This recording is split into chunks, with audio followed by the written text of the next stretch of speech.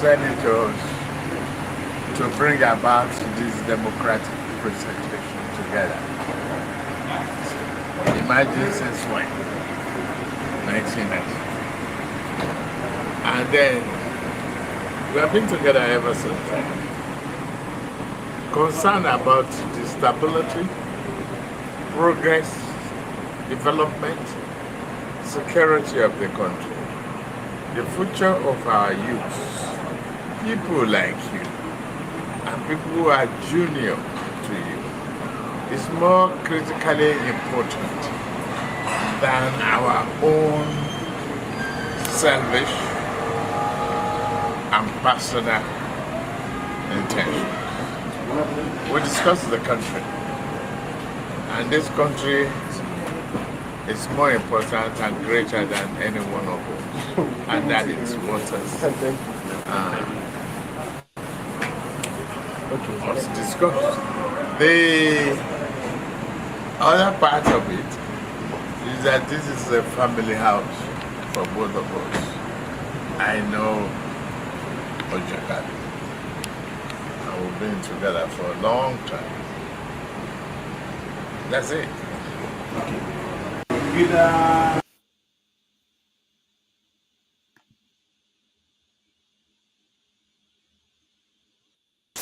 Is coming. A bigger monster, a monster bigger than that monster that I've been eating us up, is in operation, is awake and charged to defeat the monster that I've been dealing with, the monster that swallowed the mandate of Peter Oby the other day.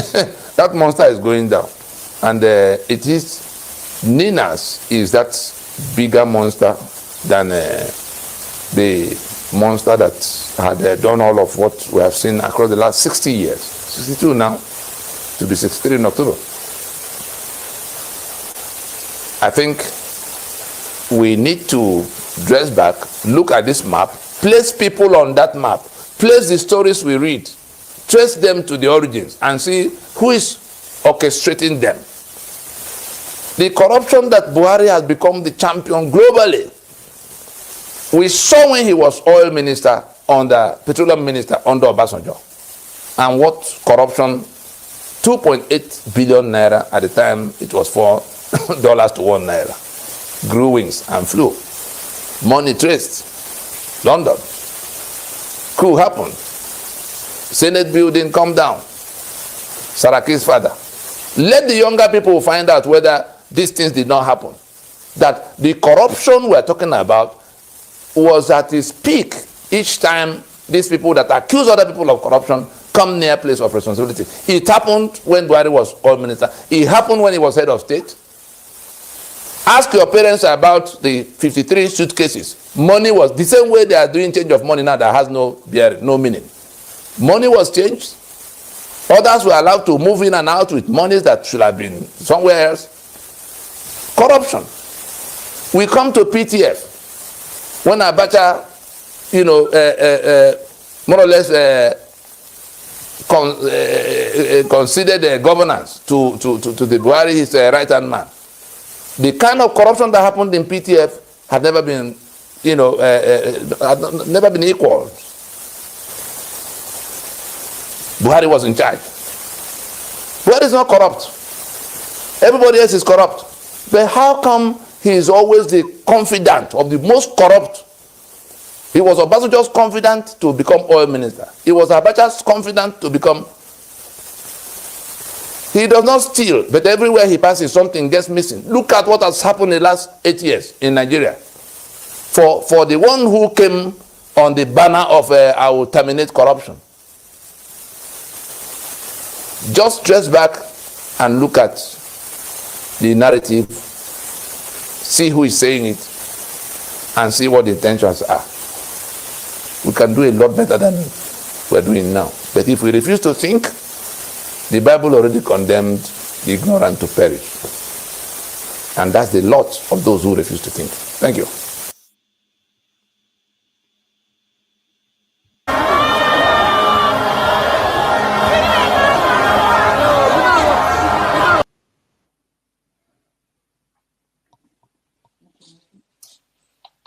Some of this rally make my blood pressure go up. And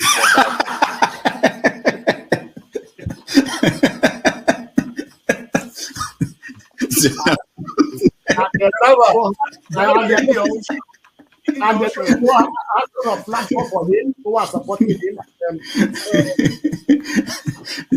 So you should get a filter sometimes. Filter your thoughts before you say. I'll continue to take blood pressure medication until Why are you getting high blood pressure, Jonava?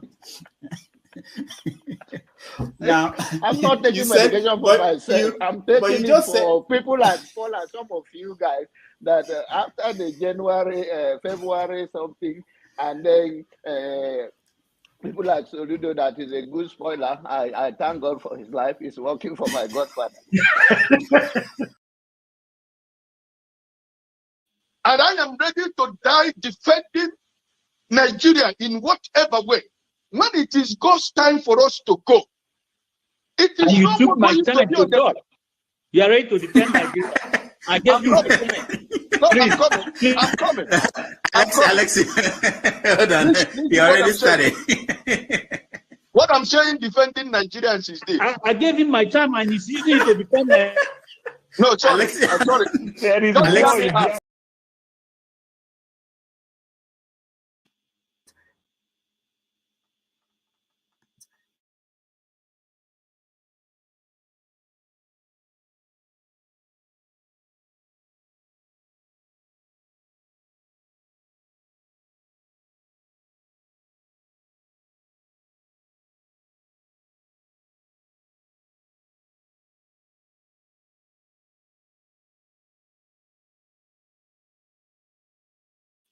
Tinubu is a criminal, yes, of course, a categorical grade 1 criminal. The only person more criminal than Tinubu in Nigeria is probably Babangida. But he's a criminal, and is he fit for purpose? Absolutely not. Should Tinubu be the president of Nigeria? Categorical no. Is there a better option than him? That is subjective. So show me who he is.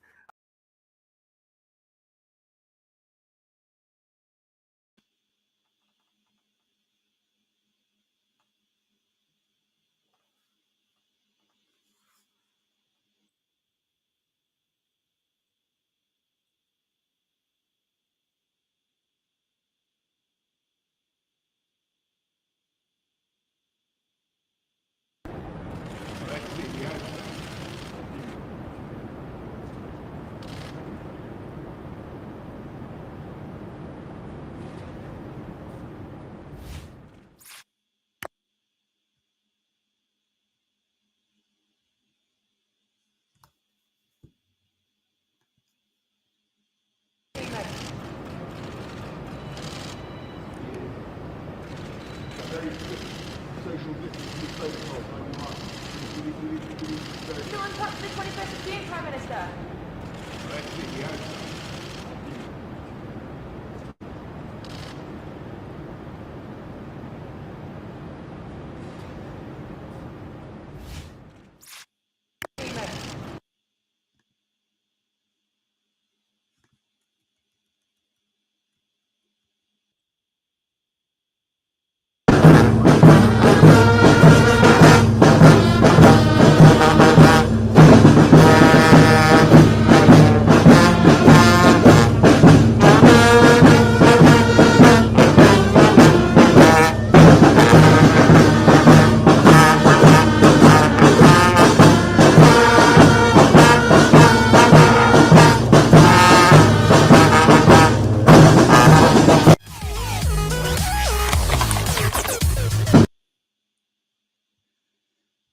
All right. Hello, everybody. Welcome to another episode of Have Your Say 247. My name is Rudolph Okonkwo. It's Saturday, May the 13th. Welcome to the show. We have an interesting show today, and we are going to bring it on. But first of all, let me welcome all the people who are joining us on the chat, on watching on YouTube, on Facebook, and Twitter. And then, of course, there are people already in the studio. Today's show is a special one. We have Tony Nnadi joining us. We will talk to him for probably 3 hours. He will take questions and talk about all the issues in the country. And then we will go to our usual show, which we deal with topics like the fight over the people that will lead the National Assembly in the 10th National Assembly. We're also going to talk about a statement credited to P2B out of Oka that he must be the president of Nigeria, if not today, tomorrow. And I understand that some people are having difficulties joining using the link I sent. I'm not sure what that is about, but we are going to resolve it as soon as possible. And one other thing that we're going to do today, we're going to reveal the guidelines, the rules that will govern this space. We hope that maybe down the road Mr. Shaw will come on. They've been working hard on it, and they have something that they want to announce. So down the road we're going to do that. But in the meantime, let me welcome a few of our people who are here while we wait for Tony Nnadi to join us. Mama Echo is here. Mama Echo, welcome to the show. Good morning, sir. How are you doing? I'm good. Okay, Igbo Basics is here. Igbo Basics, welcome to the show. God bless you, Dr. Damages. I don't know how you do it, but may God continue to give you the strength. Thank you. Daddy, good morning, sir. Good morning, Mama Echo. Olumide is here. Olumide, welcome to the show. Olumide, can you, we can hear you. Can you unmute yourself?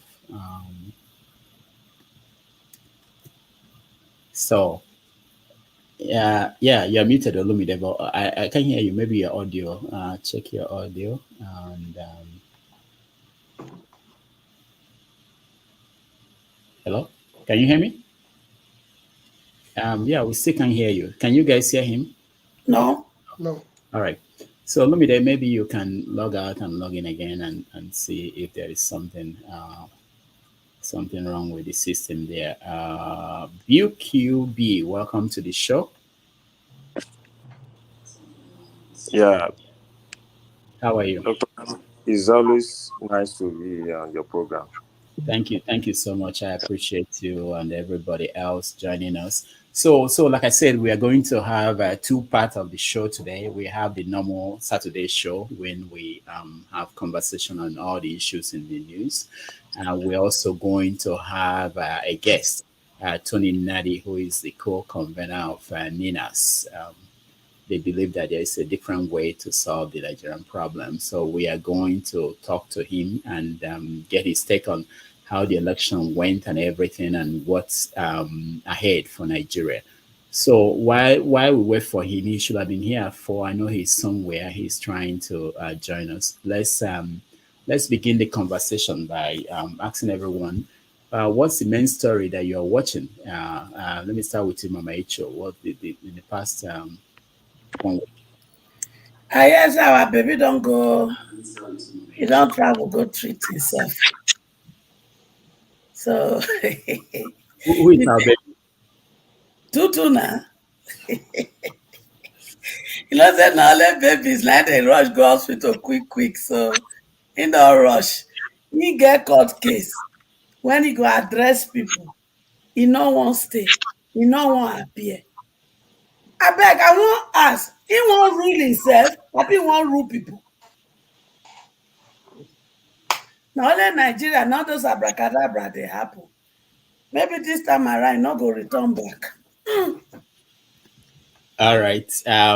So is there any story that I didn't touch? I said that we're going to talk about, of course, Tinubu in Europe and going there to find investors and to plan the government, the fight over the leadership of the National Assembly. And of course, we're going to talk about people. Papa. The Labour Party, the Labour Party, the struggle within the Labour Party, and P2B's statement out of Oka. Igbo Basics, you are in touch with your B's people. What is that statement about? Let's not get into that yet. Tell me what, if there any story that I'm missing that you want us to talk about? No, you pretty much covered it all. I was really waiting for Tony Nnadi to come on with his gigantic NINAS efforts, which I have followed very closely for quite some time. But down east, I'm still looking at the people who say go home. And this morning, I was just thinking about NAXME. NAXME is in Aba. Hello? NAXME is what we call the Nails and General Steel Manufacturing Company, which was based in Aba by Onwoka Interbiz. That place was supposed to be manufacturing nails and other general building materials in Aba, a giant effort. The last time I saw the place, that's the place that was really supposed to have been giving us the basic raw materials for buildings and all the rest of it. That served as a base for Aba being the Taiwan of Nigeria. So I'm looking at that industry. We're talking about an industry that was established by Oka Interbiz, Basics Enterprises, as it was called, a huge thing. So that's what I'm looking at besides the politics in the East, which we are waiting for what is going to happen in Abia State when Dr. Lex Oti takes position in Abia State. So that's what I'm looking at. Industry and the thing that makes the Southeast really tick. Just one of it is what I mentioned now. That's NAXME, Nails and General Steel Manufacturing Company in Aba. All right, thank you. Olumide, can you hear me? Yeah, we still can't hear you, Olumide. You may have to log off and log back in. BQ, is there any story that we're missing? Yeah, not really. I just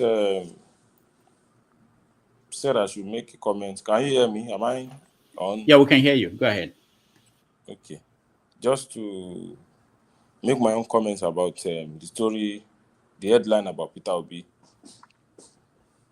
who says that I will become president, if not now or some other time or something like that. So, for which personally, I believe so. If we can continue this momentum around Peter Obi till possibly 2027, I believe Peter Obi can penetrate the northern part of Nigeria so that we can actually deliver the vote. But for now, for this particular one in court, I don't think he can achieve he can achieve that dream of becoming the president now. Maybe 2027. I believe so. So that's just the headline I found interesting. Yeah, thank you. Yeah, BQB, what you were discussing when we were still waiting for Dr. Ruff to show on is I'm looking at it from the perspective of NADECO, that group called NADECO out in Washington, D.C. And your line of thought, a lot of people have expressed that, but there is still that make we wait for May 29, whether heaven go fall or earth go cave in. We are still waiting. So that's a question. Yes, I agree with you, Mr. Igbo Basic, but that is the place we are. Obedience are praying. They are waiting for some things to be done to May 29, either a court injunction, either a form of interim government. There are so many speculations. I've been on so many spaces, or so many obedience spaces, but I don't think all those their postulation and conjecture would happen. May Can you take it away from obedience? Because when we keep saying obedience, that seems to be labeling. Whereas we have the generality of Nigerians, some of the people who are actually what you call obedience, but they are not out there with a signboard in their face saying obedient. Yes, okay. We have some people. Yeah, we have some. The Nigerian space is divided into three generally now, based on this political space that we are. the people that support Peter Obi, the PDP and the APC people. So I'm not sure the APC people want Tinubu not to be sworn in, and they are Nigerians too. They are those people are in Nigeria too. So they want May 29 to come on board and Tinubu to be sworn in. But some particular set of people doesn't want that May 29. They are saying that, in fact, May 29 is not in the law, that you can go to court to stop the May 29. So that is just in realm of conjecture, speculation. Like I said, what I believe is that May 29 will come, Tinubu will be sworn in, and the case will continue. So maybe Peter Obi will win after May 29, and it can be sworn in after May 29. And a current governor, specifically governor of Osun State, has been governor since last year, specifically around June, July. So his case was just concluded now, yesterday, by the Supreme Court. So I think that is a possibility too, that let's assume Tinubu is sworn in and Peter Obi reclaim his mandate in the court. But for us to think, to conjecture that there should not be May 29 is what I'm not in that space. That is why that's what I'm trying to put across, sir. All right. Thank you, BQB and everybody. I think Tony is here and was having difficulties joining us. I will plead with everybody to give me 20 minutes. I will speak with him one-on-one, and then we will come back and you get the chance to talk to him. Let me welcome. Let me see. Make sure that his line is good. Olumide, are you there? Can you speak? Let's see. Olumide, we still can't hear you. Dan, Yes, welcome sir. to the show. Yeah. Dan, your line is not very good, but I know you're there. Say something again, Dan. Hello. Okay, good. Dan, welcome to the show. Nina Secretariat, welcome to the show. All right, so we are going to we will let excuse everybody for a few minutes. Let's hear Tony one-on-one, and then we will be back with everybody will come back and be able to ask him questions. But let me just welcome Tony Nnadi. Most of you know him. He's the co-convener of NINAS, and he's been here several times. Tony, welcome to the show. Tony, can you hear me? Tony, can you unmute yourself? Yeah, I hear you faintly. I don't know what there's anything you can do to improve sound on my side. I hear you. We can hear you very well. We can hear you very well. So it's probably your own end. You may have to increase the volume. Okay. If the picture has to go off so I could hear you better, I will do so. But go on. No, what I'm going to do is I'm removing people from the studio, just you and I, so that will help hopefully to improve the quality. But we can hear you very well. You can hear me? If you speak up a little, I could hear you a little louder. Okay. Igbo Basic, can you hear me? Yeah, I can hear you clearly. I think Tony will just adjust his thing and he'll be just fine. But we hear him clearly. Tony, we can hear you. So I will try not to scream or yell so that if you're having difficulties hearing me, but we can hear you. So Tony, let me start by getting from you. What do you think is the general situation of the country now in terms of political situation? What is your take? Let's start from there. Tony, can you hear me? Yeah, I can hear you. Just go on. Don't mind the picture yet. Okay. All right. You can. Yeah, go on. Repeat your question. I said, what do you think about the situation in the country, the general situation in the country now, politically? What is your take? Yes, the matter is straightforward. There was a reason that NINAS came out on the 16th of December in 2020 to tell Nigeria not to proceed to that election. And every day from that date, we did not leave any gap in telling everybody what to expect. We told them that if they proceeded with that election, the winner will find out that there's no Nigeria to govern, whoever be the winner, because the union is disputed.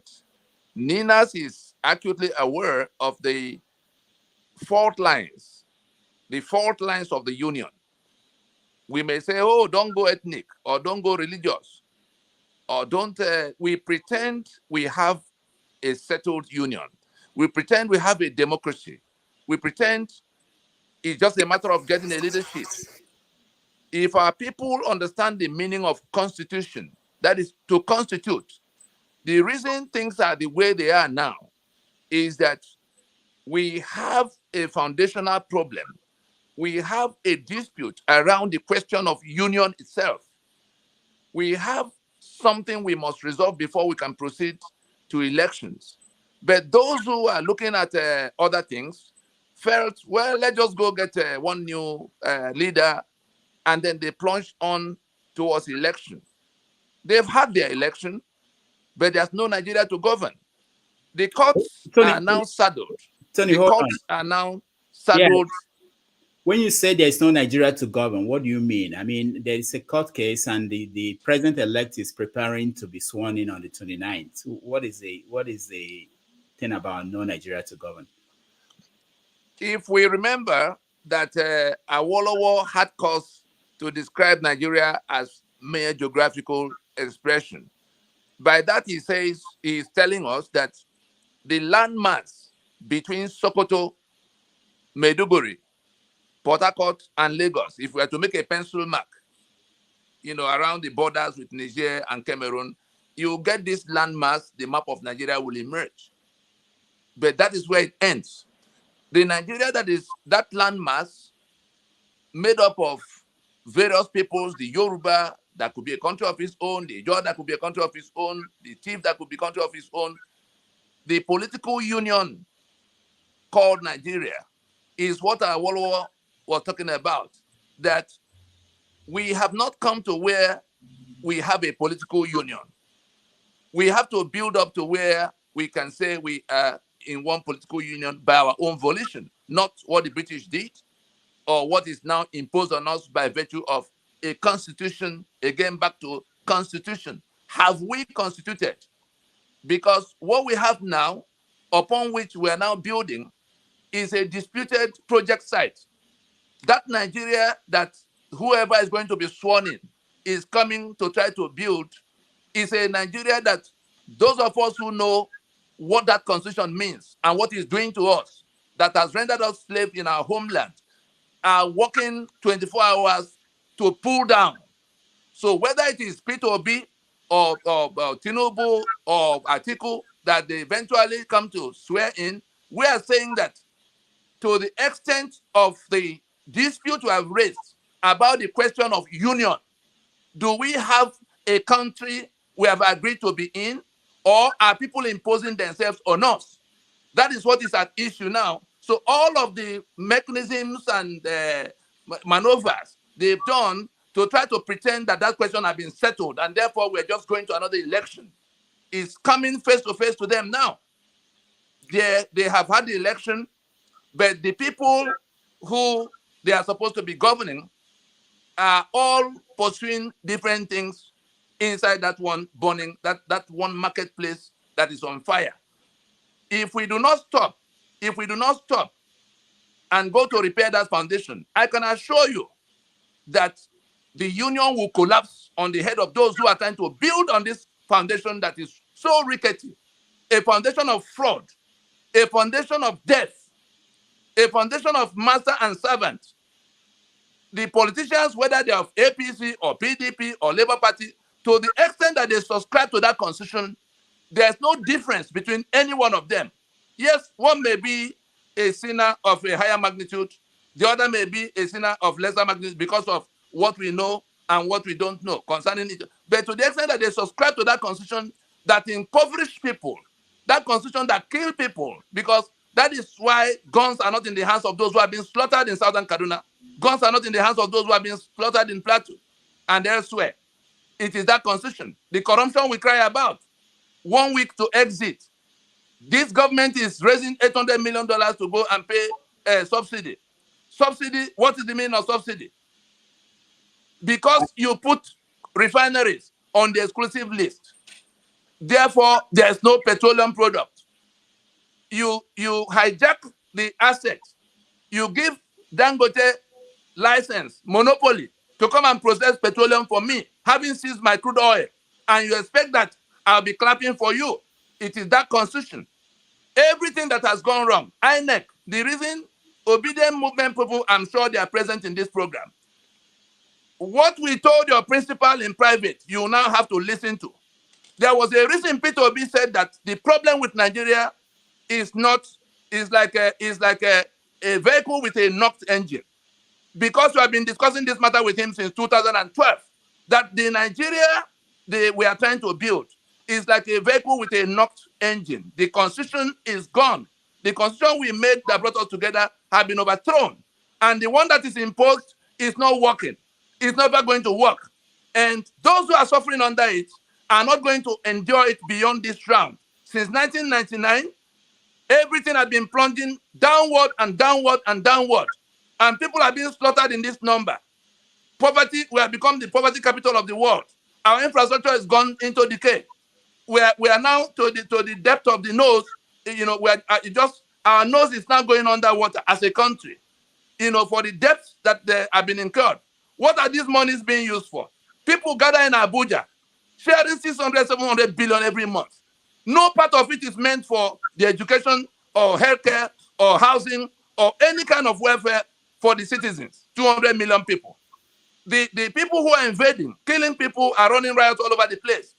They tie everything down with constitution. And so that question of whether we have a union upon which we can build a democracy is what has come up now. Everybody is trying to prevail. They've gone to election. It is that centralized control, obedient movement people. It is the centralized control of electionary machinery imposed by that constitution of 1999 that has swallowed your mandate. Why do I say so? In a federation, there should be no agency sitting in Abuja to do voter registration for everybody. In a federation, there should be no agency sitting in Abuja to issue PVC to everybody. In a Nigeria that has been captured by the Fulani, they are in control of all the agencies. Make a map of Nigeria and put the heads of the agencies on that map. You will then immediately see that there is a section of the country that has hijacked the federation that collapsed in 1966. Nigeria collapsed as a federation in 1966. Let us agree that we have a problem. Let us go and solve that problem. They say no, that they were going to impose themselves and shoot anybody who opposes them. They've gone to the election. That centralized control of electioneering machinery in which INEC is in one place doing everything for everybody. So because they are the ones in control of everything, when they come to register, you'll be struggling to register in your own part. They are able to do that registration for people underage, millions of people underage in one section of the country. In the other section, you have to close your business many times to be able to register. When they began to distribute PVC, we saw how they distributed it. You would struggle and struggle. It was an open suppression. You couldn't get your PVC. But you saw people 7 years, 8 years, 9 years, in hundreds of thousands and millions on the other side being given PVC, including foreigners. You saw when immigration said they caught many of them. How did the PVC get to them when you and I couldn't get it? From that, you come to even the election, on the day of the election, the BVAS, that's beavers, can be programmed to work well in one area and not work well in the other area. Logistics, your voting materials can arrive at 3 p.m. and the other one 7 a.m., same day, for same election. When you put all of it together, you then see that they were working from the answers. They knew where they were going with what they were doing. But the ones who are being killed, the ones whose assets are being seized by that constitution, we were telling them, election is not the solution to this problem. No outcome that can come from this election that will become basis of anybody assuming power in terms of power and authority in the manner of president that will be obeyed countrywide. we either stop now because Nina told them that we were going to wait for them on the bridge to that 2023. They may not understand it now, but I can assure you that where we are is that there's nothing that court will rule. There's nothing the tribunal or the Supreme Court will rule now that will cure what has gone wrong. What do I mean? You saw what happened on the 25th of February, in which the rules were set aside. The Supreme Court decision in Adeleke, goes to the question of if you were mandated as an agency of government to do something, and there's a law under which you have to do it, and that law, in pursuant of that mandate, you then make guidelines like INEC made. Those guidelines become essentially a part of that law. It's no longer available to you to move left or right from it because you are the ones who made the guideline. And so the Supreme Court finds in their Adeleke case that yes, when there's a dispute between what INEC declared and what the parties are claiming, that the court will fall back on the beavers to settle the matter. In that case, from what happened on the 25th of February, if anybody wants to dispute the question of who got more votes, Peter Obi got more votes than all of them put together in most of the locations.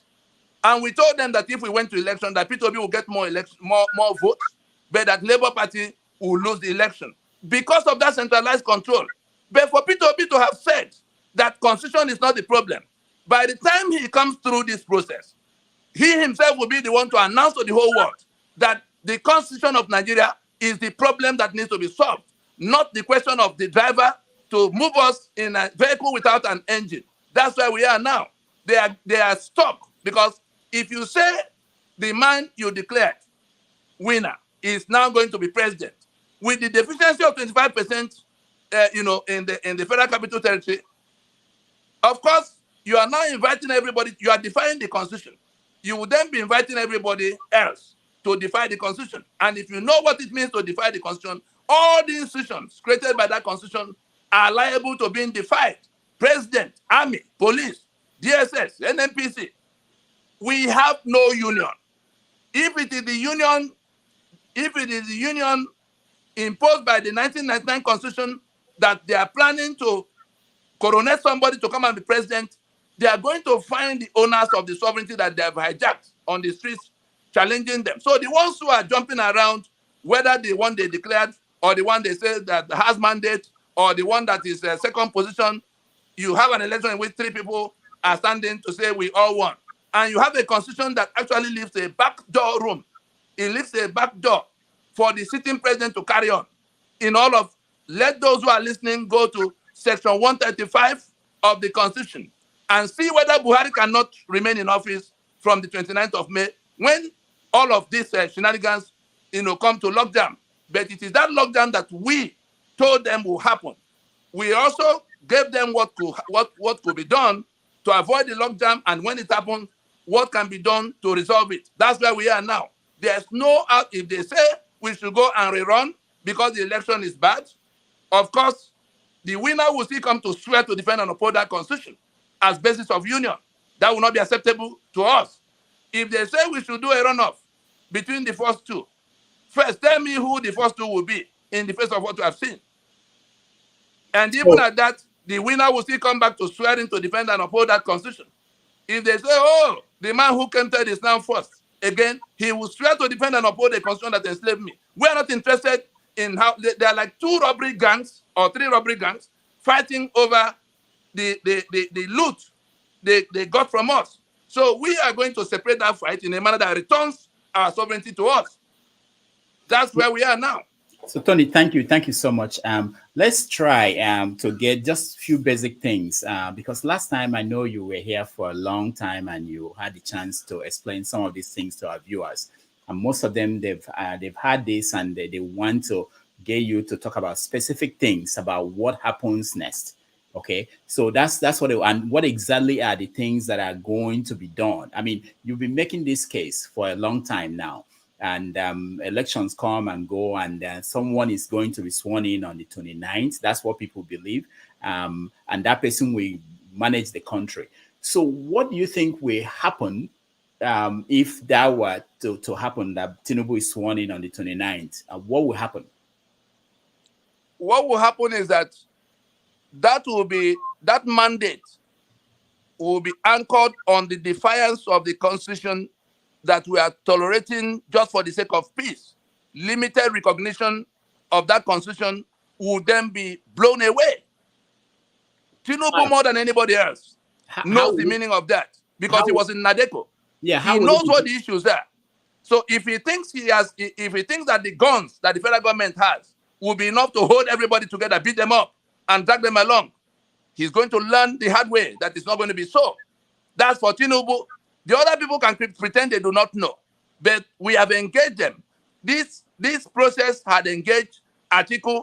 I was part of the team, in fact, leading the discussion 2016 when we sat down with him in Abuja, and when we were talking about restructure, and we were showing him, we wanted to know from him what he meant, and we said by the time we finished, it was clear to us that he was still looking in the direction of National Assembly for what will happen with Constitution, and it became clear to us that he does not understand what needs to change, and so having engaged all of the candidates, if they say one of them has become president on the basis of that Constitution, then we go back to what we wrote that we were going to do in that constitutional force majeure proclamation. We said it there, and people can go to cross-check. We said it in the operative part, the part that begins with the word accordingly, because there are 3 parts in that proclamation.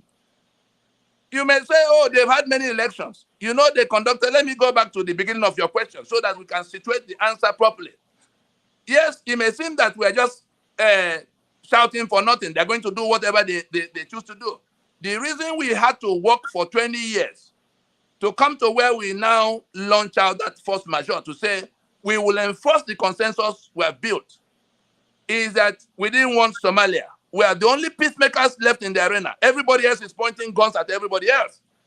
You look at the agitations across the country, whether it's in the Niger Delta, they're talking about this resource control, or the ones who say they want to do a republic, or the ones they say they want a Biafra republic, or the ones who say, you know, even the question of good governance that can come. Everybody is rejecting what is in place. And we say, let us define what we are rejecting, all of us. It turned out that we all agree that we reject the unitary constitution because our country was supposed to be a federation. Federation meaning that our sovereignty will be the basis of the union. And the constitution we have allows us ownership of our assets, control of our assets, contributing to the upkeep of the center in whatever responsibility we delegate to the center. All of that have been overturned. And we say, let us go to a meeting. That was why we convened Pronaco at the time the 1999 handover had taken place. We consulted across, straight from Nadeko, that was talking about the soldiers leaving government house. We then went to the constitution by which we will operate that democracy. The one they imposed in 1979 was now what they carried forward in 1999. We said, no, it won't work. Let's go and work out what will replace it. If we were successful, like we were, in calling a meeting of the owners of Nigeria, 164 ethnic delegations that sat for 2 years, including all of those who were carrying arms against Nigeria at the time. Asadi Dokubo and his Niger Delta Volunteer Force, the Canadians and his OPC, the ones doing Biafra of Masob Wazirike, we managed to get all of them to come to sit down with everybody else, put your guns aside. Let us agree on what we want in place of what we are rejecting, so that it doesn't end up a fight, everybody against everybody on the street. We succeeded in that. We ended in 2006. The only people that didn't come along was the government of the time. Obasanjo went on national TV to say that we were committing treason if we insisted on calling a meeting of the owners of the sovereignty they were confiscating by virtue of that constitution. And so we had to defy him and carry on with what we were doing. We came out with the outcome that now encouraged us to go to court in 2007 to say that this constitution is a fraud against all of us. And when you have plaintiffs like Enohoro and Soyinka and Ojukwu and Sisi Ono and people like that, and the 2 men they were holding for treason at the time, It fell on me to file that suit. Therefore, we went before the court to say, this constitution, from the contents of it, there's nothing in conjecture. We say, this constitution, from what Absalom Abaka, who imposed it, wrote in decree number 24. He said he set up a committee that went round and came back to him to say that his Supreme Military Council or Armed Forces Ruling Council of the time, and so that they've removed what is bad and added what is good. That is what will become constitution. That was how we came about the 1999 constitution, carrying forward the entirety of the 1979, plus the states they created in between. And so we went to court to say, we have discussed amongst ourselves. All the nationalities were represented. The US sent us up a mission. European Union sent us up a mission. So it wasn't a casual thing. And we came out with a draft. And the only thing you could compare with what we did was the Aburi Accord, in which the military leaders had to go to discuss the union that had collapsed and what to do to, refloat it. We said, okay, beyond those military leaders, let the nationalities, let Yoruba come as Yoruba, Ijo come as Ijo, Ogoni come as Ogoni, Tiv come as Tiv. Fulani came. Buhari was part of the Fulani delegation that came to that discussion. Syed Abubakar, that is now Sultan in Sokoto, was part of that delegation. And everybody was in agreement that we should have this instead of that. We could go back to being a federation. Shortly after that, they abandoned it and began to do Sharia. And let me say it up front. The reason we won't accept any union except we go to agree is that the 12 contiguous states that impose Sharia, they have basically seceded from the union, the secular union that Nigeria was agreed to be. And they are also feudalists. I still have your question in mind. What will you do if they swear in a... I won't tell you we're going to behead anybody. We will continue to do what we are doing now. We are going to ignore them and their election, because if it is that constitution that is the basis of authority and power, they will come face to face with the owners of the sovereignty that they are confiscating and hijacking. All right, Tony, let me, I know I want to be conscious of the fact that most of our viewers, they've listened to these things you've been saying, and I want actionable steps. So for instance, they want to know, and people sent me messages when I said you were coming on the show. If you have heard from any of the presidential candidates in terms of, the people that didn't win or that were not announced as winners, in terms of working with you to be able to change something, because it appears as if the political class, they are moving on with the plan, which is coming together to support Tinubu, who will be sworn in on the 29th. What are the practical things you are doing? Because things are moving. If the Atiku and Obi campaign, if they lose in the court system, most of them are already talking about running again. Waiting for 2027. Where does that leave you and your organization and your ideas of what should happen? Well, the matter is straightforward. If a band of armed robbers invades an estate, as long as nobody has come there to dislodge them, they will remain in charge until somebody comes to dislodge them. And so those who cling on to that constitution that hijacked our sovereignty and our lives, pretending now they've become the owners of that sovereignty, sitting in Abuja and talking down on everybody else. When the British got here in their colonial venture, of course, some people began to tell them, oh no, we won't agree. You saw what happened to the Oba in Benin, of Ereme. You saw what happened to King Jaja of Opobo. You saw what happened to Ojukwu's grandfather, the father of Sir Louis. They hung him in Nkwannewe for the kind of resistance. Gradually, it came to where, the Second World War happened, and more people, had enough exposure and enlightenment to now begin to pursue. That's where, Nohoro and Co, Mokubo Koye, Awolowo joined them. Eventually, the British now had to begin to call conferences that culminated in the Lancaster House conference to work out what will happen. You saw when apartheid came in 1910. The mere suggestion that that apartheid constitution could no longer be basis of union was treason. for many years. It took 80 years. And by the time in 1980, 85, going to 1990, it became clear to the Boers that they could not continue in that Union of South Africa on the basis of that apartheid constitution. But that was because there was an Oliver Tambo, the lawyer. There was a Nelson Mandela, the lawyer. There was Governor Mbeki, there was Dr. Katreda, and all kinds of other people, Winnie Mandela, who said, on no account, whatever it will take, they continued to build up and build up until it became such an overwhelming situation that Frederick de Klerk had to make an announcement in 1990 that apartheid constitution could no longer carry the union. And they went into the meeting they called CODESA to agree among themselves what they're going to do. That is what Nigeria, where South Africa arrived in 1990, is where Nigeria is now.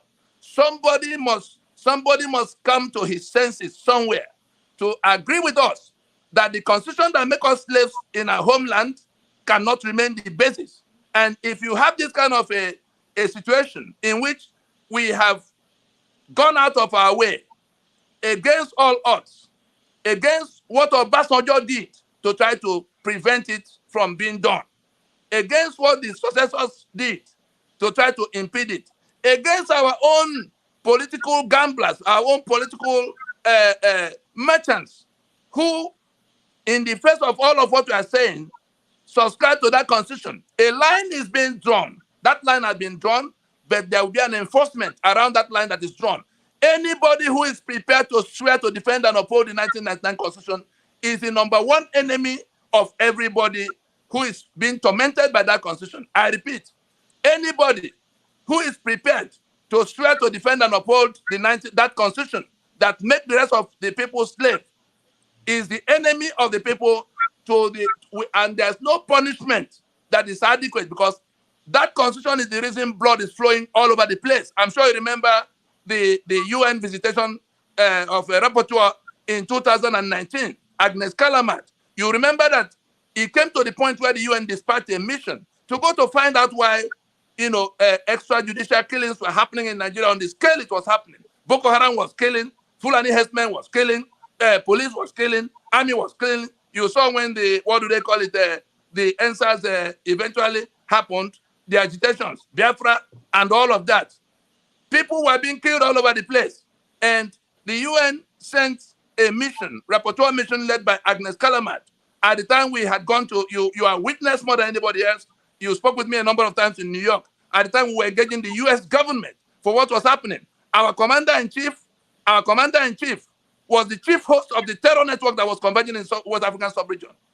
He was the spokesman of Boko Haram before he became president. He remained the grand patron of Mieti Allah, that was taking responsibility for the activities of the Fulani herdsmen, categorized as the fourth most deadly terror group, commander-in-chief of the armed forces of Nigeria that is supposed to be defending me against the invaders. And so my president remained with them. There's no one of them that has been apprehended. It's not as if people do not know who they are or where to find them. I'm supposed to be saluting and obeying in that kind of a situation. It is that constitution that empowered him. That UN mission concluded by saying that Nigeria is the way it is. The blood that is flowing because of the constitution that is like pressure cooker for injustice. Meaning that it is the constitution that is the reason Niger Delta is upside down. And then agitation for resource control, then agitation for Biafra, then agitation for Odua Republic and everything in between. Look at what's going on in the Middle Belt. Look at the killings going on in that place. Just because the constitution says that you cannot touch gun, you cannot touch, the governors cannot issue even one rifle, because arms and ammunition remain on the exclusive list of that constitution. So anybody who's seeing all of this, that my economic assets are seized, that's what seized. It is that constitution that seized the oil and gas assets, the ports of Lagos, the bitumen of Ondo, the limestone of Benue that has been allotted to Dangote to become Africa's richest man.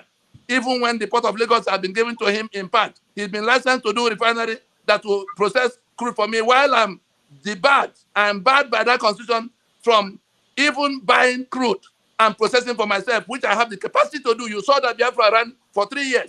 Petrol was being used in the place. People were processing it. It's not nuclear science. And so all of that are occasioned by that constitution. The corruption we cry about, the constitution creates avenues for massive corruption and protects the beneficiaries of corruption comprehensively. The question of the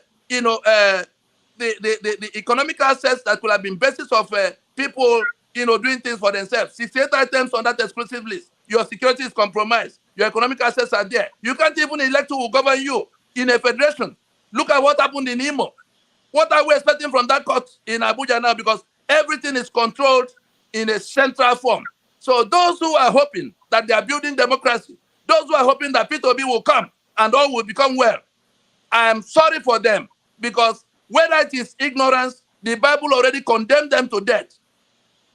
All right. The Bible says, my people perish for lack of knowledge. Those we are telling, those who do not know, and we're telling them that this is the monster that will consume both you and your mandate. What happened to Abiola's mandate? Did he not win election? They consumed this, they swallowed his mandate. He went after the mandate in the belly of the monster. He got into detention. Then he got killed. We're on that same trajectory now. What we need to do in terms of specifics, what we need to do is to accept that we have this problem. Those mandates, both the one of Tinubu and the one of Peter, those mandates will have to be reinvested into solving the problem. If they're not willing to reinvest it, let me also announce to us that the mandate of the one of Peter Oby, that mandate was a hijack. It was the South and Middle Belt that worked together. Anybody can pretend that is their own cup of tea. It was the South and Middle Belt that worked together to produce that outcome. So it was the alliance we built to deliver freedom to our people that was hijacked by the elders in the name of South and Middle Belt Leadership Forum to now go after power using the mandate for freedom that had already been secured, for which reason we launched the force majeure in 2020. And so if they have now gone to secure that electoral mandate for power, and a bigger thief turns up in the arena to hijack it from them, they are like two armed robbery gangs running away with something that belongs to us. We are going to get into that arena of that fight, and we will be after our original objective. No mandate that can become power and authority over the entirety of the territory called Nigeria will come from that constitution going forward, will come from the charade of February 25th in 2023, no matter how anybody wants to look at it. All right. That's our position. Let us accept now. It takes doing the kind of thing Frederick Clark did in 1990. Make an announcement, acknowledge that this problem is there. What they are doing now is they are defying all of us, saying, what can all of you do? We own you. We're in Abuja. You can't come to do anything to us. That's their body language now. But I know a day is near that those who have been tormented, those who have been slaughtered in the Middle Belt, those whose assets have been seized in the Niger Delta, those those in Yoruba land who are fed up with how Nigeria is dragging them into the pit, they are going to get on the street and challenge the people who are, defying them, the people who have hijacked their sovereignty. Anybody, like I said, anybody who is prepared to defend and uphold the 1999 Constitution, and all the political parties subscribe to that Constitution, that's where they all become guilty. They all subscribe to that Constitution, therefore they go to election under it. We began to shout since 2003. In fact, before the one of 99 happened, before they conducted the election, before they introduced the Constitution. Tony, we allowed that part. Tony, then we go to 2003, we began to mobilize to say, let us not start by shooting down the Constitution, let us start by organizing the replacement. By the time we finished in 2006, we went to court in 2007, we continued to mobilize the nationalities in the formations. There are 300 and something language groups. Are they going to become 300 and something countries? No. Therefore, all this work that the government refused to do since after Aburi in 1967, The owners of Nigeria have done it. But a few political merchants from the regions, the people whose sovereignty have been hijacked. In the East, you see the kind of people. There's always an Uzodimma, there's always an Uzokalo, there's always a Rochas, all kinds of people. In the West, you saw them.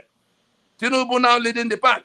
In the Middle Belt, you see them sitting as chairman of party everywhere. You see, they have chosen to work with the enemy to uphold the constitution that enslaved the rest of the people. And what we need to do right now is to acknowledge those 5 points of proposition in that constitutional force majeure proclamation. First, to acknowledge that there's a dispute, that the union is now disputed. To agree, to commit to jettisoning that constitution wholesale. Not question of amendment. There's nothing to amend. We have not made any constitution. That's our charge. The third, suspend everything about the election under that constitution, including the one that is now in controversy. We will not accept even this one. The fourth, work out modalities for a transition.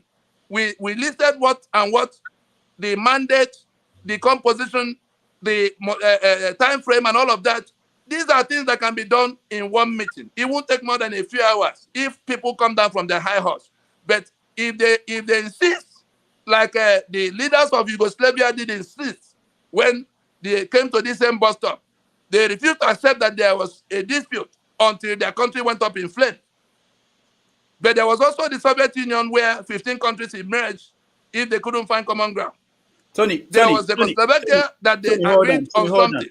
Tony, hold on. I'm concerned about people sending comments to me. People have had a lot of these things you are saying. So the question is, why do you think that people say you make sense? What you said makes sense. Well, why is it that people are not embracing it? Why is it that majority of Nigerians are not on your side? What is the reason? Tony, can you hear me? All right. Tony cannot hear me.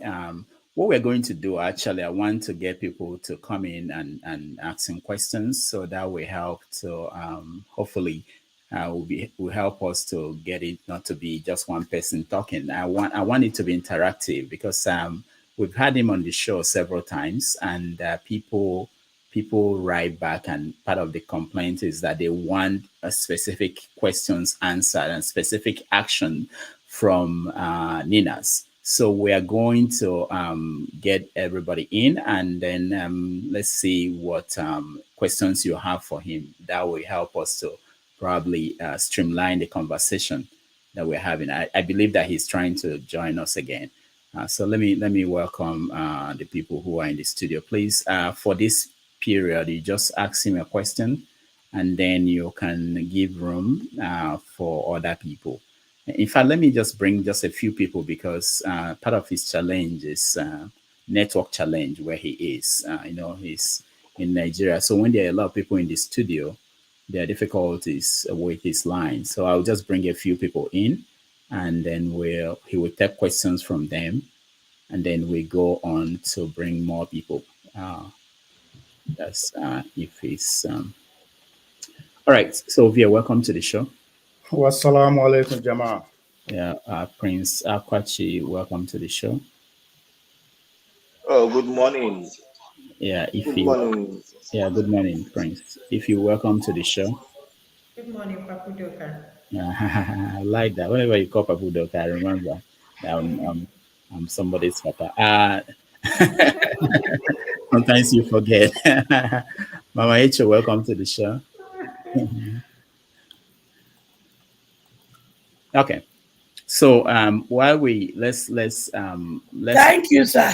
Yeah, let's give room also for Tony to come back. So please, if you are trying to join us, don't just stand by first. Let's get Tony to come back, and so that he could take your questions, and then I will let people go and let you join. I know a lot of people want to be part of this conversation. How many Rastafari we get for house today now? All right. So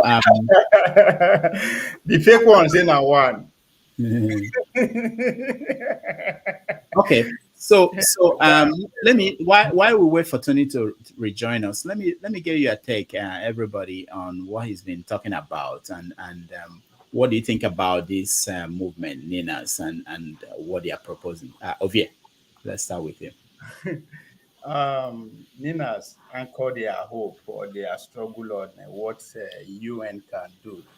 So I wanted to ask two questions. I wanted to ask him about if he know or understand that the UN, as we know it, is an instrument of the United States to actually pioneer what they presume to be the world order, the current world order, or the world leader.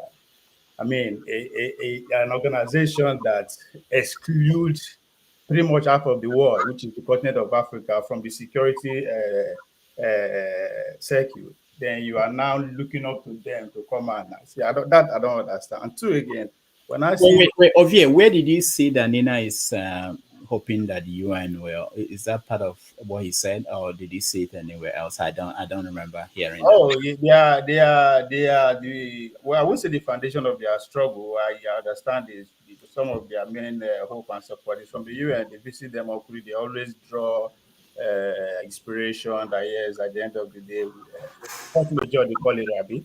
I mean, so that's one aspect I think that I'm seeing. Whenever they refer to all those, I was like, these people actually don't understand how the current world order works, or are they just trying to play on ignorance of a majority of Nigeria? That's one. Two, again, when I see him going around, all I can hear is that what I hear from the other side is Neo Yoruba Ronu. There's a saying, I mean, there's a group called Neo Yoruba Ronu, right? If you pay attention to that, they will give you history. They will start by telling you there was 66. A man called Akintola was not able to become the number one because of the election was unallowed and could took place afterwards. Then again, they will from there tell you about 1993, what happened to the Abiola's election when he was nullified. Now you another come fast forward to 2023 is Tinubu, another Yoruba man you are talking about. So all I see at the end of the day, if let's say things want to go south, so things want to go sour, we'll see maybe nothing less than 5 million Nigerians will die. And trust me, 99% of them will poor people like me and you on the street. So when the man they talk all those things, when you ask me a very concrete question, what is the action on ground? How do you get to all these things you are saying? It couldn't actually articulate anything. You just keep going on and on and on and on. That's to tell you, I mean, as far as I'm concerned, he said that I will need to follow the money. Where's how do they survive? What is giving them that fire to keep going? Money must be involved. So I think that would be another question that I would have. All right. Hopefully, we try to join us again. I know. Let me go to Prince. Prince, what do you make of Tony? For me, pretty much it's kind of like I believe what he's saying, but then my own is, what is the solution? Because we're not gonna, it's not gonna be easy to just grab the constitution and just throw it away. There should be something, at least something in the interim that we could do, and then later on, do if there is need to change, then we'll change or do any other thing. That's what I can think about right now. Okay, Ife, you're next. Nigeria is a very complicated country, honestly speaking. I don't even know where we're going to start to fix Nigeria. So, listening to him, my question to him, just like Prince Akwashi said, where do we go from here? Even if we fix the constitution, there are some certain part of the country that will still feel marginalized. So, I don't, honestly speaking, I don't know. Sometimes I try to make sense of this country called Nigeria. It still doesn't make no sense to me. So it's still going to be very difficult to have one president to unite the whole country, speaking different languages. I don't know how we're going to do that. So let's see. I would like to hear what his opinion. But this idea that Tinubu will not be president, I just want us to understand. Tinubu will be president. We need to stop all these things. Let's see what is going to happen. I'm not a fan of Tinubu, but I don't know the mindset of people, saying that he's not going to be sworn in unless he is dead before then. I'm not praying that he died, but as long as he's alive, he's going to be the next president. All right, Dan. Yeah, greetings everybody one more time, Anyway, I was listening very carefully to Tony, and he's pointing to one direction. And that direction is the same direction my own principle. I don't know. My principle is Shore. I know many people put him down because he had no money. He looks very young. Nigeria believe that when somebody be old man, at that time they go respect her. But if you see, listening carefully to Tony, his arrow was pointing to one thing: revolution. But when we talk about revolution, who go throw the first stone? Now who go come out? Or na death? My brother Rastaman, he said that only poor people will die. Big man, they fear too. You understand? In fact, the big man has a lot to lose than people like us. We don't get anything. You understand? But my own point of revolution is not only violence. Revolution is not violence all the time. The IPOB, they brought a system, they call it sit at home. Some people had another one, they called it civil disobedience. So there's a lot of ways. Revolution is not only that people will die all the time. Nigeria cannot be divided, number one. Because the problem of Nigeria is not we, the Nigerian people, Yoruba, Igbo, Bini. That is not our problem. We get along, especially in the diaspora, where nobody knows where you come from. You be Nigeria, you be Nigeria. We get along, with the move. But the problem is this few. I call them very few. Sometimes they don't even reach 2%. We grab power with gun. They say na military. Okay, military don't go. Now na civilian. But they have that gun power. So my own thing where Tony they talk, where I understand from Tony's point is that you will find out that he said it clearly, but he didn't hammer it, or people are saying, how can it happen? He's beating around the bush. He has said it before. But if you listen carefully, you will find out the basics of what he's saying is revolution. But in which form that will happen is what most of us have not decided. My own form is civil disobedience, sit at home. Because people are just suffering and smiling now. Some people say to eat, they no fit eat. We just they look because we are scared. We are scared that they will do something bad to us, or when we come out, they go kill us. But if we say, okay, block everywhere, don't go out, sit at home. This big man too, like one man said, when you don't see people to rule, then you start to feel ashamed of yourself. But when we continue to move with them, okay, go pray, it go better, it go better, it go better. Nigeria is like that. That's my point for now. Thank you. All right, thank you. Mama Echo. And when we talk about revolution, there are two types of revolution that can occur: a peaceful revolution and a violent revolution. But the truth is this 1% that is holding us captive, they can't do nothing without us helping them. So we that are helping them, we are their problem. And even when we look at the population of all that are helping them, they are still few. They are few. So it is high time we decide what we want. I keep on saying it. There are only two tribes in Nigeria: the tribe of the oppressed and the tribe of the oppressors. And in the tribe of the oppressors, they don't use their children to commit the havoc. They still enter into our own camp to collect some of us that are idiots, to come and do the dirty job of killing us in the camp of the oppressed to satisfy their ego. They make them master over us. They make themselves more Nigerian than us. And like my sister Aisha will always say, there is no Nigeria that is more than any Nigerians. What do we want? Is a question we should start asking ourselves today. Because until we identify what we want and ask ourselves, how do we get what we are looking for? Those who were crucifying Showore, Shebuna don't see. Una not see. Obi, I tell her for his face. Me, I know they support you because of what he just said recently. How dare him tell my children that he knows that some people can't infiltrate them? Now I made that they abuse all these elders that provoke our children to anger. That is something I know Sowore will never say. So when Obido they come tell Una now say, Una not get right to talk to those when he provoke you people to anger.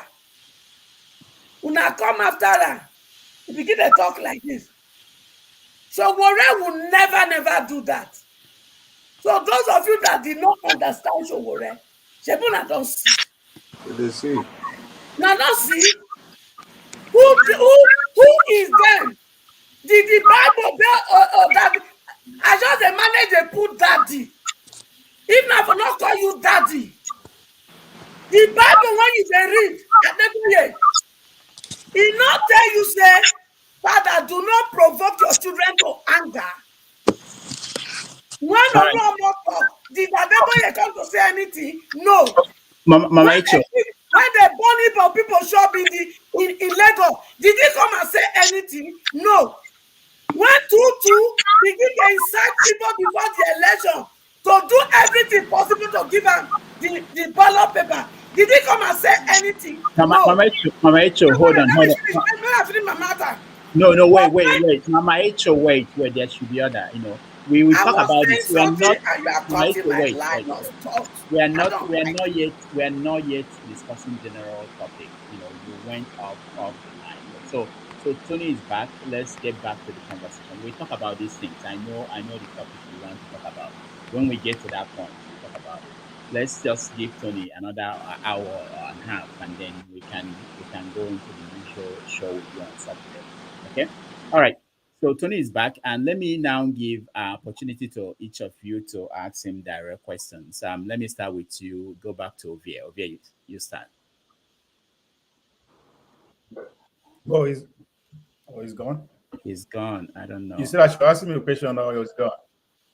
Yeah, and the studio is full now. So what I'm going to do, I'm going to take out some people. I'm sorry, so that there will be room for him to come in. So please, if you are trying to join us, please don't. I will get to you. We'll get to you, and when we remove people who are already in the studio. We want to make room for Tony to come back. So those who are outside trying to join, please don't. So that Doctor, let me sign out. Thank you for the time. Okay, Dan, if you want to, yeah, thank you.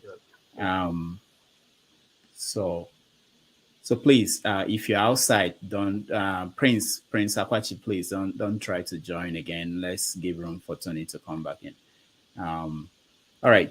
Mama Echo, please understand what I'm saying. We are going to go into details on this topic, so you'll be able to air your view. But let's make room for. Okay, all right. Tony is back. All right. So okay, go ahead. Okay, go ahead. His camera may not be on because he's having.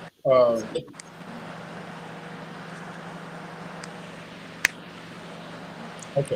Can I? Yeah, go ahead. Noise coming. I don't know where that. Yeah, I don't know. Let me see. Okay. If you are not on, please can you mute yourself, please? If you are not on, mute yourself. They're not speaking. That's all. Go ahead, Obi. Go ahead. You can hear me.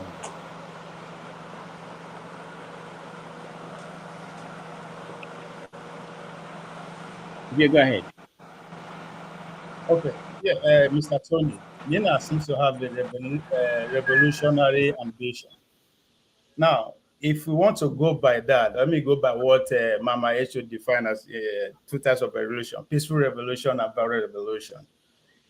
With the way the country is in terms of awareness of what you are trying to achieve, there's no way you can achieve a peaceful revolution. Why did I say that? 60% of Nigerians have no idea what you are talking about, because you seem to represent the indigenous people of Nigeria, to which I am one.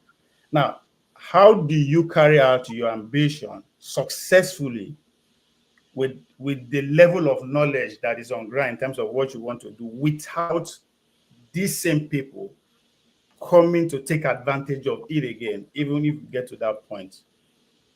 All right. Thank you, Ovie. So, Tony, if you can hear us, you can answer Tony. You can answer Ovie, Tony. Yes, I can hear you. Okay, good. And my answer would be to say that all these fixations about definition, revolution is only a certain, is evolution at a certain speed. Evolution at a certain speed. And evolution can take, 50 years. It could take 5 years or 5 months. It could also take 5 minutes. You pick up the gun, blow off the head of whoever, and the situation changes. But what we did was to find out the nature of what our problems were. We researched how we got to what we were in. How did the British manage to lump us all together? And we took from the Order in Council of 1913 through the constitutions of 1922, 46, 54, all the way to Lancaster House. We then came to 60, 63. War came. Then how did we come to 79? Having traced all of that, we saw that there was an agenda that had been, empowered by constitutional arrangement. And then we had to work out, because we're not anarchists, we had to work out the mechanism by which we can go to the root of the problem, carrying everybody along. Those who pretend in the days ahead, those who pretend they didn't hear what we were saying, in the days ahead, evidence of what was done with them, which they suppressed because they were looking for some benefit for themselves. The church leaders, for instance, the ethnic nationalities, we didn't leave anybody. We went to them, starting with the Oba and Benin of the time, who was the one that went with them to Aburi. He was the one that took the minutes of Aburi meeting on the side of the federal government. We went to the Ijaw territories.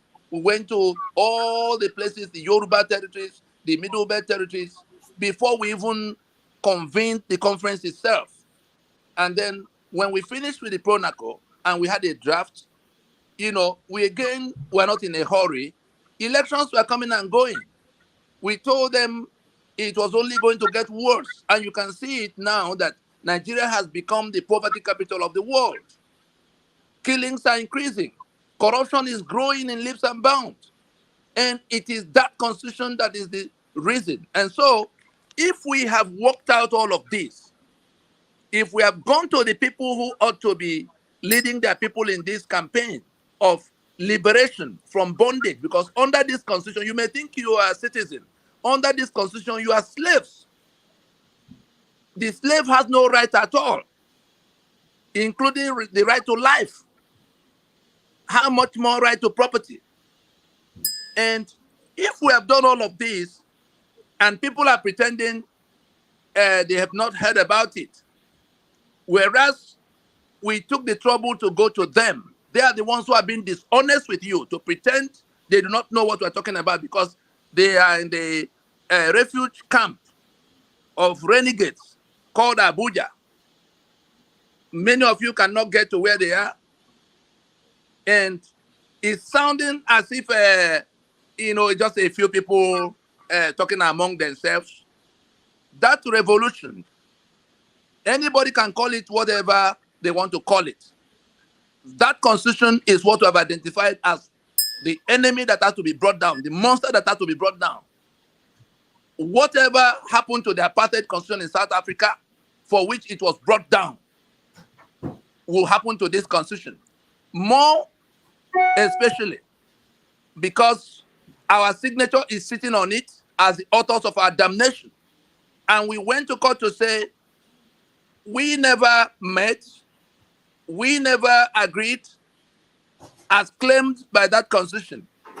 And if we have done all of what we did to create the consensus first against that instrument and then against the ones who imposed it, because there were people who also imposed it. It didn't happen by accident.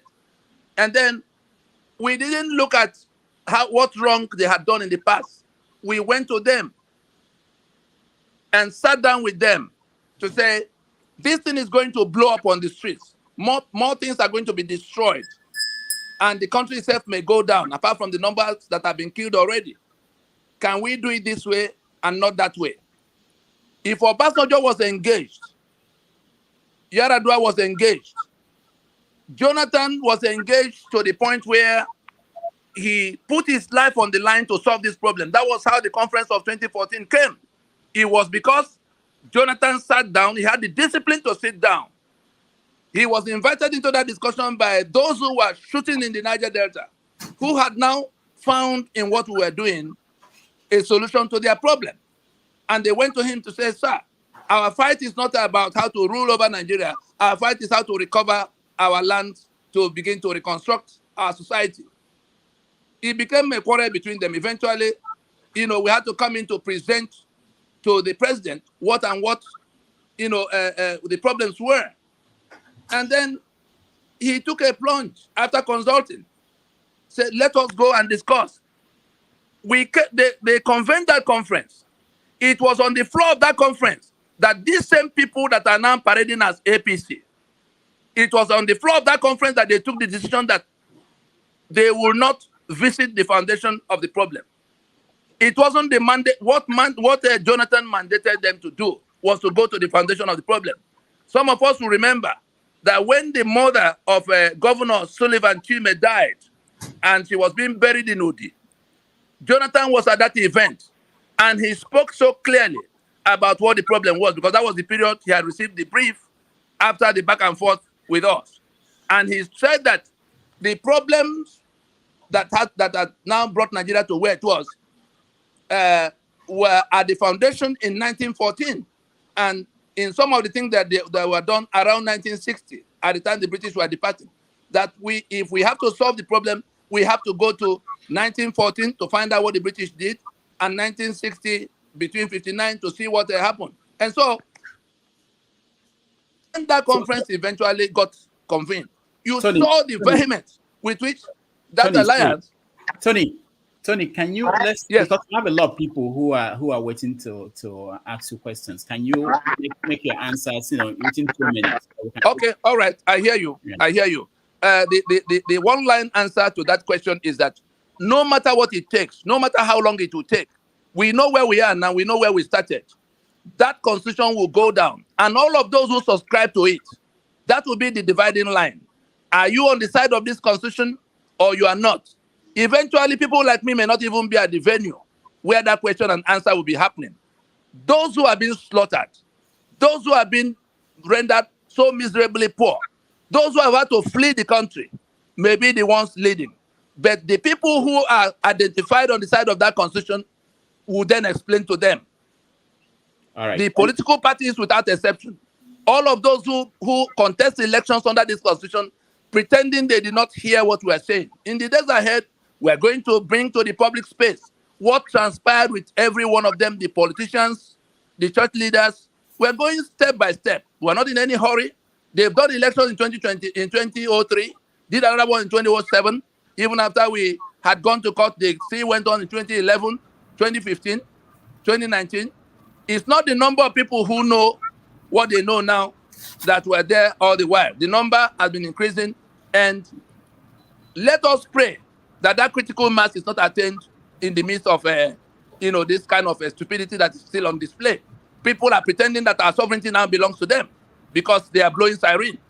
Next question, please. Thank you. Mama Echo. Tony, my question is this. We know our problem and we are looking for the solution. Your language seems to be towards revolution.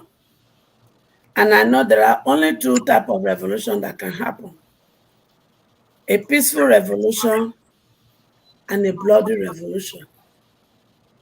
Looking at what we have in our hand, the situation in Nigeria, out of these two, which one do you think we can use as at this critical time to achieve what we are asking for?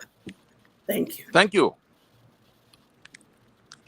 We have a constitutional force majeure proclamation dated December 16, 2020 that contains in black and white exactly what we ask people to do so that we can, including government, the owners of the sovereignty, the government that is managing, so we can go to transition, not given to academic fixations. This lazy kind of go read Karl Marx and read Engels and then write some. We are dealing with the practical situation we are faced with. And it is not a matter of what we call it. That constitution is the source of all the problems. We have built a consensus sufficient to enforce against that constitution. Those who are being tormented under it are going to say to those who are upholding it and going to elections under it that this far, no more. We were thinking that between 2019 and 2023 was enough time for those who were talking to listen. But apparently, they are not prepared to listen. But they're also the ones who are suffering from it, who are now listening. And what we set in motion to be done does not depend on government doing it. Sovereignty belongs to the people, from whom government derives all its powers and authorities in section 14.2a of even the Constitution that is bad. They admitted that much. And it is that sovereignty that it is on account of that sovereignty that the people make a union agreement, committing their lands and their people. What we have now departed from all of that and was done by imposition. And then they found renegades from our midst to form political party, the APC here, PDP there, Labour Party there, all of them political parties running elections under this constitution have now decided to join that enemy that imposed that constitution. But we are talking to the nationalities. It's not only, yes, we speak for the nationalities, but we identify the stakeholders, all of those who could be said to be people who can talk to the rest of their people. If we went to the church leaders, for instance, and they agree with us in private, and then they come to public and begin to mobilize for PVC, we will not bother with them. That will be just another election conducted. They will swear in if they get there. Even among themselves, there are many things that will stop them. But our eyes are on the ball. That constitution will not remain basis of union, will not remain basis of governmental authority. There are two different things. If you go to that preamble to that constitution, you will see them very clearly. There are three things we must sort out, except we want to go to Somalia before we come back to Lagos. When we say we the people, who are that we the people? The we the people that can make constitution are we the Ijaw, we the Yoruba, we the Ogoni, not any other we, not any group of gathering of people you find in Oshodi market or in Ochanja market. It must be the owners of the sovereignty standing on their ancestral space, discussing among themselves to be in union. That is the meaning of we the people. Having solemnly resolved to live in unity as one indivisible country is now the point at which they are committing, having identified themselves, committing themselves to union. then do hereby make and give unto ourselves the following constitution, is where they are now making out the articles to govern that union. Those are the three issues. Every other thing everybody else is thinking is the problem that needs to be solved. And it's not matter for National Assembly, because that National Assembly is also a creation of that constitution. The people who are saying, okay, oh, we go, we amend, all of us will be well. They are wasting their time. The National Assembly is joining in that confiscation of our sovereignty. They are committing treason against all of us. All of those who are swearing to defend and uphold that constitution are committing treason against all of us. Quite apart from the killings that are happening, quite apart from the impoverishment and the expropriation that has happened. I saw a comment. Let me quickly take on that. I saw a comment that I also want to respond to. Some people are thinking Tony, we are you are waiting not for. answering my question. No, you are not answering my question. You are saying I understand your question. Let me understand your question. It's giving us the problem. The problem is the constitution. We need a constitution that says we the people. And we are saying the only way to achieve this is through revolution. And hold it there. We are the ones making the proposition. And I said there are two types of revolution. No, hold on. We are the ones making the proposition. So Won't you allow us to explain to you how it has to be done? And which way do we achieve it? Be straight. Let the people those people who are being mobilized to go and vote, we were telling them not to go to vote, to insist that we have to go to transition. That's what we asked them to do. And whether they've done it now or they will do it tomorrow is a question of the dynamics, managing the numbers of those who agree to remain slaves and those who insist they will not remain slaves. You have seen some of them. You've seen some of the people who say they cannot remain slaves. Some of them began to blow up facilities all over the place. We were the ones who asked them to keep their guns and their bombs aside. You saw them in the Niger Delta. You saw the ones doing Biafra. We said to them, there's a mechanism that will land us in referendum instead of behead me, I behead you. The ones in the Yoruba space. And so the populace, what we told them to do is a civil thing. It's a democratic thing. Let them stand up and say, we will not go to another election under this constitution. That's all we have invited them to do. If they're not prepared to do that, I am sure that by the time the Fulani get to their space, like they are in the places they are now, they won't be discussing the election when some of them have been beheaded. That's the alternative. If they do not want to solve this problem, that constitution admits those who are coming to slaughter them, those who target their land. We have defeated that constitution. We have delegitimized it by these processes, which we have carried to all kinds of places. We are not waiting for when the UN will come to do anything for us. We are saying that the owners of the sovereignty are in a position to use their brain, to use their God-given head to decide among themselves that this constitution cannot remain basis. And we identify the election as a point of expressing that rejection, to say, we will not go to another election under this constitution. Okay, Tony, once they do that, nobody is going to be able to draw governmental powers from that constitution. But if they leave it all aside and go and vote and then begin to cry the next day when corruption comes to their space, or when killings come to their space, or when infrastructure fails, or when they now have to flee for some reason or the other because of electricity and the other things. Tony, let me stop round you. And round. Tony, let me stop you. Right. We have to get the answers in 2 minutes so that we get other people to be involved. You mentioned something that I'm interested in. You said that when the Fulani herdsmen when they get to people and then they will now listen to you.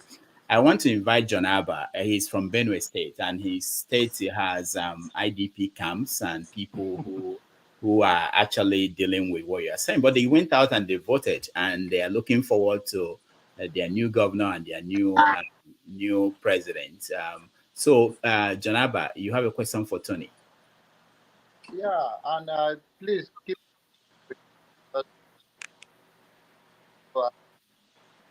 John Abba, we can't hear you very well. You can't hear me? Okay, go ahead. Try again. All right, can you hear me? Yeah. Okay, go ahead. Go ahead with question. Okay. Please, good morning. No, Janaba, you have to log out and come back in. We can't hear you. It's breaking up. Okechi, welcome to the show. Any question for Tony? Please go straight to the question, and let's hope that Tony will answer in 2 minutes, and we get other people to come in. Go ahead. Thank you so much, Doctor. I don't know whether to call it Dr. Tony or Mr. Tony, but thank you so much. I really appreciate your effort over the years. I've followed your platform. I've listened to a lot of your talks. I was privileged to be under one of those middle belt forums that you held. And I have followed you, really, to be precise. And I quite agree with everything you have said so far. I agree with the fact, because I've raised it here on this platform before, and I said, if anybody thinks Oby is going to change Nigeria, it's going to be mere impossible, because the constitution itself holds your hands bound. You know, you can't do nothing with that constitution. I totally agree with that. And until that is changed, I don't think anything is going to, any meaningful development is going to come, and things are not going to change. Now, here is my question, because if I have to go along, I'll probably be just talking about what you've already said. My question now is, when you started this race, you started with a lot of people who believed in that. Chief among them is Mr. Asari Dakubo. And today, some of them have lucrative government contracts and all kinds of that. And they've decided to be on the other side, and even carrying some of those people who attended the meeting with you along. What's going to be your strategy to try to recruit other new people or bring them back to the table? Because only when you have more people that this thing can actually be achieved quite easily. And I agree with you. It mustn't be by force. It mustn't be by revolution, like Mama Hecho has said. It can be peaceful, because Soviet Union was much bigger than Nigeria, and everybody was peaceful about it. So what will be your strategy now to bring in new blood into the fight, or those people who are with you before who have now gone to be with the government? And then secondly, how will you be able to just one more. How will you be able to bring in, the leadership of most of these communities are also being hijacked by government? How will you bring those people into this to understand once more, to hear you and have a buy into this movement? Thank you. Thank you. I just happen to be the spokesman of this movement. Just because of the nature of what you have to do, every step of it can translate to treason. Like we saw in Obasanjo's time. We merely announced we were going to have a meeting of the owners of Nigeria, and he jumped on TV, national TV, to say that will be treason. And then we fought it out with him and had the meeting and got an outcome, which were built up, upon. Having said that, I can assure you that many of those who did all of these processes are still intact. There are a few who left the discussion and started doing other things, including Bola Tinubu, who was very much a product of Nnadi. That was how he became governor in Lagos. And when we were doing Pronaco, he was also the only governor that facilitated for a no-horo. Of course, he was hoping that we'll go with him to his political empire until the time came to move either in our direction or in his own direction. It looked like we parted ways, and he had gone on in that other way. Asari was one of those called the people who, when you talk about the no-horos, the Ojukos, the Shoyinkas, and all of those other people who laid the template, other people had joined, and the door remains wide open for the nationalities. The owners of the sovereignty are the ones who really have to stand up to decide to end their bondage or to continue in that bondage. We placed a plan they could have embraced to end that bondage on the table. Somehow, maybe they were distracted.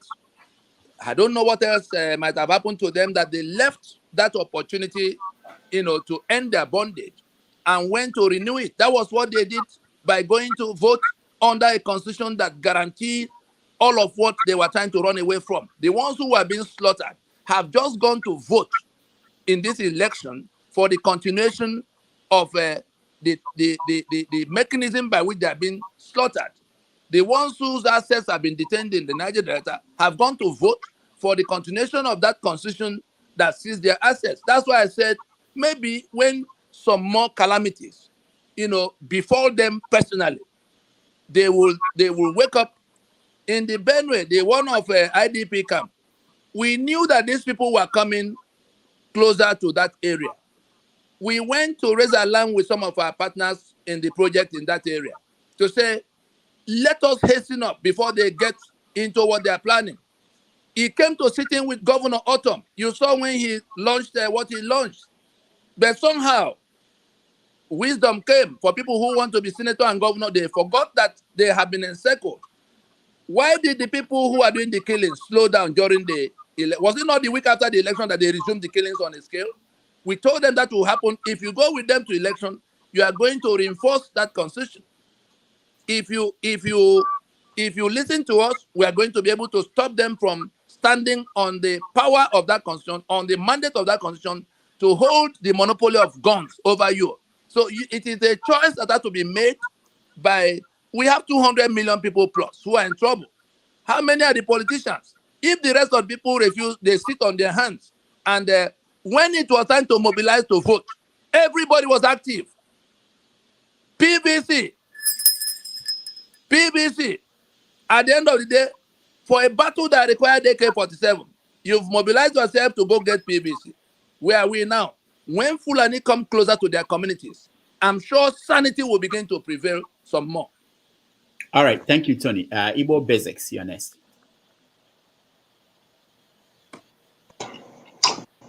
Yes, Brother Tony, I don't know whether to call you Professor Tony or I know that. No titles at all. I'm satisfied with Mr. That's even a big title. Yes, I used to think that you were related to Jack and Nnadi or Tony Nnadi of Chicago, but I guess not. But anyway, I have followed your activities quite all right. I even had a number of yours that ended at 448. I actually came to New York trying to catch a glimpse of you, Tony Nnadi, in an event that was organized in front of the United Nations. And that day there were two events, one in front of the UN and one further down, one by the IPOB group, one by the Yoruba group, and it was all kinds of stuff. I did not get a chance to see Tony. So just to say that I have followed what you've been doing, and all I can say to you is Jisike. Thank you. I won't say Jisike, you talked about the force that produced the current mandate that we have in Nigeria as far as the elections are concerned. You talked about that came out of the Middle Belt and the South. Yes. It's actually on the 4th of January of 2001. I was in Oka, where those groups, the Middle Belt Forum, the Ohanese refused to come, but Ohanese was eventually represented by World Igbo Congress, World Igbo whatever, but Anakwenze of California. So I have followed that particular group, including the Adebanjo and JP Clark and the rest of them who constituted that particular group you are talking about, the core group. One thing that I seem to have noticed is the common betrayal, like Okechi just talked about. There's a common betrayal all the way from Aburi, because the things you have done is very noble. Let me just be upfront. It's very, very noble. And you keep talking about this constitutional force majeure, and you talked about the date of December 16, 2020, when things were signed up. Some of us were hoping that your effort was actually getting ready to bear the required fruit. But it always seems as if these things come from in within to dislodge whatever that you have tried to do. So my question to you is, you talked about what you call it, JP Clark, the Clark of South Africa. So the question is that everything you have done, and bearing in mind that there will always be sabotage, and also bearing in mind that any of these players in Nigeria, if you plug oil pipeline in their buttocks, they will begin to spill out oil each and every day. That's a form of the same so-called being compromised. And I don't notice that you have been compromised. I would say that from my own view, I don't know.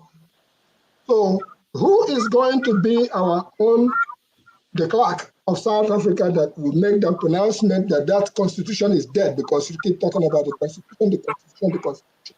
And what, like Okechi said, strategy do you have now to prevent further betrayals like Aburi was betrayed? If what happened in Aburi had been let to come through, we probably will not be where we are today. So the issue is this. Having all this in mind, one day, I always say that if the west of Nigeria can band with the east of Nigeria, the rest of all these things could be history. How do you intend to address these things? Where do you take us from here? See what I'm saying about... I talked about Aburi, I talked about the OIC, I talked about the Nadeko, and I talked about all the things that bring about betrayals. Where do we go from here? You see what I'm saying, that we should go straight to the question. By the time you finish your question, he's gone. He'll be back. but we should, as much as possible, go straight to the question so that we get more people to get this opportunity to get him to answer their question. And he has about another probably 30 minutes because I know he's on his way to an event where he's going to speak. So we have to make it short. I was actually trying to get him to simply go straight to the answer because as a professor, you can teach. That won't do it. All right. That's why I asked who is going to be our own declare. Okay. He's back. He's back. Tony, go ahead. Yes. Thank you. I will go straight into saying that principles first. Let us establish what needs to be done. The mechanism by which it will be done, we already outlined. I can bet that most of those who are asking questions now have not read even the closing portion of that constitutional force majeure. And if foreign governments are paying attention enough to invite us, like the US that spent 7 months in 2019 interrogating what we had in our propositions. That was before the force majeure. After the force majeure, there have been actions of foreign governments that were based on what they saw going on from our fold. If diplomats are reporting, are making contacts and reporting to their home governments, we know the kind of feedbacks we get from the people who actually look at what is being done and how they can become a part of it. If the rest of us refuse to look at it, and they are asking questions of, the questions that are already answered 3 years in the open, in black and white. We actually put it in Guardian newspapers as advertorial. It's all over the internet, it's on the website. Why won't those who want this outcome go and look at the exact proposition of those who are saying, let us do it this way and not that way? Because if we went to the 5-point proposition, we will see exactly how that transition, the membership of it, the framework of it, the mandate of it, the time frame, when will what happen? All those things are detailed. And it's just a matter of how many people want to stand up and end their bondage. So, Tony, I'm a lawyer of many years. I know where the lines between treason, the lines of treason are drawn.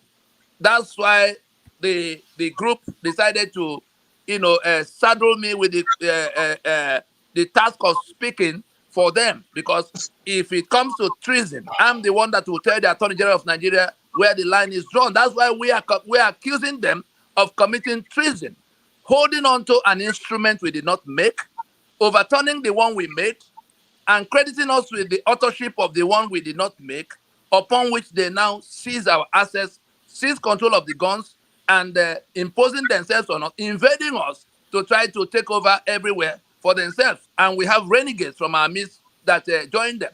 The task is for those 200 million people, the politicians and all the civil servants and the military, do not even come to 1% of that number.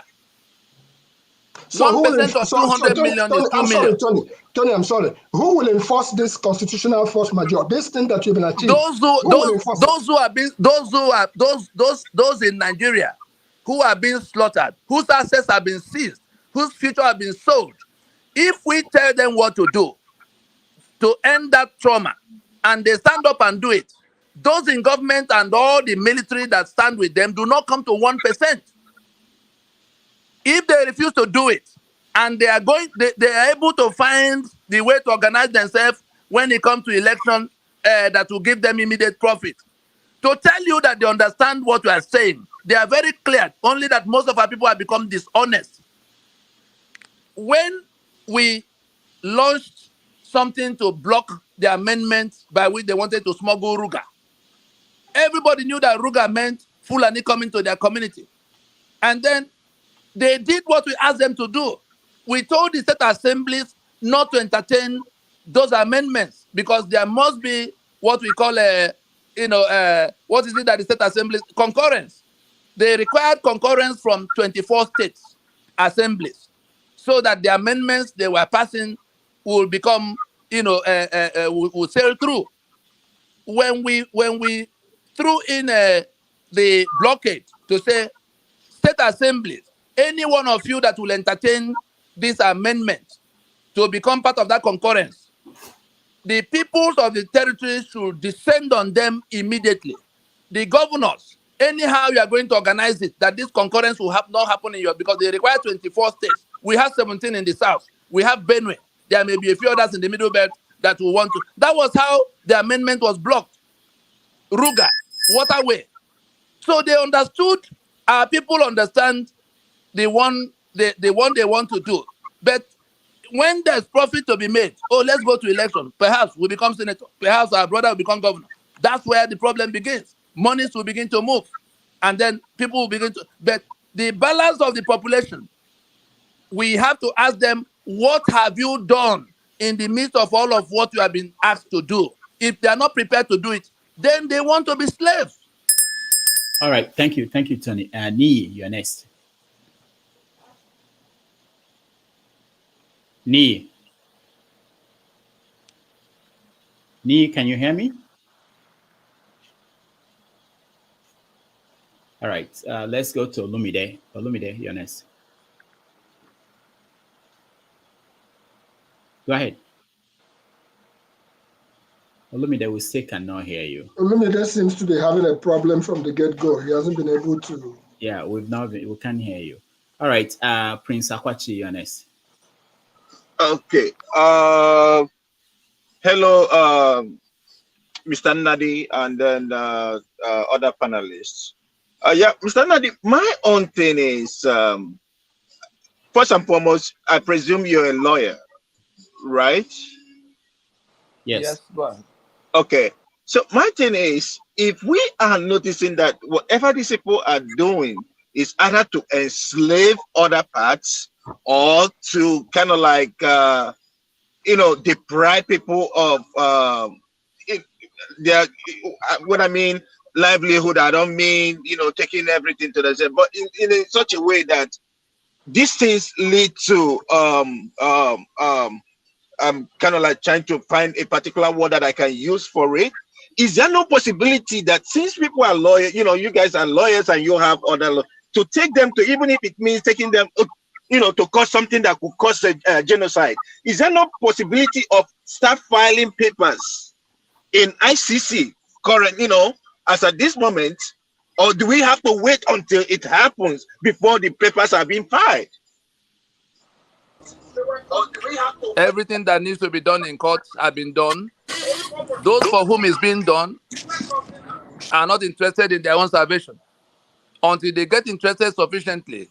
We went to court in 2007 to say that the constitution is a fraud, and the Attorney General of the Federation of Nigeria joined the issues with us in court.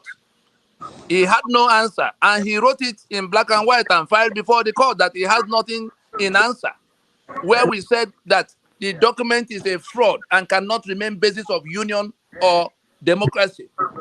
And so from that point on, we tie their hands from being able to accuse us of treason, because who are now the ones accusing them of treason for putting our signature on a document we didn't make. That is, as far as the Nigerian court is concerned, there's really nothing else we need to do in court here. The mandate of the ICC is limited to matters of genocide and crimes against humanity. And if you recall, Buratai has been taken to ICC by those who had to do that bit.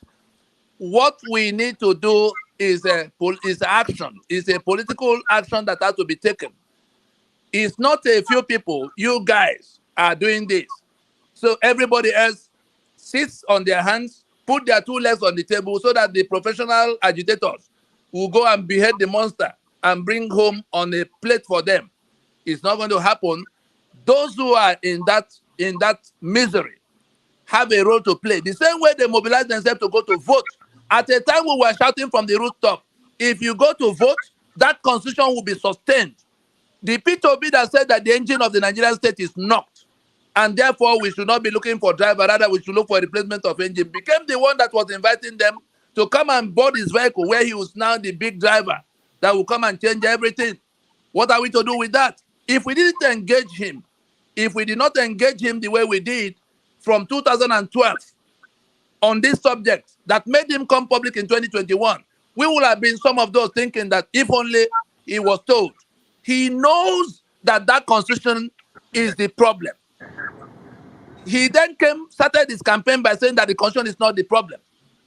If the rest of those being mobilized to come to reinforce the life of that constitution will prefer to go that way instead of the way we ask them to go, I believe a bit more of the suffering may bring them to a better reasoning.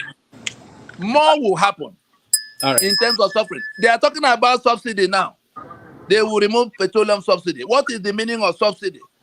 You lock down petroleum and refineries on the exclusive list. A country that sells 3 million barrels of crude oil every day does not have petrol to function at home. And the Naira that is struggling against all kinds of things now have to suffer, have to pay for the gross inefficiency imposed on us by that constitution that put refineries on the school. That's the only reason we don't have petrol. And there's nothing that is going to solve it. No amount of subsidy. What is the meaning of subsidy in the circumstance? Paying for the inefficiency imposed by the constitution. If those who are going to live in that misery are refusing to listen to the task of, to the instruction on how to take down the source of their misery, then I believe when that subsidy is removed, their suffering increases. They will look for answers. If it is about security, we are telling you, the only reason Fulani is coming upon you and killing you is because of that exclusive list. Again, that same constitution. If they refuse to listen and go to election to revalidate the life of that constitution, of course, it is their choice to be killed some more.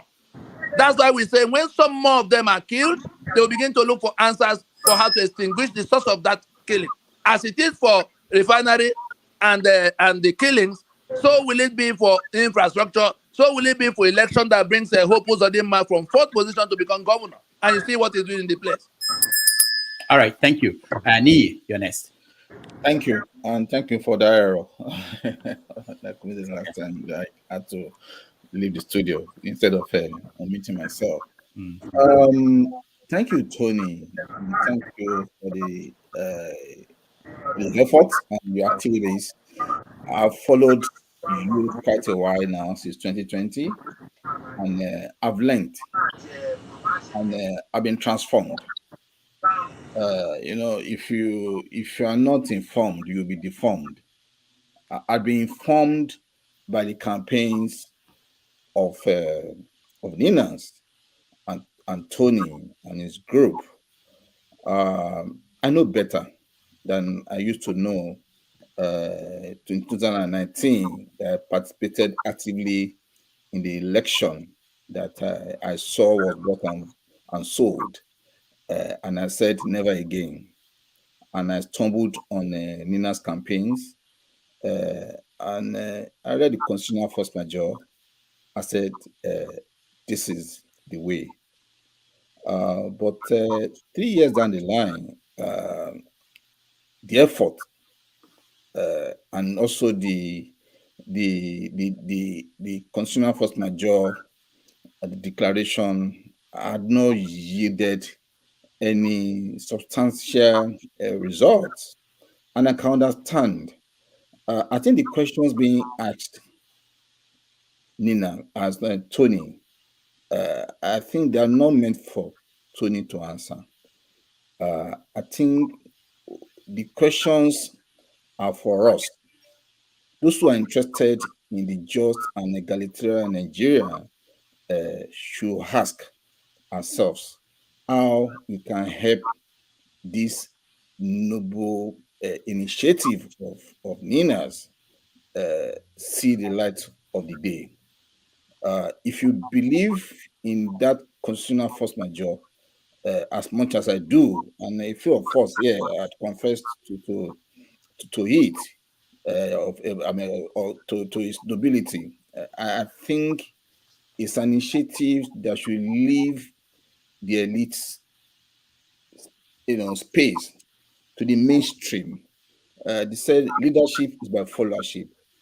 I think the revolution I believe in is civil disobedience. If these folks who are political merchants look at their back and they don't see no one validating their illegality every election cycle, and people are asking for a new constitution that will give them a fair share of the country, I think we will still be coming here all the time and be discussing and be disputing energy. I think Tony had done his bit, and we should just support the initiative in any way we can. Because some of us who promoted Yoruba Nation and some people who promoted Biafra Nation, we're not surprised at the outcome of the election. We knew what this was going to be a child of an election, because you cannot build legality on illegality, and you cannot be following the same path and expect a different result. That's madness. So I'm still very, very confused at the level of the majority of Nigerians believe in this constitution, because this is not a constitution. This is just a fraudulent arrangement that the Nina's initiative will have actually dealt with if that initiative has the support of the people. Power belongs to the people. There's not so much the courts can do. There's so much the UN can do, or international whatever of justice can do, without the people saying, you know what, give us our power. These things belong to us. It's not just, it doesn't belong to a few political merchants who are criminals all over, across all the tribes. I think Nigerians need to get to that level to say, you know what, a Tinubu, you're just a Tinubu by name. If you die today, in the next 50 years, if you don't do anything significant, you'll be forgotten. All right, Nnadi, thank you so much. Thank you. Tony, you want to say something? There's a comment I have here that's connected to what Nnadi was saying. Someone was saying that the Biafrans, for instance, were able to get people to go behind them. The people fighting for Dua Nation, they have people behind them. Even the Boko Haram people have people behind them. So why is Ninas blaming the people for not supporting them in large numbers, when the fault should be on how Ninas is selling the message or not being able to convince more people? So what do you say to that? Tony, are you still there? Tony? Tony is buffering. He's trying to come back in. Yeah, okay. There he is. All right. So sorry, I was muted. Okay. All right. So go ahead. Right. I was saying, Rudolph, you are the chief witness to what transpired between us and the Biafra movement group. We went to the grassroots at the beginning, long before they were formed in 2013. We got people meeting in Aba, Onitsha, Newi, Abakaliki, Sapele, Wari, all of that lower Niger territory. We paid for the places. When Wazirike fell out with Nnamdi Kanu over whatever was their difficulty, 12.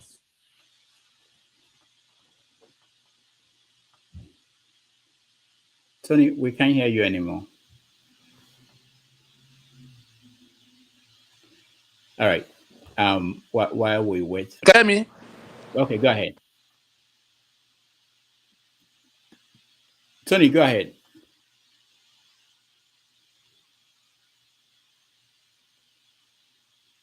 All right, so we're still having difficulties with Tony's phone. I know he's on his way to somewhere, so he's probably having connection problems. We just couldn't fit him in any other day. We would have preferred when he's sitting down in his office. But let's hope that he will join us again. And I will encourage Tony, if you are listening to me, and log off and try to join again. Maybe that will help with the. Oh, okay. Tony's here. Tony, go ahead. But we can't hear you. We can see you, but we can't hear you.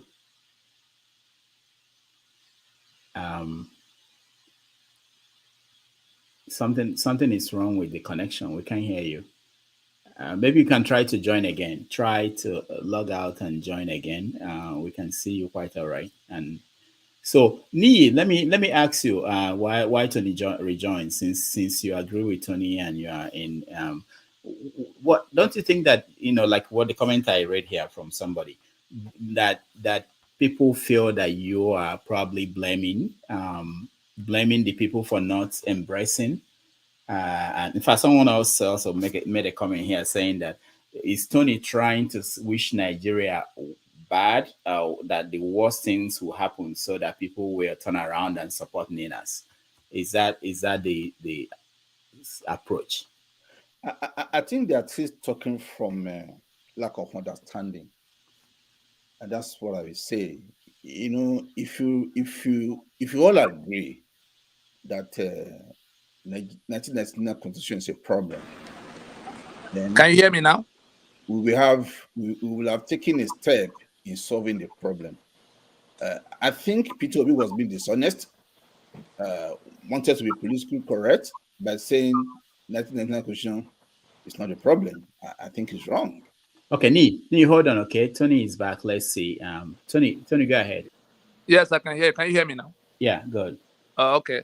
I was talking about this question of not being able to sell the message to the masses.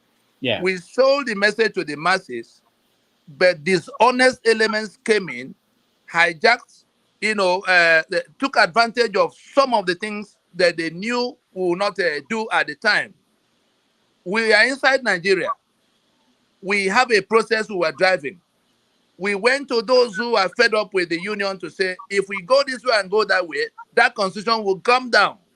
If you want your Odua Federation Republic, you can have it. If you want whatever you want to call the eastern side, that is Biafra, but let us do first things first. Take down the constitution that confiscates our sovereignty. And then we go through the process to where it becomes referendum. It is when we get hold of that ability to decide for ourselves that will then decide whether we want to be in any federation with anybody. And if we can't find common ground because of Sharia and feudalism, you can then, everybody, the whole world, at no point will you commit an offense. What then happened was that those who knew what we were doing as the solution to the problem invited Nnamdi Kanu to come to sit down with me so that we can put him through what has to be done. All those things were given to him, and then he turned it upside down, went to his radio in London and began to broadcast to those same people that we were working for the Fulani, that they've engaged us to stop them from getting Biafra. And he concocted all kinds of lies, knowing that we were not going to answer him at that point. Because if we did, the system will be more than glad to lump all of us together, and it becomes basis for him just sitting out there and defrauding our people all over the place. That's what happened to that one. It was also structures we set up on ground that IPOB was constructed upon. To this date, many of our people do not know, but there are people present in this meeting who do not only know, they were part of how it was done until they realized they were being misled. That's from the eastern side. I'm sure some of us saw when Ayo Adebanjo went to TV several times to say, we must solve this constitution before we go to election. What changed? That he became the chief endorser of Peter Obi that was going to go to election under that constitution. Dele Faroti made the same thing. You saw Paul Adefarashi when he said Nigeria is a scam. We can't proceed to another election except we solve the problem. What changed that he became mobilizer for PVC? I could call 500 names like that of people who know the truth, but for some reason changed, thereby dissipating our energies that were spent on coming to. They didn't just wake up in their homes and began to say what they were saying. They said those things because we came to them. And when they begin to talk, their congregation, the people who look up to them will begin to drift towards them. That's what happened. Look at the Middle Belt. Did we not see Jonathan Asake's name on the list of our signatories? Some of our signatories were not the ones mobilizing for PVC. So where did it now become our fault that we did not get the people to follow us? Those who could do some of the things we will not do for the safety of the project. There are things we're not going to say. If anybody is stupid enough not to realize that there's a covert part to this kind of operation, then that stupidity will catch up with that person. But it was not for nothing that those who are carrying weapons all over the country decided to submit to what we were doing. In the days ahead, those who will enforce in a manner that we may not approve of will become angry enough to do things about what they are seeing. We won't say more than that. We will continue on our campaign, on our trajectory. We have a roadmap that is clear, measurable. The only thing is that the collateral damage will be higher because of the dishonesty of people we can identify. And when you hear the names of some of those people, you'll be sorry for the country, for the people of this land. People you thought had any content at all, but they're empty. Some of them general overseers of the churches. Some of them big political leaders, empty characters. They are. All right. Thank you, Tony. Olumide, let's go to you. Let's try you again. Go ahead. Thank you very much. Thank you very much, Rudolph. Okay, good. Yeah, go ahead. All right. Thank you very much for giving me the opportunity to be part of your platform. And also, I want to thank Dr. Tony Nnadi for the work you've been doing all these years. I've been following you all of this while, and you've been very consistent. You haven't wavered one bit. And I'm also aware of the fact that because I've been following the Yoruba movement too. The Yoruba, I'm one of those people clamoring for a Yoruba sovereign state, because I don't believe in that entity called Nigeria anymore. I just believe it's an illusion. And for those of them who are still back home in Nigeria or abroad thinking that the union can still work, the way it is currently constituted, are just deceiving themselves. Because those of us who are living in civilized society know how civilized society work. We know the way things operate in the different parts of the world. It doesn't have to be USA, it doesn't have to be Canada, it doesn't have to be UK. We know all other small civilized countries that are working. But what I'm trying to say is that I think Dr. Nnadi, I think one of the major challenges again is the messaging. I mean, I for those people who are enlightened, who are educated, they get your messaging, they get where you're coming from. People like me, I was led to believe when your group was still working with Professor Akitoye, I was led to believe that you were the fifth columnist. But by the time they finished the Nigerian election, the presidential election, we got to know that you were actually betrayed, and then that is why I say you've been very consistent, and that man called Professor Akitoye was actually the supposedly head of the Nigerian Yoruba self-determination group, was actually working for Tinubu to help him get the presidential ticket. But it's unfortunate that things went the way they, because I know you tried to bring all the groups together. But I just want to say, don't give up.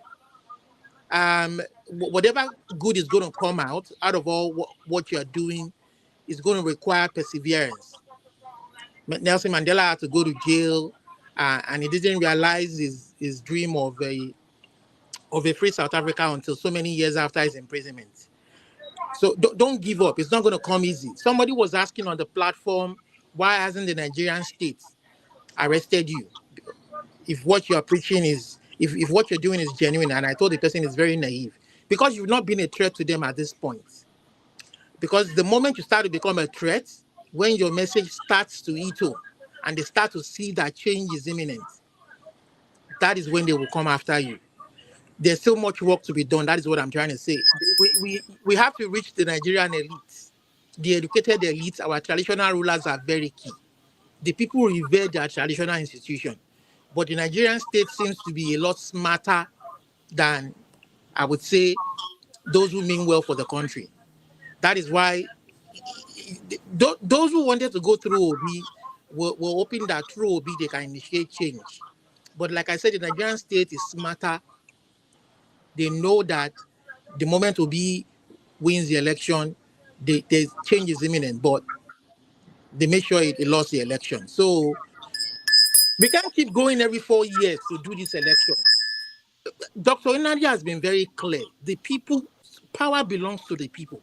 And you people keep asking the same question over and over and over. Mama Echo, Nii, all of you keep asking, what are we going to do?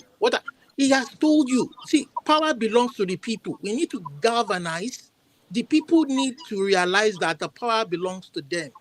You understand? Yeah, I mean, he has said it. That excuse me. That constitution can be. Listen, let me. I didn't interrupt you when you were talking. So, what he was trying to say, which I agree with, I think we have different groups all over the world and inside Nigeria who want change, but the situation is the modality. So, Dr. Nnadi, I think that is where where your group has to come together and find a way to galvanize all these different groups together to see how we can harmonize what everybody wants. And then two, I disagree with you on the premise of Mazi Nnamdi Kanu. I'm Yoruba. I follow that guy. That guy has been. You don't know him. You have never sat down with him. No, Mr. You don't know him. You have never sat down with him. Let me talk. Where I disagree with you is the fact that this guy means well for the Igbo people.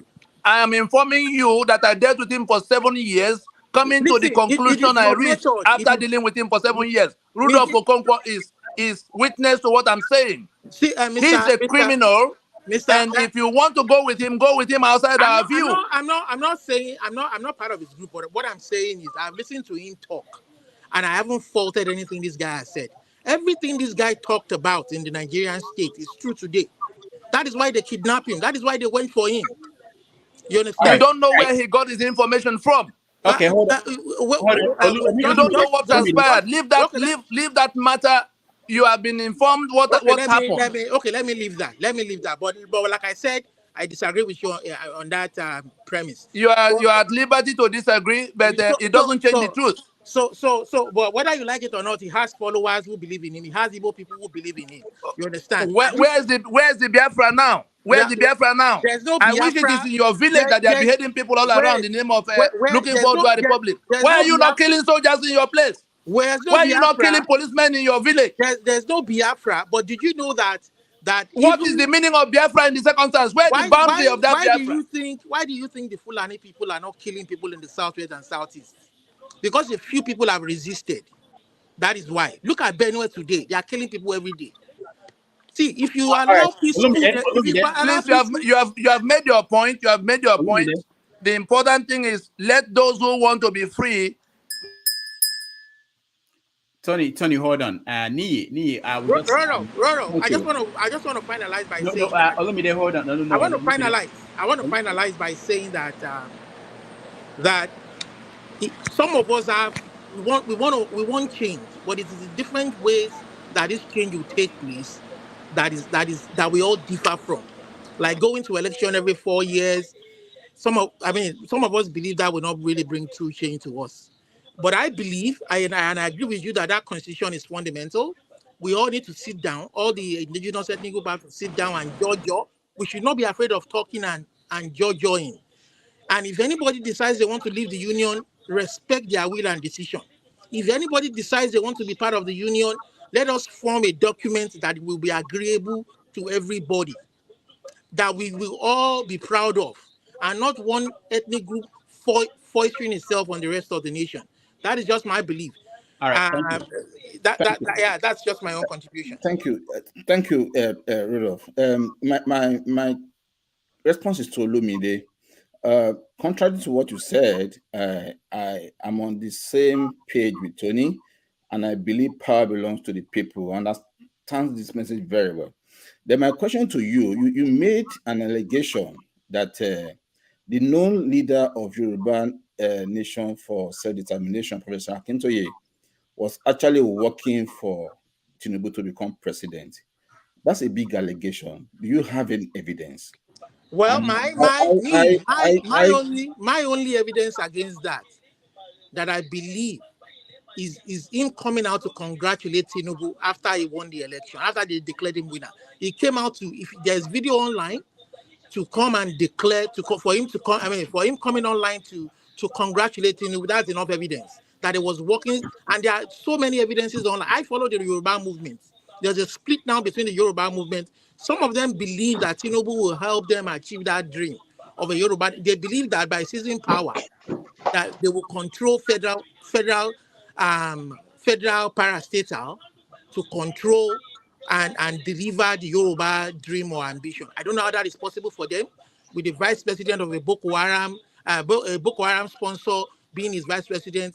So there are some of us who believe that the war that they are afraid of, instead of them standing up and speaking out, the Yoruba elites coming out with all the Yoruba traditional rulers and elders, joining forces and joining hands with those who mean well, other ethnic groups in Nigeria, to say, let us have a round table talk now and discuss the future of Nigeria before any election.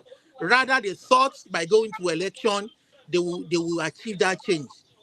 That is where some of us disagree with Tinubu and his gang, and we believe that Professor Akintoye at some point changed his mind and supported him on that struggle. The evidence is so much. That is why he was part of NINAS. That is why he left NINAS too.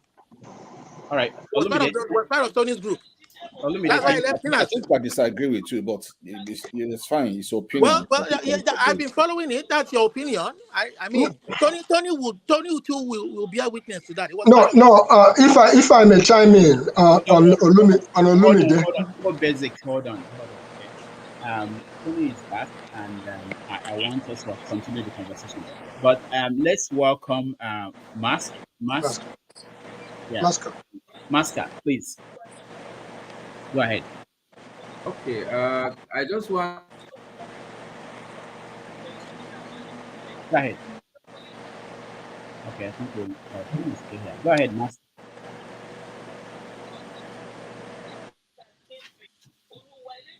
Masker, we can't hear you.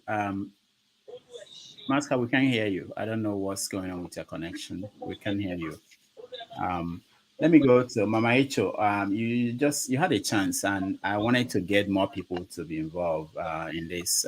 So go ahead, but just a question, please. Tony, I think I want to disagree with you that people who are oppressed knows what you are just saying. You had meeting with a group of people that you think they are representing the people because of who they are in the society. And all the people you just mentioned, you feel they have the numbers, and they are representing these people. Until you come to Dr. Damage's show that I met you for the first time, I never knew of you, I never knew of your organization. And that is applicable to a lot of the oppressors. So I believe your message has not really got into the grassroots. And until we get the message to the grassroots, we will not move forward. Because the group of people you refer to in your dissing, today they are here, tomorrow they are here. Sometimes they sing the song of belonging to the oppressed group and fighting for the oppressed. But it's like when some envelopes exchange hands, they dance to the other way around. And here we are today. And if we don't do something, this fire will consume everybody. Thank you. All right, thank you. Okay, Tony, if you want to respond.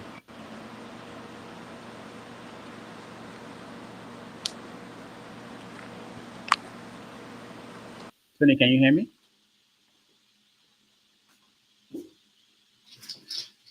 Okay, he can. Ejike, welcome to the show.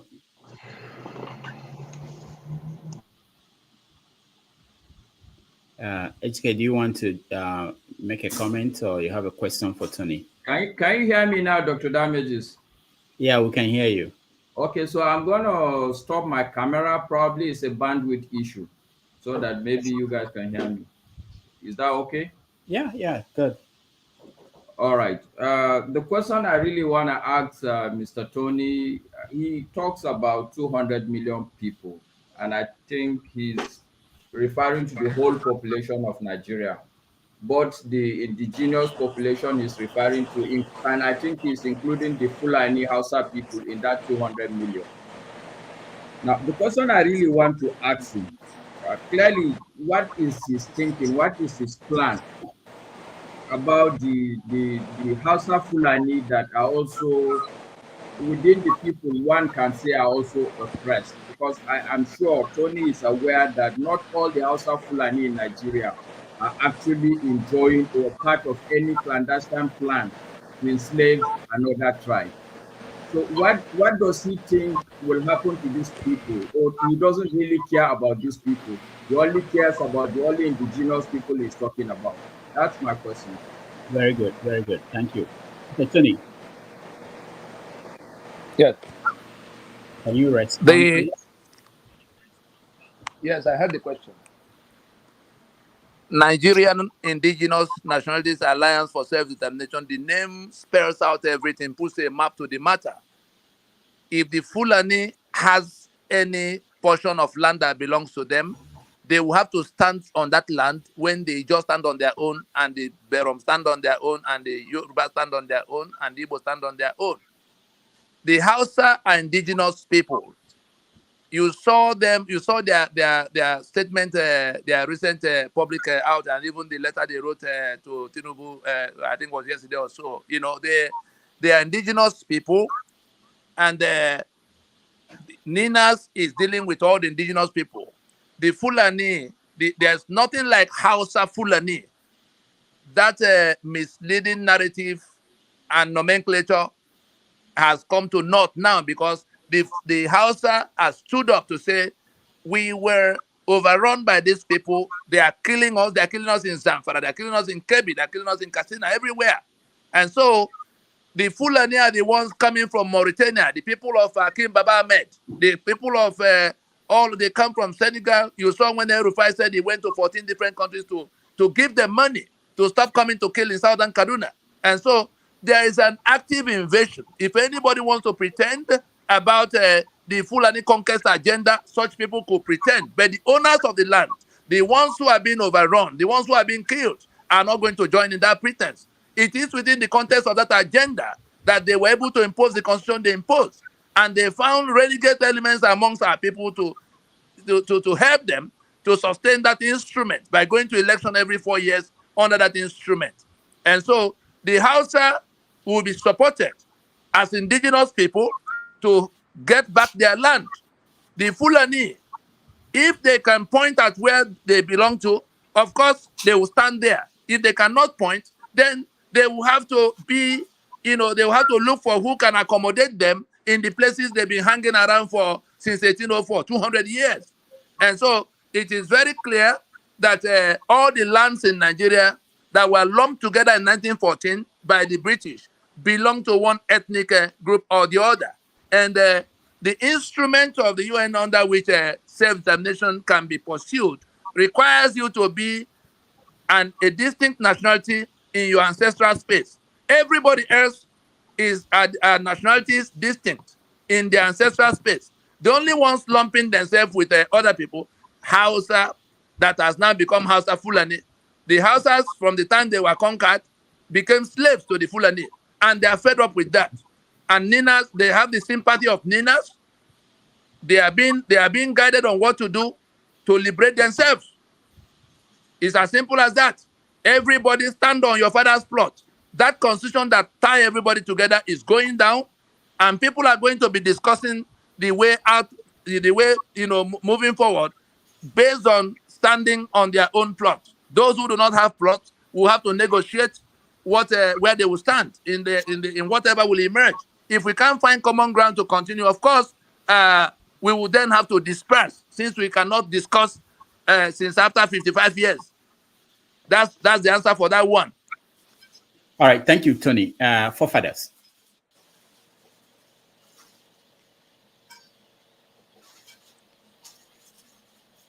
Forefathers, unmute yourself.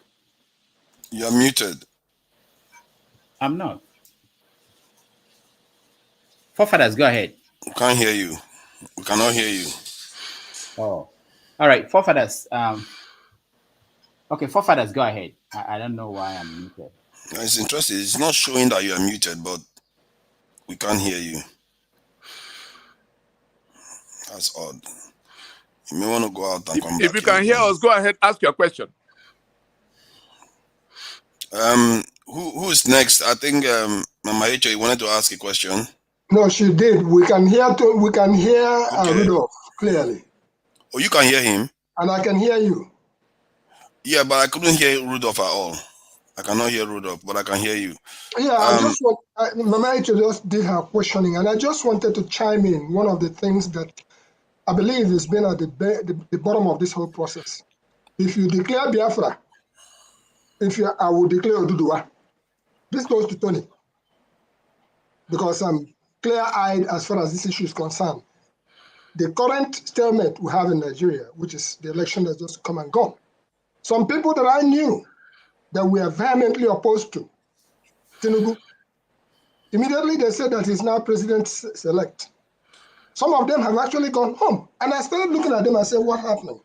So until the issue of if you declare Biafra, I will declare Oduduwa as major force. I'm now seeing it coming in the form of if you declare IPOB, I will declare what's known as Adidokobo. And I haven't quite pinned down what is coming out of the middle belt. So maybe Tony can address that, because until that particular block of betrayal is pinned down, we will continue to go like a merry-go-round. What do you have to say to that? Please, moderator, what was the question of the lady? I didn't hear her. All right, so I'm back. Can you guys hear me? Yes. Yes. Okay. All right. So Tony, I don't know if you heard what Igbo Basics his question, but I think I want to go to. Yes, I heard him. I was just asking about, so I could take the two together better. Let me treat the last one. The question of betrayal and non-betrayal, these are renegade elements from all the sides. The rest of the people, what we need to do now, even now with the election that is now in logjam, we told them not to go. They've gone, they're in that logjam. What we can do to overtake them in that logjam, since they were doing it in negation of what will solve the problem. They all know more than you do that the constitution is the problem. They have what they are looking for themselves. Some want to be senators, some want to be president, some want to make money, all kinds of things. Not that they do not know. And so those who are not part of that sharing with them and who want that liberation for their own people, all we need to do now is to stand up in whatever form we can to say, this constitution is the problem. we will not do any further business under it, particularly elections, and even the one that has now gone into coma, because there's no way they're going to resolve what they have now without going through some exercise. Whether they order for rerun or they order for runoff or anything because from what happened on the 25th of February, there's nobody that can assume presidential mandate and find Nigeria to govern with what happened and under that constitution. This is the time those who want an end to their bondage, an end to their enslavement, must stand up and say, you know what? Election will not solve this problem. Ninas is right. Transition now. If we launch that, if that campaign were to go on now, this election will be overtaken. That constitution will fall to the ground and we will go into transition. But if everybody sits back in their homes and hopes that a few people will go and behead the monster and bring home to them, of course, those who are holding all of us hostage will continue to, have their way, because these hundreds of millions, almost 200 million people have decided to be docile, many of them decided to be dishonest. What is there in saying, when you say Ninas is right, it means you now have embraced that proposition for shutting down any further business under that constitution, including the union that it forced on all of us. That's what happens to it. That is what will bring these people who have been carrying on in brigade to their knees. Is it too much to ask people who are being killed, people whose assets have been seized, people whose future have been sold?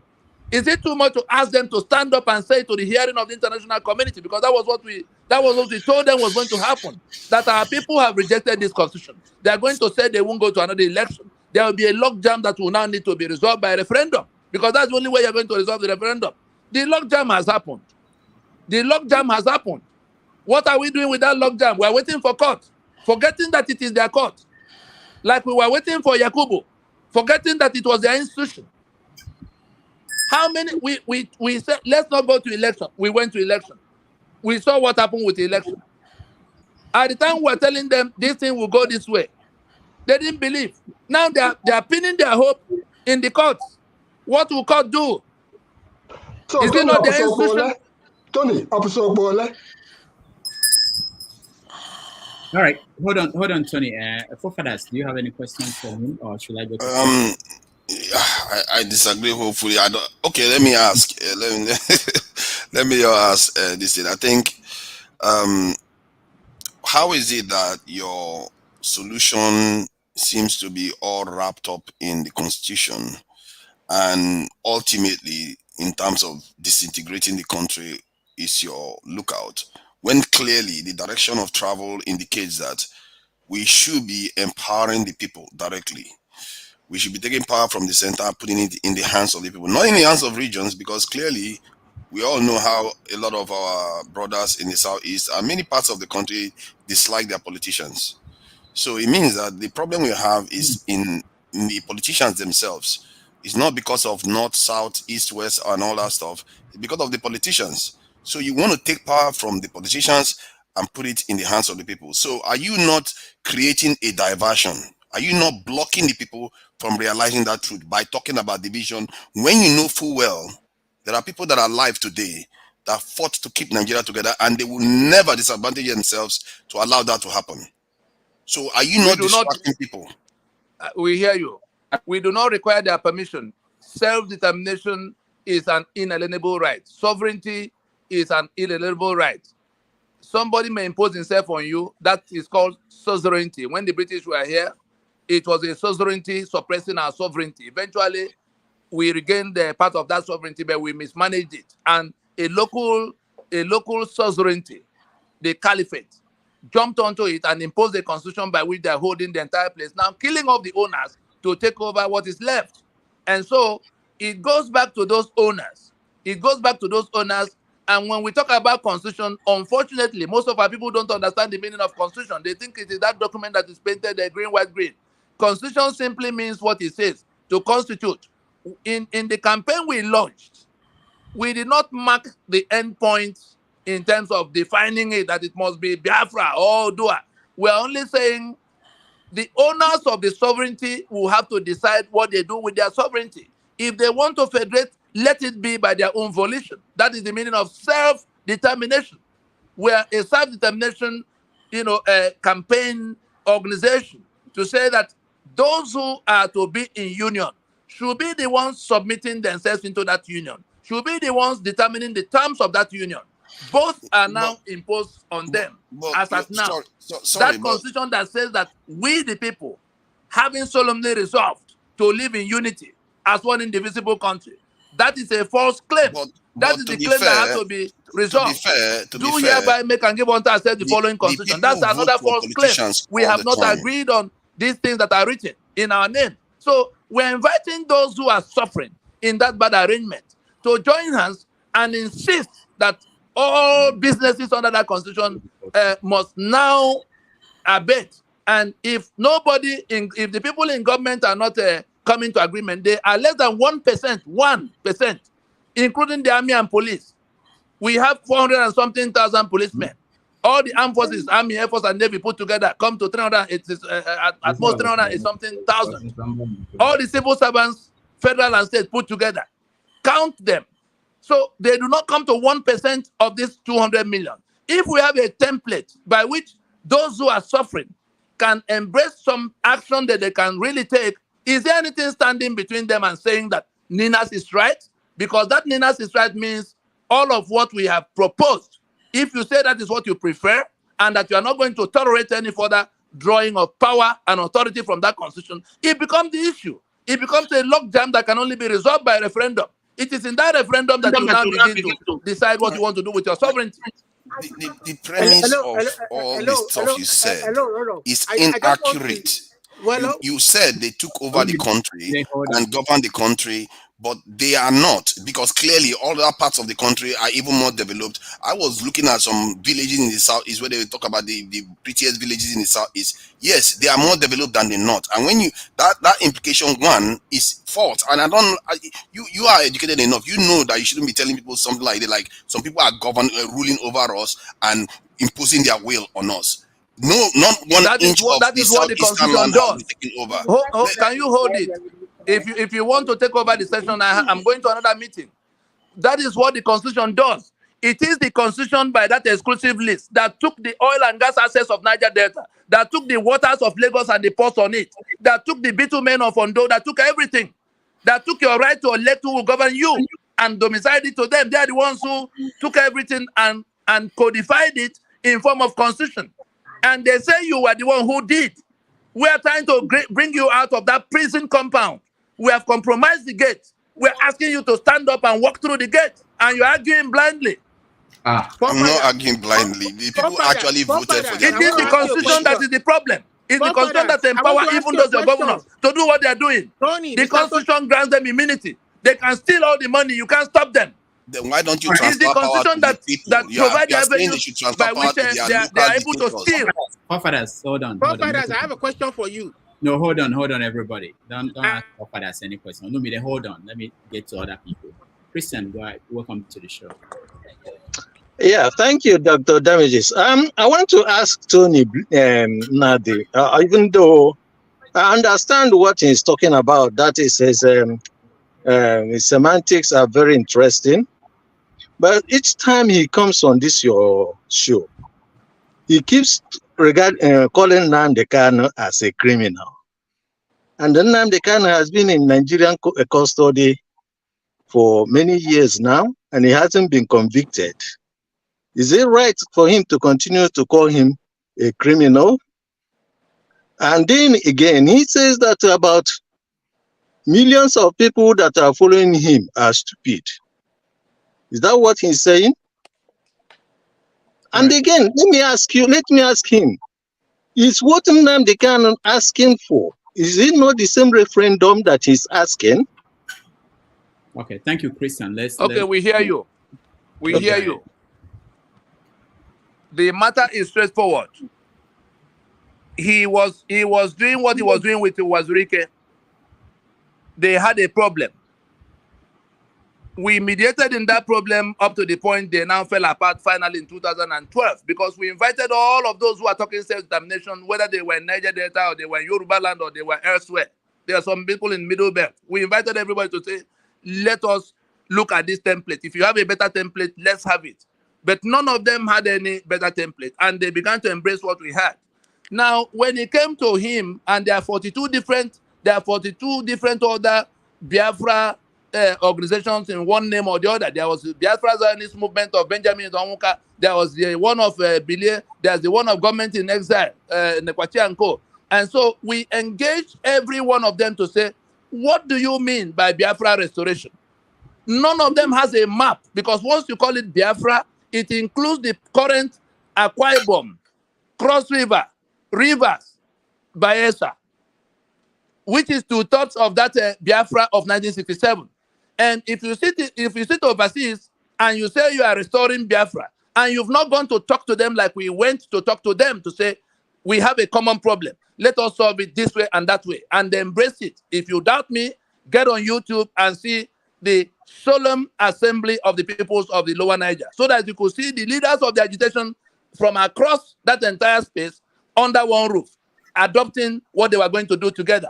And so it was on the basis of putting a plan on the table that Nnamdi Kanu rejected 8-point plan of 8-point strategy of what we could do to dismantle that prison in which our people are being held. You must have a clear map. That was the first thing he said, that we do not need any map, that everybody knows where Biafra is. You want self-determination, you want independence. You do not have a clear map of where the land begins and where it ends. And the Joy is there rejecting you. Urobo is there rejecting you. Anang and Efik are there rejecting you. Everybody. And then, have you discussed with them? No. If you go to the UN or where it will be finalized, if you are talking referendum, are they going to be asking you or asking them? You didn't talk with them, and you say you are restoring the territory that includes their land. What is your strategy about the constitution that that enslave you? It is that constitution that makes you the slave you want to escape from. And it seems to me that what you are saying is false. Let me come through. All these things are things that were discussed, and it turned out he had no alternative. And disagreeing with you does not mean that he's a criminal. Even referendum, if you allow me, you've asked your question.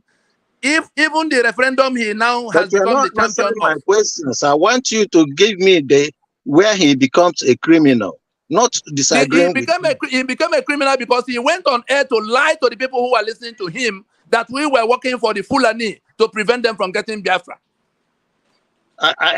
He became a criminal because he was building on falsehood of saying he had gone to meet Putin, he had gone to meet Trump and all the people who would decide.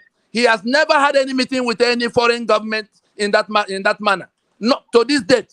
If you find any evidence of any meeting with anybody in the U.S. government, in the European, in the UN or elsewhere, I'll be happy to see that, because I can inform you authoritatively that there was no such. All right. And people are being killed in Aba Onitsha on account of those false claims that Biafra is coming. No Biafra is coming even in 50 years. It is on account of the killings that are happening, some of which he ordered.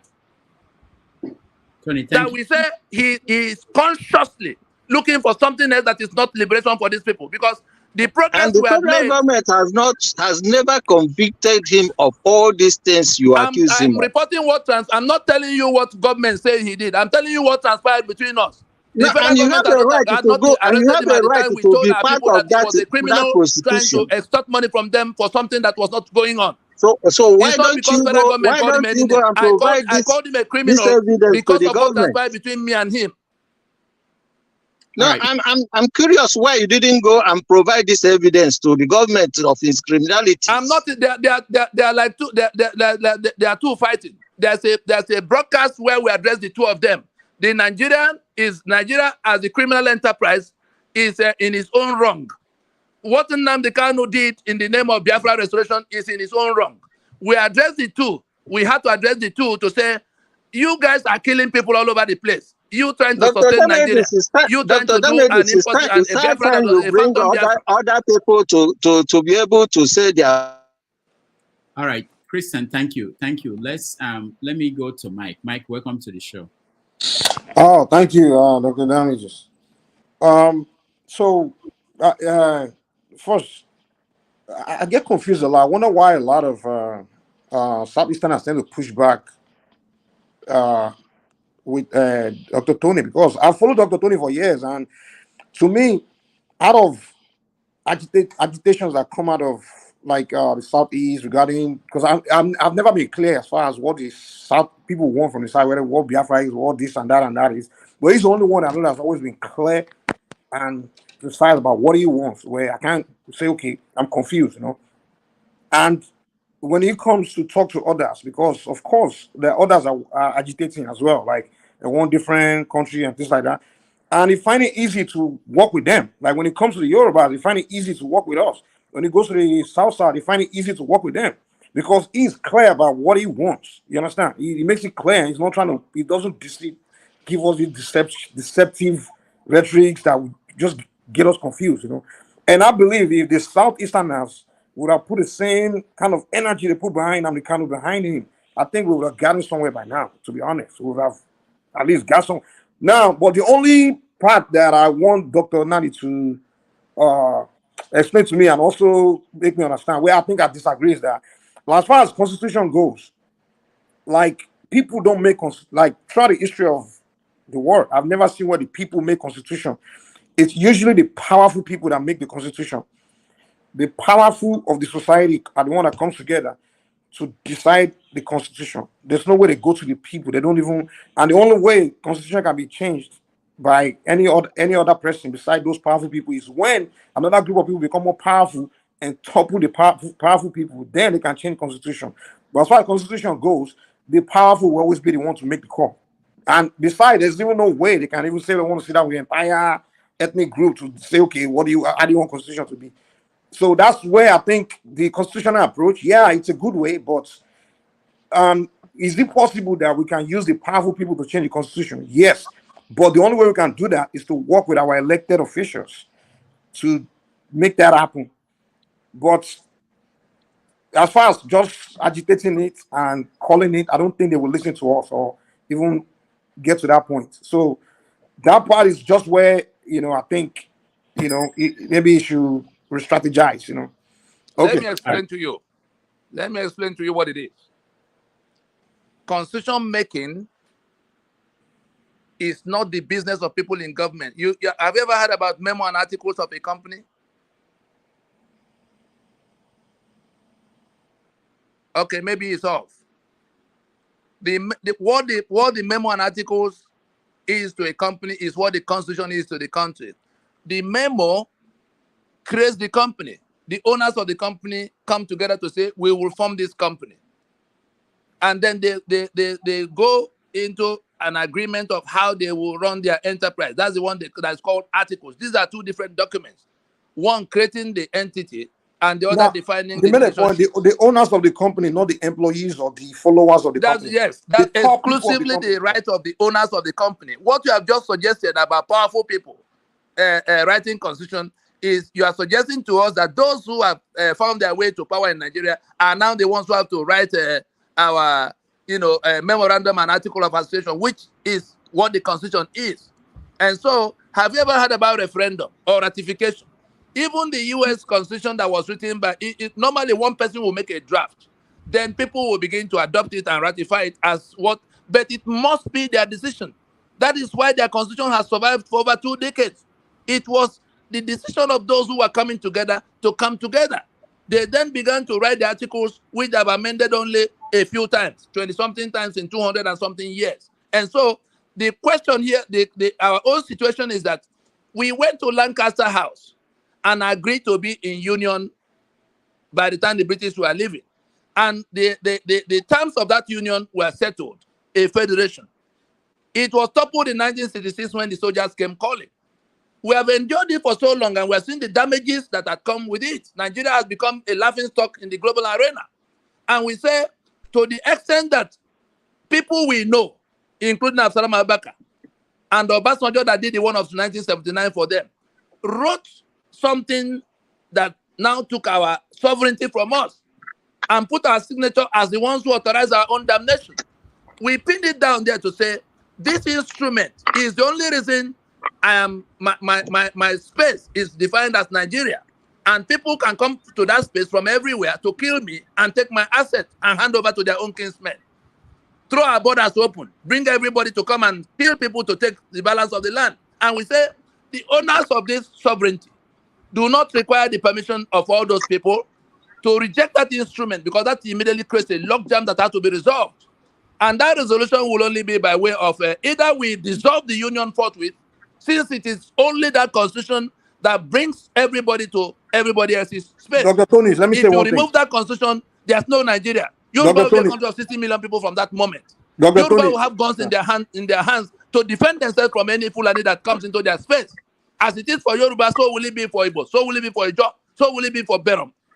And so it is that constitution that creates all these conditions we are trying to escape from. And since they put our signature on it, we say we didn't make. We're only asking those who are suffering, whether you are being killed or your assets have been detained, we're only asking them to stand with that decision. It doesn't require anybody in government. It doesn't require any powerful people. If we create the condition that collapses the constitution, then we go into a meeting for how to resolve it. But if we can't work with a plan, they will pluck us out in bits and pieces, as we have chosen to go. Those who want to do PDP, those who want to do it. The power to make constitution is beyond the powers of National Assembly and government. Tony, thank you. Damages. Hold on, everybody. Hold on. Let me get Justice. She's been trying to join and several times. I just want to say, I agree. Ronsi was the one that first made the constitution. But Dr. You are wrong. You are wrong. You are wrong. You do not know what you are talking about. I just want to ask Dr. It Tony. was go on. Agui Yoronsi was already dead for almost 1 year before they toppled the federal constitution we had. All right. Justice, can you hear me? Justice. All right. I don't think she can, but she's been trying and getting messages that she wants to say something. Okay. Masca, go ahead. You wanted to say something. Unmute yourself. Unmute yourself. Go ahead.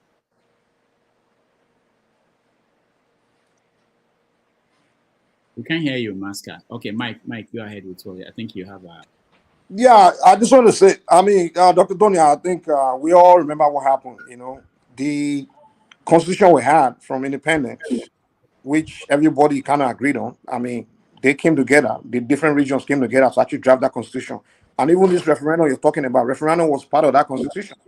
And that referendum was what the Midwest, they used to create a Midwest region from the Southwest, the whole Southwest. And we all know for a fact, it was when Agui Ronsi took over that he changed that constitution. Can you hold it there so I can tell you what happened? Go ahead, Tony. Soldiers in the middle ranks decided to topple the political order. They didn't get to government house. Nzogu and Co. Agui Ronsi was the most senior of the military officers. He was a general officer commanding. It fell on him because the government had been decapitated, the federal government and two of the regional governments. Everywhere, the government had lost its composition. And so the Agui Ronsi, as head of the army, had to step in with his colleagues to stabilize the situation. He appointed 4 regional governors, to become the military council that will decide as supreme military council that will now take over the functions of the decapitated federal government and the parliament of the time. Decree number 34.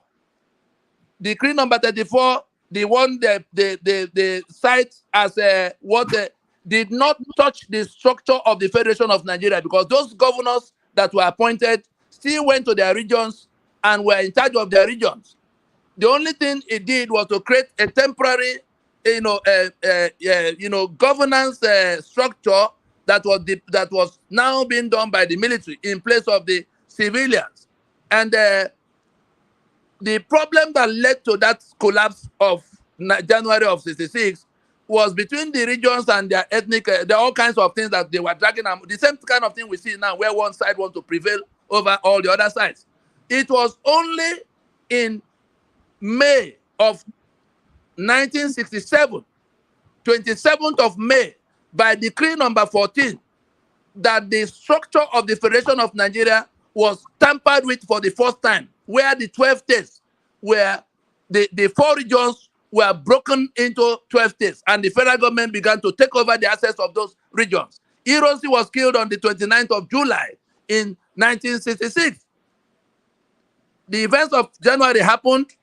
He tried to stabilize, and then they killed him 7 months down the road. It was in the May of 1967, the 27th of May, by decree number 14, that Lieutenant Colonel Yakubu Gowon broke the 4 regions into 12 states. That was the day Nigeria departed from the federal structure that brought us together. The temporary arrangement of military, holding the situation together to stabilize before they go back to whatever else will happen, did not tamper with the regions and their structures at all. It was still a 4-structure federation, 4-region structure of a federation. So all these false narratives that are being peddled all over the place, they banish the teaching of history for people not to know what happened. But we know the records are there. If you want to see the copy of that decree, Dr. Damages will send it to you. In fact, I wish we could be pasted in the comment section, so I could paste this right now. But I'll send it to Dr. Damages and the article by which we explain this for the umpteenth time to the public. Okay, Tony, thank you. Tony, thank you. Send it to me. I will share it if I get it. There is the decree 34 is the one that abrogated the federal structure in replacement for the unitary system. No, you have How not. can you say that they didn't do that? Decree number 34, the one they call the unification decree, only created a temporary governance structure to stabilize the situation that has gone bad. He did not allow the second in command to take over. Of the federation. See, forefathers. So even the argument, it doesn't let people say anything. Forefathers, hold on. Let me get Justice to Wayne. Justice, welcome to the show. Thank you, Dr. Damages. Thank you, Brother Tony, for all that you are doing for our people. And thank you, brothers and sisters. We've been listening to you guys, and sometimes we just want to get annoyed because we are in a case where somebody saw that we're hungry and he went and made some food for us to eat. Now we're asking him to blow fire from the food so he can put it in our mouths. I think we have come of age where we can use the resources available to us to get the result that we want. We can't continue to cry foul. The Nina's proposition is I don't want to view.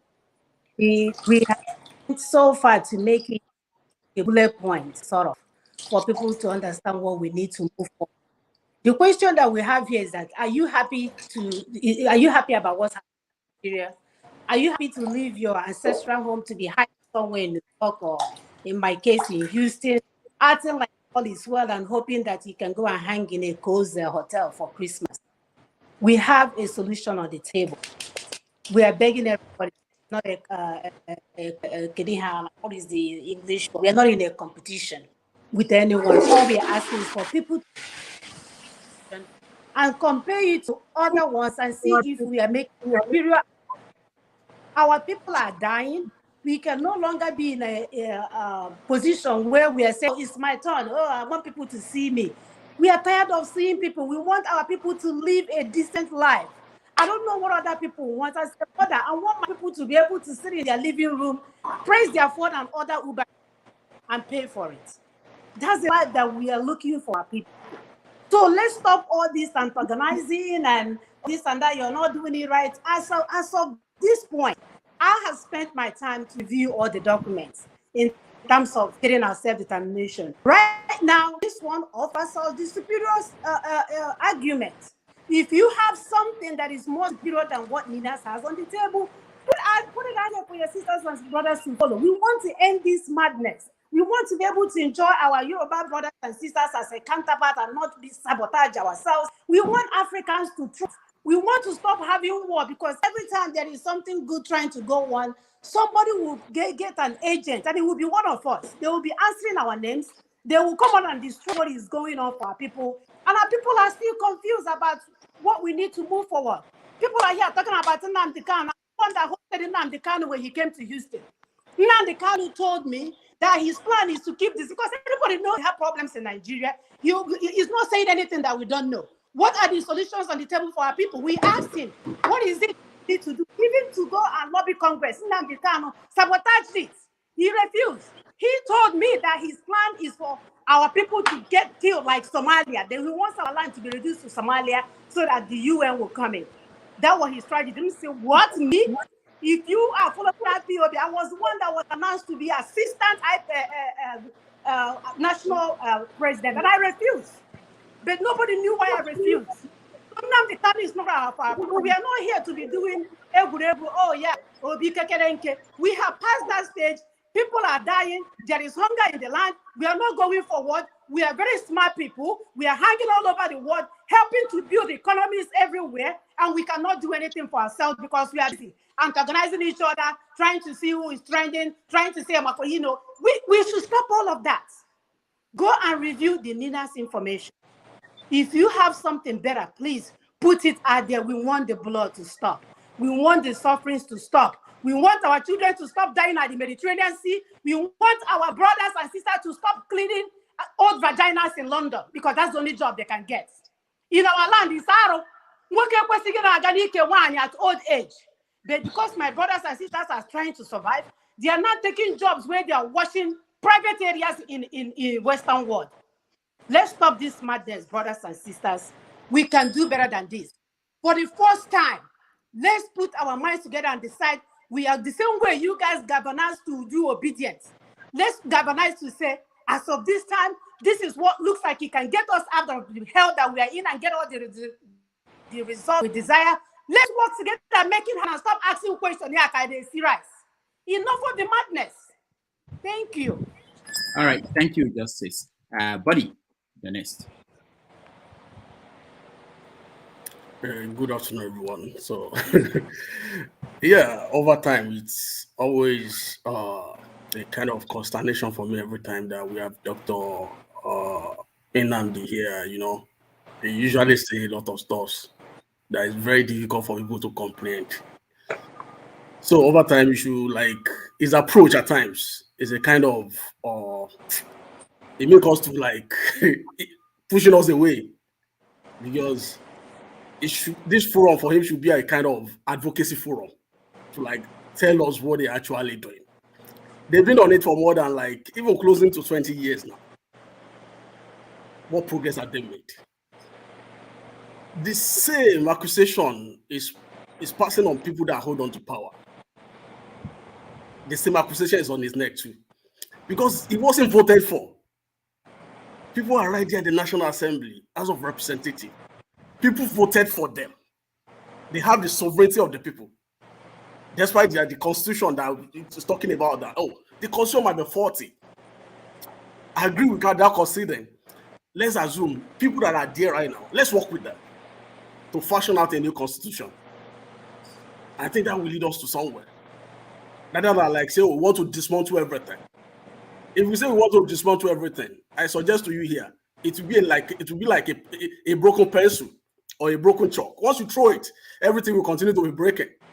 So we have to be very careful what we call for. At times, this constitutional renewal of a thing or the new constitution might not even be a silver bullet.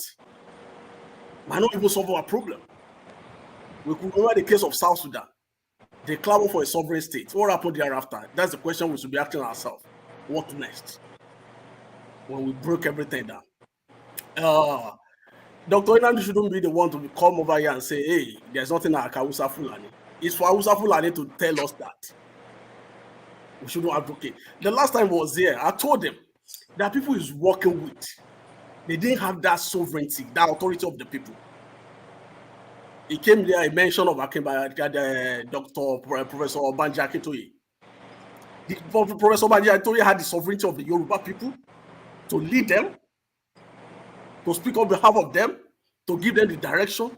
No. The constitution that we have right now, given the people the pump. Dr. Damages, can we go to something that can justify this time we're spending?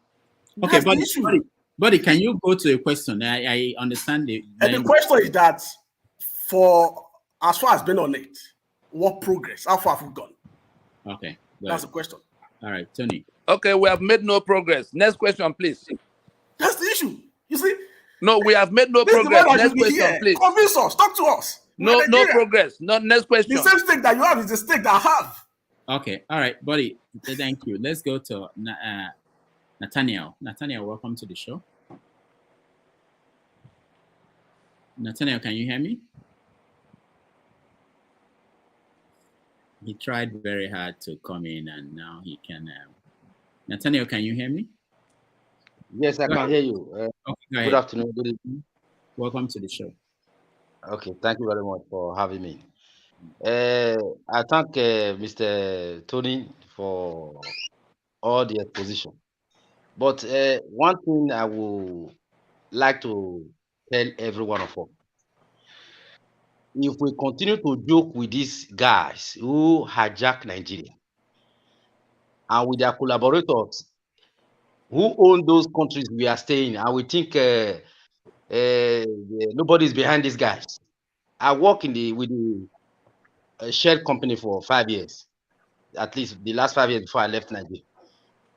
The evil that destroyed our environment, those companies that are responsible are from these same places where we are, whether it's France, UK, America, and so on.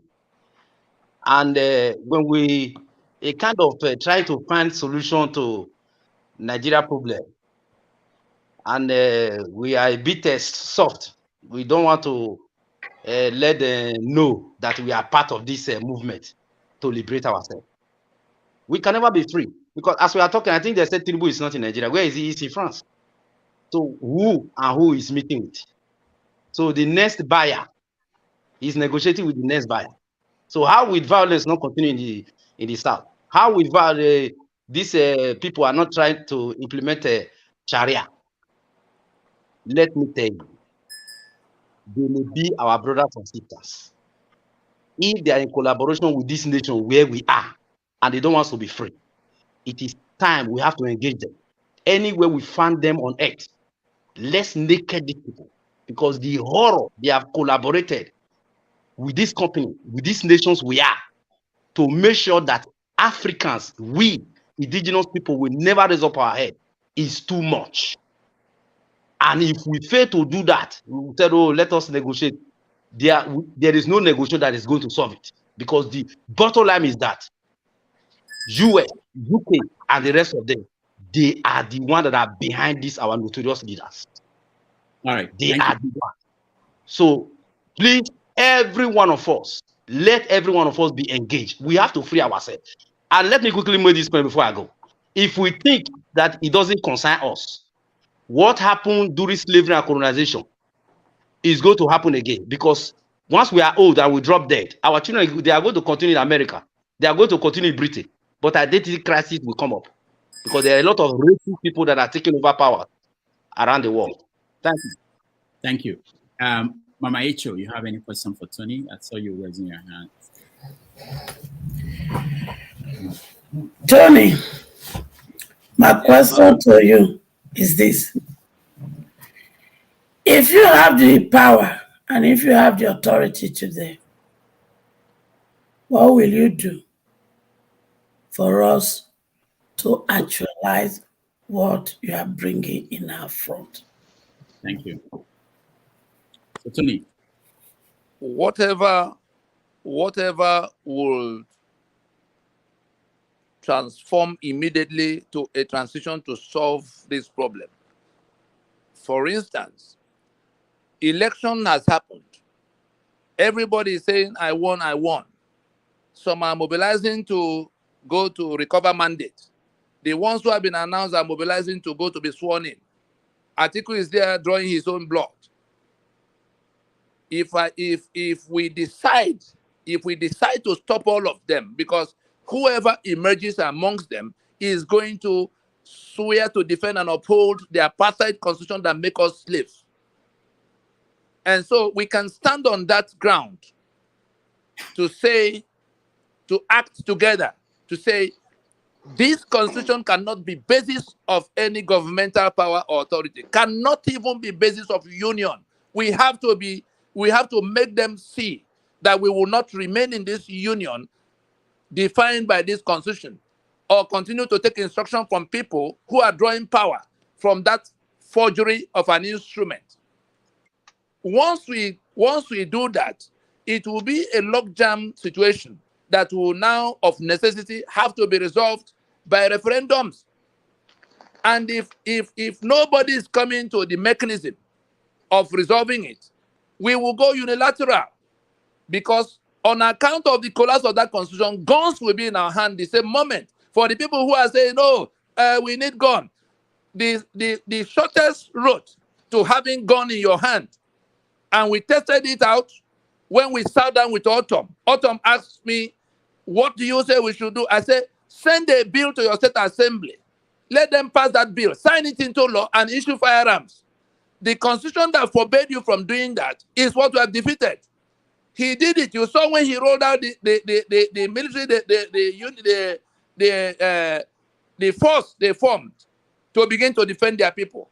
Of course, because the other people who were supposed to replicate the same thing, the other governors who were told the same thing in the same period, he was isolated. They surrounded him 360 degrees. So, Tony. So that's what we need to do to stop them, to say to the hearing of the outside world that we're no longer going to, recognize this instrument as basis of union and basis of democracy or anybody coming to govern us.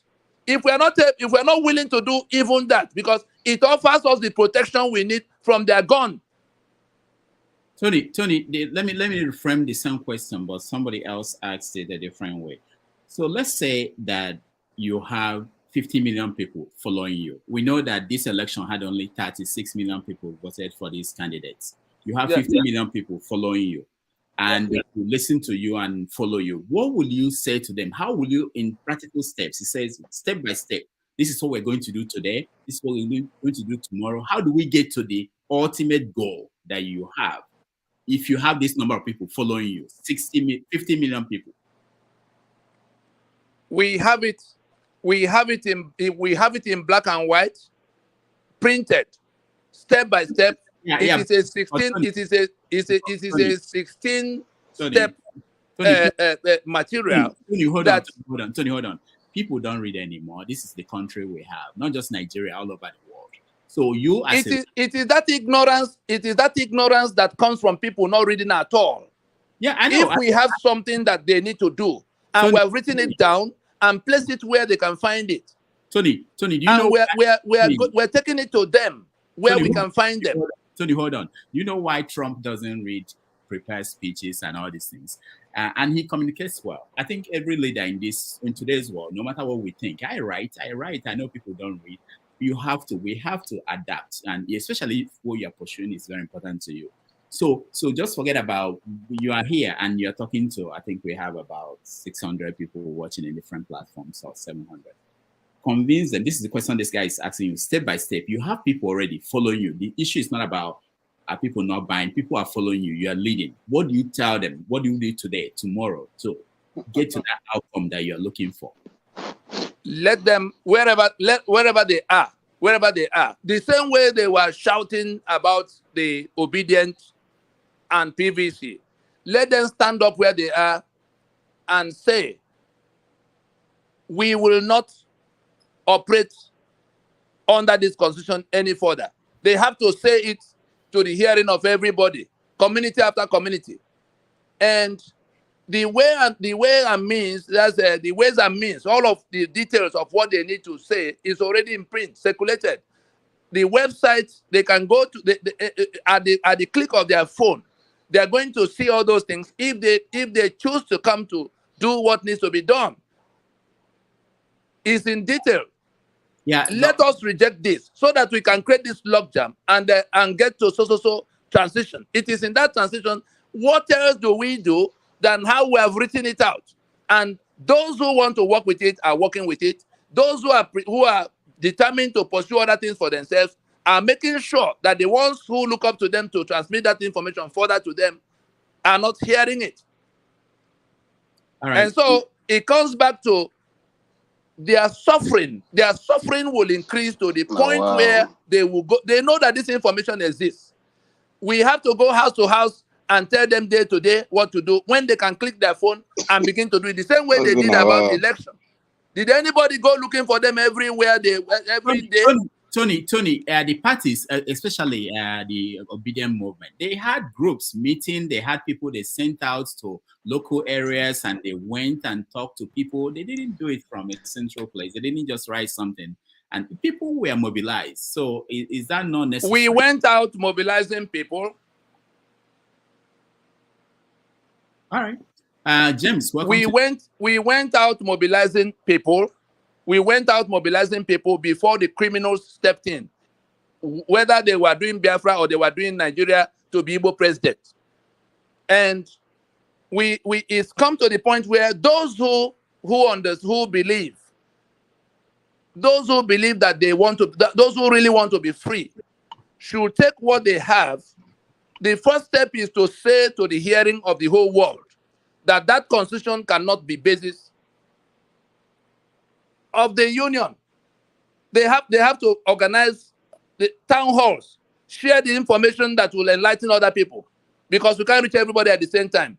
It has to become the dominant, demand from amongst them that election is not the way to. It's not leadership that will solve their problem. It is the constitution that is the problem. They have to come to where they are the ones saying it in all kinds of places, and everything they need to be able to do that is already in place. It is when they do that it then becomes the issue to be resolved, because politicians who are inviting them to come to inauguration or how to win election the next time, everything will come into question for, is it really what we want to do? If they refuse to say so, and they pretend they are not hearing what we are saying, they sit in their homes, it becomes something that they prefer to go to election and renew their enslavement. All right, Tony. We have these things listed. We have it going around as flyers. We have people organizing town. As I speak with you, I'm heading into another town hall of Yoruba people right after I drop the phone with you now. Okay, there Tony. are people who are already doing the work. The ones who do not want to do the work, but who want they want change. They cannot define the change they want. Let people define the change they want. If that change is to end their bondage and not to change the next neighbor that can become governor so that they can go and share. That's what some of them are looking for. That's why they are not able to understand that the constitution that makes them slaves is what they need to take down. Okay, Tony, let's get a few more people in there before you disappear on us. Ejike, welcome to the show, and quickly your questions so that we can get other people to talk. Go ahead. Ejike, you are muted. Unmute yourself. We have to move away from Ejike now. Ejike, what's going on? I know you've been trying to speak for a while, and that's why I'm giving you. Okay, go ahead, Ejike. All right. Am I coming out? Okay. Am I coming out? Go ahead. Yes. Oh, thank you, everybody. I've been listening. When you started, I wanted to speak, but lost it again. Very interestingly, if I may ask Anthony, first of all, can I ask Tony? Tony, did you vote in this election? And then in the previous election, did you vote, please? If you answer it, I'll ask you another question. I have about 3 questions to ask you, please. Dr. Damages, I have only 3 minutes left. Please, can we go to another? If you have listened all this while, we said in 1999 that this constitution cannot be basis. Those who believe No, not what I'm saying. Sorry, I said I was coming in and breaking off. I couldn't, it wasn't stable, maybe my internet, and I was driving. Sorry about that. What I meant now, just going straight forward, did you vote in this eletion? So, Ejike, we don't have question. I will not take that question. You're wasting our time. Let's go to something more useful, please. Let's go to and before I drop off, please, the NINA's website is www.nina.gov.ng. ninasvoice.org, ninasvoice.org, all written together. And the YouTube channel where we can see many of more than 230 videos of how this process is, the things that can explain things to people. If you pick any 2-3 of those videos randomly, you can actually have a town hall in any location of the world to say, this Tony, is what you have advertised yourself enough. I want to ask you a question, and you are not allowing me, and you are talking. You are We know asking you me whether exist I on the vote internet. in a No, constitution no, that no. I said we had to bring Allow down. me to ask you. You can as well go and ask Mandela whether he was voting in apartheid constitution. Anthony, can I ask you one question? You are bullying Ask the question everybody and here. stop wasting everybody's No, time. no, Ask no, the no, no. question. All right, I have to remove etiquette. We're going to talk about the rules in a few minutes because we can't have this kind of thing going on. Oyewowa, yeah, the last person, ask your question. Go ahead. Yeah, Chukwuwa, thank you very much, Dr. Dameji. Please, I have only one question to ask Tony Nnadi. Tony Nnadi, please, my question goes like this. Which map did Ojukwu fight with in Biafran War? Thank you very much. It was the map of the eastern region of the time, and he announced it on the 30th of May that it was that territory that he was now declaring the Republic of Biafra. It was defined. The whole world knew where it began and where it ended. And he didn't just go making that announcement. There were consultations that culminated in the Consultative Assembly in Enugu, where Frank Opigo was now the one suggesting the name by which they can, declare Eastern region a country of its own. That's how they came about the name Biafra. There were consultations involving all the nationalities in the territory. And they came to Enugu and agreed among themselves that they would draw a line because the killings did not spare them too. That was the map. All right. What's your next question? Thank you, Tony. Let's, who is, Okechi, go ahead. Okechi, go ahead. Yeah,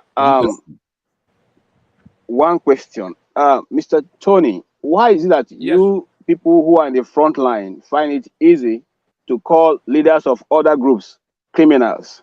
I remember that in the struggle in South Africa, it wasn't only Mandela that was in the forefront. And there were several other things that went on behind. Why didn't any of those ones call their leaders of different groups criminals? Because you've been calling Nnamdi Kanu criminals, bearing in mind that he also controls the law. Why did you do that? Yes. And hold then, on. Secondly, Hold on, sir. One at Secondly, a time. hold on, sir. Okay, Just one question. You can go to. Tony, go ahead.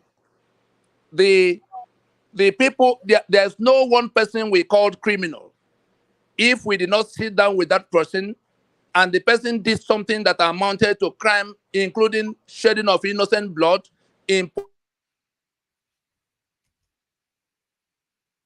all right.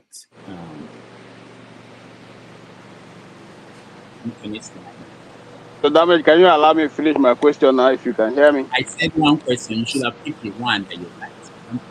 We have other people who are here to say anything. You've been here several times. Ikololai, welcome to the show. Thank you, Dr. Ulo. Yeah. Thank you. All right. So I don't know if Tony is still listening to us, but if he is, you can ask your question, hopefully. No, I don't have, well, it's a question anyway, or as much as an observation. Dr. Tony, it's wonderful listening to you. You sound quite a very knowledgeable person. But do you think you have a problem with humility in your extreme knowledge, which could bring you enough followers? Yeah. Because, I mean, you've literally fought with everyone that has tried to reason with you. Okay. Tony, are you there? Tony. All right. So,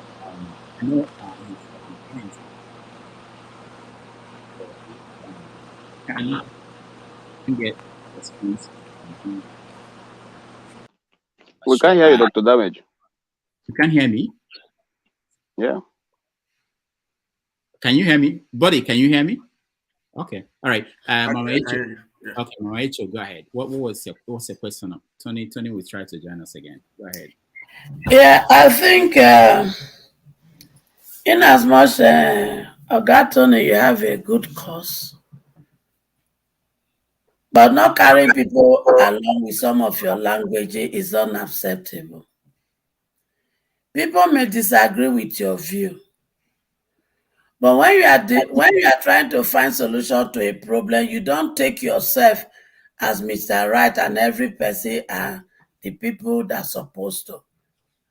Personally, I use the word we most of the time so that people will know that I'm saying I am part of it. So situation you now like bring solution, and the people you are presenting the solution to, you seem to use a language that make them to feel they are the one not doing their part. Whereas you as a person has not bring the people to be part of what we are talking about here. You seem to segregate yourself from everything and make the people the problem. We can't solve our problem like that. I always use the word we are the people that contribute to Nigeria problem, and we are still going to be the solution. So when people disagree with you because they are coming from a different thought and you call them criminal, you won't solve this problem, because these people you call criminal, they still have another group of people that believe in them, and they are going to be part of the people that will work together.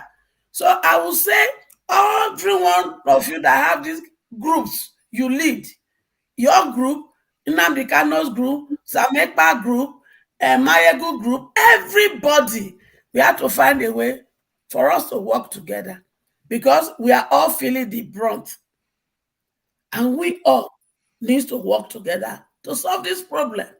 So let us not be calling some people criminal, this and that. We have a different view. We are looking at the problem and we are looking at a solution from different angle. So for the fact that we are looking from it as a different angle does not make these people criminal. Even some of the things they do may have criminal minded.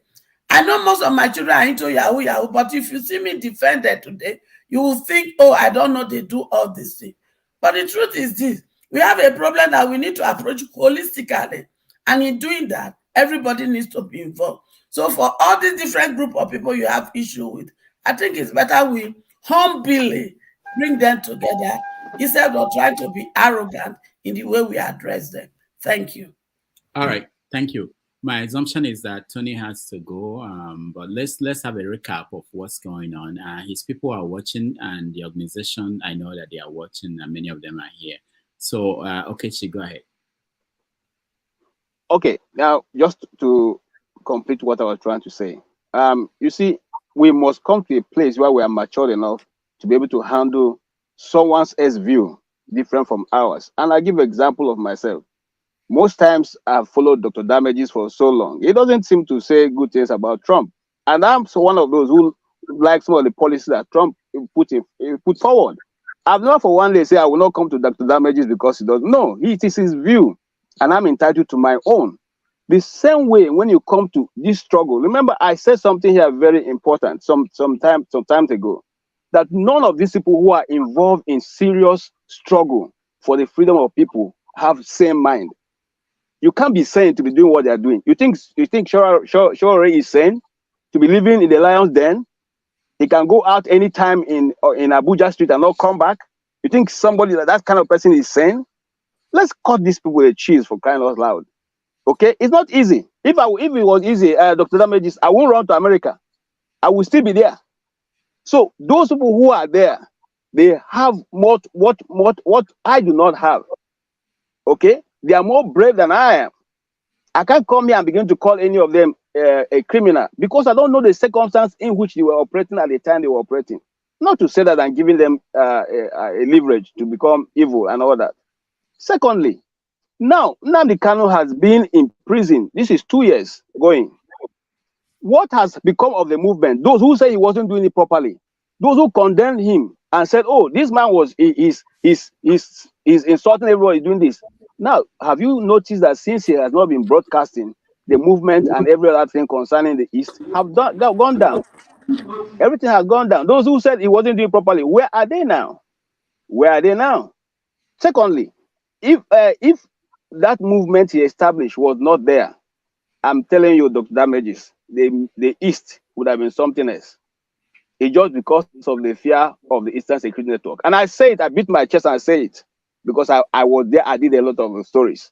Nobody, in Igbo land, it's even an abomination to behead somebody. It's an abomination. If you behead somebody, you will, there's the rituals that you go through and your community is much more than you trying to even do it. So now he was saying that the Biafran people are beheading. No. That means that you don't even understand what is going on in the East. There are a lot of people operating in the East, but that's another day. So what I'm trying to say here is that if I don't agree with your system, I don't have to condemn you. I can say, look, I don't agree with you on this point or this point. Look, people talk about South Africa. Do you think Nelson Mandela is the person who started a movement? No, his name is Steve Biko. He died in prison. Steve Biko was the founder and the leader of ANC before he was killed in prison by the apartheid regime. So you are dealing with. Okay, I don't think so. He was killed. He was a young student. He was a young student. He wasn't the person that started. Yes, I'm coming now. I'm sure it's not. At the time the movement started, okay, he was one of the leaders of ANC. If you say he's not a leader, not even ANC, he was go back to the history and check. Student movement, you know. He was one of the leaders of the freedom fighters in South Africa. I mean, maybe I'm not getting the name correctly right now, but all I'm saying is that it wasn't one movement. There were other people who were by the side who are also bringing their own whatever they understand to be the movement. So we all can be in Ninas. We all can be in Ninas. We all can accept Dr. Tony. We can all accept what he's doing. Okay? But he can do his own and we'll do our own. Thank you very much. Someone who like to see justice done for all. All right, thank you. So what we're doing now is feedback. What is take from what happened? So I've not comment about Mr. Tony. Okay, go ahead, DQ. Yes, can you hear me? Yeah, go ahead. Mama, good evening, ma. Hello, Mama, can you hear me? Mama Echo. They hear you, BQ. Yeah. You don't want trouble today. It's not trouble. I specifically want to greet my mama. Mama, don't forgive you. Go ahead. You carry, are they hungry for Gbegiri and Amala? You carry one for me. Yeah. I said I should greet Mama. Everybody just, anytime I mention Mama, everybody just have something in their mind that I want to look for trouble. I'm not looking for trouble. My children, they fight. Thank you. You be Jehovah Witness. When they pursue you every day, they see the comeback. You be Jehovah Witness. Mama got your back.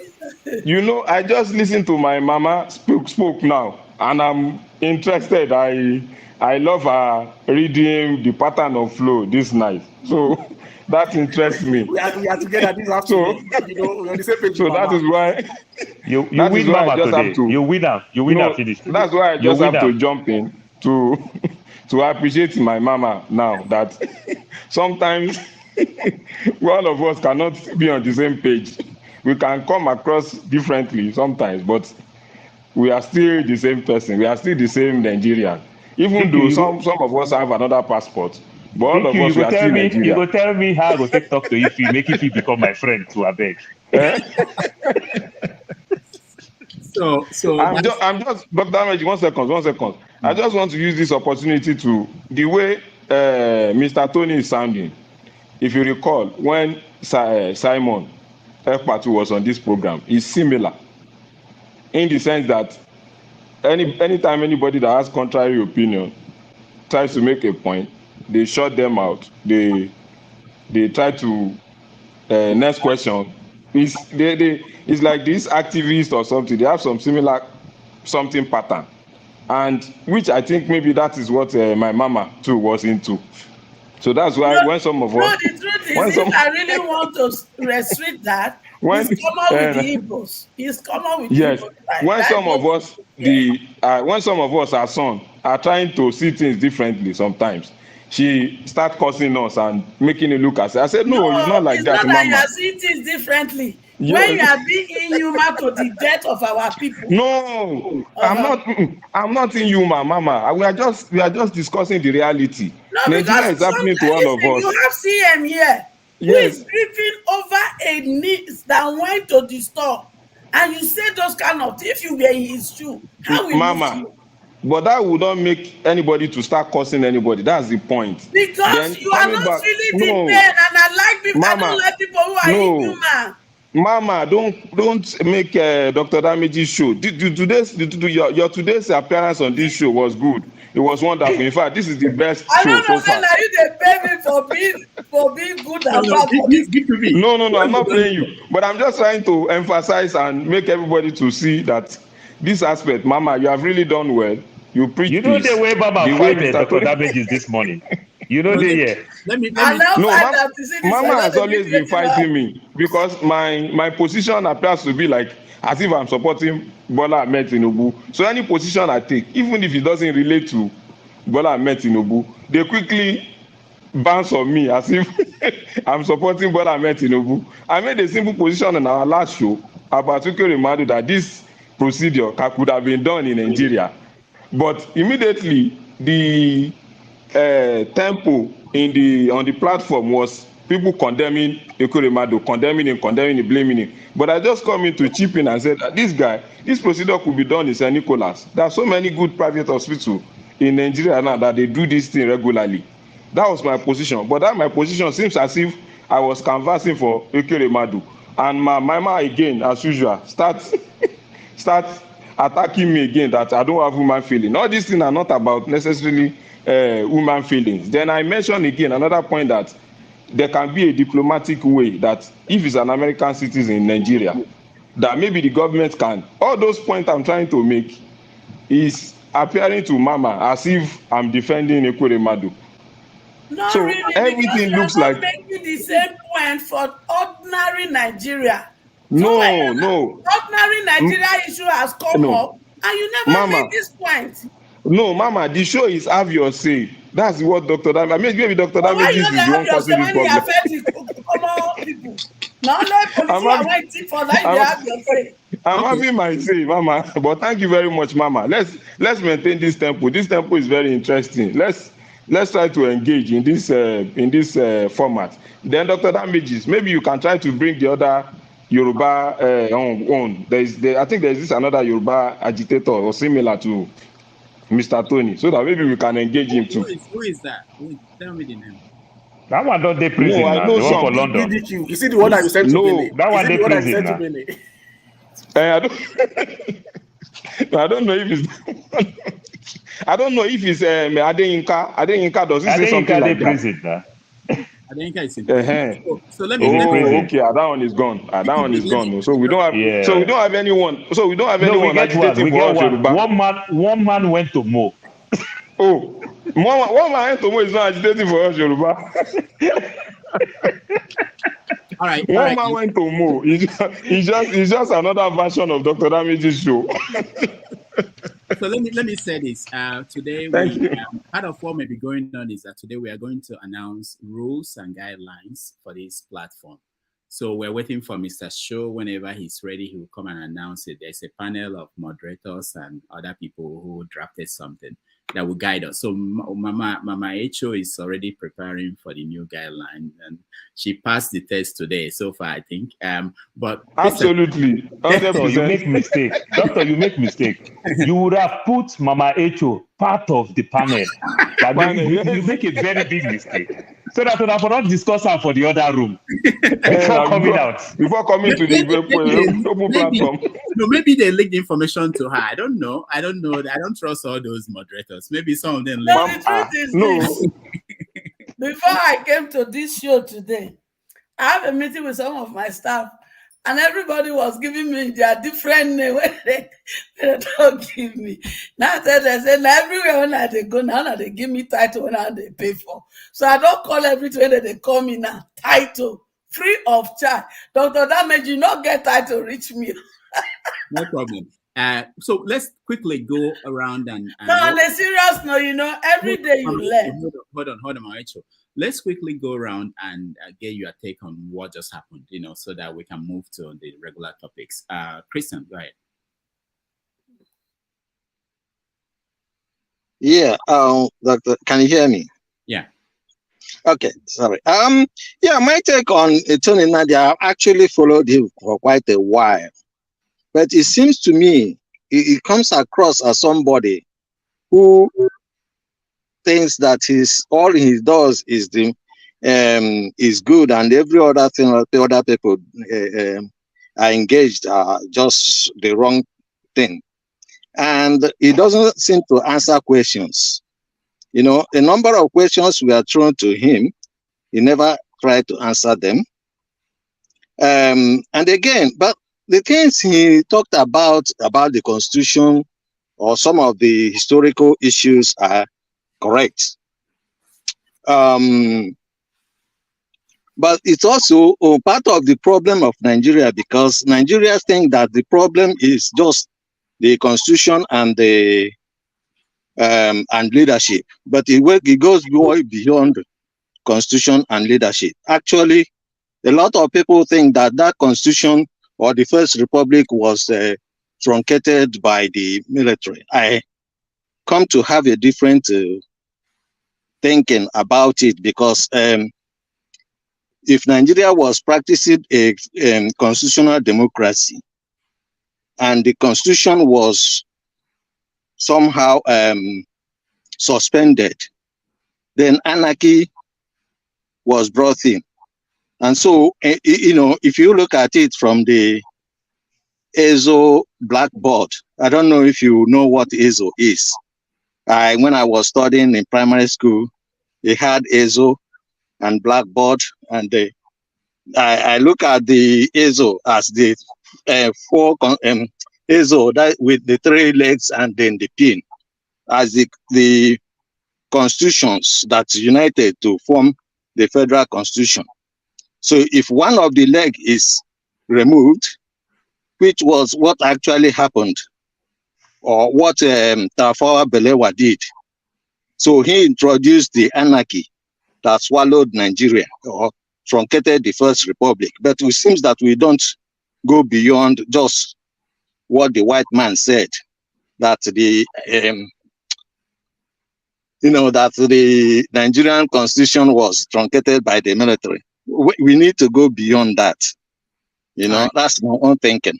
But from what he is saying today, basically, he should, next time when you invite him, it might be good also to invite those people that he call criminals. I know you have interviewed Nnadi Kanu, but Nnadi Kanu always give you straight answers. And the way he approaches issue, he approaches his own arguments.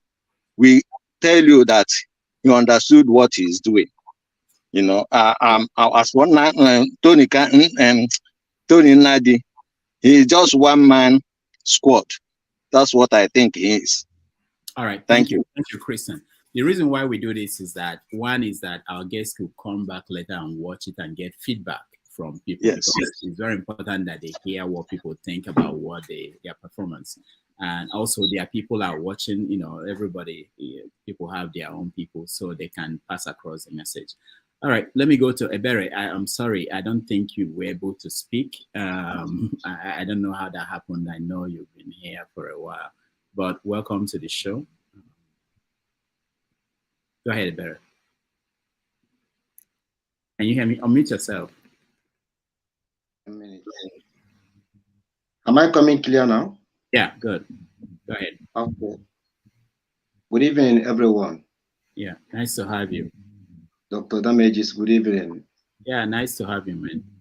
How are you doing? Good. Yeah. This is my first time being in your show. Oh, we're still composing the music for the first time, people. It's Thank not you ready. so much. Once it's Welcome to the show. We play the music. Thank you, everyone. Yeah. I greet everyone, really. It has been long. I've been following you some years ago. Thank you. It has been long, and I see the good work we have been doing. I'm very grateful because if there is no platform like this, I don't think people will know some certain evil going on in Nigeria. So special greeting to you. Whether you are doing it right, whether you are doing it wrong, but a lot of people, millions of Nigeria at least they have learned a lot from your platform based on different idea, different solution, different talks, people you bring in to have a lot of discussion. So I still greet you again. Thank you so much for that. Thank you. I would like everyone to please pay attention to understand what I'm going to say this evening.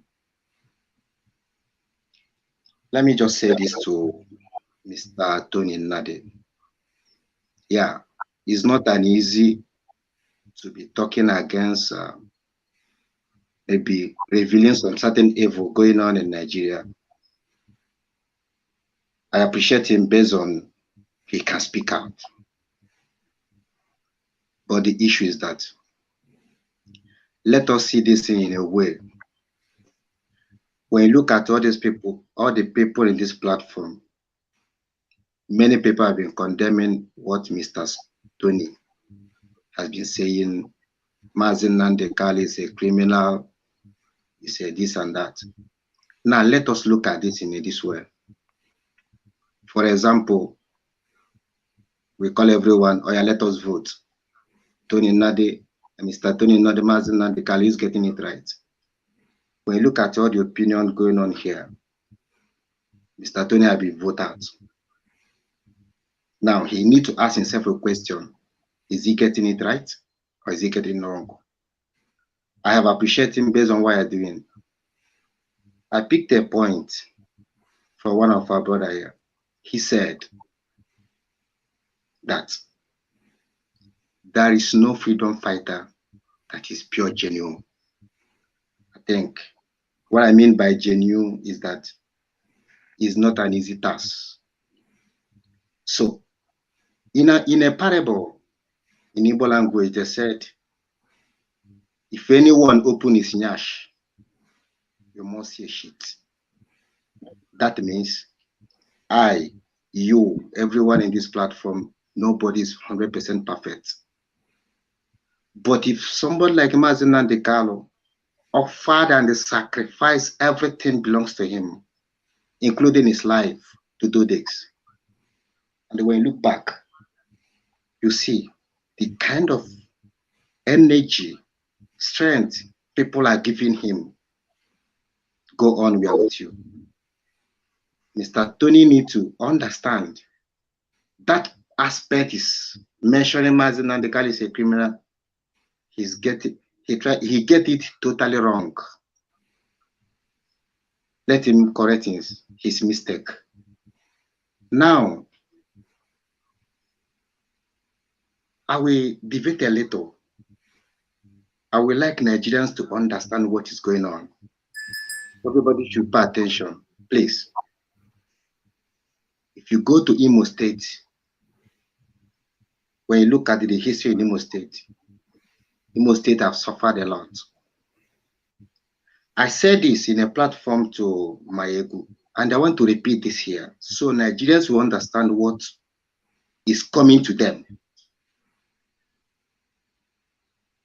The governor in Imo State right now, let me put it in a government in Imo State right now, they are trying all their possible best, like the one they are trying to give Nigeria now. The president, they are trying to give Nigeria. And a reasonable person need to look, reason, and watch a kind of calamity coming to them. I want people to pay attention in Imo State. The party, the Nigerians trying to hope on, please give me some. One more minute, because we want to get everybody.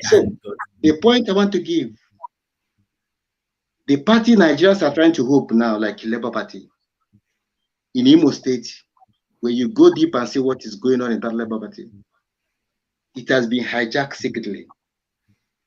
And if you are trying to give us, if that the party trying to give us a retired soldier, this is the worst thing that will still happen to Imo State people, because they need the strength to pursue the present government there now, because that one is a big problem to Imo State. So I'm begging it, I try to let people know to pay every attention in Imo State, what is coming. And let me just conclude from this. If Nigerians don't want something in a way, this is the best idea I'm giving. Mazi Nnadi Kanu is seriously sick. It's not a word of talk. Eventually, if that man die inside that detention, what we are seeing here today, nobody. When you remember what is happening in Nigeria, you can't even have the strength to come and talk here.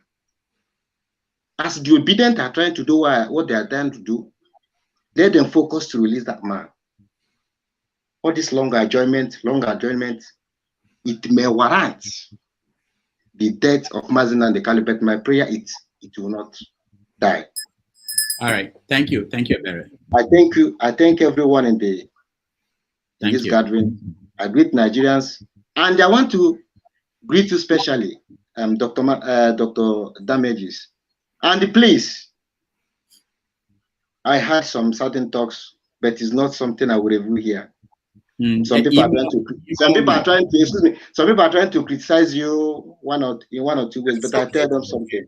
It's all right. You are not you are not that kind of person, because what you are doing here is not an easy task.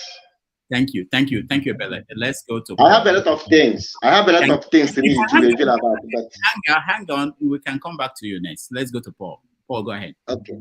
Thank you so much. Thank you, Doctor. And Tony Nnadi is the topic of the day. And I think the way Tony Nnadi is going, it's just like, let me put myself. I am very, very controversial. And because I'm very, very controversial, it's going to be hard for me to stand up and say I want to champion the case when I'm so controversial, when I know the thing that I'm talking about. If I do my own survey independently, I know the people are not buying it. It's just hard. You understand? That is one. The products that I'm about to sell, the people are not really buying it. It may be very positive, one aspect. The other aspect of it, character is important. It's like many of us going through our financial issues. Some of the things that make us have financial difficulties, problem with our finance. It may not be money. We may be making the money, making the 6 figures and every other thing.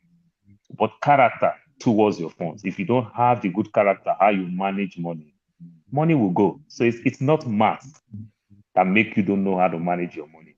What is your character? So Tony character, the way he curses, the way he does things, I don't think that will take him far.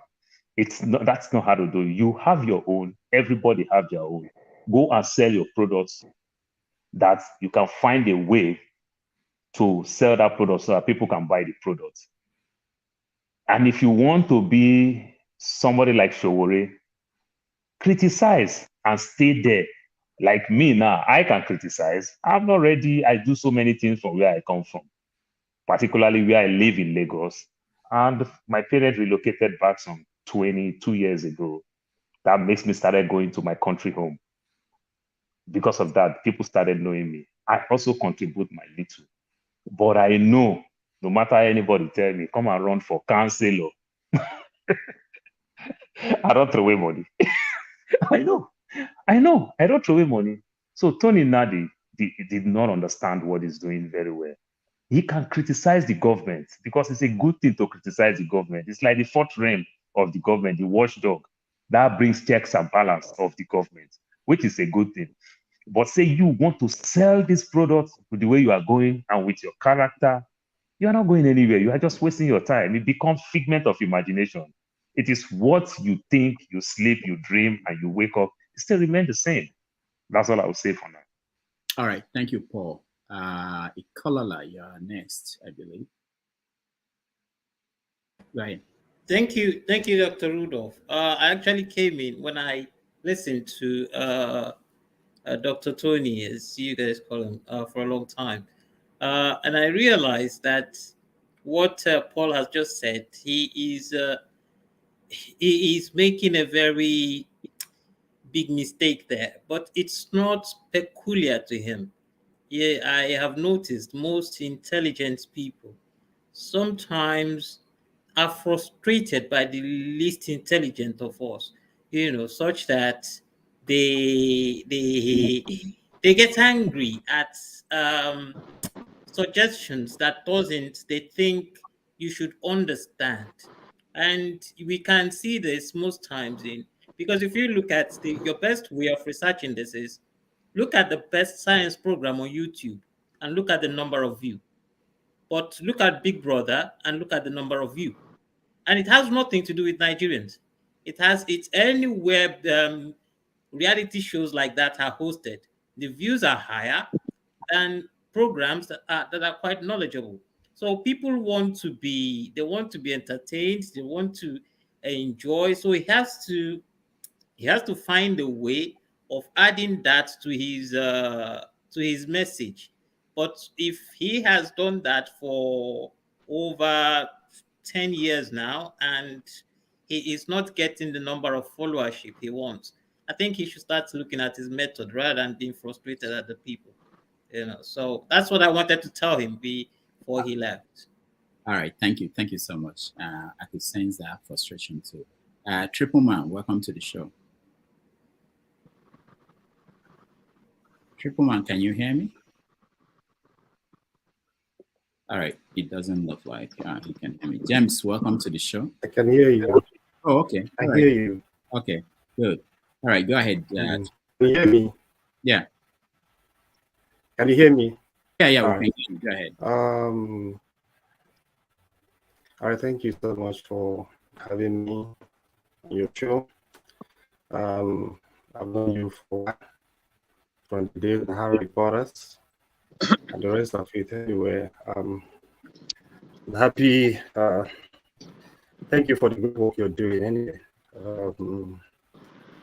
It's only Dr. Damages that would give you the really genuine have your say, where he's patient with everyone.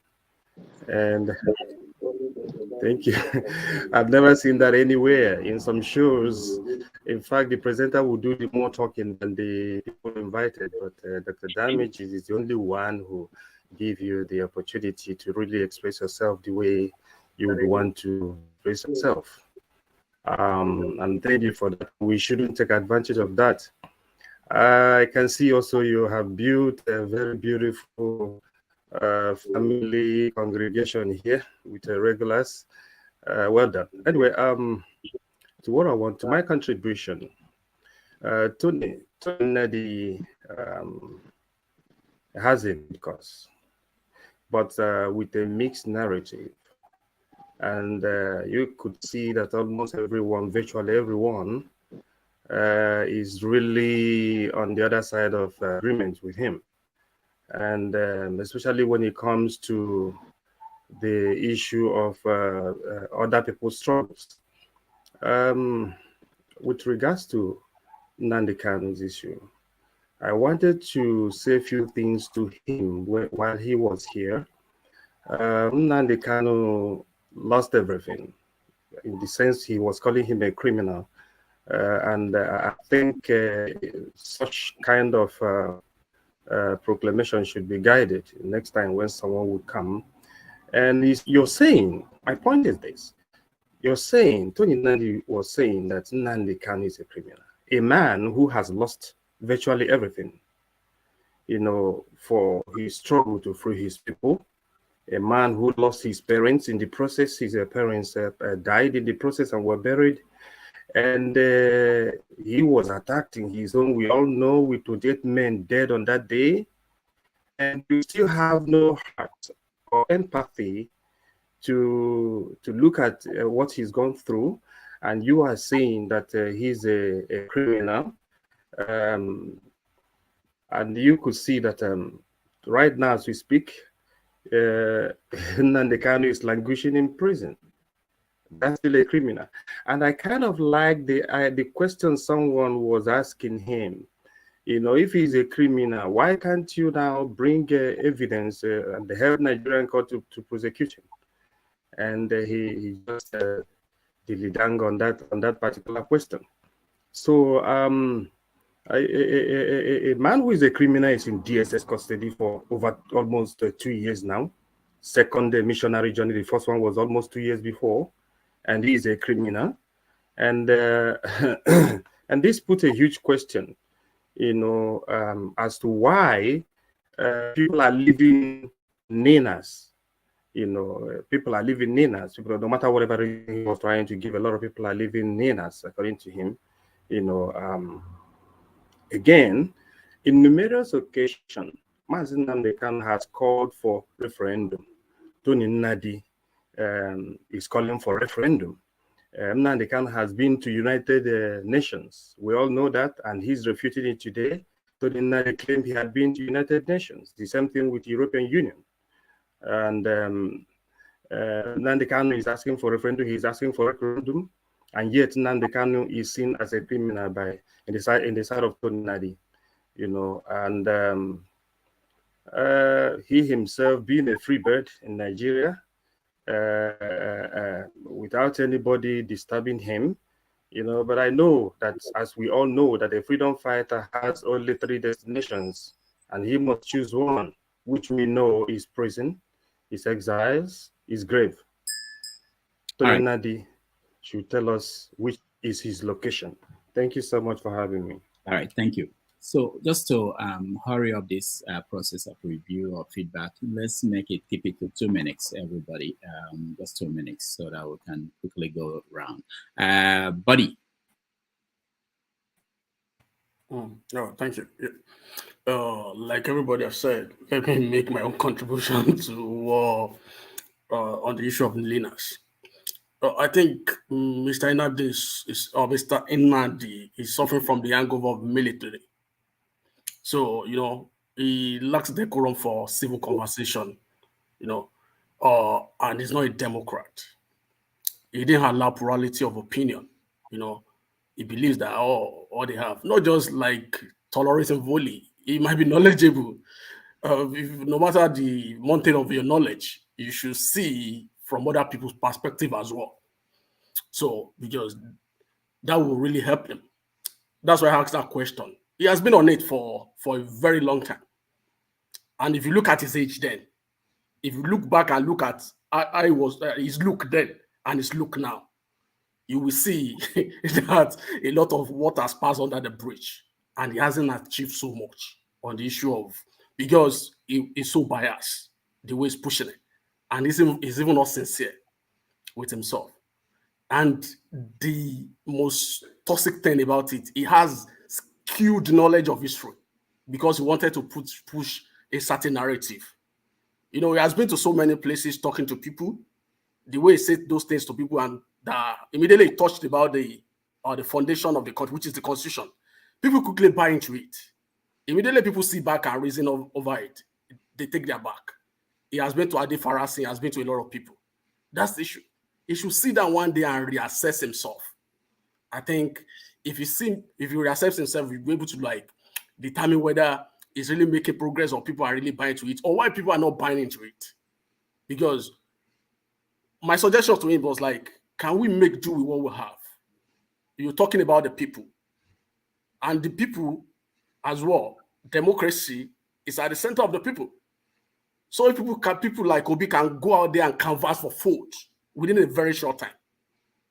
Political party go out there, they canvass for vote. Why can't him adopt the same strategy, market your product, convince people? He was given the opportunity. I think this is the second time on this platform, and he fatally, he wasted that opportunity. Nothing takes him in convincing us and tell us that if you call yourself a leader, you should be able to convince us and show us where you're actually taking us to. The same problem, what's the name of this guy? Sunday Igboho had with the government. And we saw it from the beginning that this is the way it's going to end. Mr. Linas as well, Nnamdi, is towing the same part. Because he doesn't have the greatest stake than any of us. The same stake he has in Nigeria is the same stake that all of us has. So he has to be very careful, and we encourage him, if we change, to reach out to as many people as possible. Talk to him. Don't despise people. That's very wrong. And he's so evasive. He didn't want to answer any question. And this is the kind of leader we are pushing for. Is that the kind of leader that will be telling me that we have any constitution? No, I don't trust that kind of people. So whoever their members are, they have to sit him down. Either they have to change him if they want to go places. So I think that's it for now. All right, thank you, buddy. Dr. Damages, let me just drop so that I can leave the stage, please. Okay. Just 1 second, please. Thank you. Thank you very much again for this opportunity. Mr. Tony, I see him as the agitators. They have some common characteristics which I see in him. They are very bold, assertive, and then they come across very strong. The few ones I know, that is what I see in them. People like Mazi Nnadi Kanu, Mr. Tony, Igboho, and even the IPOB, the president of IPOB in diaspora, Simon. So they have that, they come out that strong that if you are not sharing in their line of thought, they shut you down. Can we move on? That question is not for me. So is still not so. I'm not surprised that the way you come across. So that's just my own point generally. So that's just what I said I should contribute. Mr. Sho, how are you, sir? All right. DQB. Thank you very much, Dr. Damages. If you I will listen. just be watching. Sir? Yeah, I say it would be good if you listen because show is about to perform a show. Yes, I will be watching. I'll be watching. When the topic changes, I will. All right. We are not agitators. We are waiting for May 29. Yeah. We are waiting for May 29. All right. Thank you. Okay, Yeah. sir. James, go ahead.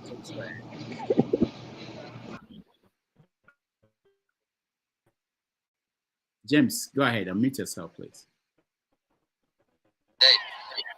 So I would like to say that most people that are agitating, like I don't like to mention his name, Adeleke grandson, you see them saying a lot of very direct words, trying to instill violence. I believe that our country is a very for a change to happen. It must happen the way Peter Obi is going about it, in a kind of subtle manner, challenging the narrative.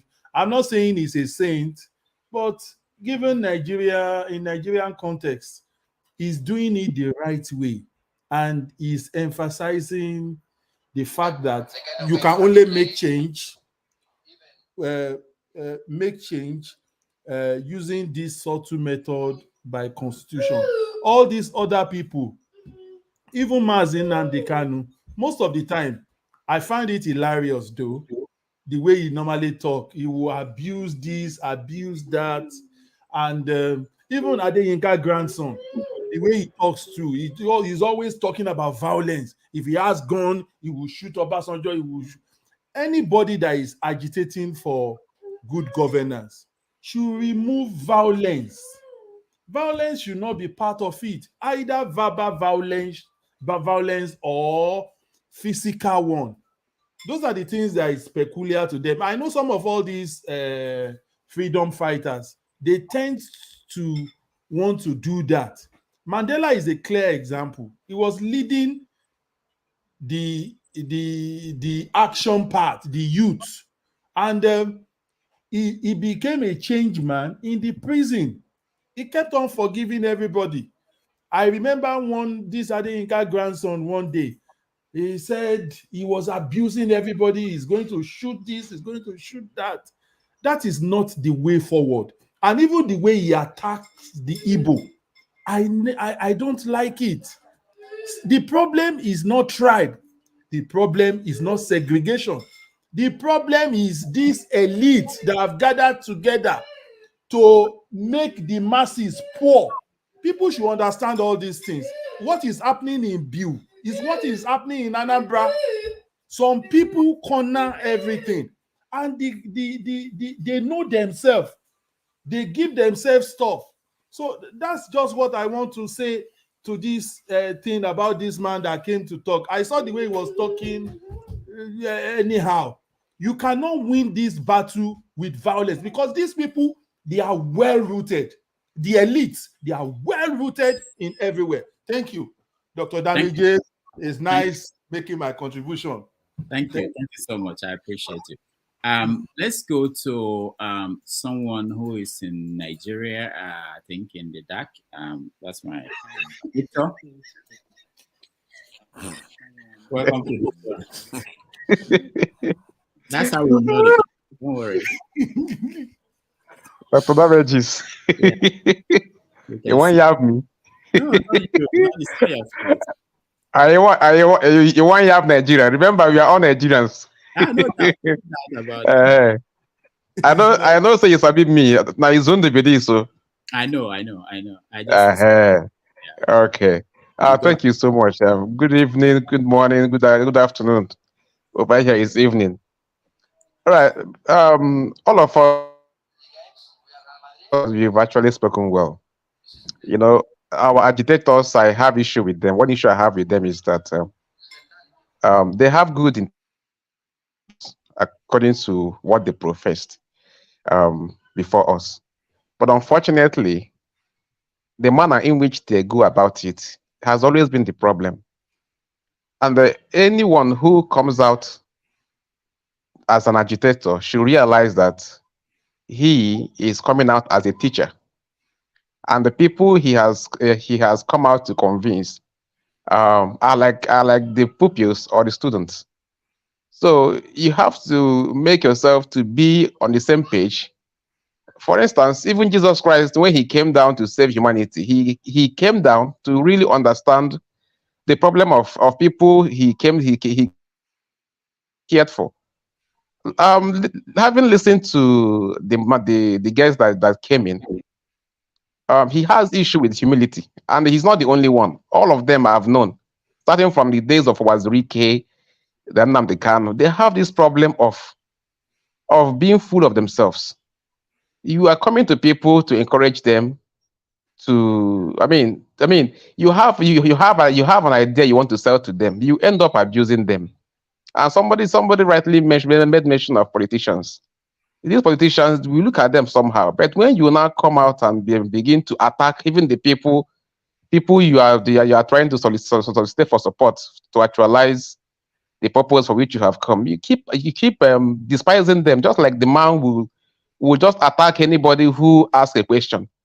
If you are coming to convince me that this is what we can do to make headway, and you don't allow yourself, you don't give room for me to understand what you're doing so that we can be on the same page. When I ask some question for clarity, you now what kind of behavior to attack me. That will not take us anywhere. That's the issue we've been having with all these agitators. And when they start with all these views, we buy them. But at long run, they destroy everything. You know, like the man was calling Nnadi Kanu a criminal. And I want to believe that he was knowledgeable. Until someone is convicted, you cannot call him a criminal, even if it's someone you caught at the scene of the crime. Until that person is convicted, I judge to be innocent. But in this case, you are calling somebody criminal, and I don't see difference between him and Nnadi Kanu. So if really we want to make headway, you bring an idea to us to buy. You must make yourself accessible. Don't push me off. Don't make yourself as superior to me because you want me to support you, and you must allow yourself to be asked questions. You need to convince me.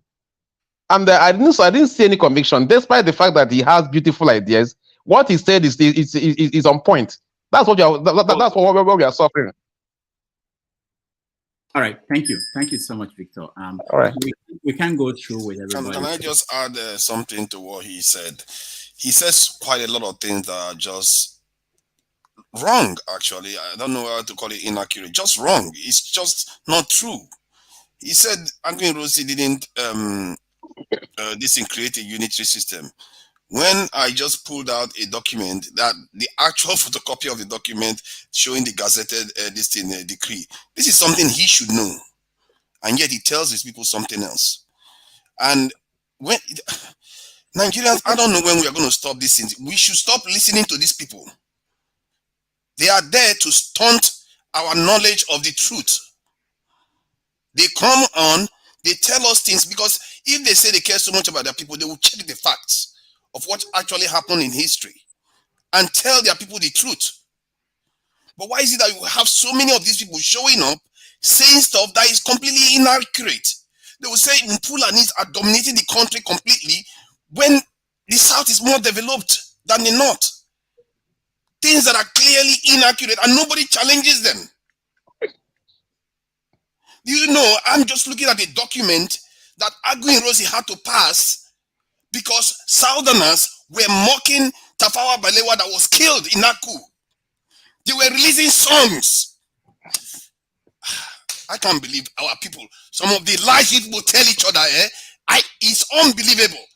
When somebody told me this stuff this week, I thought it's impossible. How could this be possible? How can human beings do something like this?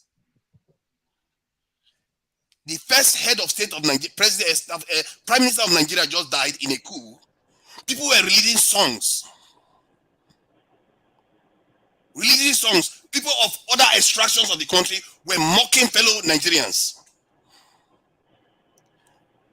Tell each other the truth. We should be honest with each other. And I was saying this thing 2 or 3 weeks ago, because when I talk to Nigerians, I see they have a false face. And I really hate it. I really hate people that have false faces, because they lie to people and lie to their children and lie. They cause confusion in this world. They lie to each other all the time. How can somebody like that, he's a doctor for crying out loud, I don't have a doctorate degree, and he comes here and says something like this, clearly knowing that he's telling people the lies. They are stunting your knowledge. Southeasterner, you really need to do your own research. It didn't take me 1 week to find this information. When somebody said this, I said, I cannot believe this is true. I had to go and find the gazetted document themselves, showing it, and I have the links behind this thing. Check it out yourself. How is it that you people don't ask them serious questions? These are your own people that did these things, and that's what led to that civil war. People not feeling empathy for each other, not feeling that a fellow Northerner had just lost some of their leaders in a coup. People were mocking them and laughing at them, that your own head of state had to pass a decree to stop it. It's in hard copy. This is not he said, she said. Somebody had to pass a decree to stop one side of the country from mocking the other side of the country. Do you know how bad it must have gotten? We really need to ask ourselves serious questions. What we are doing to each other in this country. And this man came here today to tell us that Fulanis are dominating the country. We created this poison in this country. This is our stupid tribalism. We created it ourselves, and we keep lying to ourselves every day. That is the document. They go to this in section, this in decree 44. Scroll down, you see it there. Right there. They had to pass a decree to stop people from mocking fellow Nigerians that have died too. They have just been executed by coup plotters that were overthrown. That is it there. That is it right there. So that you can see for yourself. I couldn't believe it when somebody said it. I said, how is it I didn't know this? Even till this week, I didn't know about it. I said, I have to find this document, because this it's impossible. Whoever passed a strong law like this to prevent people from defaming other people, because I never thought Nigeria had a hate speech law before. But that is as close as it comes to a hate speech law, where you had to stop other fellow Nigerians from mocking other Nigerians that have died in a coup. And when he released this stuff, it was June 1st. By July 29th, there has been a lot of deaths in Nigeria, and he too lost his own life. Because Nigerians just lie to each other and they don't want to come together. And that's why I think that man is wrong. It's not just only not rude to people, not answering questions. It's also wrong. And I fear that these people, they create a lot of them in the Southeast, and they come and lie, just like our leaders. They lie to us. They are not telling us the truth of all these things. I'm hearing Fathers, for the first time. fathers, I know you are angry. Let me just say one thing. Annoying. Yeah, Because hold I on. had a serious argument here with CM 2 weeks ago when I was telling him he was dismissing the South too. Fathers, hold on, today. fathers. I want to show Dr. Damage something. You see, I forgot to send you this interview that I had with Tony Nnadi. I will send it to you. I just want to play just like 1 minute of what he said about what's his name, Wazirike being compromised. And do you guys want to hear it? Okay, play it. Okay, let me play it.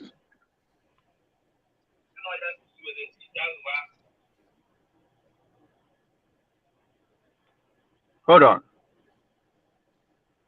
I don't know where I am. It's just the network is messing up.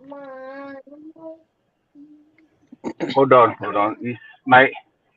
Oh, come on. Just send it to me. Okay, I'm gonna send it to you.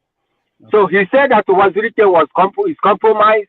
That is why Emekesiri and then what is his name, Mazen Nandikano went and started the indigenous people of Biafra. The indigenous people of Biafra. You see, I have talked to Tony Nnadi like 2 or 3 times. Okay. Can you guys hear it?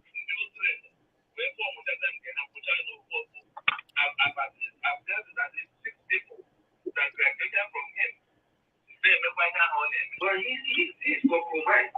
Wazirike is a compromised person.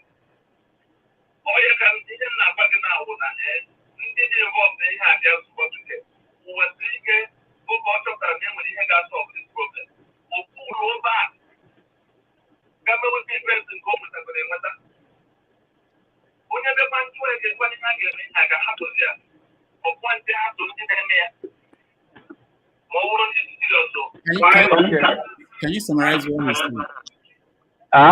Can you summarize what he's saying? Okay. He is saying that Wazirike took money. He didn't say specifically. He said that he got the ones he had and he went out and started enjoying himself. And then when they ask him what are we going to do about this struggle, he will tell them there are other people who are doing it. So I'm going to send it to you so that you will hear. It's about an hour plus. This is the same stuff that I sent to Mazen Nandikano. I sent it to Simon, but when he still has brain, when he was still his brain was still good, not when he was compromised by the Nigerian government. And he doctored it. And when I asked him to that this is not what I sent to you. Why not play the whole stuff so that everybody will listen to it and you can analyze? He said I should not tell him what to do. I said, okay, should I come and debunk you? He said I should come. When I get to his platform, he blocked me. He sent me away. So I didn't have the time to, So what am I trying to say? You see, Tony doesn't have a strategy. This thing he has been saying this one thing he has been saying for 20 years. He doesn't have, you can't be saying something and you remain on that thing without having a different approach to make that thing work. In the same audio, he said that Mazen Nandikano is a criminal and all that. And there he said a priest told him that they are going to kill Mazen Nandikano. They are going to waste his blood. They are going to waste all the IPOB structure. They are going to destroy it. It means he knows something. You see, it's just pure jealousy because he doesn't have anything to offer even Nigeria.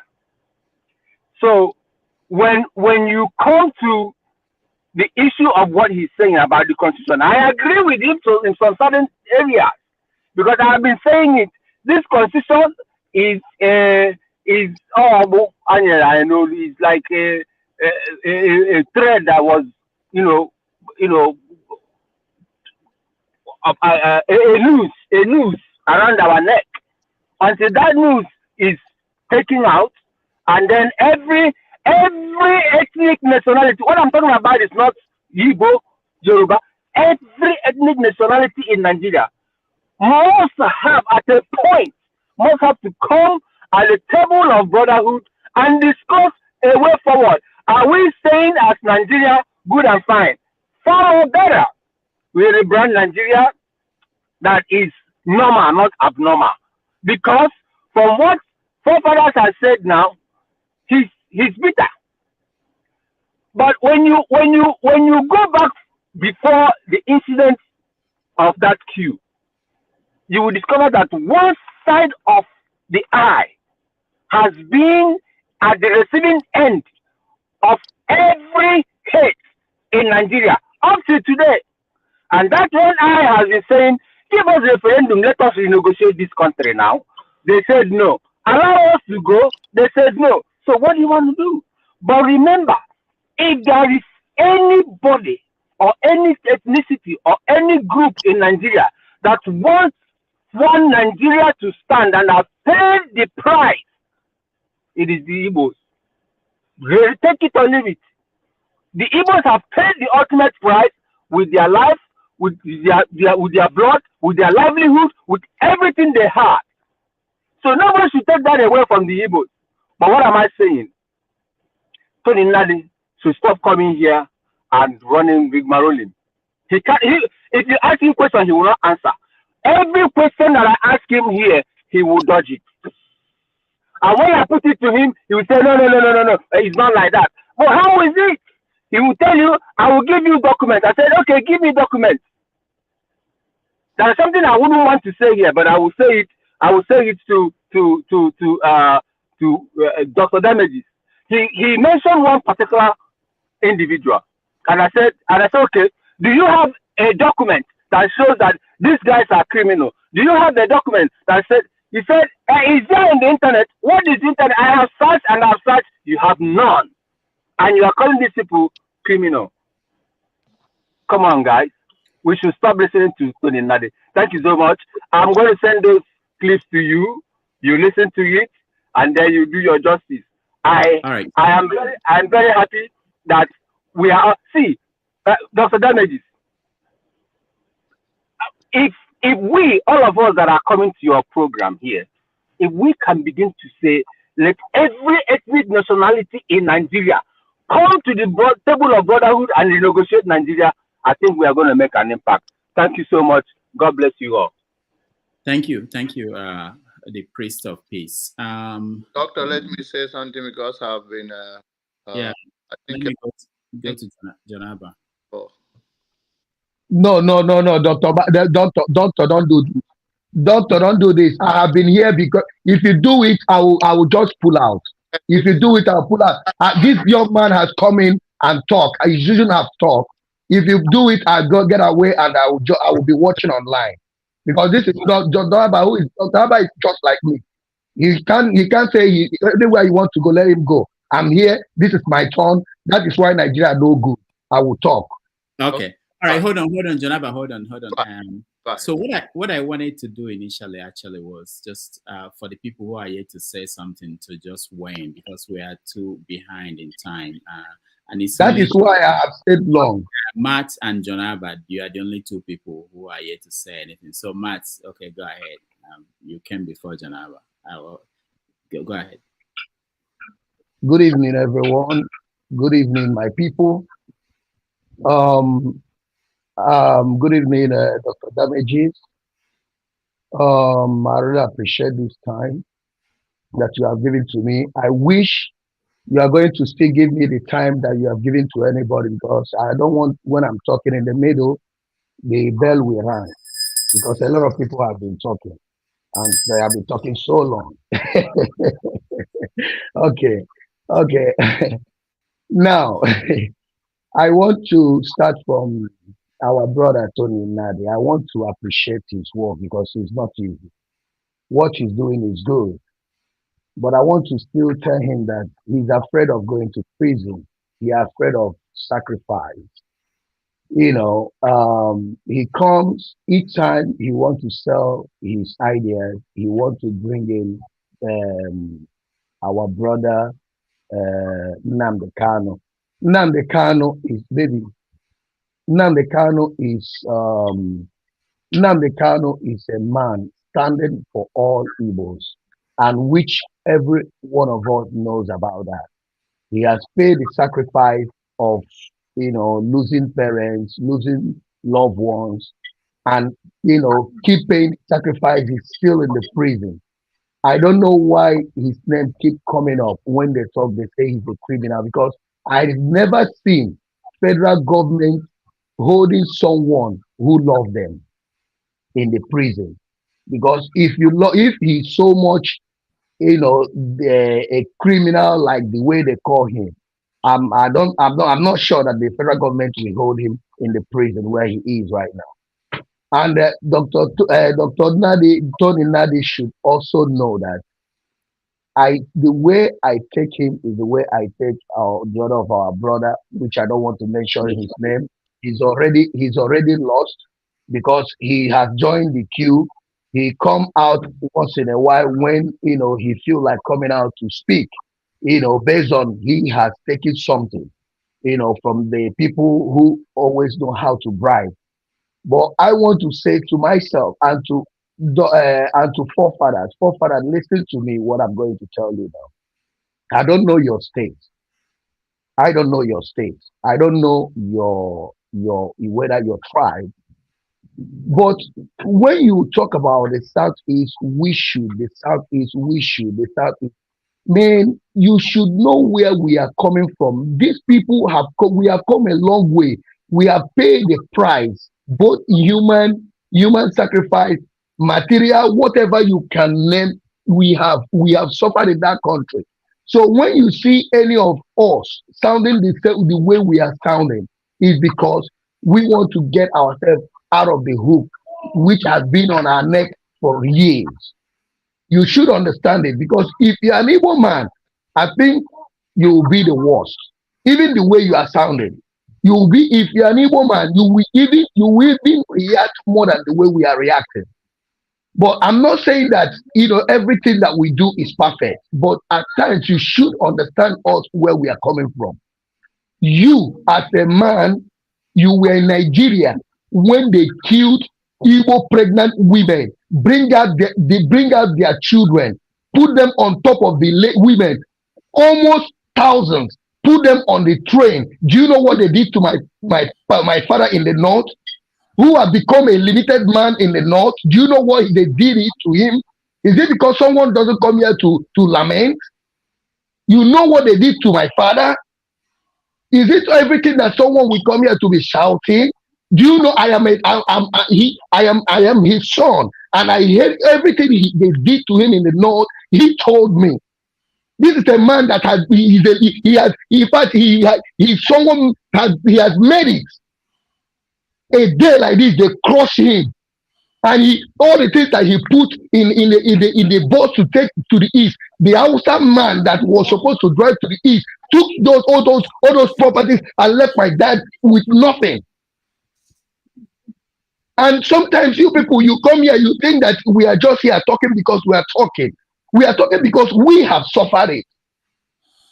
They ship them with train to east, to Umuahia, to Aba, for us to see. And we saw it and we got provoked and we started what we started. And you think that easy? Imagine you in your village as you are in UK. May it not happen to you. Something like that happened. And you are there, they show you what a neighbor or neighboring village is to your people. How will you feel? Even though no matter how calm or how cool you are, will you just also keep calm? So we have done what we have done. Whether we did it, it was right or wrong, but we reacted because of what we have seen. Understand? So you should understand it that way, because it's not easy to see your loved ones being killed that way. See, so when we are agitating from the side of blood, from the side of blood. Can I just respond briefly? See, I was the one that said I don't even know how Southeasterners put up with Nigeria, because I can't imagine being part of a nation that was involved in the kind of stuff that happened in the Southeast. So I was in Rivers State. I saw the properties of Igbo that were seized. This is not distant to me. I saw it, and even people in the South, they were the first to want to secede. It's not distant from me. Why I really dislike what is going on is because there doesn't seem to be any effort to truly fix it because of so much lies. I understand. I understand that. I understand it from the side of when you talk about Tony Nnadi. When you mention about Tony Nnadi, I would accord with you, like they say here. I will agree with you. But you see someone who physically, spiritually, mentally involved in trying to, salvage, liberate his people, and you come here, you have the audacity to be calling him a criminal. You are sitting in your room in Nigeria, nobody is coming for you, and you say you are agitating for Igbos. I tell you, you are not agitating for, you are rubbing mind with the federal government, because if you do, you would have been behind bar by now.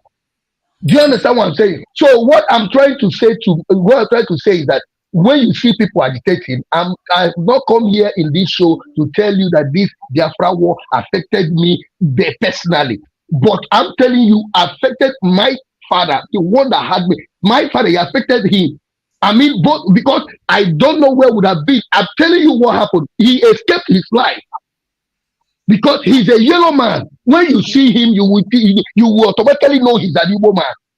He looked like a white man, because if you see him, because you will automatically know. You don't need to. He escaped. He escaped. Let me ask you something then. What do you think that decree that Aguiyi Rosi passed, Decree 44, of people mocking other people that their people just died? What do you think he was trying to stem? Why do you think he was trying to calm? He was trying to calm situation. Okay. He was trying to calm. Were laughing at people that were killed. The right thing. And yes. The argument I had with CM here just about 2 or so weeks ago was about him dismissing the South. When I told him that this in Isaac Adakaboro, one of the reasons why he did what he did was because he felt that the Southeasterners were dismissing them and all the rest of it. And he refused, even in this modern age, he refused to even acknowledge that. He had literally dismissed them. He said they don't matter. He literally dismissed them today. Why do you think this carries on till now, where people are not self-aware? If their own son, Aguiyi Rosi himself, had to pass a decree to stop them, why is it that they are not self-aware? I said this before about this Abel syndrome, where you are righteous in your own eyes, but you don't see what is going on around you.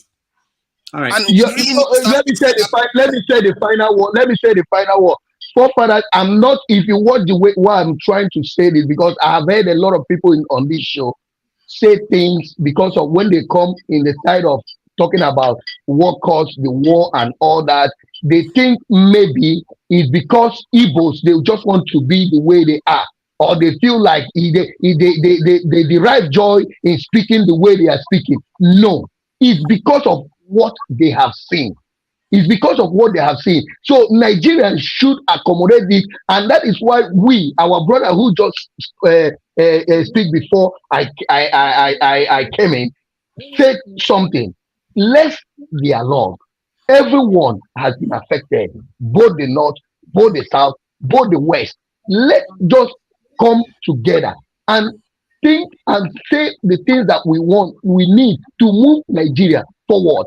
Now, for you people to still know what is going on in that same country, today, I read in the north, they are dictating that they want to add to their Sharia law, road safety, control, whatever, in their Sharia law. I tried to send it to Dr. Damages today for you to see the kind of country that we are living. If they should add up that one, this is what I'm trying to, Road Safety Commission law. They want to add it up. He spoke even eloquently today. They are clapping for him. They want to do what? Add it up in their own Sharia law. I don't know if we have 30 constitution or 50 or 70. I don't know which constitution we are following. Is it Sharia law or is it the law of the land? I don't know which one. So it's for us to see that country will need their law. Matt, thank you. Thank you so much. I just want to point out something just happened now that made me think that the new rules that show we read to us after John Abbas speaks. There's something missing there. There's something that Matt did it was unintentional, but I think he was trying to make something very clear by talking about graphic details of certain things.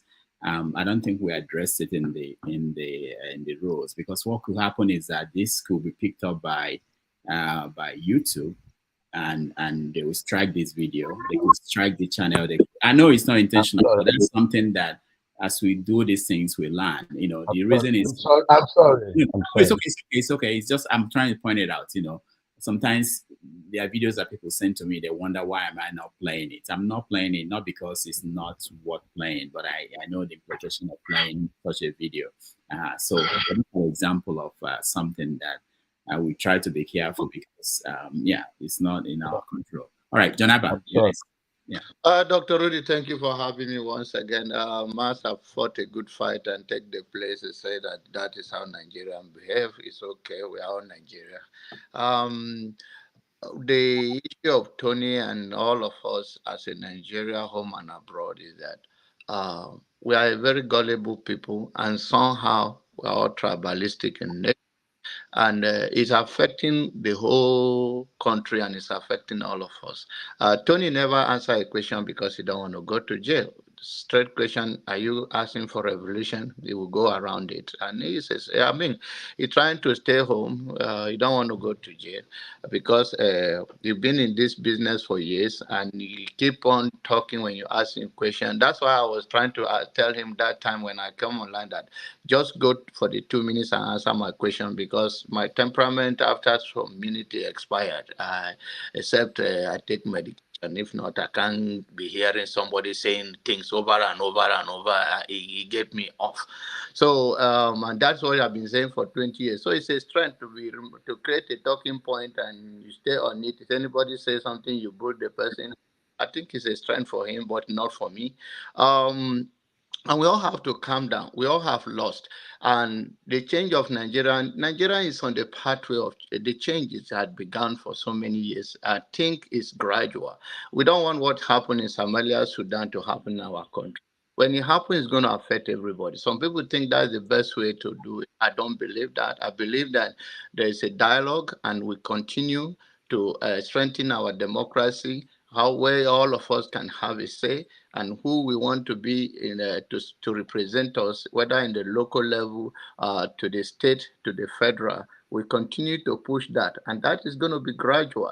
But if we allow the elite, now that we are now, what is reigning now is that you just agitate for something, and as far as people started supporting you, then you started making a little money, and you become a god. And that is what have kept us. When religion comes, somebody will say religion to you, and then we all become religious, and then they tame us, and then they make money and go abroad. Now agitating is anybody can agitate from the north, east, west, south, and now we don't even have Nigerian that we all clamoring for. Rather, we have few people who claim whatever they claim.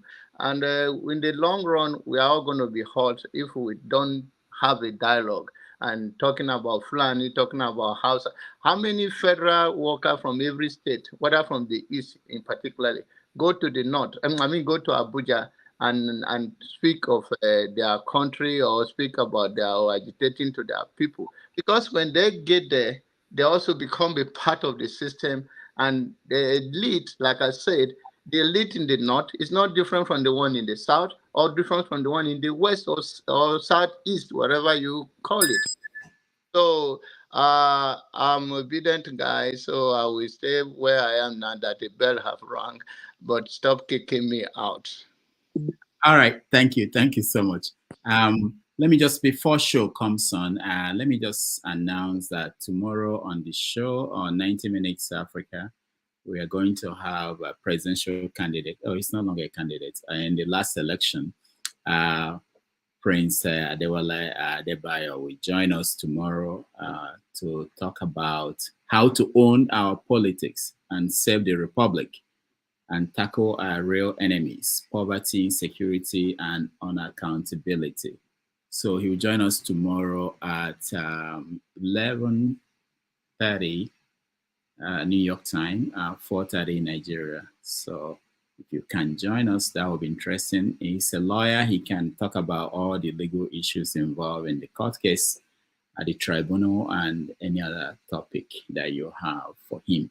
Nii, I know you wanted to say something, but you have to wait when we are so behind. I want to invite Show to do us a favor and talk about the guidelines and the new rules. Hey, our class prefect don't come. Oh. I'm scared of him too.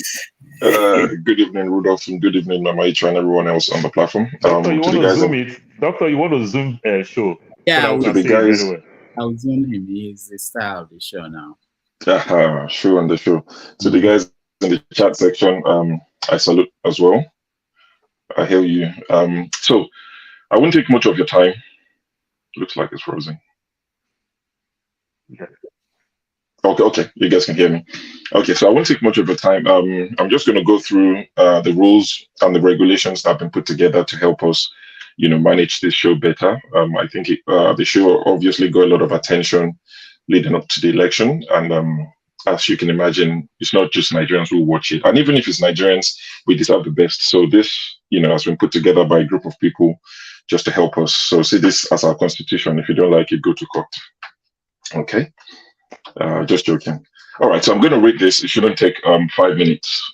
And if you have any issues with it, please it is directed at Dr. Damages. You can take it. It has a thicker skin than I do.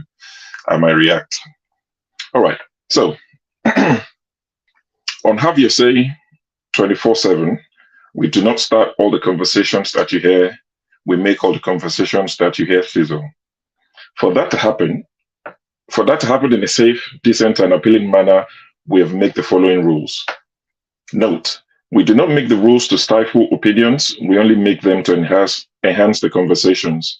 We believe that your right to have your say ends only at the point where the right of others to have their say begins. These ethical rules and codes of conduct are similar to what commentators on public media worldwide adhere to.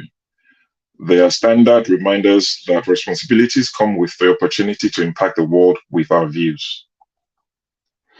Even when we treat others the way we want to be treated, there's still room for conflict. To minimize this kind of disputes, we shall enact the following rules. The consequences of violating these rules is that the moderator will take the violating panelist backstage. In extreme cases and repeat occurrences, the moderator will remove the panelist from the studio. If the panelist continues to violate the rules in subsequent sessions, it could lead to a suspension for a period to be determined by the moderators. If the panelist continues to disregard the rules after the suspension, an outright ban may be enforced. An appeal can be made to a panel of reviewers. Our paramount goal is not to punish, but to preserve and protect the dignity of our co-panelists, the sanity of our viewers, and the integrity of our platform. So I'll read out the rules. They're like the 10 commandments, because I think it's 10 of them. So, number 1, panelists shall show respect to guest and co-panelists at all times. Please be kind, polite, understanding, and aim for healthy and constructive conversation. 2, eating, sleeping, or lying down while in the studio shall not be permitted. So, is Victor still there? Drinking water, coffee, tea is allowed. For those who like stronger stuff, like myself, you can hide them, in your mugs. It would class as tea. Number 3, aggrieved panelists should refer any matter of concern to the moderator rather than take matters into their hands. No personal attacks will be tolerated. 4, bullying, cursing, even if it sounds like a prayer. Am I true? I'm looking at you. So bullying, cursing, even if it sounds like a prayer, shall not be tolerated.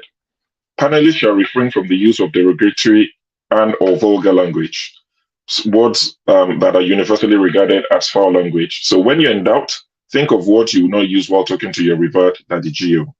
Words like, the ID, IOT, ST, UPID, FC, UK, and the rest, okay? The use of such profanities would attract an automatic removal from the stage. Number 5, panelists should be ready to provide the source of information that they share. That's a very important one. So when you're pulled up to ask, where did you get this from? Please be ready to provide the source of your information. So do your research before sharing information. We do not want to be purveyors of fake news. Number 6, as a panelist, your camera must be turned on at all times, with your face showing at all times while you're in the studio. Now I can imagine right now the comment section is probably typing a particular name, but yeah. Number 7, you shall wait for the moderator to call on you to introduce you when you join. Though minor interjections may be permitted, mainly to clarify matters, but sustained acrimonious interruption will not be tolerated and shall be considered an intentional disruption. Disregarding the moderator's request to cease is considered flouting of the rule.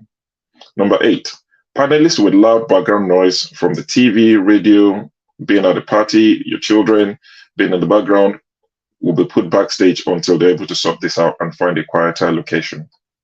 Number 9, for consistency of form and aesthetic appeal, you shall not switch off your camera while on air or go off the screen. Panelists can reach the moderator via the private chat to request to be put backstage at any point for any reason. Number 10, thou shalt put on appropriate clothing when coming on air. Nudity is frowned upon by all of us, as tempting as it might be. And lastly, we strongly discourage joining the panel while you're driving. Please stay alive and stay safe. Thank you.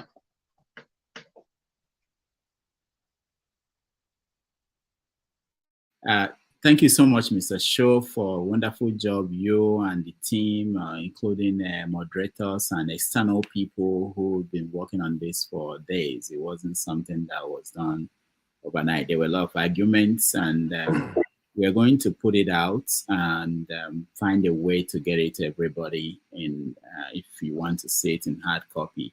So, of course, we will continue to review it. We will hear what people think about the rules. We'll see how it's going. If we need to amend, modify, we will do that.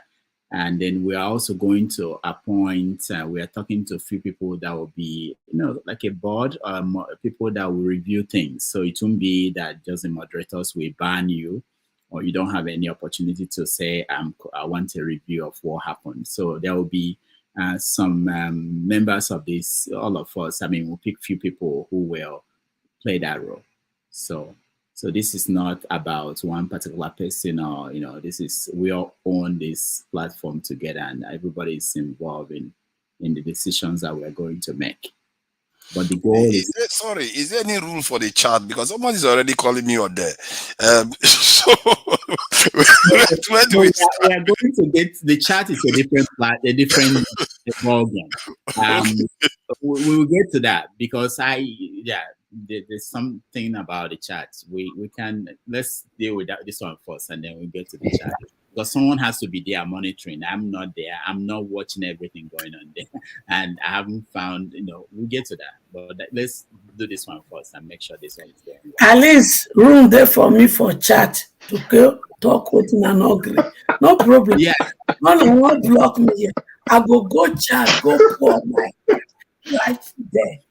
Then those when they provoke me, when it come to my children, they're gonna match on a break. Because I go leave studio, go meet on for chat. I can just let you know. All right. So any Doctor, about the children own, I want to add something.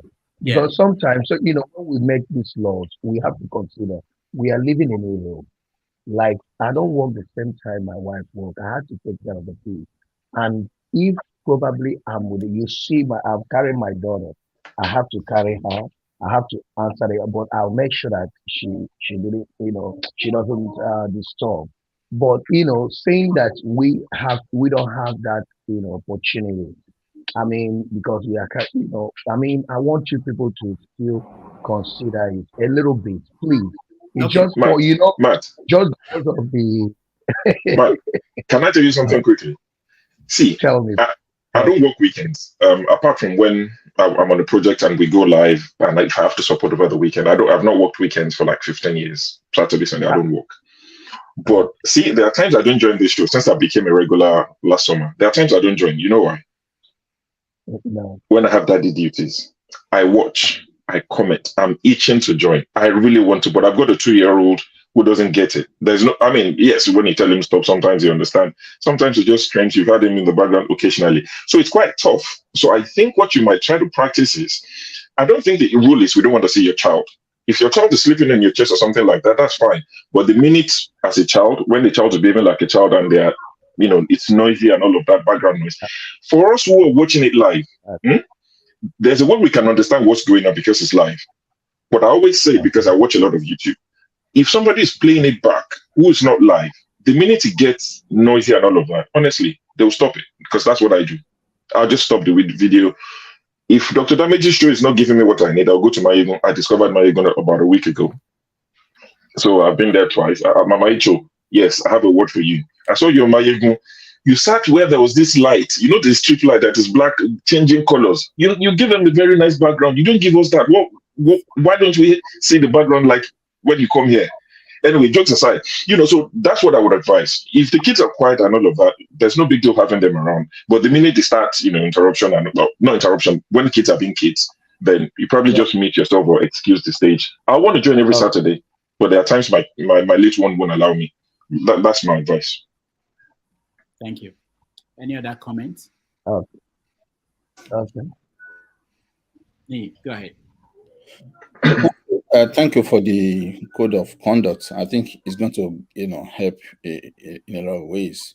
Back to the issue of Dr. Tony Nnadi. So sorry, Nee, we're still discussing the rules. I think let's quickly tidy up the rules. The rules are good. I'm sure it's going to guide the behaviors we expect to see on this platform going forward. But I can already see some people already violating the rules. You don't interject people when they're talking. If you want to talk, you can raise up your hand. Except you are the moderator. Yes. Okay. And show, except the moderator. Show is a moderator. Yeah, Forefathers is a moderator, and Mr. Scribe and Dominic. Okay. So okay. Yeah, and yeah, that's very important to mention. Uncle Nee, let me tell you something. If you want to come when there's Bubuero, Bole Kaja, come after 10 when Dr. Konko has left and Forefather is in charge. This Bubuero, Bole Kaja is free for all. Everybody talks. There's no the headmaster is gone. You can have it's proper have your say. But Rudolph, sorry, on a serious note, I've seen a few things people have put in the chat. I've seen somebody say people might try to circumvent the no face covering by being in a dark room. I mean, you joke about it, or no joke about it, that people in Nigeria, oftentimes they come and it's dark, it's up NEPA. But somebody in the Western world where there's electricity might turn off the light and say there's no electricity. So somebody's mentioned that in the chat already, and which makes a lot of sense. So, things like that we have to cater for. And Forefathers, I think this is for you. The person didn't mention your name, but I can see you've been having a go at each other not a go, but in the chat, somebody said the moderators are not to inject their own opinions. And I'm sure that's not for Rudolph. And it's not for me. So people are adding to the rules. Rudolph doesn't have his opinion, and I'm not a proper moderator. I do have opinions. And if people are trying to tell some funny stuff, I won't sit there and allow lies just go on. So I get what you are saying. No, but I enjoy the Forefathers. I forget when we come, enjoy with the feel with the feel the flow. Thank you. You see, because people have to be allowed to talk. I understand that. Okay, so my take is that talk about darkness, and it's kind of funny to me because all my UK people always come with dark background. I don't know whether they don't want to pay bills. I don't know. That is one. They also behave like Nigerian people, all the UK guys. Another thing again, Doctor, I strongly believe since we're on the live stream, we see the time on the screen live. Maybe you want to try as much as possible for us to use the time that we are seeing to time us. So now this is 5 minutes, 5 hours, 8 minutes. If you tell me you give me 5 minutes, I'm saying it at 30 minutes. If you cut me now, I will fight you that I still have something to say, because when you are talking, sometimes you don't really know that you've used a lot of time. But the people who listen, know that you've used so much time. And when anybody want to interject or stop you, you feel some type of way. So maybe you might want to think in that direction too, to also bring it so that we use the live screen, the time that is showing on the screen, so that we'll use it to time ourselves. Yeah, it's typically, let me tell you this, even for our guests, I always tell them every question you should be able to answer it in 2 minutes. If you can't answer any question in 2 minutes, maybe you are dragging it too much. But you see how it goes. You bring people here every week, some people go over 10 minutes answering one particular question. But we don't want to be flexible even with the rules, in a way so that it won't be. There are some questions. I always said them, if you need more time, okay, you can. But the general idea, what the audience can take is that in 2 minutes, you should be able to answer any question there. Yeah, so just like what I'm saying is that, like, if you can be able to capture the time with the person, your time starts now. Like you tell the person now, your time starts now, 5 hours, 9 minutes. The person won't feel some type of way when you even know that you've used your time. That does not mean if you give it 2 minutes, I may prolong it maybe 2 minutes, 30 seconds. That I will not even blame anybody, nor blame you, the moderator, because I've already used my time. Mm-hmm. Yeah, okay, we'll take note of that. Go ahead. Mama Icho. And I hope people will not be interrupting others when they are talking. Because when somebody is talking and you don't allow the person to land, you interrupt, you cut the person. And that is where I have problem with most of the people here. They know it.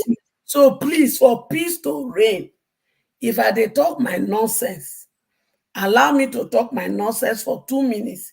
Then you cannot do your contribution or interjection. Because if you come inside my talk, now problem, I dey talk my own now. Yeah. Then two, if you want give time for everybody, not be saying you go give time for everybody. Some people go do 5 minutes finish before you go remember your 2 minutes. Because now Mama H.O. won't take over. Me, I'm not going to agree that one. So before we start, tell everybody say now 2 minutes. So everybody go maintain 2 minutes. But if you not do that one, and people come there, so one person don't come for talk for 5 minutes, then you can't remember the rule, it not go work. Because every other person must do their 5 minutes before we'll come back to the 2 minutes. Okay, so what's important also is to make sure that we give moderators a kind of flexibility.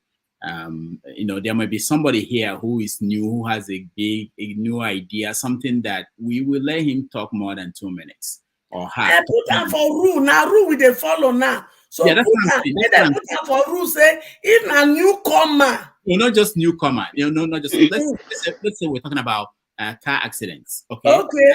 Hold on. If a newcomer or somebody will get better idea, put down for rule because anything we not there for this rule one won't follow. You not work now. Mama Icho, you know that since they call unwritten rules, unspoken rules. So imagine the day Ngosika was telling us the story about the hospital, the child that died. How do you interrupt that?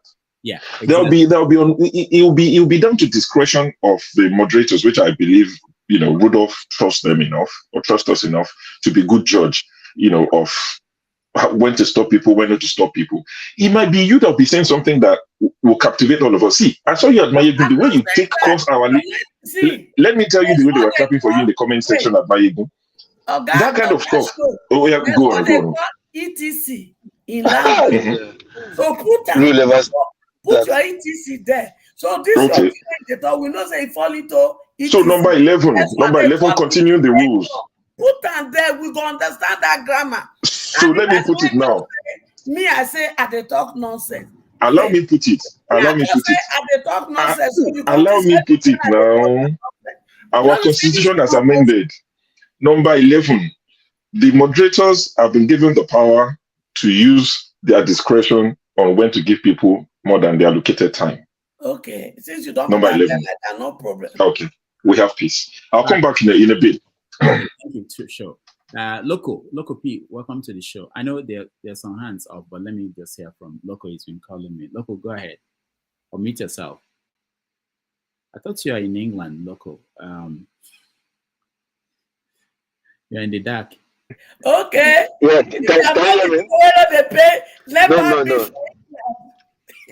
no. Yeah. I'm in the cab. I'm going somewhere in the cab. So I said, let me just quickly pop in so I can say some of my observations and what I think, all of us here should adhere to. I tried to send it over a message. I don't know if anybody received it. But for me, I would say no eating, right? While on live session. Okay? Nobody, no eating. No drinking. If you must drink anything, it has to be on a transparent glass or a mug. So you can pass that for like maybe coffee, tea, or whatever. You understand? No drinking of no from any bottle. It has to be transparent if you want to must be glass. Then no lying down on your bed. Maybe you're lying down, putting your head on your pillow. This, no. This because if you're on BBC or CNN, you won't do that. So you can't come here and do that. Nobody will take that. No lying down. You must sit upright. The moderation of the show is putting on tie, sitting upright. I don't see why all of us will not do it. You can sit on your parlor, living room, fine, no problem. But lying down, no way. Then no driving. I'm not driving. I'm in the cab. I'm not driving. I'm in the cab. I'm going somewhere. You can see my hands. I'm using my phone to join the live. You understand? This is that's why it looks dark. You understand? And no driving because it's safety risk. You understand? You can't be driving and be doing live. You understand? We don't want you to somebody that says something you don't like and you might get upset. Like, hey, sorry, we're accident. So we don't want that. Please, no driving. What else again? I'm just trying to come up with something quickly in my head. Then don't talking over anybody. I'm not trying to call for my issue, but my issue, please, just try. Just hold yourself, try. You understand? Because if you make them not provoke me. Now that they no, my issue. Also tell them make them not they provoke me. Okay, my issue. See, if I give you bribe, if you not take the bribe, you never commit crime. Now until you take the bribe, now you commit the crime. You get. So if I provoke you, let it be my fault. If you can't join, react to my provocation, you that 12 was 90 guilty. You understand? So just like show just now when you are show the one argue. Show just okay, my should continue. So sometimes make you see agree to sit also okay, make the person continue. Make it not be like say now you do win everybody for argument. Let me see the win the person. We just want to try because you are our mama, you are our sister. We're like no, only regular mama in the house, more you still leave you. I bet. I know so most men for here, you push their button for argument, they don't want to talk. But for me, I know they want to talk. We just take it like that. But for the viewers, when they watch us, when they come to the live, where they want to see this platform to become the same platform, you understand? Make we just try. Make we, they argue over everybody because sometimes it becomes chaotic. We don't fight for one goal. So we don't fight for the same goal. Not supposed to argue, talk over each other, and like that. And what else I want to talk against them? Then timing. Will it be okay if there will be on screen time? You understand that the moderator will have concession over if it's running as we are talking. You will see the time counting down. So that if you have anything to say, you will quickly land up what you are saying while you are looking at the time that is counting down on you. You understand? If you can have that, fine. But if you can't, I think all of us here were mature enough to know 2 minutes is 2 minutes. And even if you don't finish it, don't worry. You still have what your thought. It will still go around and you still complete your thought. You understand? It's supposed to be fun for all of us while we're trying to save the country. You get. So let me stop for now in case because I'm trying to catch everything from my head. Thank you, Doctor. Thank you so much. Paul. Yeah. So, Doctor, there's something I forgot. I just want to say it may not really be rules, but it's something that you can just do, just add to it. I'm thinking maybe if you bring anybody, just like the way you bring me, if you Zoom me, it's hard for people to interject me. Sometimes when you Zoom people, other people see themselves like they are mute, they are backstage. But when everybody keeps seeing themselves, this is where somebody want to interject me. Like me, I'm seeing myself. The rest people just look like they're backstage. They won't talk. Maybe that can also help. It's just my own idea.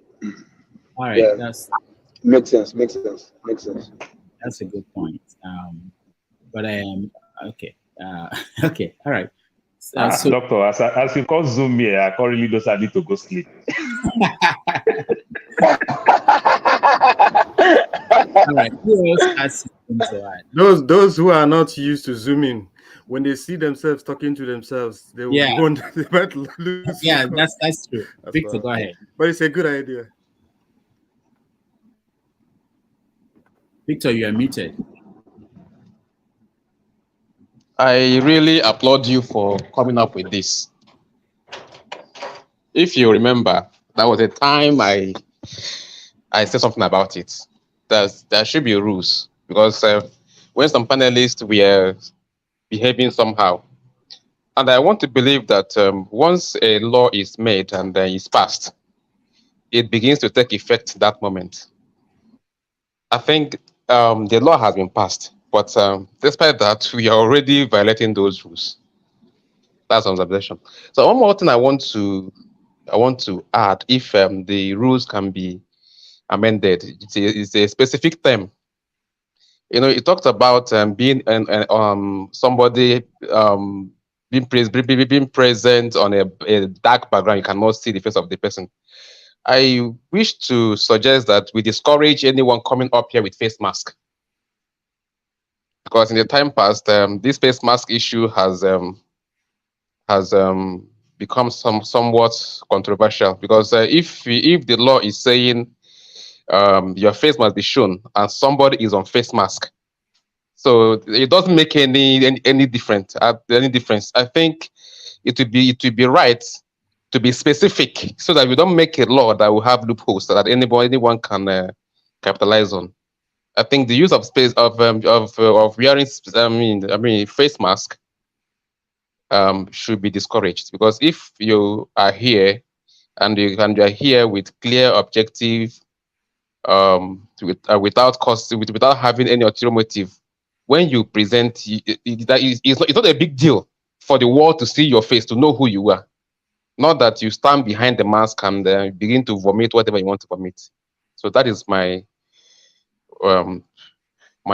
suggestion. Thank you. All right. I was thinking that has been taken care of by saying that your face has to show. You know? So we don't have to, because other people can do other things, not beyond just face masks. Your face has to show before you are allowed into the studio. But again, like today, somebody mentioned that our guest, because of network problems, we had to put him with just the audio. So there might be situations like that, but mainly for the guests, like if we invite a visitor to join us and there's a problem, especially those in Nigeria. About those in the dark, I mean, if we know you're joining us from Nigeria and you don't have light, there's nothing we can do. We want to hear from people in Nigeria. We're not going to say, because it's dark where you are, you're not going to be brought into the studio. So these things are, you know, we have to use our senses. We don't want to be so rigid that important voices that we want to hear from, we are not going to hear from them because we want to make sure everybody's on camera. So thank you so much. In this regard of this being in Nigeria, everywhere is dark, I don't think it's an excuse that is tenable. Right now I'm in Nigeria, there is no light yet. You can see my face. So that is power interruption does not mean that people in the house are walking in darkness. So I don't think that should be an excuse. If a law is made, let's stand by the rule. Whether it is in Nigeria or whatever, your face must be shown. Let us not compromise, because when you begin to compromise in one way or the other, people will find reason to violate the rules and regulation. Thank you. All right. Thank you. All right. Anybody else? Oh, go ahead, Triple Man. Yeah. Okay. Thank you so much. I think this is a very good idea. Where is Show? He's gone. The man with the radio voice. I think that we should also, when it is ratified, these rules that we are organizing, I think when it's done with, I want to ask, would it not be good if we can have it on a jingle, since it's not that lengthy thing? If we could have it on a jingle that you could play in like short break time, and and also do have some kind of post-it on a link, and so where people can easily go to it and then view it. It's a good idea. Thank you. That's a good point. Yeah, we'll consider those things. I know that our people are taking notes. Any other inputs? Those on the chat. Then real quick, from what Victor said, Doctor, I really support what Victor said, because easily now I can come in darkness as I'm in Nigeria. So that's a good idea, what Victor said. People will play on it. They find every loophole, say they are in Nigeria. Let me just tell like you, as my UK people do.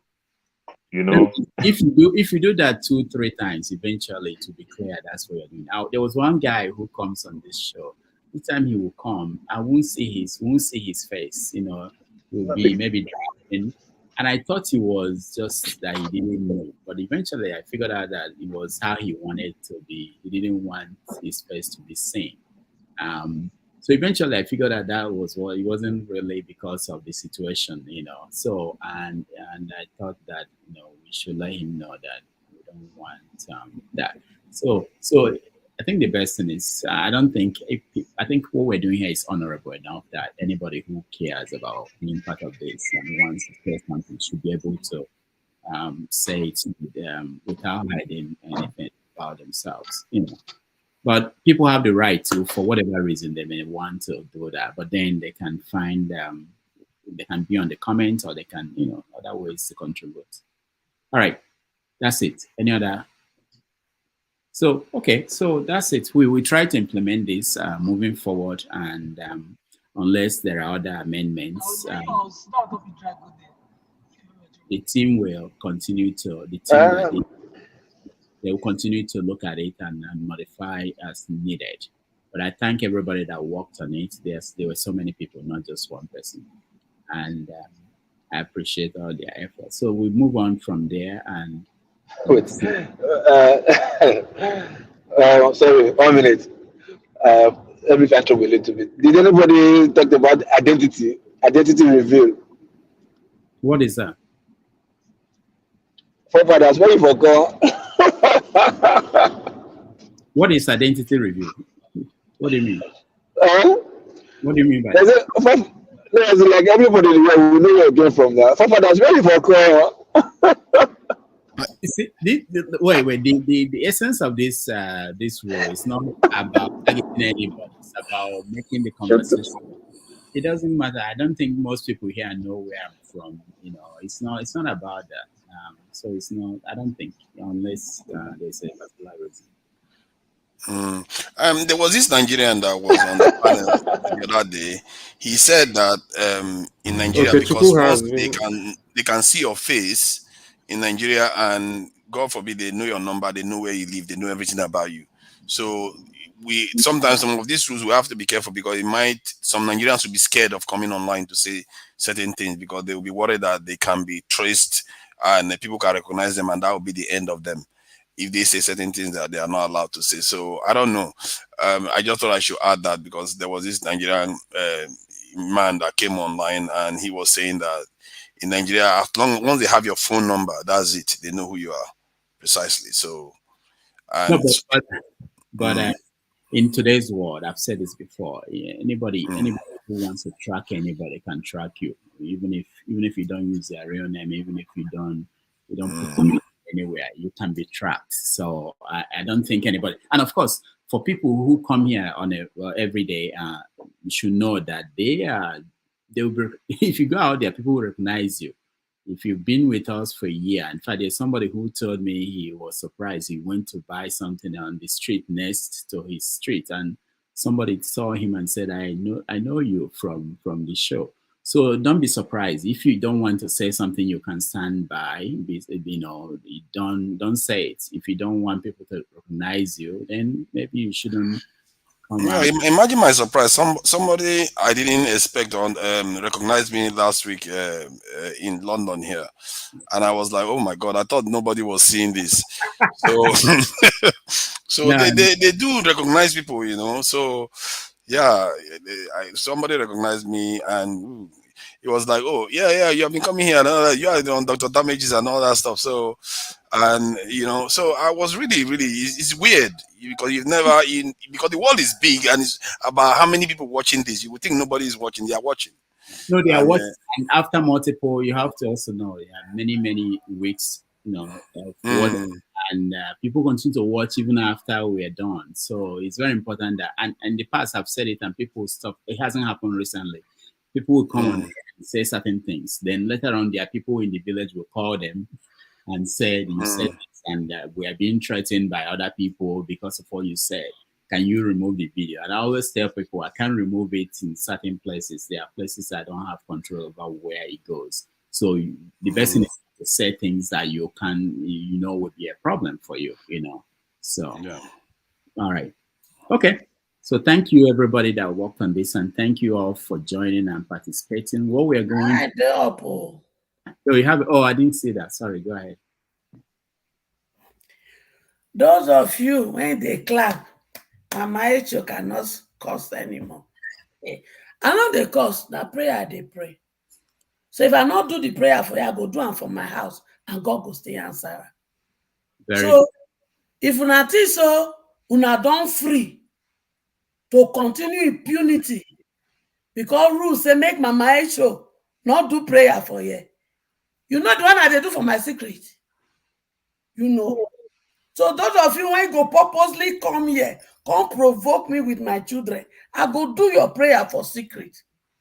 And they do it for open and they cry. The one I do for secret, una know. Then Thomas, I want to address you and I want you to address yourself. You better, that your score when they do for your hair, match break. Because if you provoke me to anger, I go do your prayer for secret. Did you understand? So don't type nonsense here and try to provoke me to anger. Because if I anger against you concerning the blood of the innocent and their spirit, now secret I go settle your matter with the owner of those blood. Did you understand? So make everybody match their break. Because some people are still grieving till today on this matter. So don't come here and come and be telling me, Mama Echo cannot curse again. I don't curse. I read the Bible. Psalm 27 says, contend with those who are contending with me. So one that they go MFA, go they play, die. Oh, not waiting this. Because Mama Echo, they talk and I talk because Mama Echo na curse. But MFM na prayer. I go settle all of na matter for secret.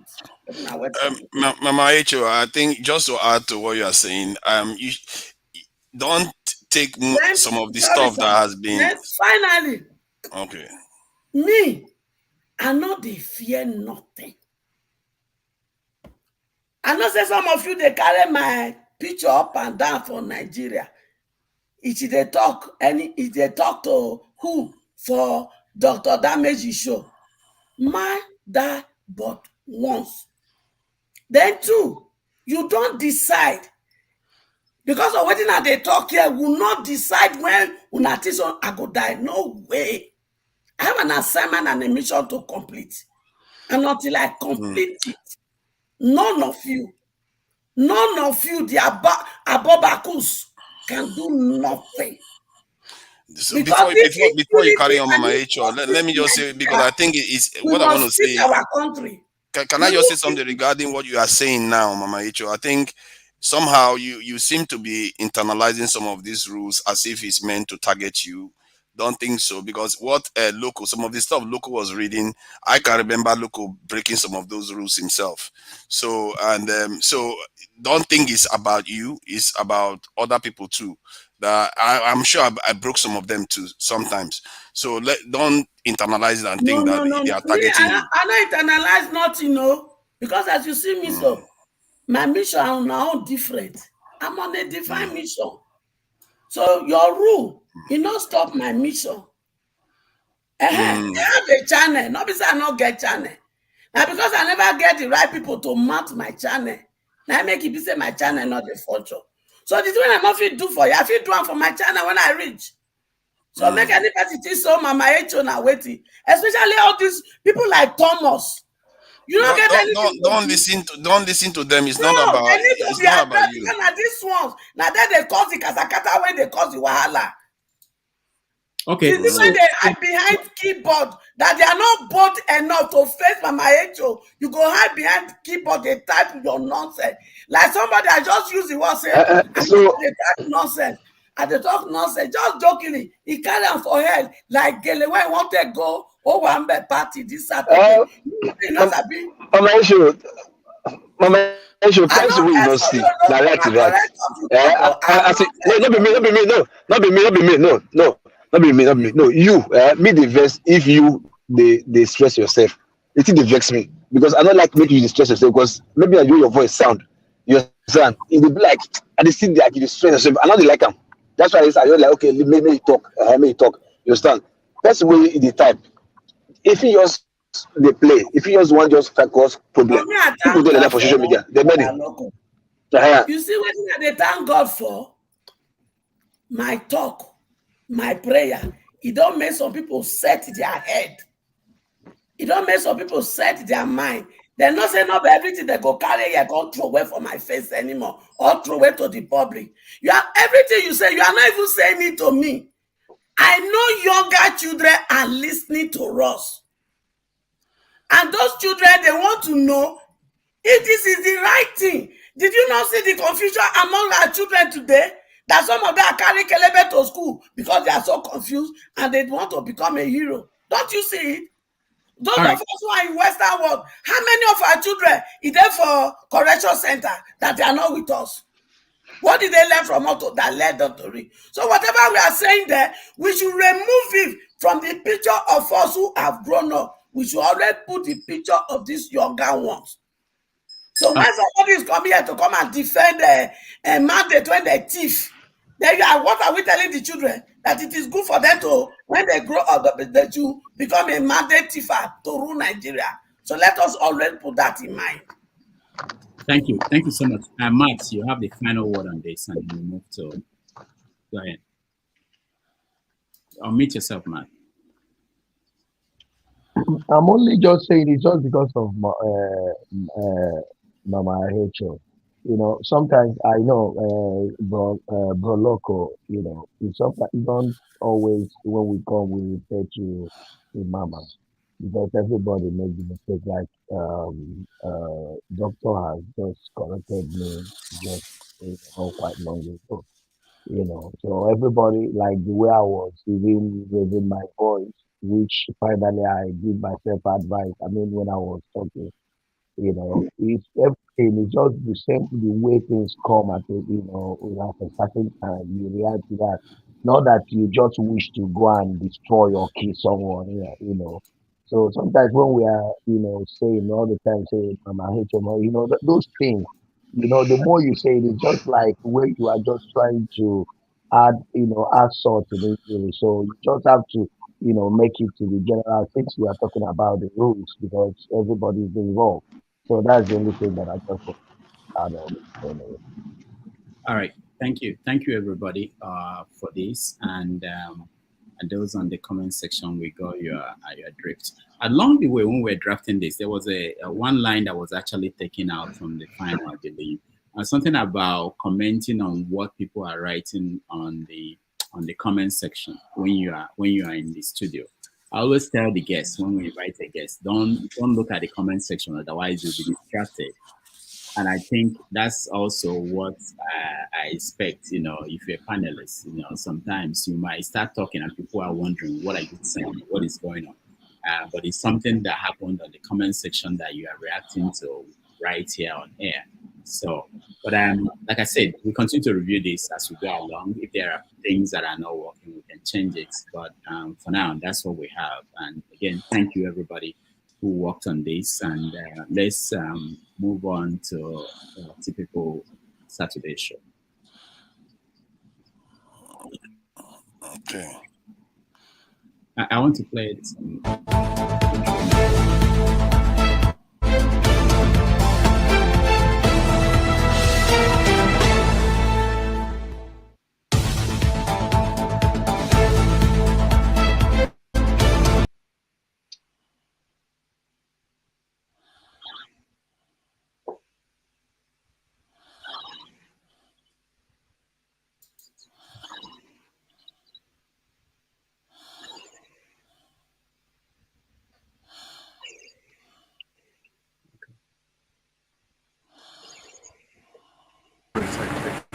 together. Imagine since when? 1990. And then we have been together ever since then. Concerned about the stability, progress, development, security of the country, the future of our youth, people like you, and people who are junior to you, is more critically important than our own selfish and personal intention. We discuss the country, and this country is more important and greater than any one of us, and that is what was discussed. The other part of it is that this is a family house for both of us. I know Oyetola. We've been together for a long time. That's it. All right. So there are several issues facing the country. One is picking the leaders of the National Assembly. The other one is the crisis in Labour Party. And then what else? So let's start with the National Assembly. Next week, I will try to see if I can get Oby Ezekwesili to come on the show. It will be interesting to have him. He appears to be one of the people that might lose out in this fight over who will be the next Senate president. So, what do you guys think?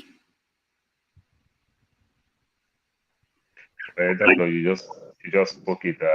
Oby Ezekwesili is losing. It's funny, and there's one thing I get from the Yoruba people, from what they've been saying from so many shows. I'm not taking it personal to Yoruba people, but this is the strategy that it came. If you go look back, the vote Kalu get to come back in this 10th assembly as a senator, he won. And look at the vote that the presidential candidate gets. It's next to nothing. So today themselves, they just felt, okay, you are using us to play ping pong and everything, So they are doing it deliberate.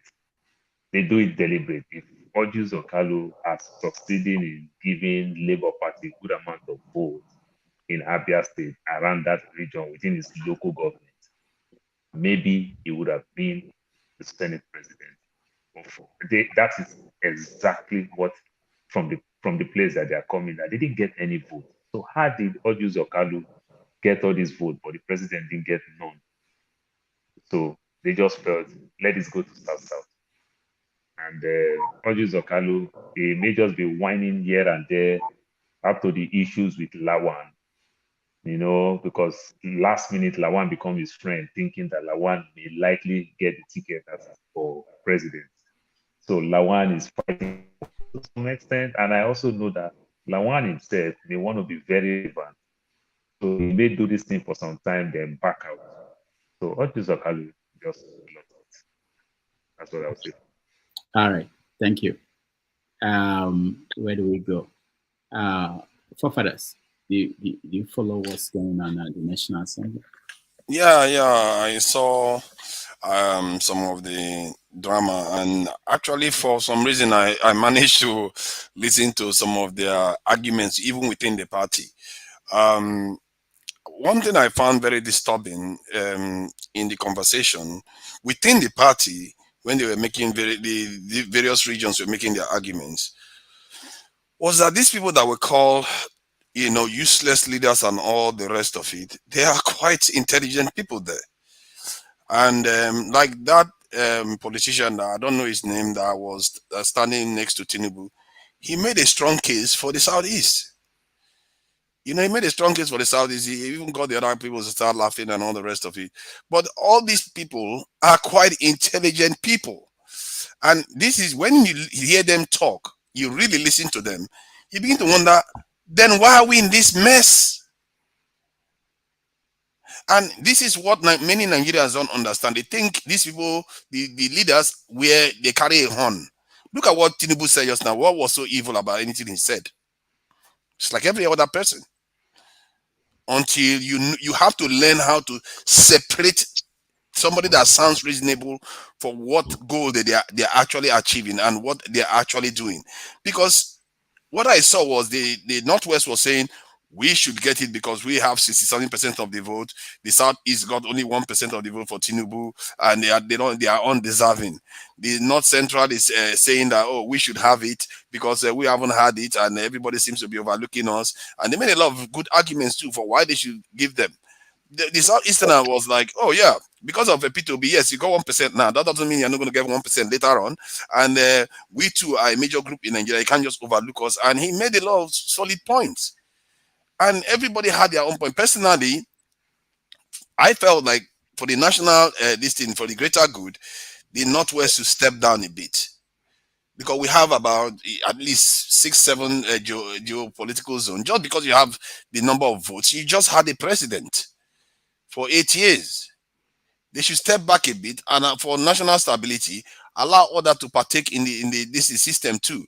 Because it's still going to come back to you. You have a big population. You are always going to get solid representation. I think they should have thought about it from that point of view. This thing that we do where it's about, it's a democracy, so we have the number. That's the term that they were using.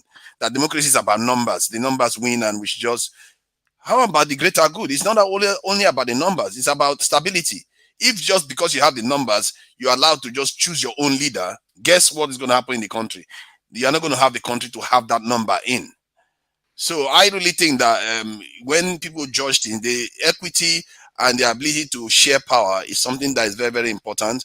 I know it's difficult in the context of democracy, but those leaders, even in from what I saw anyway, the Northwest leaders, they are putting some kind of ultimatum, like, they will not. They literally put it on. They said if they were not given so and so position, they are not going to vote APC.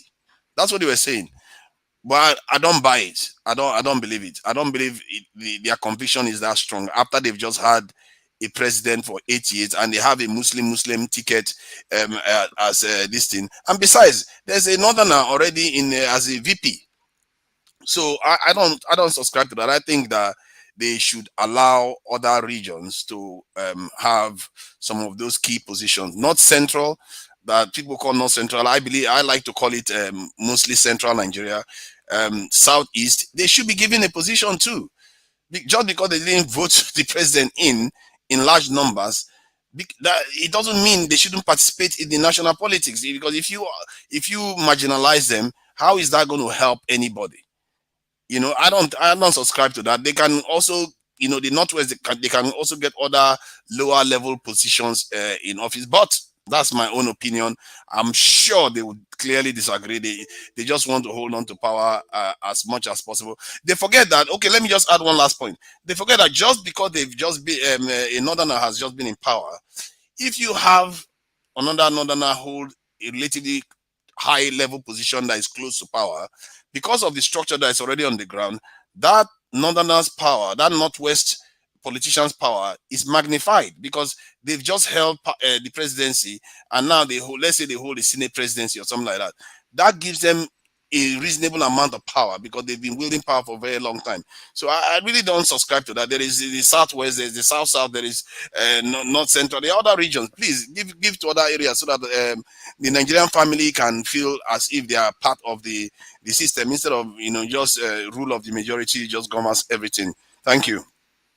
Thank you so much. I was showing a statement from Shetima where his argument was that we have that he's not in support of having someone from the Northwest being the Senate president because that would give the impression that the fear some people have about the so-called Islamization of the country. So I was wondering, he didn't worry about that when he was running with Tinubu as running mate, but now that this Northwest is looking for Senate presidency, he's worried about that impression. All right. Who wants to go next? Okay, we're going round. Everybody wants to weigh in. Okay, let me go to Triple Man. Go ahead.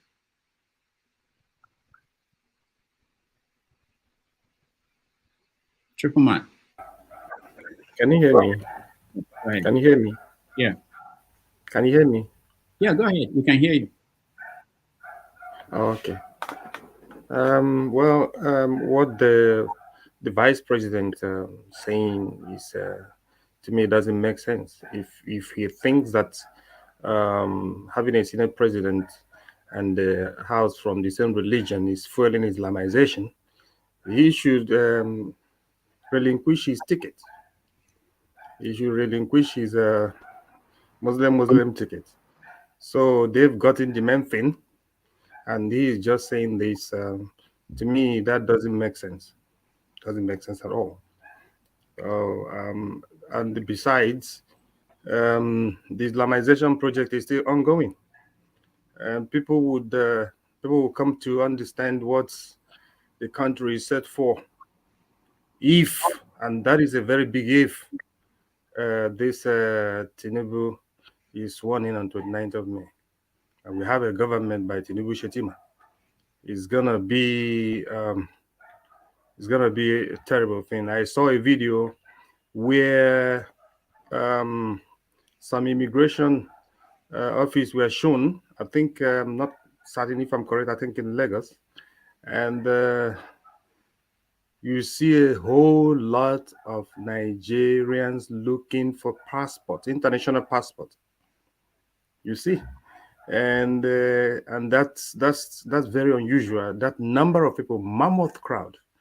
Everyone is getting ready to move because a lot of people, I think, do have an idea of what this Muslim ticket is bringing in if that succeeds. Yeah, so let me just stop here. I am heading to the new rules. 2 minutes. Thank you. Thank you so much. I appreciate that. And Sho, I was looking for you. Sorry, Sho, I was looking for you. Thank you so much. You have a radio voice, and that should be exploited. Thank you. Thank you very much, sir. I'll look into it. All right. Oby didn't hear our rules, so he has to wait. Sure, go ahead. Okay. Yeah, good to be back again. I followed the news somewhat. It's quite interesting that the outgoing president is from the Northwest. The outgoing VP is from the Southwest. The incoming president is from the Southwest. The incoming VP is from the Northeast. And according to APC, I think the Senate president is from South-South. You've got the deputy Senate president from the Northwest. The speaker is also from the Northwest. And the deputy speaker is Indigo. Make it not be like I don't give you anything. Take whole body, you understand? It's quite interesting. I mean, people like Ojuzo Kalu, you know, the funny thing is he's a politician. As crushing as that might be for him, he will still, you know, stick to the party. There's not much. He has little or no choice. Do I feel any sympathy for him? Not really. Like someone rightly said, and I mentioned it here before, he was strongly behind Ahmed Lawan because there were rumors that Ahmed Lawan was the anointed candidate that was going to get the APC primaries, APC ticket, you know, to run as president. So, yeah, he's you know, he's laid his bet, and that's how he's going to lie in it. He's not going to get it. And if you speak, I mean, to a lot of Igbo people, they're not even interested. They're not interested in this Senate presidency because I keep asking, so an average person from South-South, Akpabio being the Senate president, what does it mean to an average South-South person? Not a politician, not anyone who is connected, just a random guy from South-South. What does it mean? Nothing. Akpabio is going to have power, is going to get more money, they'll steal more money. You understand? So it doesn't really benefit you. And I like the stance of a lot of Igbos because they're saying, see, we want the best of us to represent us. It might sound idealistic, you might, you know, some people might say that's not how politics work.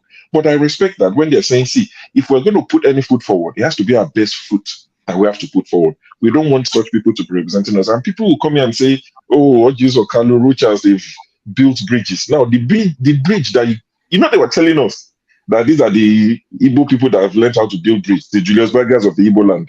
All the bridges is built now. Where has it landed him? Build bridge, handshake across the Niger, across the Mongo Park. All the handshake now.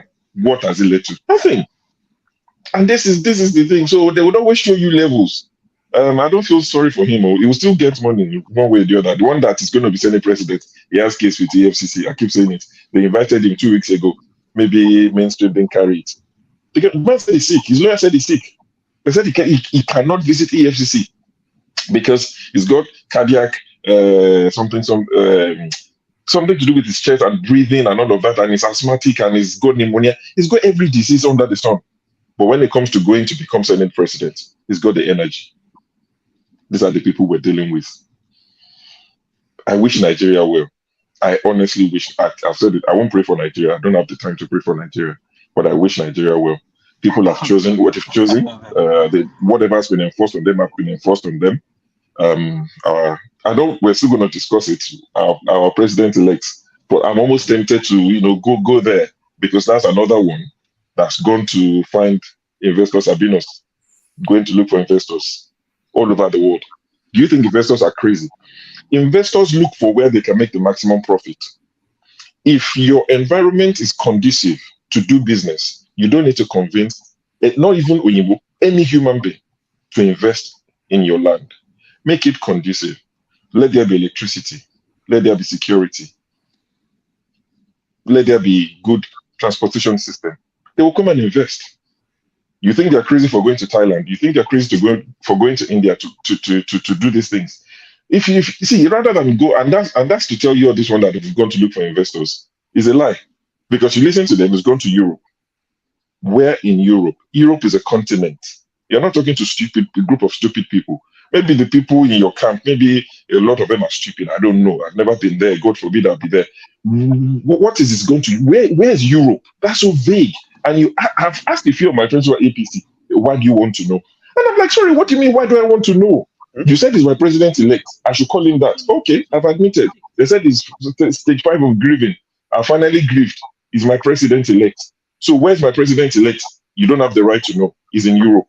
He's been gone for 4 days. No pictures. I'm even tempted to be his official photographer. Let me follow him around on my Samsung phone and take pictures. Not one single picture of our president-elect going to do deals. We know where he's gone. We know why, but I'll let others speak. Thank you, Sho. Thank you so much. That's a very, very important conversation. From 29th of May, what will happen? Once he's sworn in, all the blames of whatever is wrong in the country will be on him. For people who do not want to accept that he will be criticized by everybody, people will blame him for why they are. Men will say, "My wife is not pregnant because of you." Everything will be on, will be on him. So I hope that his people are ready, because I saw a tweet by Bayo Onanoga that was basically sounding like it doesn't seem as if they are ready for what is going to happen. But that's another topic. KJ. Thank you, Dr. Damages. Sure, I will not allow you to drive me to where you're going, because Kai. Look, my brother, you see, there's so much to discuss, but I refuse to go to that package. I'll close that box and push it for later. I will come to my uncle, Uncle Ojus Okalu.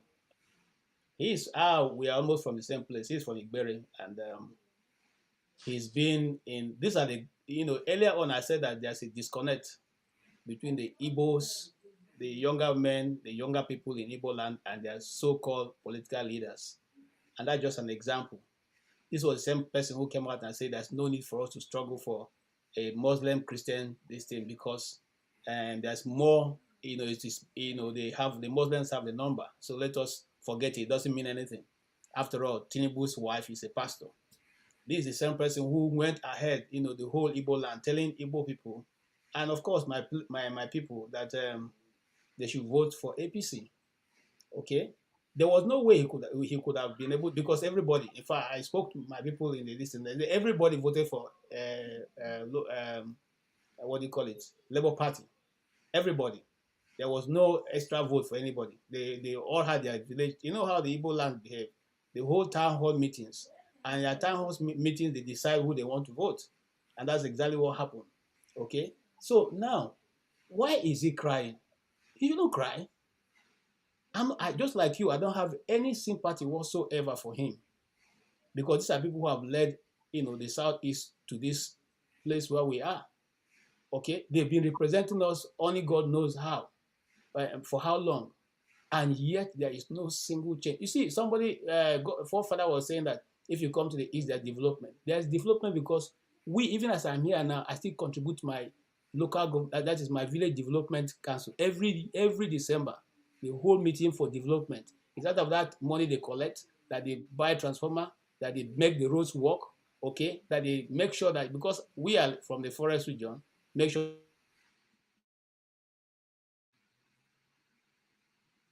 Okay, KJ, we can't hear you. Can you guys hear him anymore? All right, Janaba, you're next.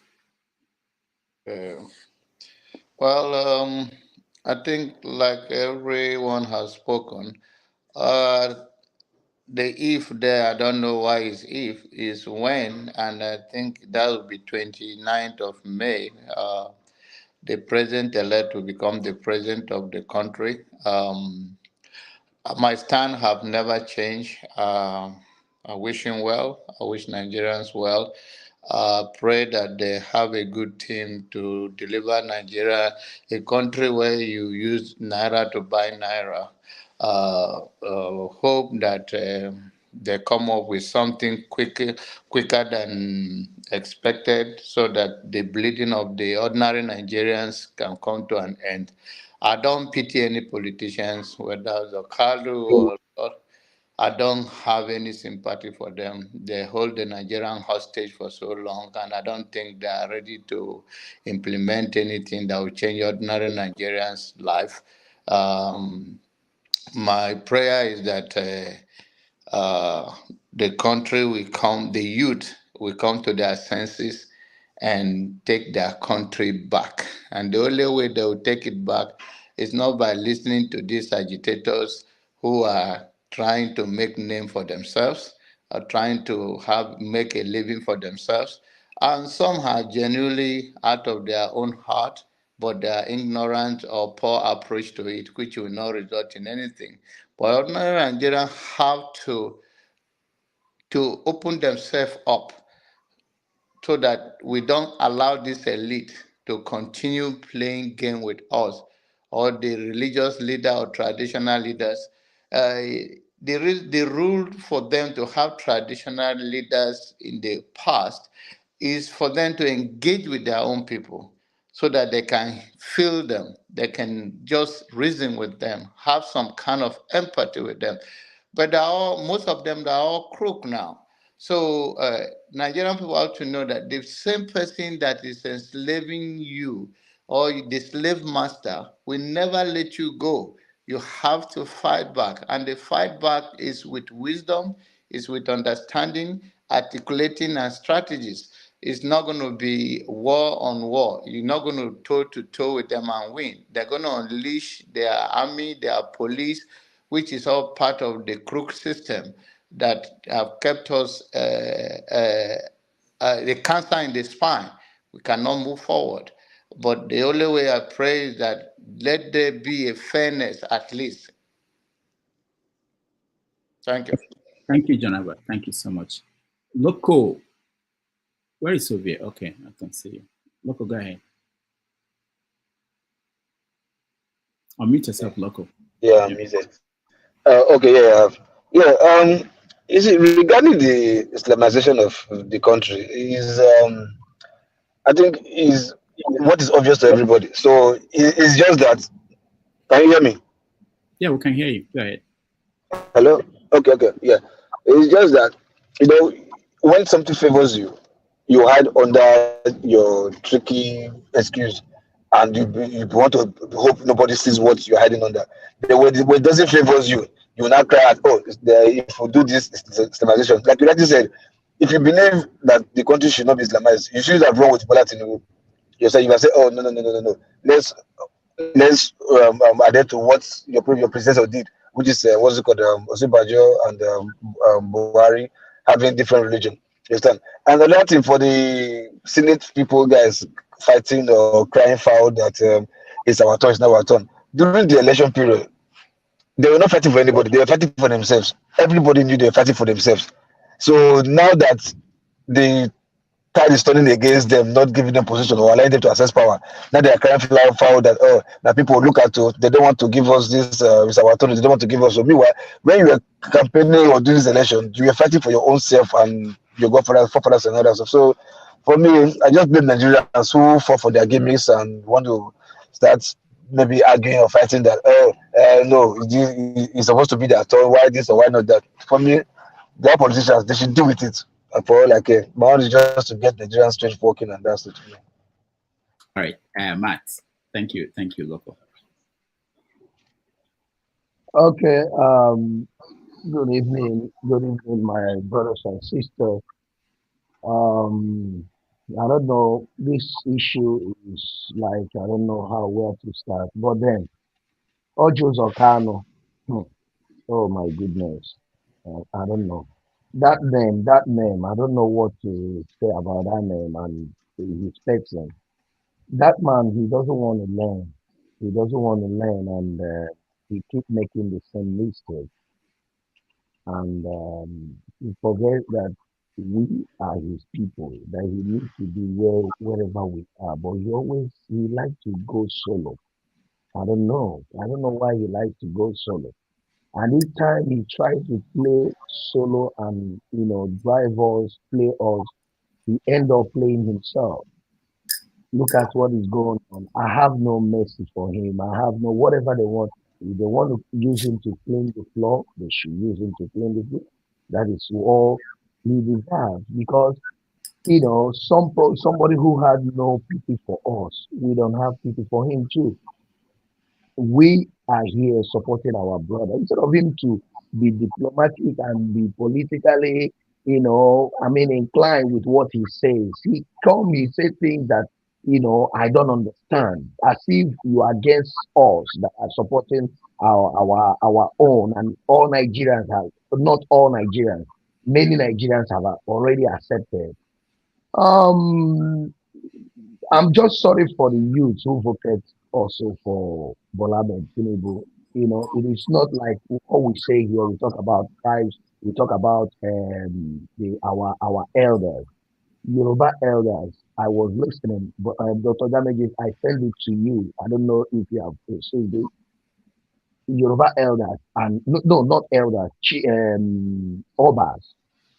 They gather together. When you come as a person to greet the Obas will sit down and you will lie down or bend your head, remove your cap. But it was the reverse. Reverse was the case. Tinubu came in and all of them stood up for Tinubu with his cap on. And he was shaking them like kids. I sent it to you. Do you understand me? So what is going on in Nigeria is everything is turning upside down. There is no more respect. Look at Oby Ezekwesili. That is why I have respect for that man. Always stay in his palace. You come there to visit him. And he say what you want to say. You carry your motor and your load, go back where you are coming from. Do you understand? So, and if you talk about exactly.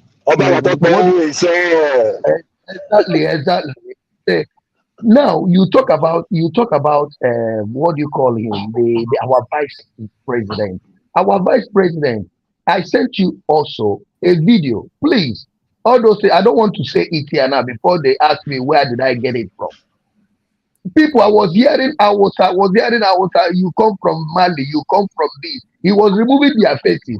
I send it to you. All this is when I get it. I send it because I want you to confirm it first before people will start asking me where is it from, where as if I'm in Nigeria, I have to go to Sambisa Forest to discover who they are speaking to. Do you understand? So I mean, it is a problem. And let me tell you, let me tell Nigerians. You see, did anybody observe why the governor won the case? Have anybody taken time to read part of the thing that they say the back end of the beavers is not what a certainty is not is that something sure, like Spanish say, they say it is not seguro.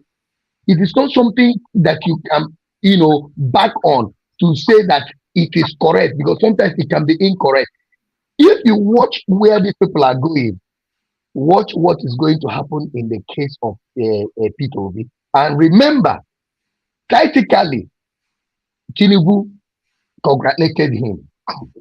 Remember all these things. When Nigeria is out, not be today, we are not today people in Nigeria. When Nigeria want to move the way a certain way, we know how they move. So they have done what they have done. Remember, on that 29th, this man will come back. This man will be sworn in, and nothing. We will still be here shouting, unless the court. You see, the only people that we are holding is the judgment which they are going to give on that day. Because whatever they are doing, Nigerians are watching. Nigerians are watching. They are our last hope and our last card. Thank you very much. Thank you. Let me go the other way.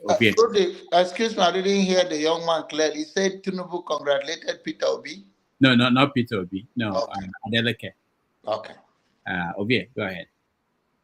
Yeah, we're talking about the 10th assemblies, right? Yes, and the fight over who won. Yes. I mean, this is about this is more to do about 2027. And again, there's every need for the government. There's every need for the president-elect to have total control, if they let him be, of both houses, for obvious reason, as I said, for 2027 purposes. But at the same time, for him to actually achieve 1/10 of what he promised Nigerians, if we have that flow between him and the Senate and the House, they can. Either the policy are for the people against the people, that's a different ball game. But that's some of the reasons why the president-elect needs to have control of the houses. But again, the same reason people who are opposing his choice of candidacy are also going after him.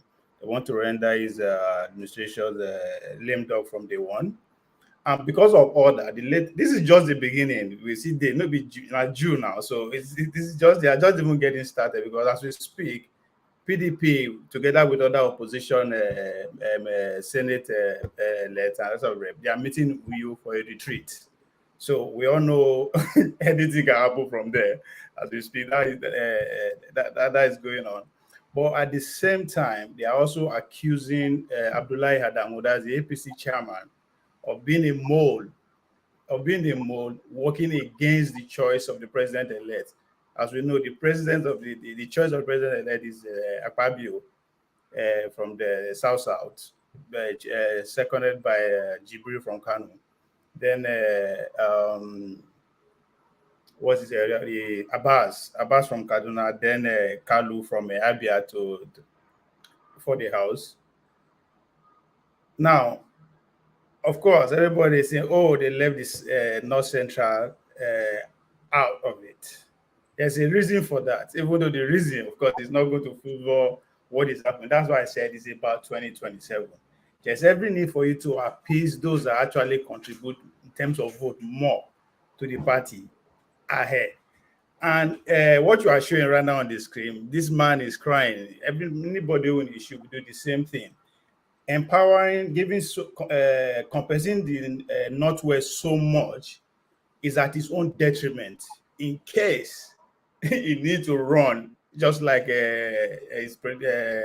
what's Yemi, in case he needs to run, it's better for him not to have a strong opposition coming from a party. The better for him. So if you give two principal office to the Northwest, that's a lot. That's a lot for them to rally around any of them to work against him. Should it comes 2027 and Bola Tinubu decided I'm not going again, or it gets 2031, 8 years from now. So all this is what is at play. Is what is at play now. But this is just the beginning. A lot is still going to happen. Don't be surprised. They will still go against what this man say. You might see Yeri, that's a former governor of Zamfara. It's also Senate elect. It's also going for the position. Don't be surprised you see him as your next Senate president, the way things are going. Yes, everybody is saying they should give it to Kalu. I don't know. They want somebody who will not chicken out, who will stand against whatever the agenda the Bola Tinubu administration is bringing in. That is what is going to be responsible for that yearly choice if they want to go outside the south entirely.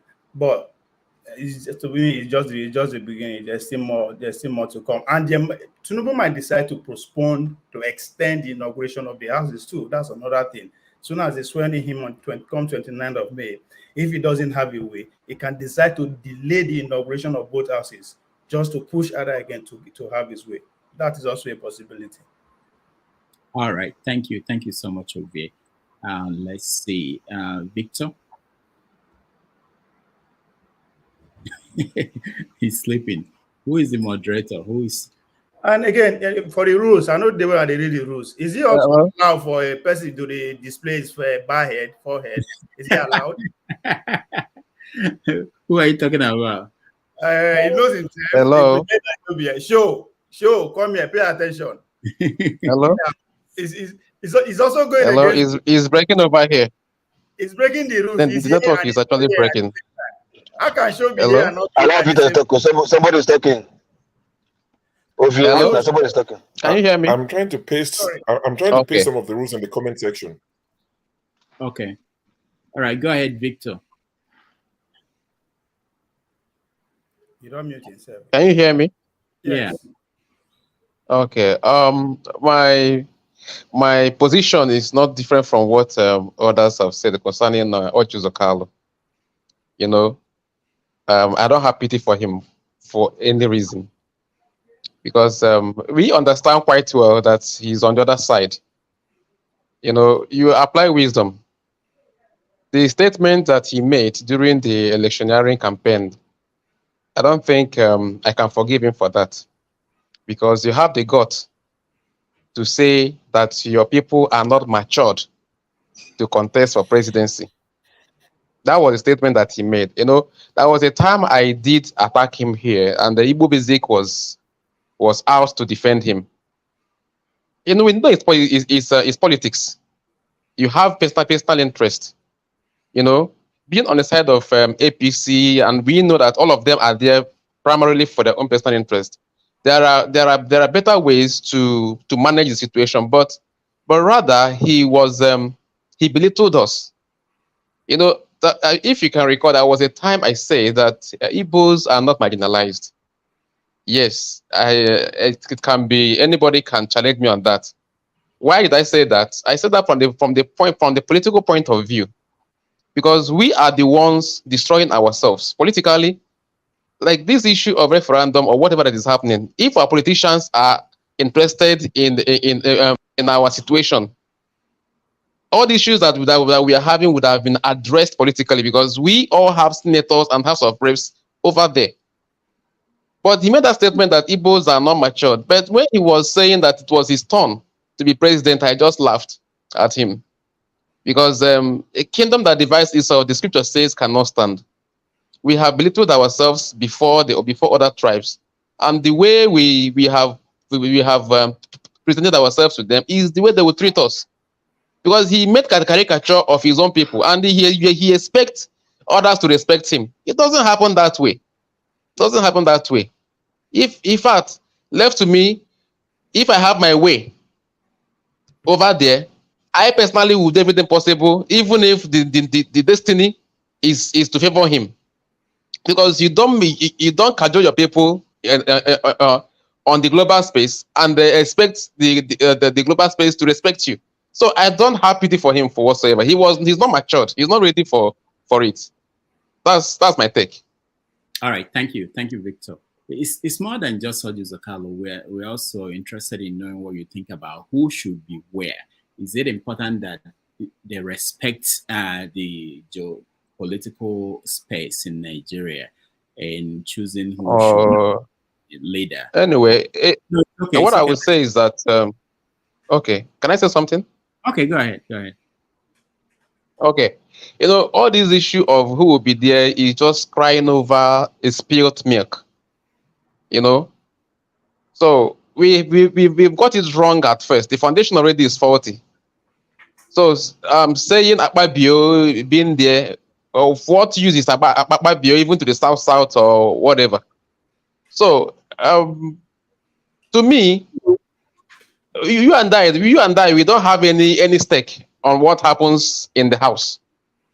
So if I would say this person should go there, it doesn't hold water, because it is the senators there that will decide. So discussing who should be there, to me, I don't think is a discussion I should get myself involved in. That's why I have to discuss not just Okalim. All right, personally. Thank you. Mama Echo.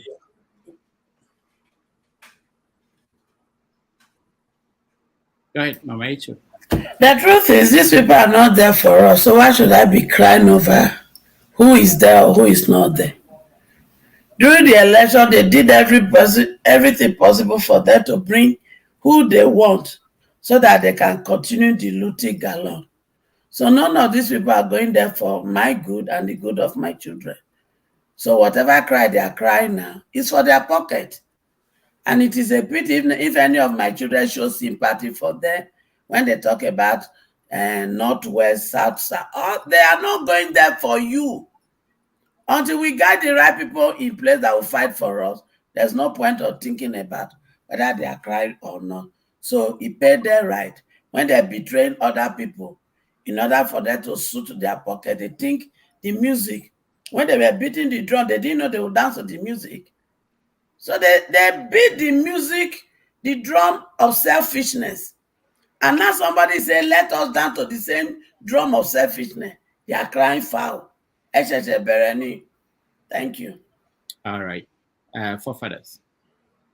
Yeah, this Ojus Okalo, that guy. See, it would be nice for him to come here so that he can come and hear what people are saying about him.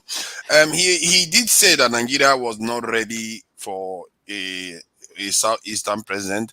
However, before that, before the primaries, he was saying that Nigeria was ready, that they will have a southeastern president. So maybe for him, after the way things have shook out, and they had Atiku in PDP, and Tinubu in this, and maybe that has made him reappraise his position on it. So he stood on both sides, and I see that's why I urge my Igbo brothers, sometimes when you are listening to your person, give them a fair hearing, because you just said he just said Igbo people are not ready for the Nigerian politics. Maybe there's a reason why. And because when I heard that man speak, he's not mad though. They are thieves, yes. But you have to understand the person you are dealing with. Because sometimes when you don't understand that person, you stand in front of them, they will disarm you. Because you don't know what you are dealing with. You think these people are just crazy, they're stealing. There is a sliding scale to it. They are stealing, yes, but they are also brainy. There's a brain ticking in there. And so what he said, when I see him, I don't see the devil that all the people paint him to be. So they really need to start listing the things, because some of the stuff that they said he did now, he said it on both sides. So people tell me, who did old Orji Uzokalo kill?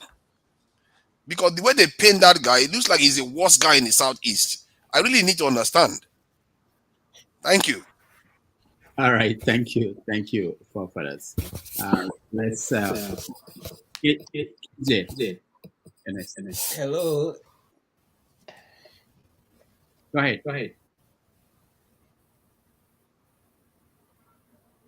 Yeah, go ahead. Okay, I'm sorry. Forefather, I'm from Abia, originally from Abia.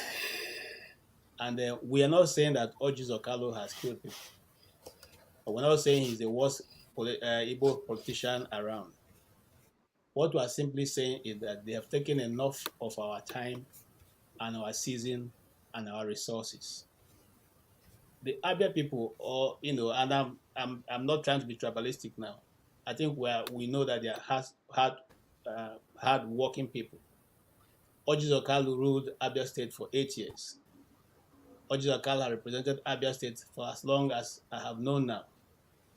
And yet, there's not a single thing we can actually attribute to him.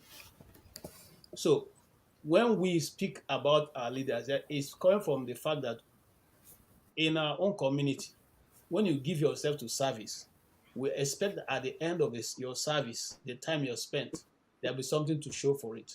Okay, in this case, let's agree with him that he had nothing to do because he's a senator. He couldn't, drive project to his place. But why get up and say that the Igbos are not ready for presidency?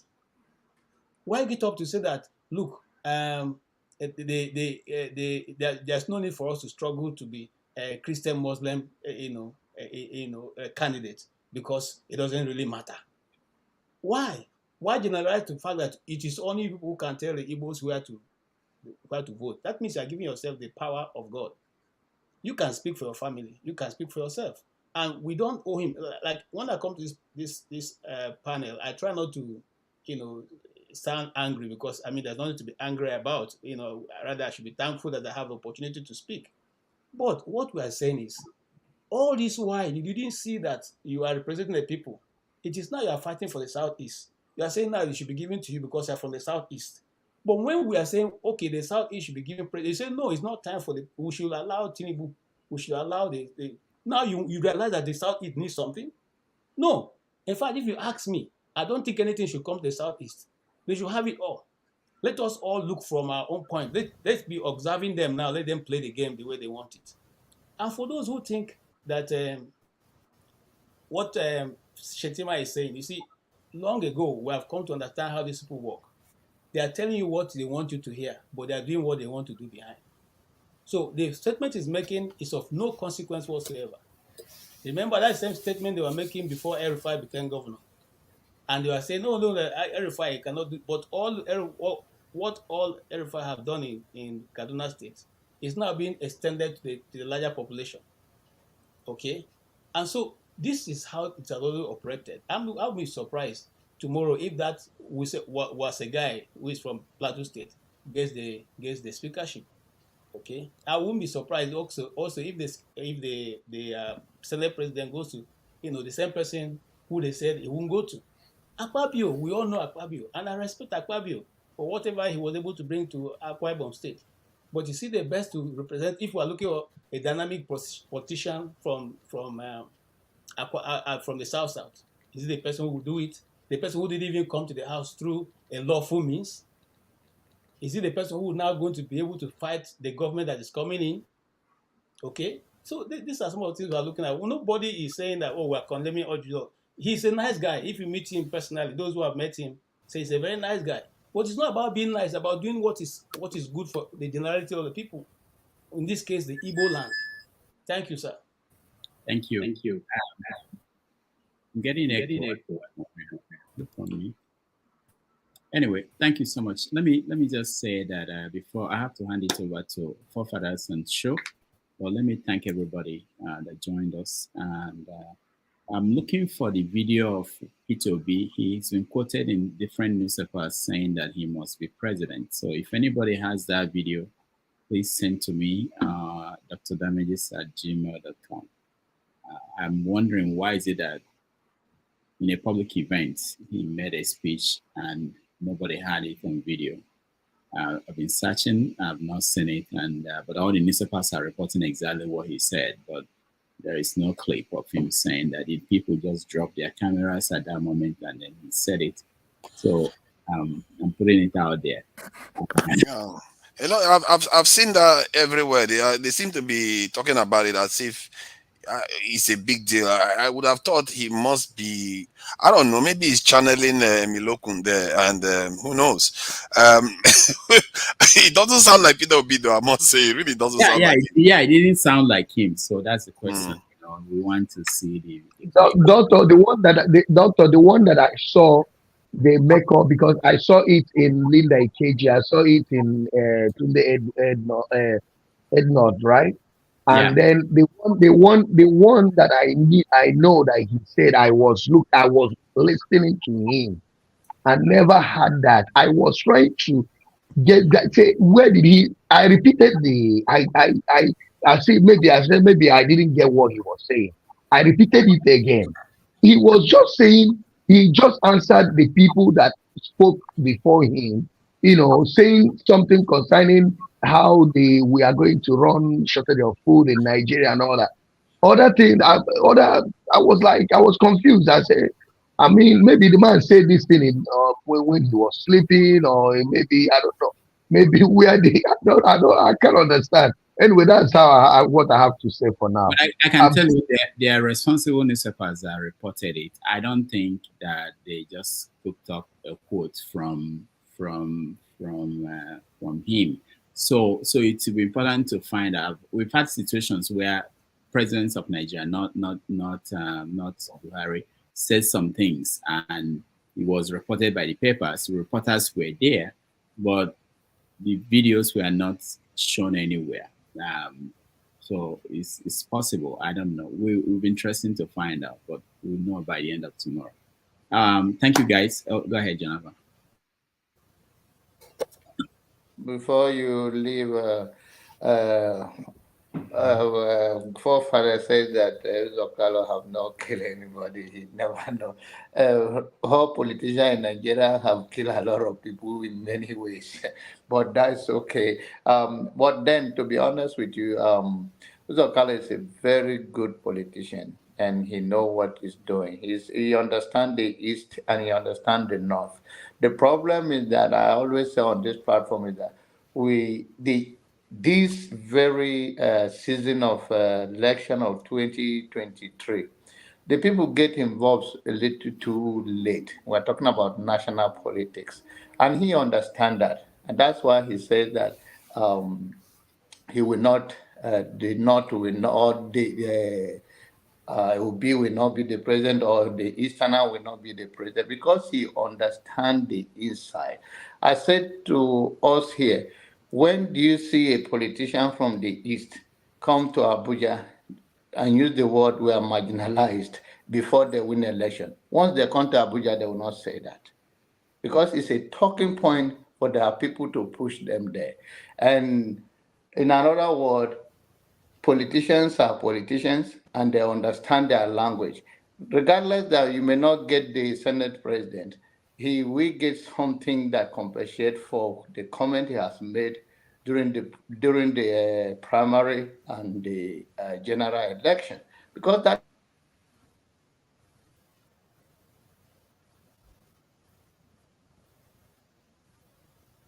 I think we lost Janaba. I was wondering, was it me that disappeared or So anyway,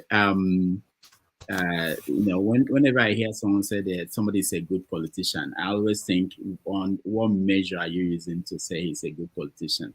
Did he deliver for the people? Is he in line with what the Nigerian people are looking for? That's my own measure. I don't know, but just to end it, for me, I want to also remind people, tomorrow at 11:30 Nigerian time, New York time, 4:30 Nigerian time, we are going to have Prince Adewale Adebayo join us to talk about what's going on in the country, the legal case in the tribunal, and every other thing that you might have for him. So please, if you can join us, that would be good. All right. Thank you, everybody. Forefathers show. Over to you guys. Yeah, okay. Thank you. This in Rudolph. Yeah, so let's start the Oby Ezekwesili hate fest. And Matt, you are the one that said you are muted. You are muted, Matt. Can I say something? Yeah. Can I say something about Joseph? I don't want to say a lot of things here, because the way I love that, say, the way I love this is national that we are now talking. the way I love this man, the way I campaign for this man, the way I trust it. You know how you say that when he say is the youngest, if you see how I convince my family, I say, if you see how I convince people around me, if you see how I'm arguing concerning this man, you will not. I'm telling you, even when I don't want to start saying my school, when in my school I opened, I had organization. I had organization for him by with his name. Someone hijacked it now in government. He's still in government in other states. He now eating and enjoying dining with them. Something I I I formed myself, harnessed men, and have initial and everything. We went for a visit. That is not what I want. You know why I'm not saying, you see me, I'm saying things like this is that I never expected him, even though he's a politician. There are something, okay, like just imagine we talk about Hope Uzodinma, we talk about what is his name again, Iberiberism. We talk about Iberiberism. These three people, if the masses are going to the right, they are going to the left. If you are going to the left, they are going to the right. And which voice does Nigerian people hear more? Is it not their voice? Because they are the people that go to the radio, television. So when they speak when they speak, it will be as if Igbos have spoken. Any other voice that you are raising behind. Nigerians are not hearing you. So that is the reason why this man is the man that the young people, we felt that he would be the person that, who be on his shoulder, at least with how he knows politics, he will be upright, not like, I'm not saying that he will be like a saint, at least someone like Peter Obi. At least someone like Peter Obi, when you tell us something, when you say we should go, we go. Even if we have a target, you are able to meet about 5% of the target that we have. You call us and tell us, look, we have, let's just leave the other target, but this one we have gotten it. Let's keep moving. But not always you want to go there to stand. And when you speak on channels, arise, and immediately he speaks, his news will go around the nation. It will look as if we have spoken. And that thing always, backfire. Look at him now. Okay, let me ask you, Father. And so, have you heard any Igbo man now say, you must give it to him, you must give it to him, he must be. Is it not only his voice that you are saying hearing? It's still his voice. It's still only his voice. Assuming that this man, okay, let me ask you. You say that we are not ready. Is it Senate President that we are ready? We are not still ready. No, we have to wait. Now, we the people are saying we are But not don't you still think that it is not a bad thing for somebody in the southeast to at least be fighting, because you have to be represented somewhere, because the Senate presidency is not but it's a we are powerful right. position too. You are right. You are right. But if you want to do something, you have to start it from the, from the foundation. The foundation is this. Where is the foundation? Your brother. You see, as I am now, let me just put myself in the shoe of Ojo Okalo. I went to somewhere, you asked me about Peter Obi. I said, he's my brother. He's fighting for his right. He was a Nigerian. They need to contest. If it's contested, that is his right to contest. I'm contesting for senatorial seat in my state. It's my right. He's in his party. I'm in my party. We mustn't be in the same party. So I urge him to go ahead. If he wins, I congratulate him. He's a Nigerian. If I win, I believe he will congratulate me. So I'm doing my thing because I'm in another party. I cannot, work for him while I'm in APC. That will be anti-party. You have to say something that people will understand. Not that when you come, you put all of us in a basket and present it. That do you understand? No, I get what you are saying. I get what you are saying. That he talks, he says, he makes pronouncements that Igbo people dislike, and he makes it generalizing that is for the Igbo people. Is that what you are saying? That is it. He's a member of the family now. He has a right to say what he wants to say, and he remember he's APC. Don't forget, he's a politician. He's part of APC. But we understand that. That is what we are still saying. You see what I have just said now. I have not said Nigeria shouldn't vote for Peter Obi.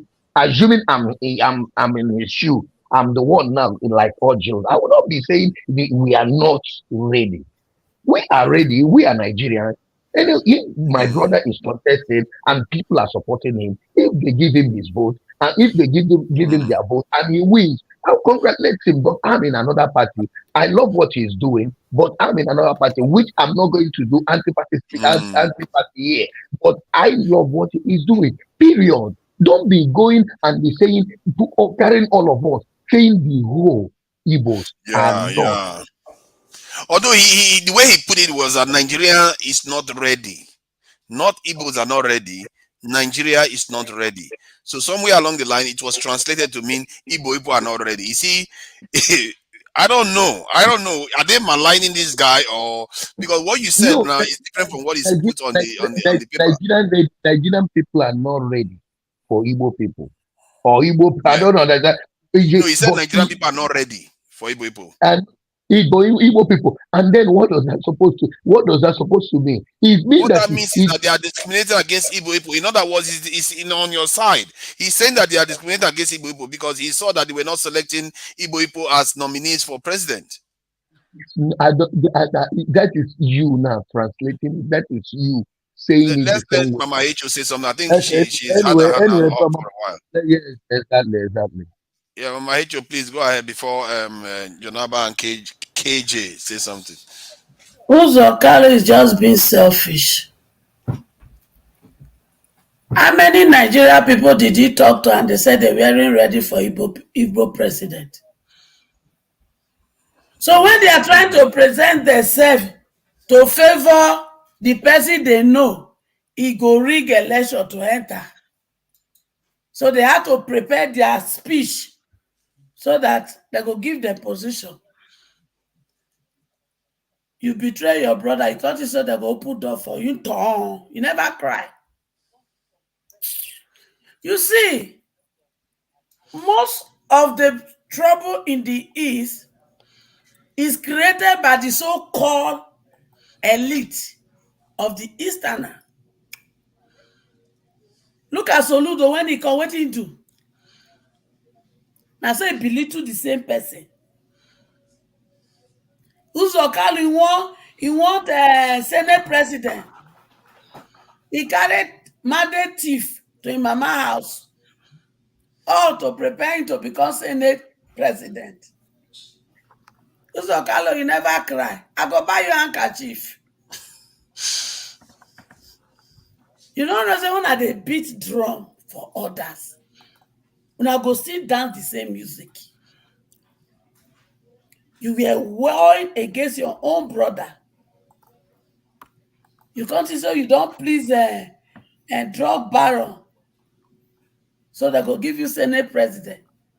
You will carry him with leg, kati, go meet your mama, so that they go cook a phone for him to chop. May they give you Senate president. God. Come on. If they bring you come meet me for this show, if they bring you come meet me for this show, I go tell you this bitter truth. I dey wait for you. That day, if I go church, I go because of you not go church. Because this truth, I go tell you now. Because Easterner not get where they reach today. Because all of them are from House of Rep. When they send, make it go represent them. For House of Rep, for House of Senate, now disgrace them. Now represent Mama Echo, though, hold on. You see, let me just add this because it's very interesting. Remember earlier on from the commentary I was making regarding all the stuff that happened prior and what happened recently too, when I said we have to be aware of our surrounding. You know, when I talked about the Abel syndrome, look at what he said. He said we need to read the temperature of other regions. See, sometimes hard truths may not be received properly, but there is some things he's saying that is actually true. I don't know, man. I feel like did he not start the drum? What did he say? Who tell and say Nigeria very ready for Igbo president? Because of what they did to him in APC. The number of votes that Obi get now from spirit land, he get those votes. Brother, no, just give me, Jules Okalo in his constituency. Let me just tell you the truth. That man worked very well. His people, at least where he come from. My brother, what's his name again? I'm not saying it very well. From Iwere, you from Iwere. I know. Yeah. So, but let me tell you, I can still stand for him to tell him. I have said it here if I'm not mistaken, not being president go prison. Yes. I didn't go prison for na good thing. Oh, Jesus went to prison. Yes, now. Okay, for what? I didn't know that. I don't know. I just want. Please let me come in. You know what? Let me just finish this one. You know why I'm telling you. He himself, he did well in his constituents, at least do some certain things which I myself, even my parents, they are proud of it. They said it even if he didn't do in the state. When it is time for his people, he did well there. I cannot deny that one for me. Nobody can take it away from him. But so we are talking about when it comes to all of us at Igbo race, and someone is at forefront, violent for something. At least be diplomatic. We don't say that you shouldn't go for what you are going. Go, but don't take us. Don't deny us that thing that which we feel that is our right. Because you see, they talk, they rate these people. If they give una groundnut eat, una go call and say don't do something. I'm just saying what he did there. No, there is difference between but they said that this prison this thing was squashed by the court. So wait. There is difference between groundnut and good road. There is difference between groundnut and health center. There is difference. Okay. Someone are not there. We put them there to represent us. And they're supposed to do our bid. They are supposed to be servants, not masters. So when they make themselves masters instead of servants, I have a problem. But Mother, sorry, Janaba. My brother Matt, listen. Like I said, we love Oby Ezekwesili. There's a difference between, hey, welcome to Taifi. Now, there's a difference between loving somebody and doing the right thing. You see, that's always been the problem with Nigeria. Not because if you meet those leaders one-on-one, they may not attend to your issue. But you don't need to attend to my issue when that issue that they're attending to, you can use to attend to everybody. Look, don't do good for me alone, which is the worldview of the Igbos is ebe boru ugo eberu. Let the eagle perch, let the kite also perch. Okay? And so, in other words, live and let us live. That's the worldview of the Igbo man. Now, you become governor. You did well for your people in Igbere. Yes. You tarred all the road. And you even gave them transformers everywhere. I bought the transformer. We, my community, bought the transformer for my community. We bought the cables that came from NEPA. We bought the poles. We're even paying more. We pay for all the meters and we're still paying. I don't know if you understand what I'm saying. The road, we did it. I'm still contributing as I'm sitting here now. This December, I will still contribute for it's called community development, which they are going to use to maintain those roads and maintain those facilities. So how big is Abia State? You were there for 8 years.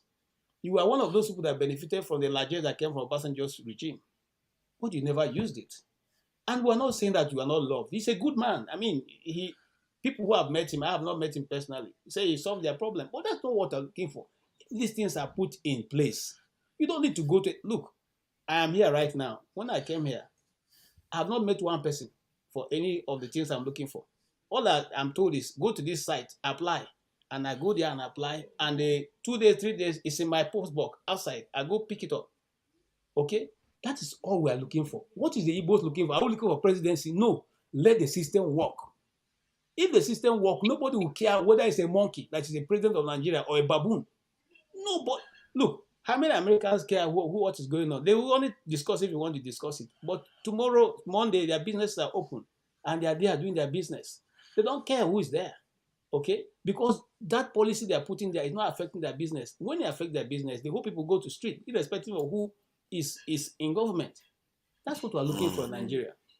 Okay, and for all Jews of Kalu, we respect him. Oh, he's an elder. Why should we disrespect him? It's not our custom to disrespect elder. You are saying that now. The way they talk about him, my God, I've never seen a politician so hated. You already sold our pride. You went and told them. By the way, just like Mama Hecho said, when did you hold meeting with the Igbos and they said they're not ready for the presidency? When did you hold meeting with the Nigerian people and they said they're not ready for? You just said that because you want to please your masters. And you please them. Now you are coming back to the same people and asking us to come and stand with you to vie for the presidency. No, we will not. And let me tell you something, forefather. We are not even concerned whether we have the presidency or the Senate speaker, the speaker, whatever his name. We don't care. We don't care. Let them run it. Let them do whatever they want to do. Okay. I think to be fair, I think that is coming from the current disappointments and all the stuff that has happened recently. But in the meantime, I think because when I saw him making a case for the Southeast, he seems to be, looking at him, he seems to be making a solid case. But when I realized the way they describe him, I think there's a feedback going on. Let me see. Forefather, if you wanted to make a case for us, you would have stopped the 10 kilometer. Sorry, that is every kilometer roadblock that you have in the Southeast. You will have stopped it. You will have stopped if you have a say, I think there's an echo going on. I don't know where it's coming from. Okay, yeah, it was KJ. Yeah. If you go ahead, I know you have something to say about Oby Ezekwesili. I'm sure you've said something about him too. Yeah, probably one of those. Go ahead, please. Good evening, everybody. I think they've said it all. Just like KJ, Mama Hecho, and Matt said. When did Oby Ezekwesili consulted the Igbos, and they told him that no, we are not ready. And I hate when people make all these statements about the Igbos. When are we gonna even be ready? What do you mean that somebody is not ready to be president? So Tinubu is ready to be president. Buhari was ready, or rather is ready to be president. Then tomorrow, another person, what's his name? River State Governor said after this thing is the power will go back to North and they will be president. So it's going to be turn by turn, North and South. Is this what we're going to do in Nigeria? And when I tell you people, I know you're going to be mad at me no matter how much I know me and Paul, we don't agree when it comes to the East. Nigeria, we are so much complicated. I don't even know who is going to inherit this mess. Where are you even going to start? How can you be a president in this situation we are and some group of people will not feel marginalized? Let's put everything aside. It's going to be very difficult. I'm not even going to talk about Oby Ezekwesili because it's not even somebody you need to talk about. In a country where everything was, Oby Ezekwesili will be in jail by now. He will be doing his time in a system, in a country where things are working very well. Oby Ezekwesili will be in jail. Rogers Okorocha will be in jail. All of them will be in jail. But just because it's Nigeria, look at Ekweremadu. If that has happened in Nigeria, we won't be talking about it. Almost all our politicians will be in jail. You understand what I'm saying? But So do you what are want we to throw even only talking? yours in jail? Listen, Why no, not? no, forefathers, this is not a joke. Let me tell you something. Like this guy said something. In a city where I live, the mayor is not I don't even know where the mayor is from. And it's not even necessary. Nobody cares where you're from. All they care is for you to do what you're supposed to do. And you dare not go face your people and say, oh, I'm doing this for my people. What about other people? Are you not the governor of how many cities in your state? And because you are from Iwere, you say that you did something from Iwere. What about people that are not from Iwere? Are they not part of the Abia state? What are we even talking about?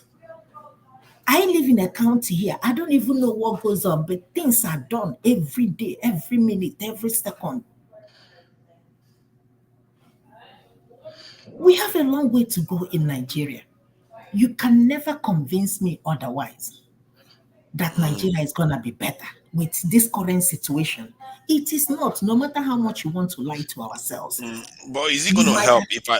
Yeah, listen. is it going to help if I say that he actually said Nigeria is not ready, not Igbo people are not ready It doesn't even matter how you're going to say Nigeria is not ready. Who did he consult?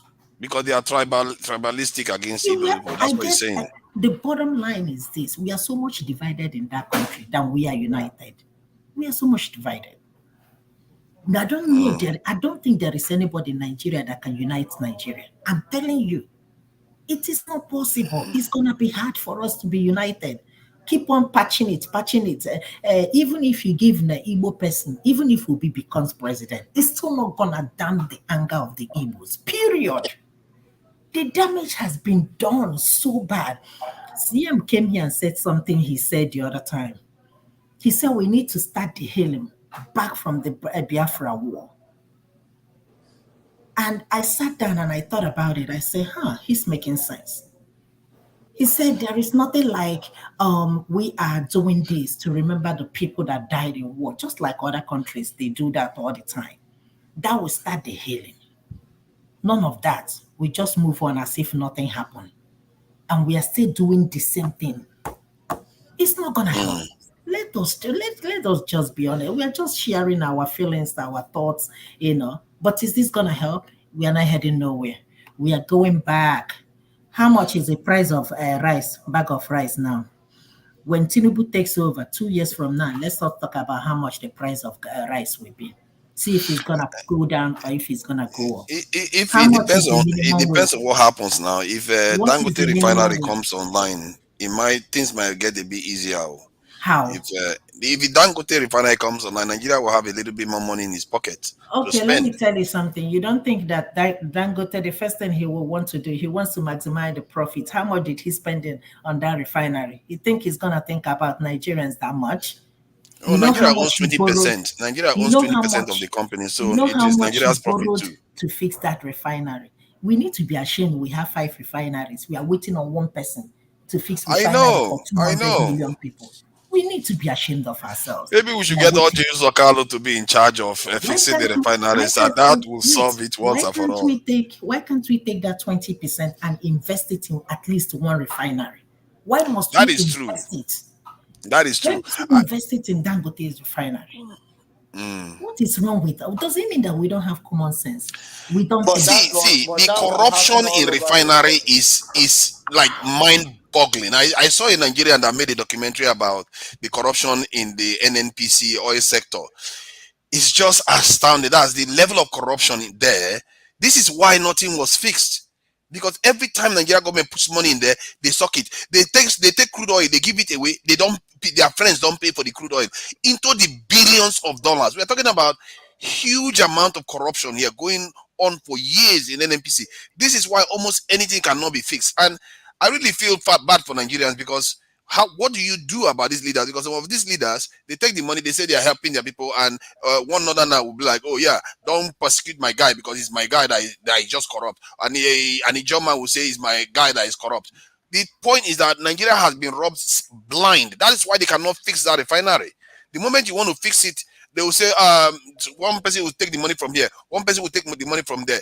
But that said, though, it still doesn't excuse it, because you can technically give the money directly to, like the president now could give the money directly to a foreign company that you ensure the process in such a way that if that company does not meet the obligation, it's going to cost them heavily. So you tie it down in such a way that they will actually get the stuff built. So I don't know. I still don't subscribe to the fact that it's just corruption alone that killed those refineries. There's something that's going on, because you can give the money to foreigners to do, and tie it so strongly in court that if they don't deliver that stuff, the company will be liable for it and they will lose from it. So why did our government not do that? Instead of putting so much billions after billions upon billions, you need to watch that documentary. It's horrible. So, but that said, Dangote Refinery is coming on stream. Nigeria owns 20%. So whatever money Dangote is making is going to be coming back to Nigeria's pocket. And your friend is coming online. And let's make peace today. And let's not run away from each other. We are all Nigerians. We should all be happy we are all fellow Nigerians. Oh God, how can you do this? How can you possibly do this? Paul, what did you do? Pastor, you did laugh. Pastor, what did you do? What is causing all this? No, I don't know anything serious like we can reconcile here. Is anything I just look on it. Come, what? I see come run away. You go confess. What you need to confess your sin. Igbo basic. Maybe because I call you Igbo basic. Daddy, there is problem. You have to put up your heart. Daddy, I know. You have to solve this issue. You have to go away. You are driving. He's driving. You can't talk while you are driving. I'm sorry. That's the rule. It's a new rule. Bye. You can't talk. It's a new rule. Okay, let's go back to business. If you will come back, I don't know what has gone wrong that much. Oh God, I don't know, man. What did Paul go and say to her now? The brothers and sisters, they will say to themselves. Yeah. This is a national TV. Thank God CM.com. The issue is that you were talking about the Dangote refinery forefathers. Nigeria have 20% investment or share in it. There is no way Nigerians can manage themselves apart from private company like that. And you will see how well the Dangote refinery will do compared to the ones in the past, because that is personal. Whether you say you have 20%, and you have 80%, you cannot go and detect for him. Nigerians cannot manage their resources, and that is led to the collapse of Kaduna refinery, the other refinery in Port, and the other places, and other government. Talk about hospital? Talk about every other thing that Nigerian federal hospital, state hospital. What happened to it? What about schools? Nigerian universities, other institutions owned by the government. How is it functioning? Whether they're on strike after strike. You can enter school, you don't know when you're going to end the school. So I think that is the best way, is to privatize stuff. The only thing is that it still also let the corruption will be less. But then when the money comes to the fund, you see that there are other people also are in charge of it. And Nigerian, when you're in charge of anything, it's like you own it. And that's why we are all talking here. So our morale, we can challenge the status quo with knowledge and understanding. And this is, the media is helping us now. And that's why I said earlier that we are not where you used to be in awareness. We keep speaking to it. Now you guys, you say you have your say. And now you already come up now, have your say now is not have your say, because it's going to cost you much. Freedom is not free. So now things are changing. And then after a few months, I don't know when you guys going to celebrate, when we're going to celebrate 1 year of have your say. But then that is the rule, that you improve when you see some mistake, you change it. Nigerians doesn't function that way. Whoever become a general manager, whether it's the Nigerian NNPC, Nigerian Port Authority, that is their own is God don't butter my bread. This is final. So you think that making NNPC like a private company, I don't know how private they are, you think it's a good thing?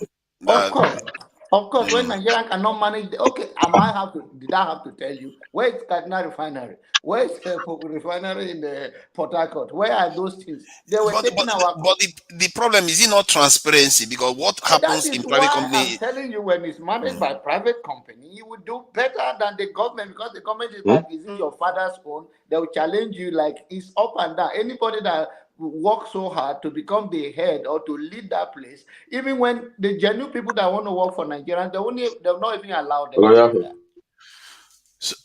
I want to Okay, leave. Matt, yeah, go ahead.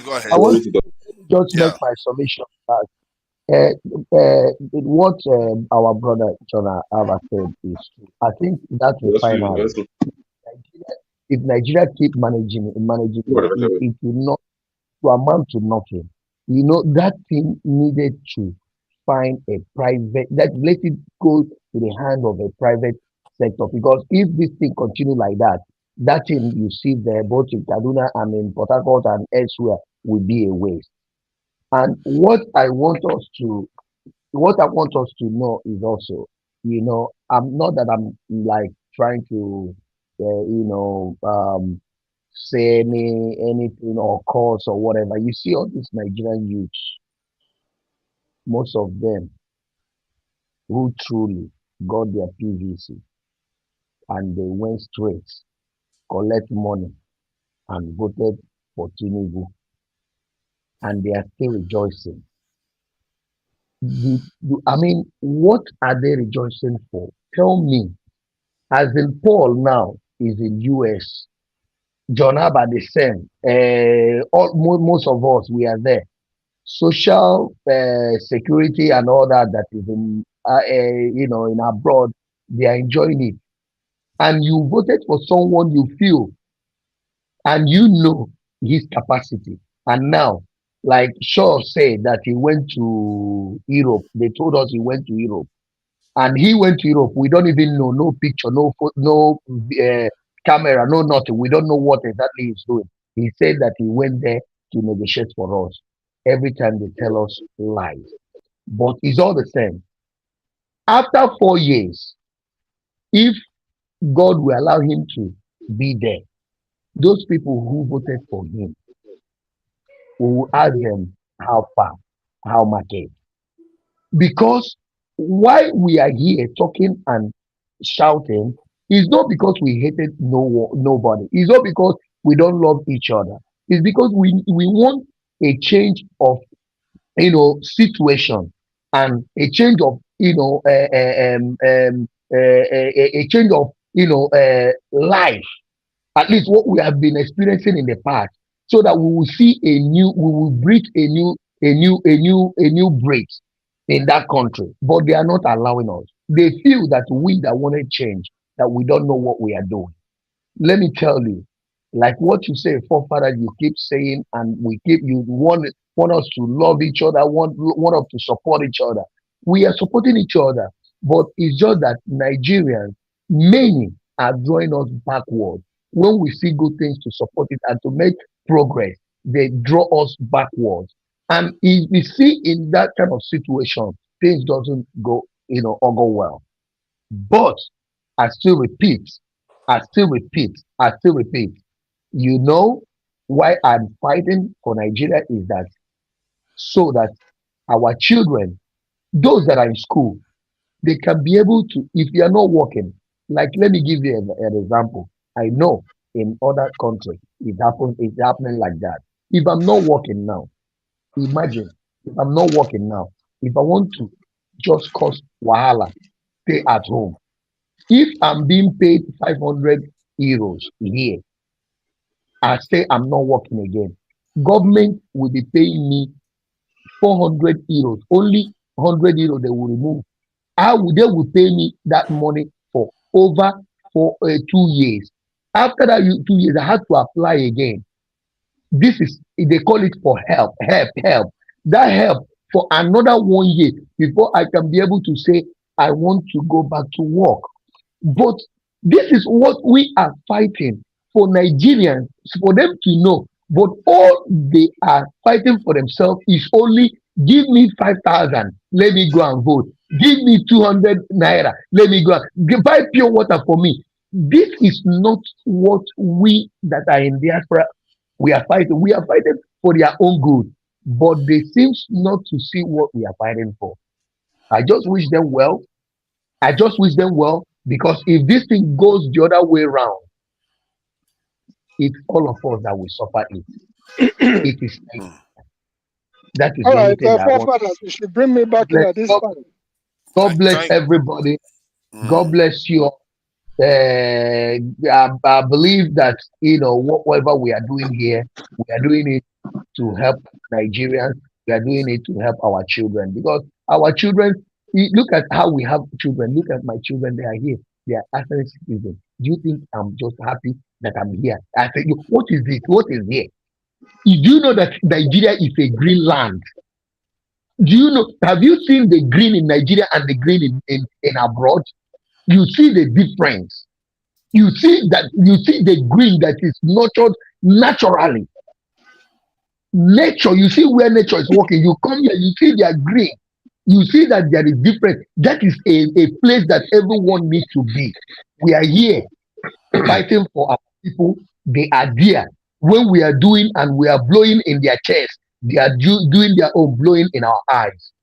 It's all the same. I wish everybody well. God bless you all. I know maybe by the grace of forefathers, I'm going to have to jump in because I have to be on the move again. Yeah, it looks like you are going for a celebration one way or the other. It's going on a date. No, Mama Echo, yes, I'm going to. Mama Echo is right there, so I'm coming to her. Exactly. If he ran off before I came in, I just wanted to wish Happy Mother's Day to all the mothers who are on this platform, and then all the mothers today. So that is one thing. So to you, Mama H.O., to Ife, and to our sister who was also earlier on this program, talking about Nnamdi Kanu, also to all mothers, I wish you guys all Happy Mother's Day.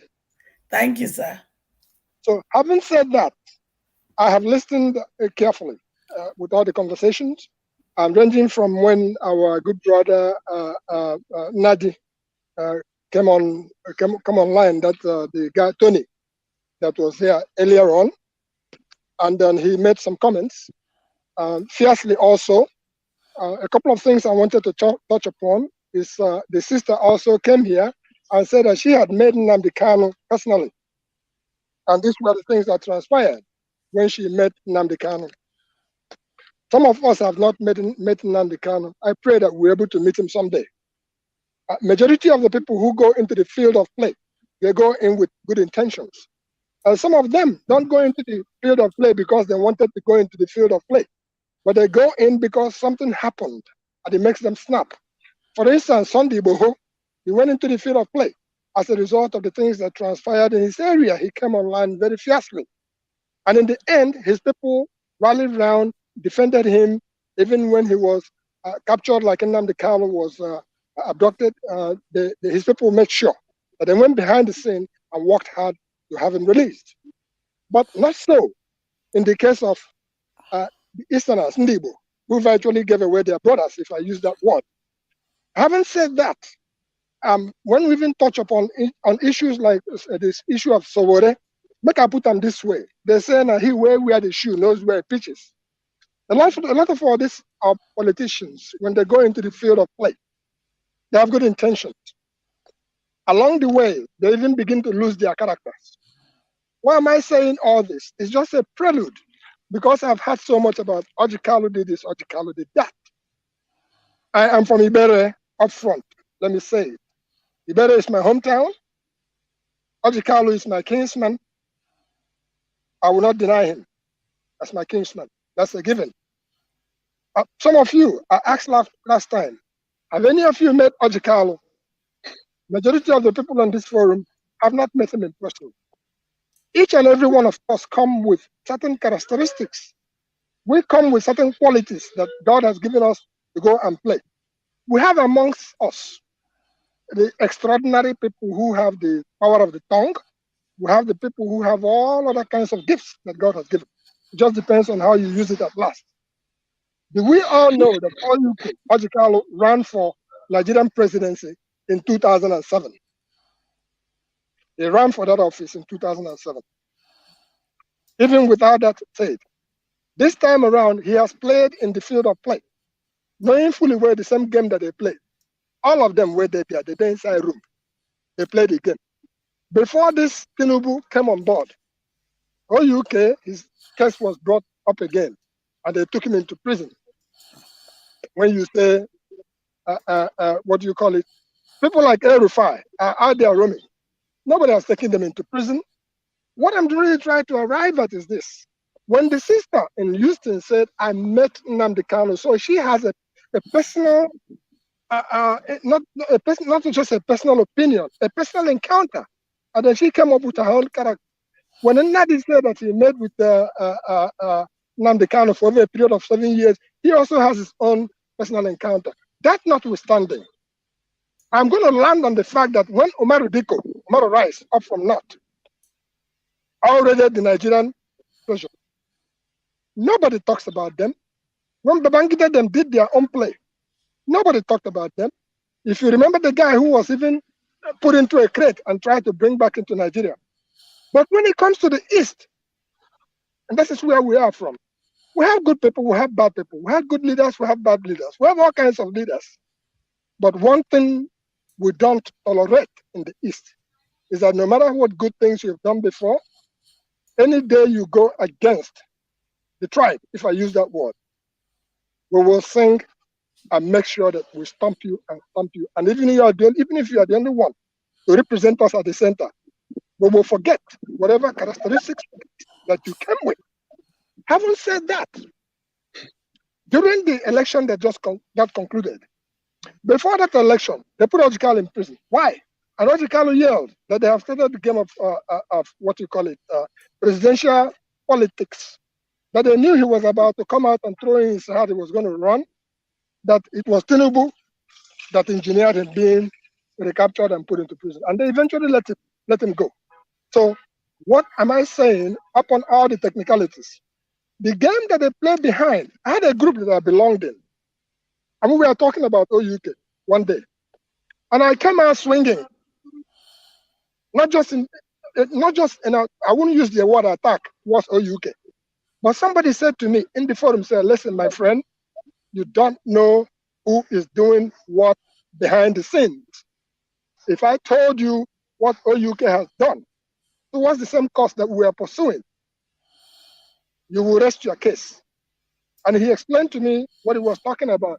And I said, oh, okay, that's what's going on. So I am trying to say to us, before we castigate, before we kill anybody, let us realize that these are masters of the game for a very, very long time. They are in the field of play for survival. Somebody talked about, OUK did this and did that for his people. Let me share this with us. The stool on which OUK was standing on, we had a man called Amadi Ikweche. Amadi Ikweche in Ibere was the person whom we call Agui or Wamba. Amadi Ikweche was the person who led the roadmap. Besides the things that my forefathers were doing before some of us were even born. From water to electricity, like my brother was talking about, that they are still paying development dues. Yeah, we still pay development, but Amadi Ikweche laid the ground rule. Not just the ground, he led the roadmap in Ibere. Amadi Ikweche was a person that none of you here can fault. He was a naval commander. He was a military governor of Imo State before even the birth of Abia State. With all that said and done, when OUK came into town, do any of you know where a place called Abriba? Abriba is 4 miles from Ibere. Abriba, the self-contained place, where Ebituki came from. Before OUK came on the scene, the roadmap was already laid. OUK came on the scene. If there was road that was already graded or anything like that, you slap some quota on it and let's move right on. In essence, all I'm trying to say is that it's time that we in Igbo, because if Oby P2B, whom all of us support, genuinely, if we side steps today, is the same us who are shouting Oby, Oby, Oby. It's the same us who will refuse to defend him. That is our own attitude. So as it is done, Tinubu of a person that we are looking at going to be president, he's still a president-elect or whatever he becomes. The people from the West who we are condemning fiercely this man during election time, I can tell you, a bunch of them have said, oh, no, it's our brother. It's our brother. Therefore, let us go and defend our own. That is what they're doing. So all in all, I do appeal to us who are in this forum to realize that the people we are fighting for at home in Nigeria, I have a few friends who went down. Some sold their houses. Some people sold their refrigerator for this cause that we so much believed in. Some of them came back and they said, oh my God. One of them I was talking to a couple of days ago said, you know what? The people we are fighting for are not quite ready. That as a result of, because what did they encounter on the ground? You turn around here, the people are dragging for mat when they never collect the land. They're already struggling for the mat. They're already struggling for the contract. I'm talking about even within the Labour Party. In the end, those people came back and said, oh my God, I have learned quite a few lessons. We need to go at it from a different perspective, to sanitize, to let the public, the masses know that we are not only fighting for them. Some of them look at you, who is abroad. They look at you as, oh, you're coming to take over our nothing that they don't have. And some of them envy that you are out in a place where things work. So, my friends, let us recalibrate. Let us look at all the propositions that are on the ground. May 29th is yet to come. All those people who have Bola Mama and forecasted all heaven will fall and everything else will happen. Let us see what happens that day. After that, then is the next agenda. So I appeal to people like Nnadi, when you come to the scene to talk to us, please don't call your brother a thief. Even if he stole your thing, go back and settle the square with him. But once you continue to come out and label your brother the biggest thief in Nigeria, who among them in the political class that has not stolen us blind? But the issue becomes, and we are not saying that they should go and steal, but we are saying, for heaven's sake, your brother is still your brother. If you thief, you bring him home. Slap him well. And I'm not condoning anything that people like Opus or Denmark have done to the Igbo land. And not to talk about OUK, who is still a young man by his own right, and hopefully he can still do things. You talk about how did his people re-elect him? It wasn't something that he just went out and stole. His people re-elected him, and his people elected Oby massively. Massively. Abia people went for Oby. But in Abia North, the people of Abia North, as a result of OUK attempting to right some of the wrongs he had done in the past, they returned him to the Senate. Now we are talking about Senate presidency. And the people who have done the permutations, according to what I read this morning, they did the arithmetic. They said, oh no, it's back to Buhari again. Back to Buhari in the sense that, oh, these people, they didn't vote for us massively. In fact, the 5 eastern states, go and check the numbers properly. But they are thinking this is the better way to go, to start that arithmetic of they are all agreement is agreement, but this one no go work. Oh, nothing will remain for company. They are looting the company continuously. And this is going to be the final loot. The power is in the hands of the people. I'm one of those who believe that party is not supreme. The people are supreme. And the people have to actually, after the May 29th, let's see what's going to happen. Heaven will not fall, but we are going to fight with number 6. That's what we all have to use.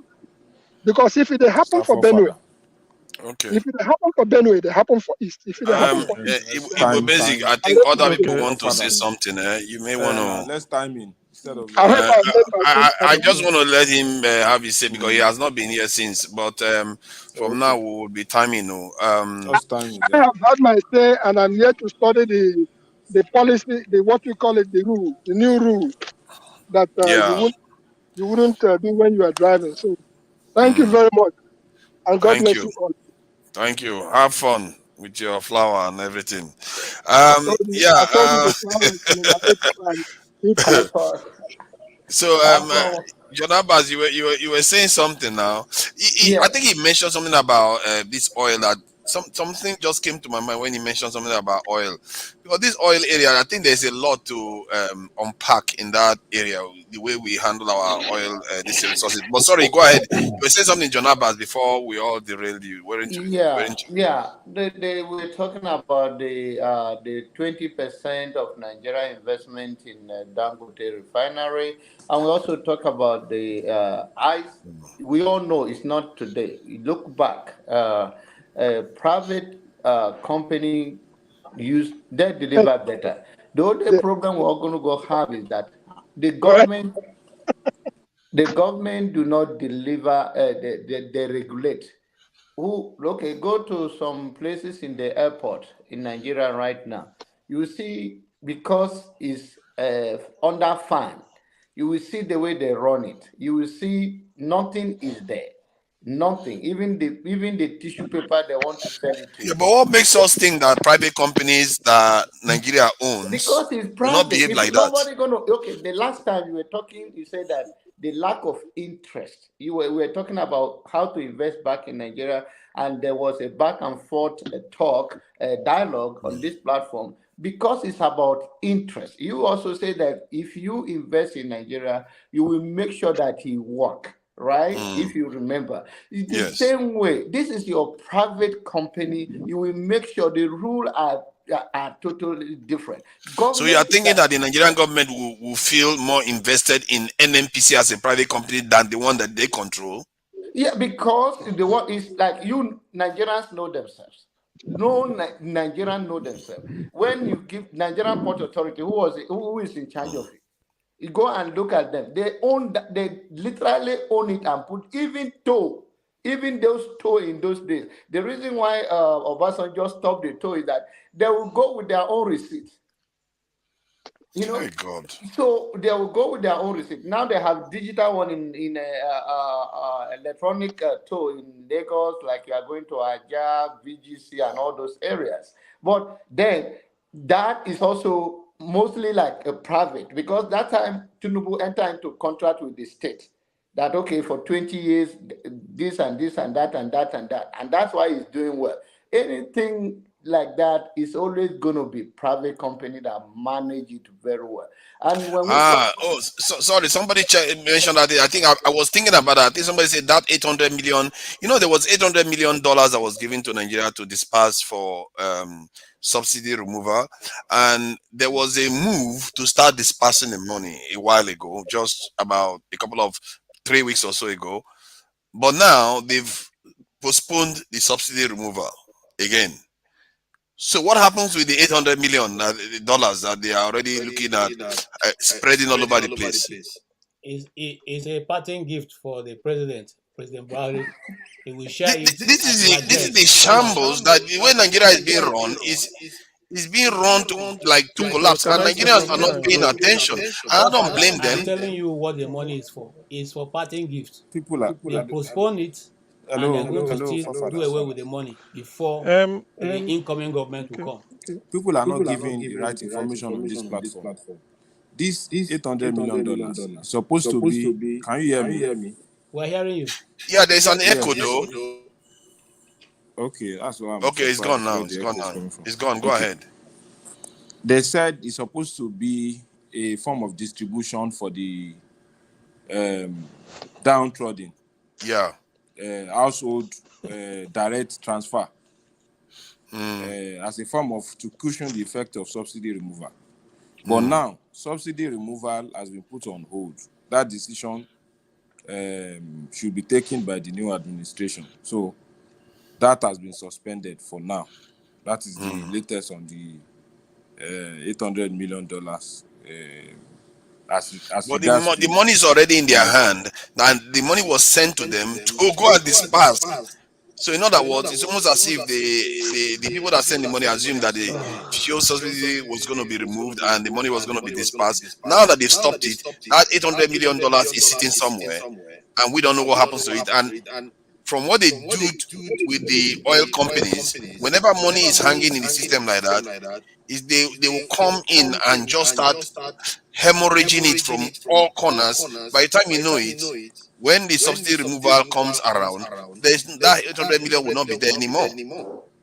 This is the nonsense that they do in Nigeria. This is why I keep talking about transparency. We don't know what they are doing with our money. Why are Nigerians not seeing that account?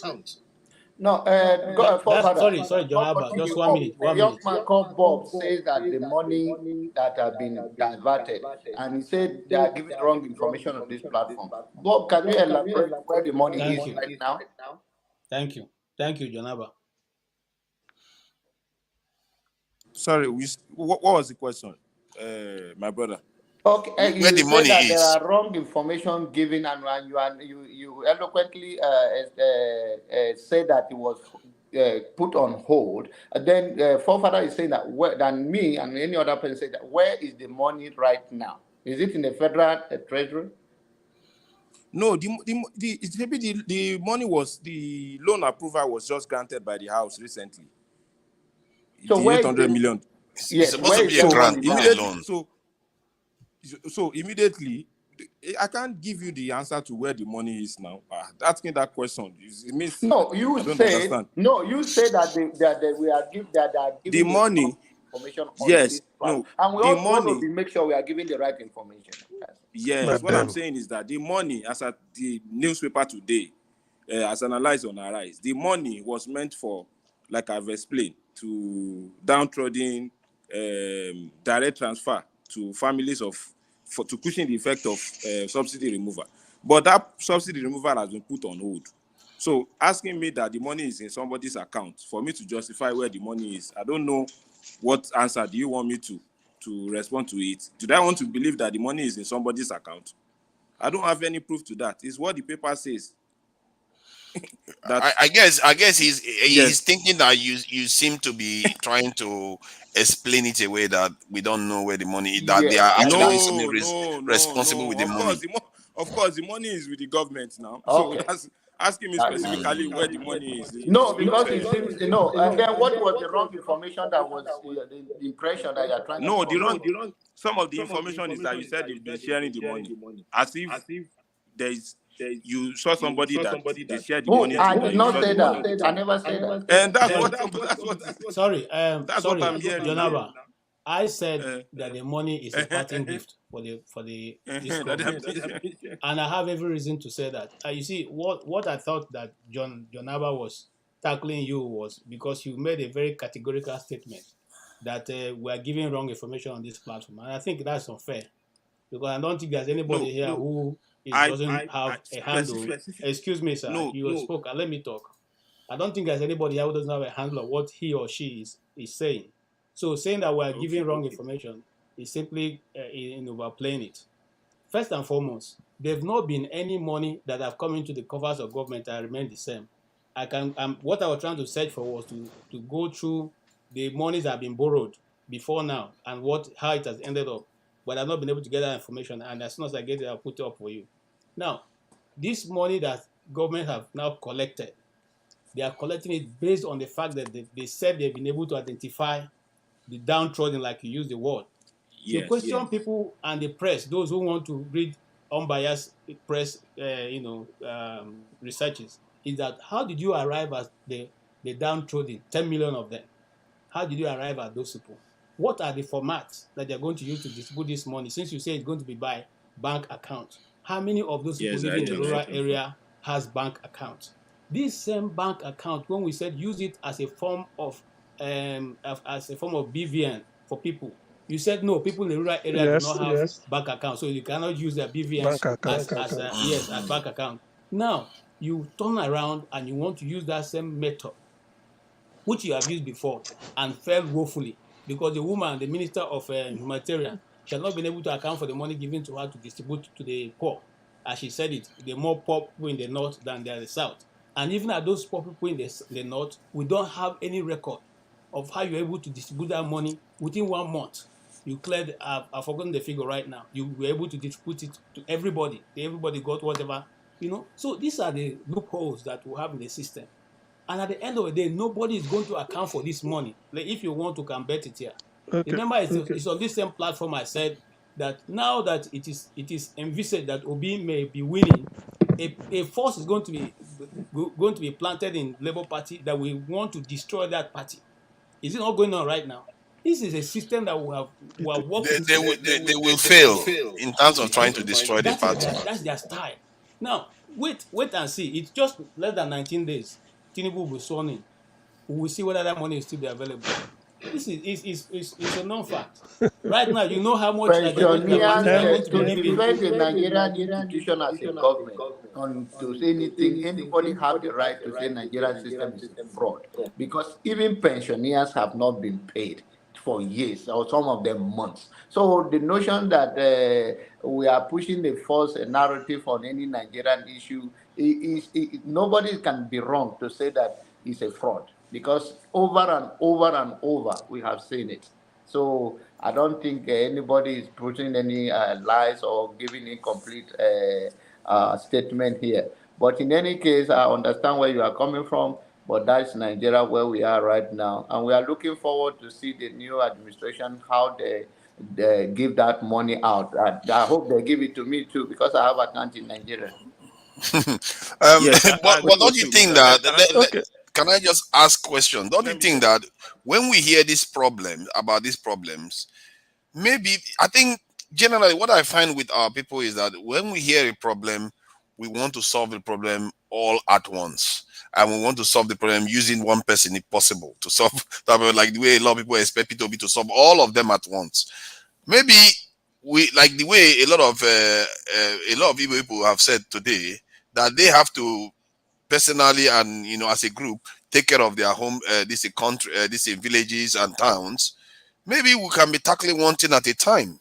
We can be championing one thing, because like this health tourism, if we tackle that one, and then we demand transparency, we want to be knowing where all this money is going into, I think maybe we'll get somewhere, because most of these topics, I think the health one, they will even find it easier to try to argue against.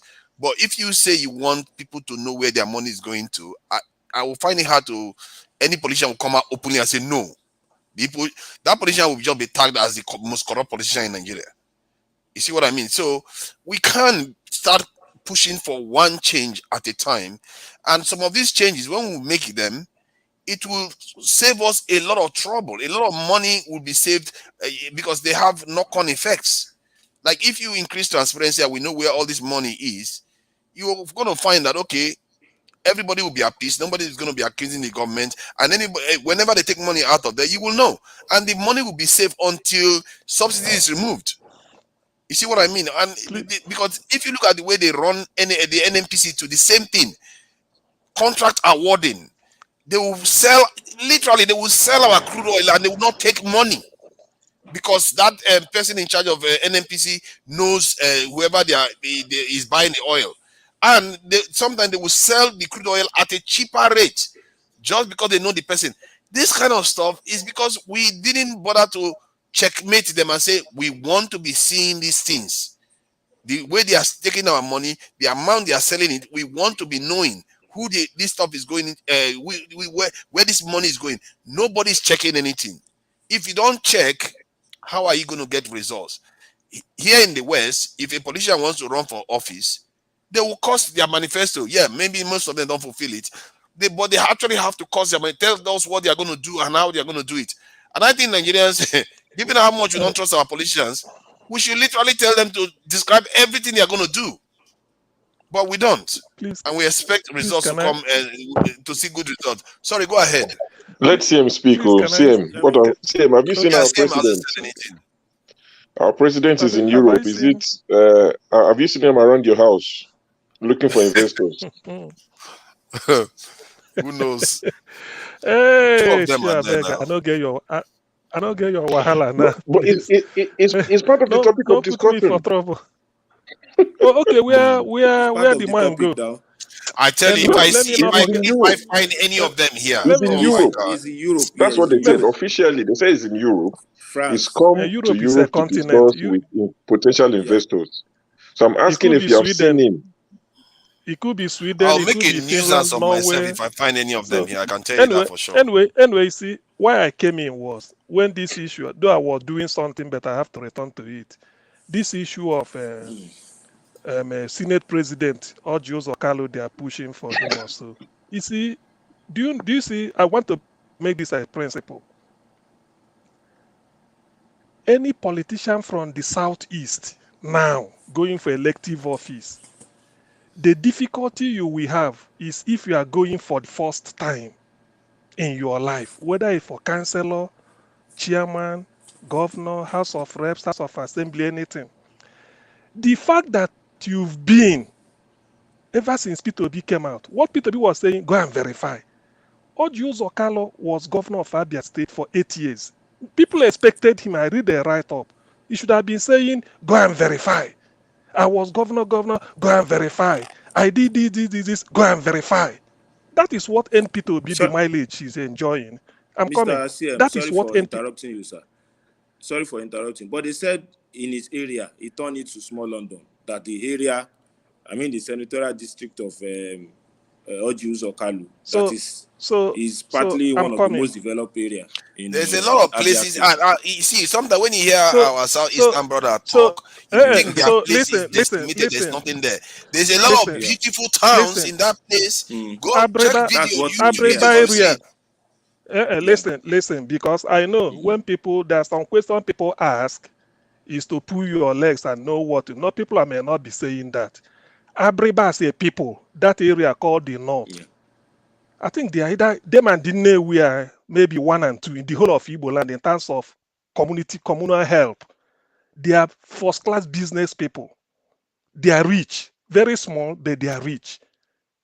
They are self-help. In other words, they can undertake a task and do it in their. Somebody can decide to tie a road of 5 kilometers in his community. They are doing it all over Anambra now.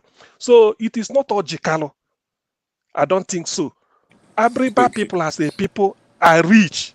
They are even before Jikala arrived. We used to, if we in Anambra, we used to make a joke that, if it were in Abriba, you will see wealth. I think Abriba So it's and Abriba Dinewi. that is the most beautiful one, eh? Abriba, yeah, I can see that here. They said it's Abriba. No, It's really, really nice.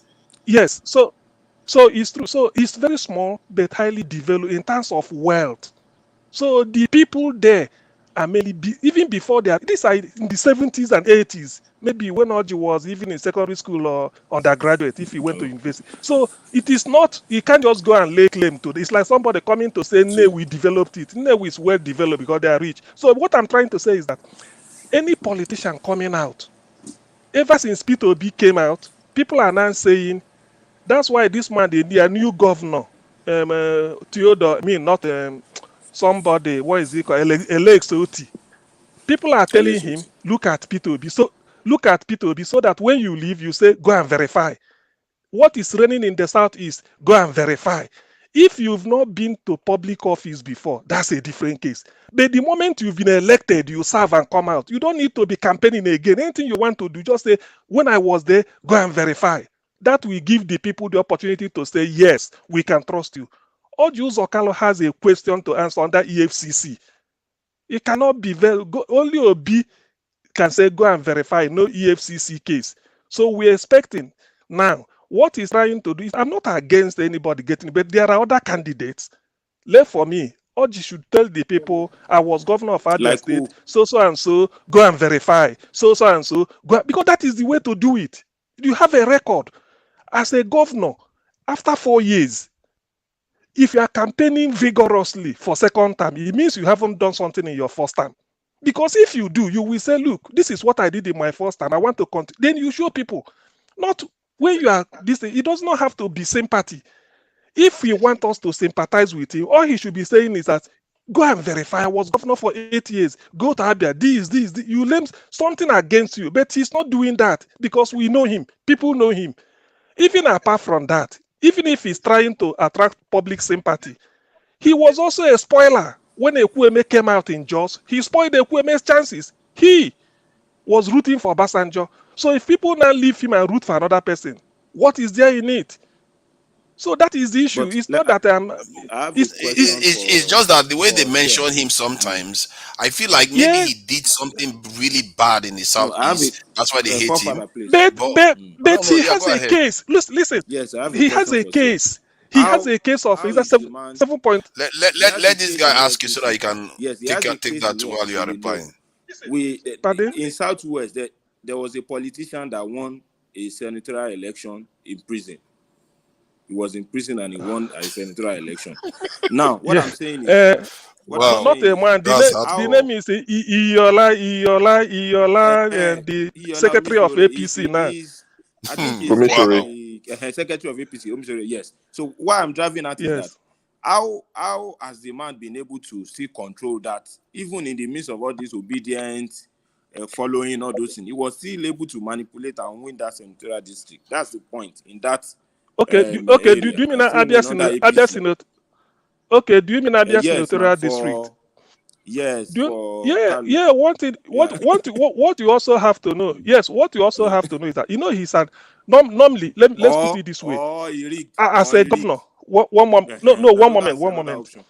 As a governor, you are in charge of the state, which is 3 senatorial districts. If after being a governor for 8 years, you are struggling to win an election in 1/3 of your state, it means you haven't done well. It's as simple as that. That is pure mathematics. If as a governor for 8 years, you are in charge of the 3 senatorial districts, after 8 years, you now want to contest only in 1/3 of the state, and yet you are struggling, which is your base, it means you haven't done well. So it is expected that every governor for 8 years, and you want to go to Senate, you should be able to win your area, because whatever it is, this is 1/3 of the state. So even if you didn't do anything, if you are struggling within your people, it means you are not good. But he won, didn't he? He was contesting under a party that is not popular in the southeast. That's another point. Okay. No. It's not. We don't do party. Listen, in the southeast. Let me finish. Okay, In the let him southeast, just finish. Let's hear him just finish. It's not the party. It's the personality. Ifeanyi Ubah of YPP has been a senator. He's my senator, Anambra South. YPP is nowhere. Ordinarily, PDP people should go for PDP, but he keep winning because they know him. He has a football club. He's doing something, and people love him because even now that he's Senate, Anambra South, he was able to put up a security gadget all through the local government of his own, so that every community, when you see suspicious movement, you radio. He brought it, and people are clapping. So, and he's in YPP. People tell him, why not join APGA, which is popular in the state, or maybe Labour? He said no. People say, don't worry, any party you are, we vote for you. So in the southeast, it doesn't work that way. The party is not the issue. The party is not the issue. If you are good, because that's what they are voting. That's why they voted for Oby. Oby left PDP. Okay, where is Labour Party? But Oby will say, go and verify. And people loved him. They said, okay. Even people are saying, if Oby leave Labour Party and go for any other smaller party, because he's Oby, people actually vote for Ojils or Carlo, though. People vote. It's not like he just made his way. People actually voted for him too. Exactly. That's why I'm saying now he's supposed to win, because 8 years governor, if you can't win in 1/3 of your state, it means you are that bad. That's what I'm saying. That's what that means. That is the point. It depends on who you are running against. You should be able to. Well, it depends on who you are running against. Now, can you imagine if you are running against a very charismatic person like this in the Oby or something like that? But 8 years ahead, you've got 8 years. Okay, so now let me ask my southwestern brothers, who is the bad boy in your area? Because it appears clearly the southeasterners have got their bad boys that they've named, and they don't want to give them breathing space. So who is the bad boy? Before they used to say Obasanjo is not liked in the southwest. Who is the next one now? Do you know? Is there anyone that the southwesterners don't like as their politician? We have a few, but I feel what happens in the southwest is people protect them for whatever reason. I don't know why. They're protected. Name them, please. Name them, please. You defend them based on your approach of name them. So you're telling me name them now. Fayose comes to mind easily. Okay. Fayose comes to mind easily. But you ask me what has it done? You understand? I mean, and that's my biggest worry when they say let's break Nigeria into smaller pieces. Fayose now plays a very minimal role. Was following the G5, was almost like carrying their bag, following them, almost, in the background. If we break Nigeria into smaller pieces, Fayose will become a big boy. He would actually contest for presidency, and he will stand a good chance. That's one of my worries of breaking it into small. No. I'm not even joking, and that's nothing personal against these people. And I think the people label as bad boys, forefathers, I'm beginning to see a trend. There are people that we have, maybe people feel like, based on your ayaj, based on your levels, you get mouth, you get level. You could have used that for the good of the people, because Fayose is quite popular. He's a very popular Western politician. So people like that, and Ojus or Kalu Rochas, these are very popular guys that maybe people pinned their hopes on them. And we're expecting a lot. So I think it's more the disappointment that make people talk about them in that light. You understand? Because when Fayose came on board now, spotless. If you know Fayose very well from his spotless days in Ibadan, a lot of people expected, okay, Adeleke, but I think there's something like you said, forefathers, that sucks people in and just make them go crazy once they become, mainstream politician. Because you hear this about Oshomole and Obaseki too in those states. He's already saying he's retired from PDP. He's retired from active politics because he wants something from APC. And this is Fayose that I never thought I would see him, go like that. So Fayose comes to mind easily. Even someone like Fashola, I'm not saying he's a bad guy. Fashola is somebody that if it wasn't for the association, Fashola is somebody that I actually like. Follow this politics, but you can see someone like Fashola going to do. He's not obedient. No, he's not even anything to do with that. Look at Fashola at the toll gate. He was the one now doing Agent Fash. Was the one sporting camcorder. What did they find in that camcorder? What came of that camcorder? You understand? Big boy like Fashola, or big boy. He's now picking it with handkerchief. Fashola the APC.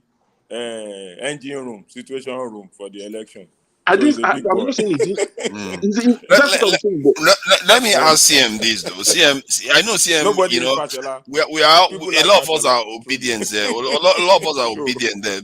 So I just wanted to ask something. Can I just ask this question, because it appears, depending on how much hope people pin on the politician, when they disappoint the people, the more venom people have against them. Because I see this in Edo State with Obaseki and Oshomole. And so, God forbid, CM, what if Peter Obi gets into office and disappoints? What would that do to your impression of politicians? Go and verify. well, the thing is, that could make you very, very bitter. In this case, this is national, so it's not hidden anymore. Do you understand? Because it's national. So the issue is this: if he goes in, because there's a lot, not just me, a lot of people are having hope on him all over the country, southwest, southeast, south, anywhere.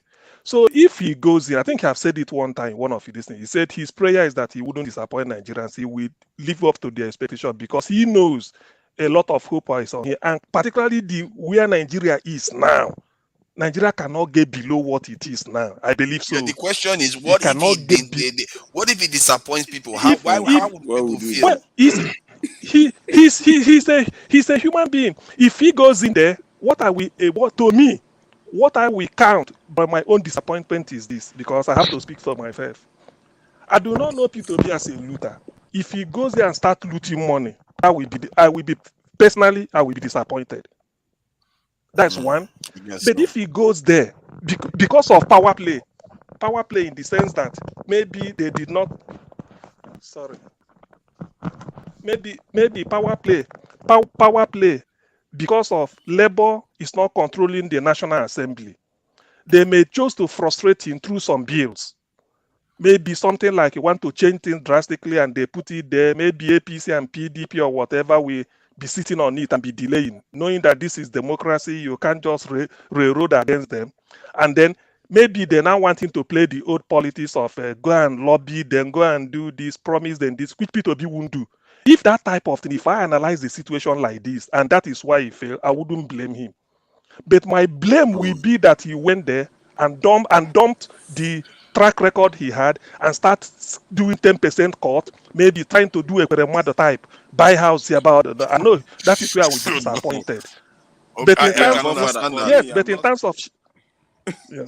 But yeah, you would be disappointed. The question was, what is he going to do with?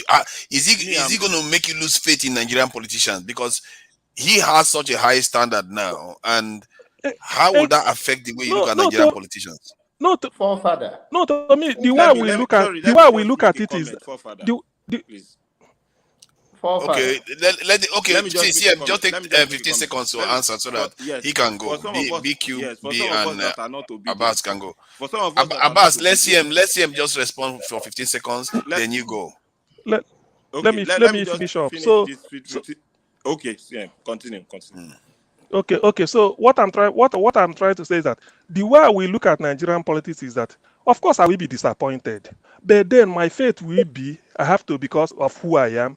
I won't go with the crowd. I will analyze why he failed. Is he something that could have been avoided?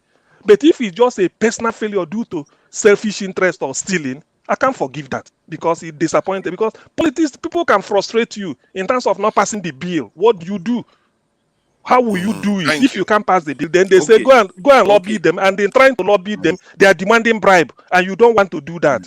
So they thank you. I think that's a solid answer. That's a solid answer. Forefather. Yeah, go ahead. Let me just quickly pick it up from where CM stopped. Rationalizing what I will call what Rufai Husseini will call failure. For instance, during the 8 years of Peter Obi's administration, when they were trying to analyze some of his shortcomings, they said doctors were on strike for 13 months. The obedient rationalized why doctors were on strike for 8 months. They didn't see anything wrong in why doctors shouldn't be on strike for 13 months. Then the issue of offshore, all these onshore accounts, this is it Panama paper or something? What's this onshore account that they launched? Yeah, offshore. Is it Pandora papers or Panama? So Pandora paper. So obedience will always find a way to rationalize that his intention was right for doing something that is obviously wrong. With all due respect, let me finish. With all due respect, okay, I've noted the 2 points. I will get back to you. Yeah, you come back at him. Let me finish now. Obedience will only find a way to rationalize that he did the right thing. I don't understand why you want to rationalize and justify doctors were on strike for 13 months. I can't try to understand it. Then again, the money laundering stuff too in this offshore. Then the last one, which it's not money laundering. You see, he just said it. It's not money laundering. Don't do that. Not money laundering. Okay, yeah. He hid his money in. Exactly, there's a difference. So okay, that's okay. He hid his money. Okay, money laundering. Okay, that's true. Then don't buy them now. The third one is during recapitalization of banks.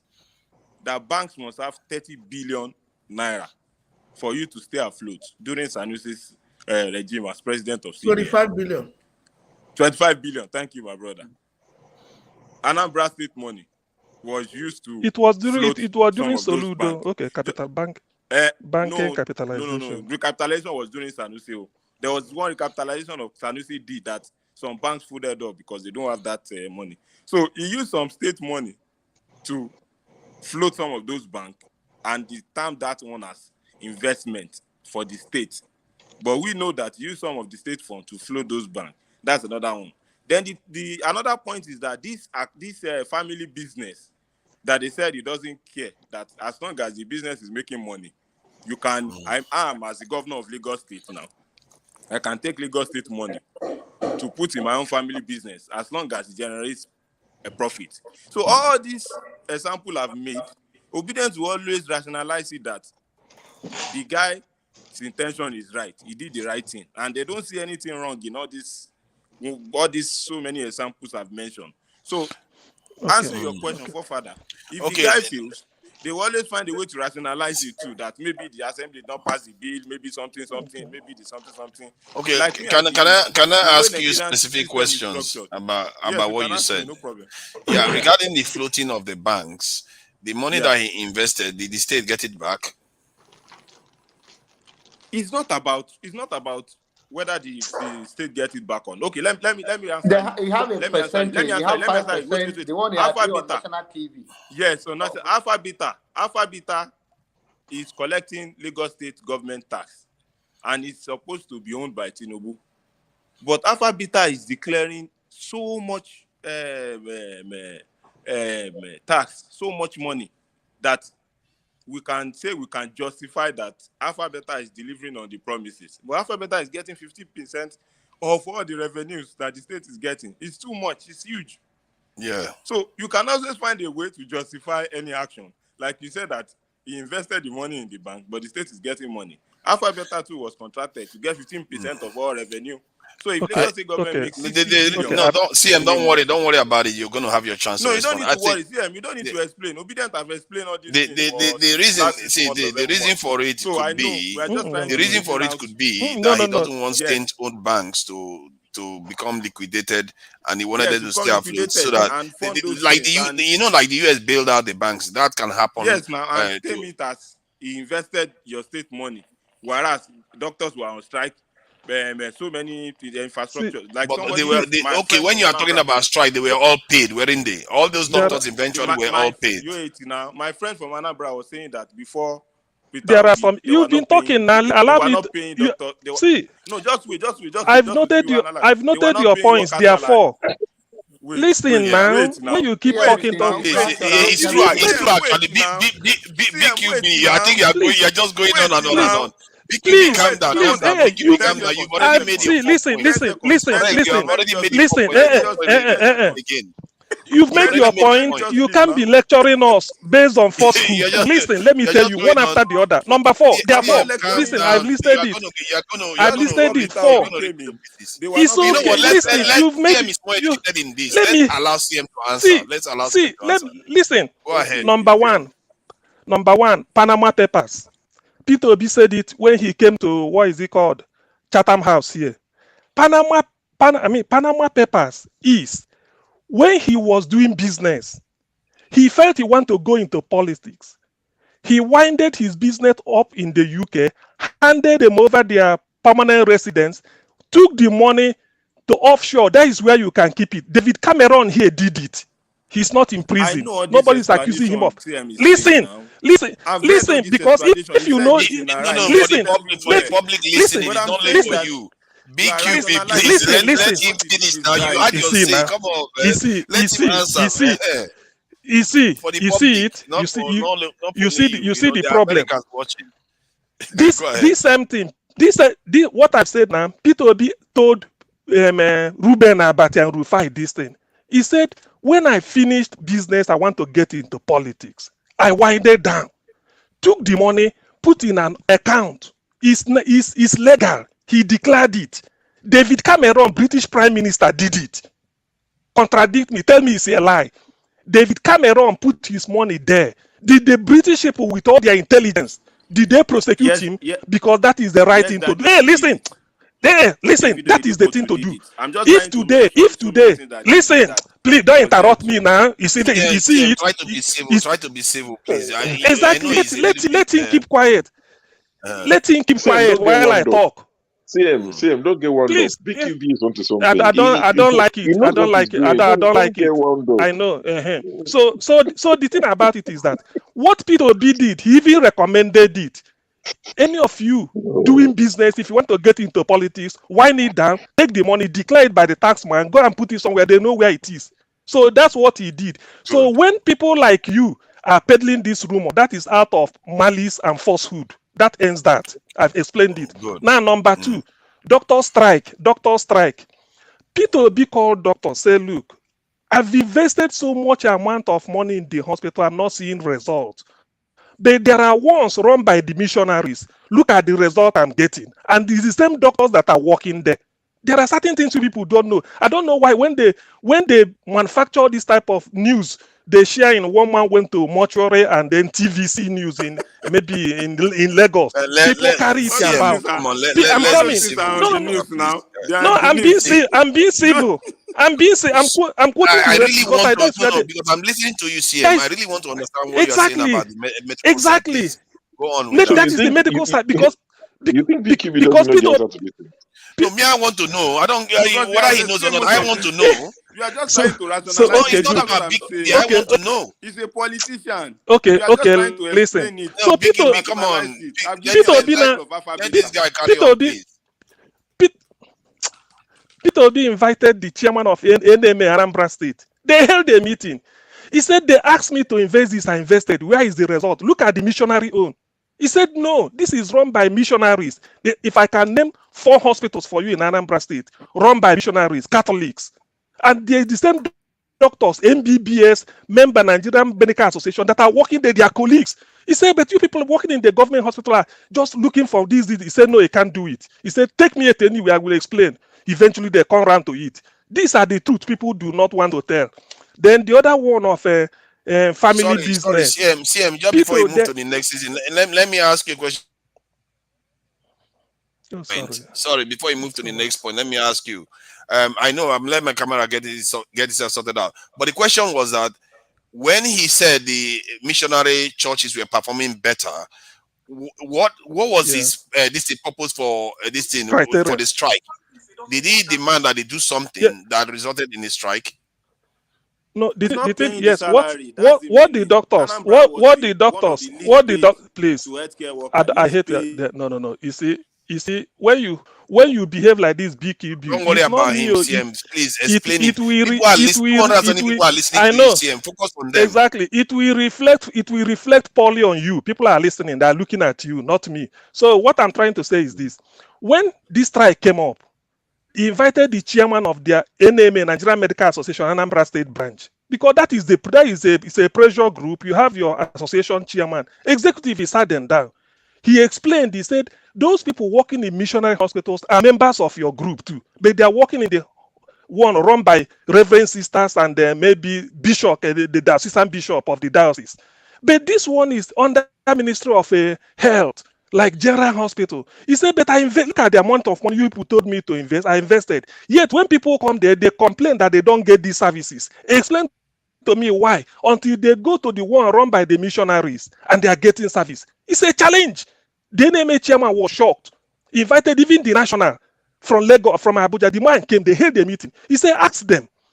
They told me to invest. I invested. Patient will go to General Hospital, complain that they are not attended to. If they go to the one run by the missionaries, which we also fund, they get the service. Explain to me why. And the same doctor working there are the same doctor that belong to Nigerian Medical Association like you.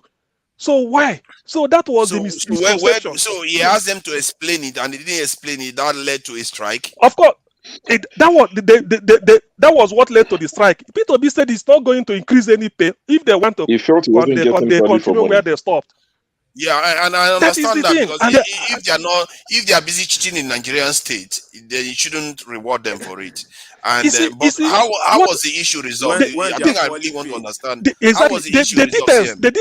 How it was resolved was they now found when the NMA chairman came for his colleagues, he found out that they did the sort of. He said, "Go there and check." He said, "That is why people don't go there. Why should I be putting money there when I'm not getting results? That I'm getting results here."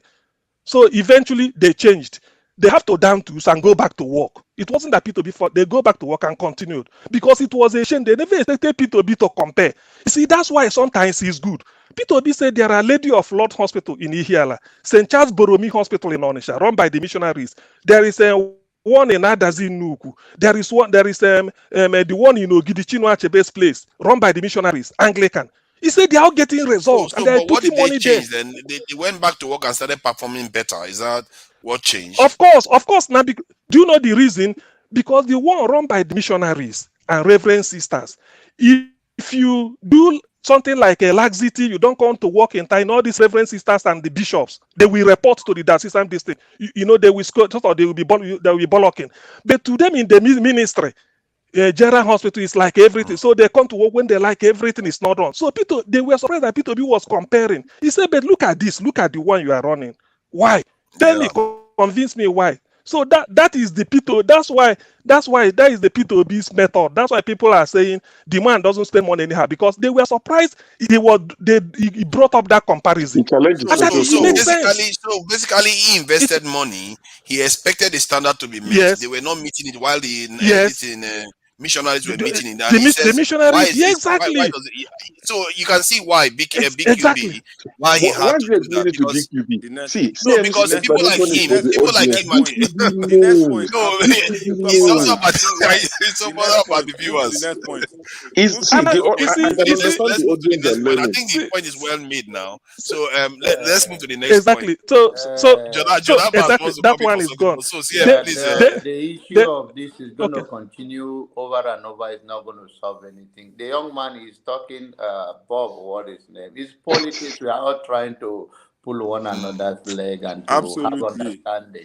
But the issue is that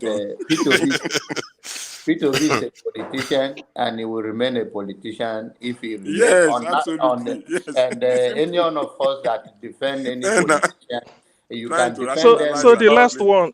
The last one. What P2B was doing there was a good thing. It's very, very unfair for us. It's very, very unfair. It was a good thing, because if we were just complaining about NMPC, what was going on there? So it's a good thing that he asked for accountability. Anambra is not Nigeria. It's part of Nigeria. Anambra is where? Anambra is the Cameroon. Politics end in Anambra. Please, let me finish up and let me finish up so that let me finish up. This the point number 3. Please. Go back to number point number 3. Family business. No, family business. There are just 4 of them. There are 4 now. I named them. How many times We've done. Please. No, that was number 2. There's another one. There's family business. We've done. Listen. We've done. Okay, well, let me before then. The family business was Sab Miller Brewery in Onitsha. Sab Miller is one of the big.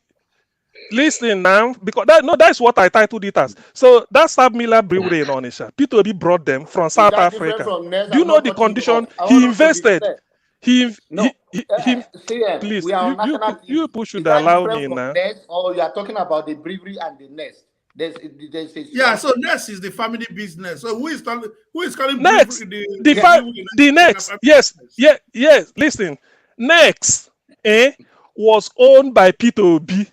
The moment he became a governor, he sold everything off. It is his brother that is holding it, so it's not him. He said it. You know these things have. You know the. Do you know the thing with Nigerians? It's only fair to listen to him. I think BQB was allowed to make points. Do you know? Do you know the? Let him finish now. Do you know the thing with Nigeria? Please.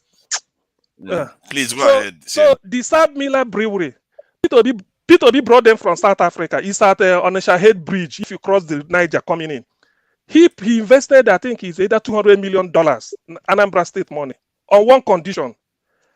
Anambra gets either 30 million naira monthly, and then 40% of the workforce must come from Anambra State. 40% of the workforce, he told them, must come from Anambra State. It is because of that. Then that Sab Miller Brewery opened a bigger one in Ogun State when P2B left. It is there. Go and ask them. So those people came and then said, when he was leaving, P2B said, because he has left, Ogun State governor lured them. They opened another one in Ogun State. So they are doing well. If it's a fraudulent company, they can't go to Ogun State. So that's one. It's only money for Anambra State. Then the issue of recapitalization. P2B put money in 3 banks. Diamond Bank is not P2B's bank. Access Bank is not P2B's bank. Fidelity was where he was the chairman. When he put the money there, he said these are banks that are healthy. People were suggesting GTB Bank. He said no, GT is owing nothing. And then he doesn't see that going through court case. They suggested Zenith. He said these are the bank based on the strength. Look, forefathers, there's a type of money you will have. When you go back, you will like to say which Nigerian bank is the strongest that has the ability not to collapse at least in the next 20 years. You can find out before you put in your money, and depending on how much you put in, that is your interest. So that's what P2B did. But Because these banks, they everything is appear to business. be well-known banks, though. Those banks were the weakest bank during that time that during the recapitalization. It's a lie. You can't compare it's a lie. It's a lie. With GT Bank. No. It's a lie. It's a lie. Fidelity Is it Bank, not access? Is it not access? Is it? Listen. Come on, man. Let's let him finish now. You want him to finish that for? Otherwise, we are going to remain here for 2 hours with 4 points. So let him finish the 4 points, please. Because BQB, please. You will buy me beer. I've demolished your argument. You will buy me beer. If not today, sometime in the future, you are owing me. Make sure it's hero beer. Hero. I'm not completely clear on the bank issue. I'll send you all the okay. The bank issue. Come on, mute yourself. Jesus Christ. I'm not very clear on the bank. Yes, the banks were healthy. He put money into it. Did the state get the money back? Exactly. That was part of the 75 billion. Now he's saying he handed. Didn't you hear Peter be saying $25 billion, $25 million in Access Bank, the same in Diamond, and the same in which other bank again? Fidelity, 3 banks. That's why he was saying he has 75 billion. That's what he's telling them. So in the case, he handed it over to the state. So what is family business about it? What is family business about it? You see, when people want to, punch a hole. Let's go to the last point. Then is that all the points finished now? The 4 points are gone. The 4 is gone. I think I've trashed them now. Therefore, I've trashed them. I hope that the viewers got an idea. Okay, let me come in. I'll send you origin. Thank you, you are a troublemaker. Please, listen, let Augustine talk now. Let Augustine talk. And to BQB and John, if we say that politicians are politicians, then what we gather here to do doesn't make sense. Of course, they are not politicians. No, what I mean is that if you are always thinking that every politician must be corrupt, every politician must be as dirty as the other one, that means we are not the one that, no, we are on national TV here. Yeah. Don't they will say we say they must. The politicians around the world, even in the United States of America, politicians are politicians. We do not talk about corruption. We talk about politicians. Nobody talk about corruption. What are we talking about? When you talk about the notion that Peter Oby is a different politician and is a saint, as the bomb is not a saint, is a politician. If you don't want to hear it, you can always hear that from me. He's exceptional. Peter Oby is exceptional. It can be exceptional in your world. In my world, it's not exceptional. To you, it's exceptional. To me, it's not. So I have my to the obedient.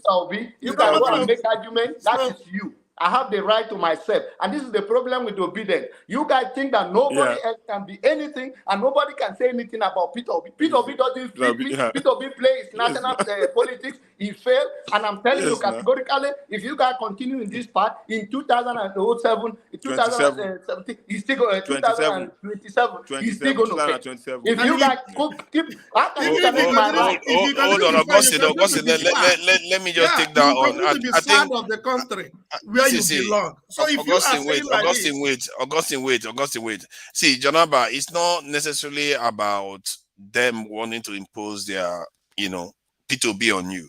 I think sometimes when people that don't like P2B are talking to obedience, they don't go after the points that they are making, that they are saying, okay, P2B did this, he left surplus, he did this, he did all those things. They don't go after the point, they just argue against the passion of the obedience. And the obedience are trying to get them to see the candidate himself.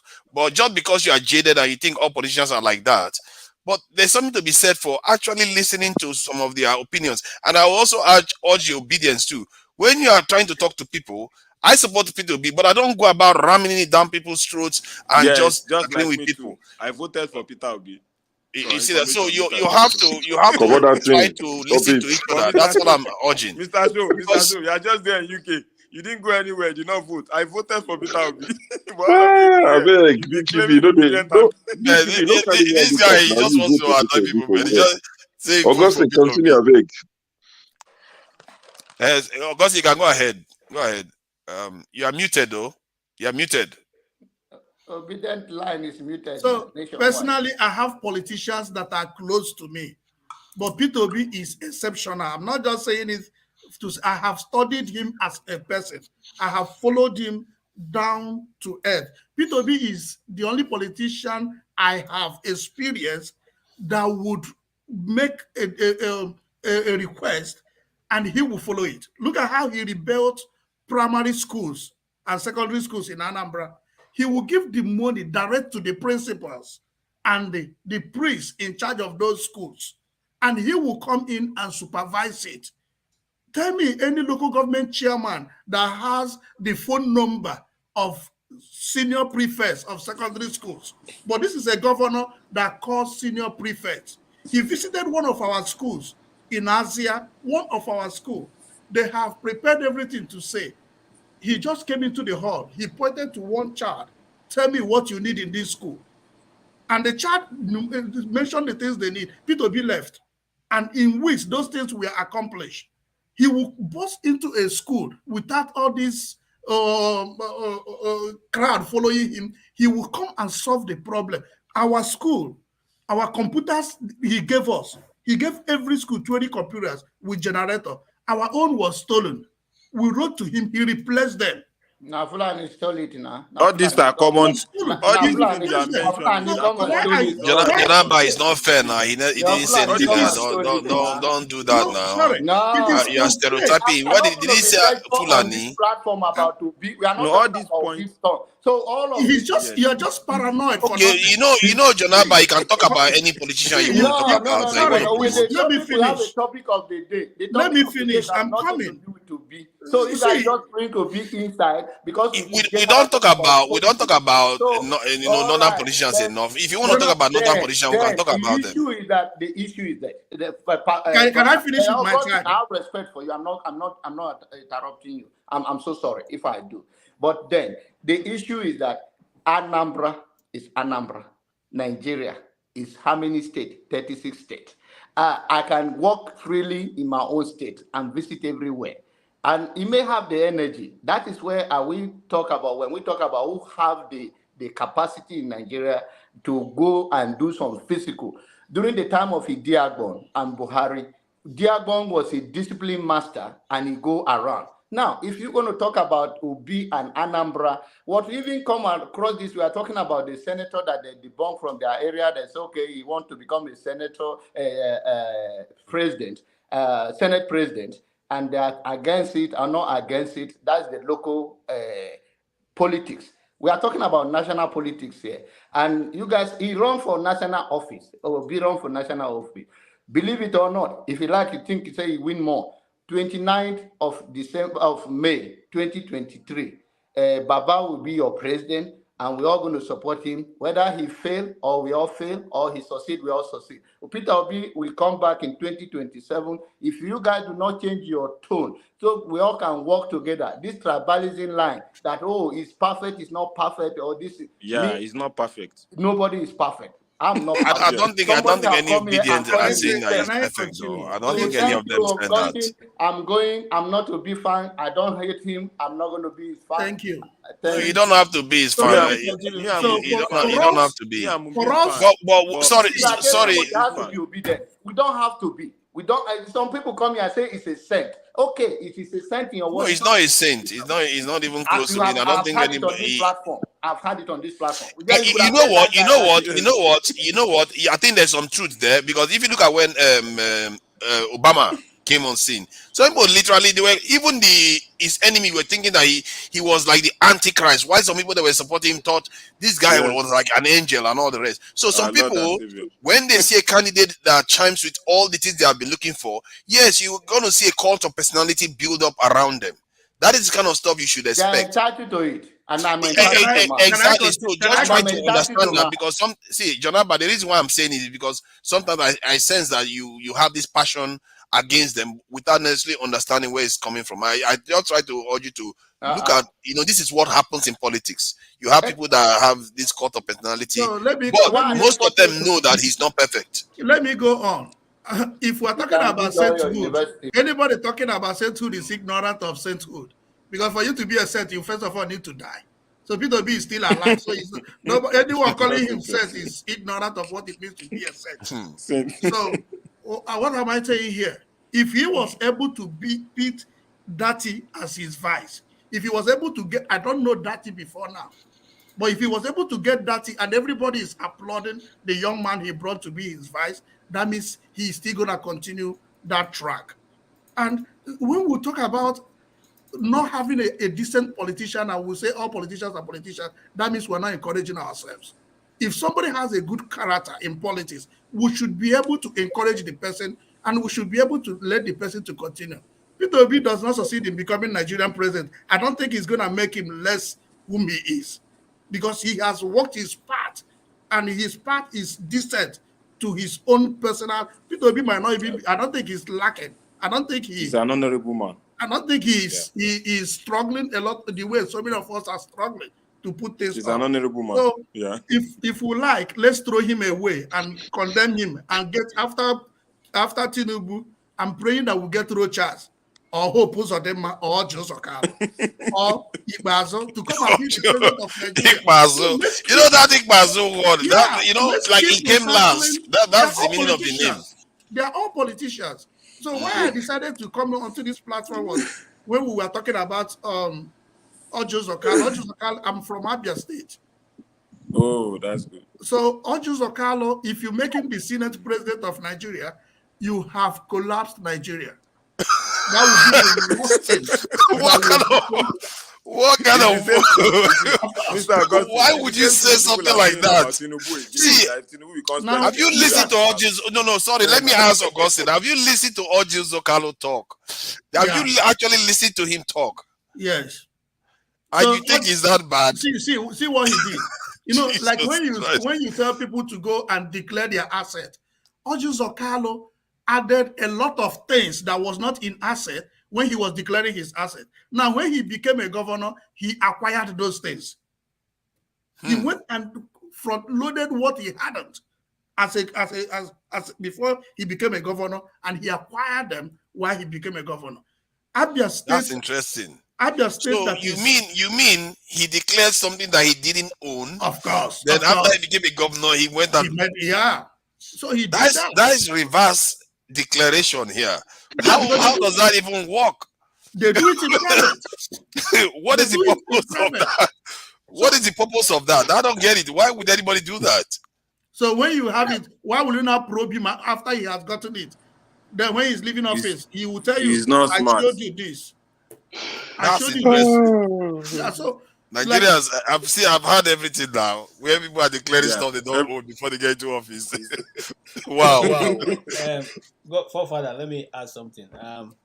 I went to Gambia once to go. I had a story to go shoot in Gambia, and at that time, I was hearing of slot airline, and I was wondering where is this slot airline, and at that time they said Obasanjo was fighting Ojo Zokalo because Ojo Zokalo acquired planes that were not usable. They have been written off in Europe, but they are flying Nigerian air. So those planes were grounded. Anyway, to cut my story short, as a citizen of Abia State, when I landed, I was about landing, and I saw those planes, about two of them, a slot airline. And I was, rejoicing. Look at, this is my governor's planes. At least I have the opportunity of looking at them today. I have been wondering where these planes have been. And then as soon as we're touching down, because I'm seeing from the air, now that the plane was descending, and I noticed that those planes were parked in one extreme end of the airport, not even close, and they've been written off. I don't know if you understand what I'm saying. They were just dumped there. Wow. I was so angry. Because, why am I angry? This was the money of the people of Abia State. that have been used to purchase these things are no longer functional. Obasanjo outlawed them, or well, they said Obasanjo didn't like Oby Ezekwesili, so he stopped granted his planes. But even in this place, Gambia, it was also granted and packed. You see, how those places where they dump old planes, that was where those things were dumped. I'm just saying that. Sorry. You are saying that it was grounded in Gambia and grounded in Nigeria because they were badly aircraft. Yes, they I don't know. There was a time some Nigerians introduced those Soviet planes called the 11-1. I don't know if you heard of those planes. They are seats. No. Okay, 11-1. Those planes that have seats all through. They are getting to the last part of the plane, the tail part of the plane. It has one seat only, just one seat on the left side. So I think the technical name there was 11-1. I don't know if they've been phased out right now though. So those are the planes that some Nigerian businessmen went to rush to charter from there. And Oby Ezekwesili was one of those who chartered those planes. Up until today. So what was his purpose for buying them? Did he buy them for Abia State? If they bought for Abia State, it would have been Abia State line now, not Slot Airline. Slot Airline is his personal business. Okay, and I'm saying this to say for those of us who followed him, greatly. Oby Ezekwesili was one of those young Igbo millionaires. When I was in secondary school, I used to like him a lot, because then I had a elder sister who was in University of Maiduguri, and Oby Ezekwesili was, one of the people doing the diploma class at that time.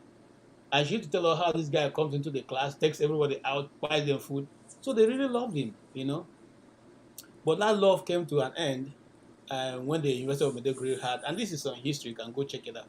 When the University of Maiduguri had they were doing a launch, and Oby Ezekwesili gave them, at that time, I think it was 1 million naira in cash, and that was a big controversy because the cash one, the only money on top was the first layers of the cartons.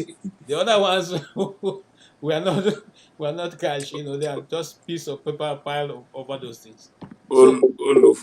So those were our first. It was a surprise to us at that time because now I was so shocked. But hearing from those people who were part of the ushers who were counting those money, we said, this guy, how can he be this brave to put money in this order? But later the years, this same person became governor of Abia State from where I am.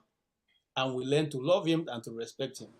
And we did everything possible to try and support him, but he didn't support us because Abia State was worse than when he left it. Agreed, he may have done some road in his community. And like I said earlier, I would not support him even if I was in the Senate for him to be Senate president. Because you say your people doesn't deserve to be president. The Igbos are not ready for presidency. And it's also not good for us to struggle to be for the candidates to be Christian, Muslim. Muslim is okay because Christians are not important. Then now you want me to support you. I will not support you. I will not support you, my brother. I will tell you clearly that I will not support you. Mr. KJ. Yes.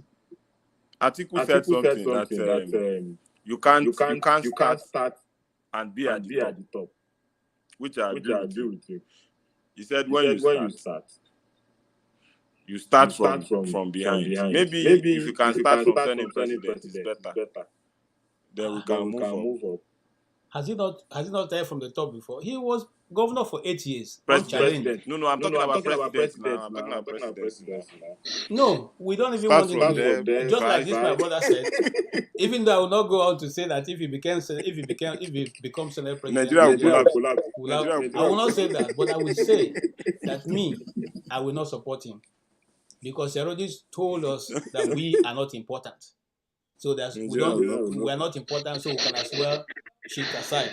The same way now I will tell him, Oga, just shift aside. Let us for these 4 years observe from the side. He can forget about the Benin presidency. Forefathers, please, maybe KJ, I think he echoes when it's not. When it's the one speaking, it doesn't echo. But when it's not speaking, he echoes. I'm not sure why. When KJ is speaking, no echo. But when he's not speaking and someone else is speaking, we get the echo. Is Anyway, from Forefather. Echo No, it's come from KJ. It's from KJ. when KJ is not speaking and his mic is on, he echoes. Okay. Yeah. So the guys from the Northwest, I was watching an interview the other day. I slept off watching it. Some of the senators from the Northwest are already threatening. Of course, it's all internal politics, but they are threatening Tinubu, saying that they want Senate presidency. This is despite them, Northwest, having the speaker. Sorry, having the deputy Senate president and the speaker. They're already saying that if Tinubu undermines them, despite the amount of votes they give him, they told him, they said 4 years is a short period. They even said it in terms of number of days, 1,000 something days. They told him, they said, you come back in 2027 and we'll remember. That's Northwest telling Tinubu already that if you don't do as we wish, we will remember in 2027 and we won't forgive you for that. So all these things will play out. I don't know. I mean, there will be a lot of trade-off, horse trading. Okay, you take this, you give us this. But I'm thinking, what does Oby Ezekwesili have to take to the table to say, okay, give me because I can guarantee you this, I can guarantee you that. And forefathers, I'm not trying to annoy you. But you see, when you were talking about Nigerian leaders not being respected in terms of Ekorimadu, us being able to trade something, Nigeria is Oby Ezekwesili today. He has nothing that they want. See, that's why Nigeria can go to the UK and say, give us Ekorimadu. Don't worry, we owe you. They will look at you and say, oh, you owe me what exactly? What can you bring? That is the problem Oby Ezekwesili is facing. But if people like Oby Ezekwesili had united, like BQB said something, or maybe not BQB, someone said something a while ago at the time, because things were hot. I didn't even pay much attention. But stop with me. He said the Easterners, the Eastern governors, or the political elite, why wouldn't they build a party like ABGA? Make it strong. You have a block. It's solid. You can take it and negotiate. Not for selfish interest, though, but at least you can take it and say, this our ABGA, 5 states, solid, all in the same direction, and build. Oby Ezekwesili will be in a better position, will be at a stronger point of negotiation. But right now they're looking at him and thinking, this guy is just, what are you saying? Half of the time you sound like you have Qatar code. My friend, go and sit down somewhere, nobody's interested in you. The guy is disposable. That's the way they see him. It's now like you now blaming Igbo, Indigbo, saying why is Oby Ezekwesili not being respected at the National Assembly gist? That is what you are doing to us Nigerians. Oby Ezekwesili, Opu Zodima, Ikpeazu, they are the ones who could have fast-tracked the development of Igbo land. If they had done it, people will respect you. There's a way when Rudolph is here, if he says, okay, all of us will keep quiet. But me and you will come here and I say, okay, all of us just be shouting. But you build a reputation over time. People will respect you. You speak, they listen. But you've not done anything. I think I get where you're coming from. I guess from my point of view, you know what you said about the Southwest, they tend to cover up for their politicians, and Southwest, yes. they tend to do that. I think that is in a way what I'm trying to highlight, that how is it that the Southeast how has it benefited the people in the Southwest? Plague on all your houses. How it hasn't benefited us though. See, let me tell you what it does. It put our political elites on a good pedestal. They are the ones who benefit from it. Ask an average person living in Ogbomoso, in Ibadan, in Ilorin, if you want to count it as Southwest, maybe not Central, don't let's start another trouble there. So, Lagos, all these places, how has us, coddling our politicians, how has it benefited us as a people? The Igbos exposing theirs, it hasn't benefited them. We protecting ours, it hasn't benefited us. There's only one winner, the political elite. And that's why I love when people are defending these political parties. I supported Peter Obi during this last election because his message resonated with me. I said it. What stuck with me with Peter Obi was his simplicity. I don't like to you see, when I come here, I don't speak a lot of grammar. I don't all these political jargons that people have mastered. I say it in layman's terms. That's the way I understand it. That's the way I like to say it. Peter Obi simplified Nigeria's problems, and he preferred simple solutions.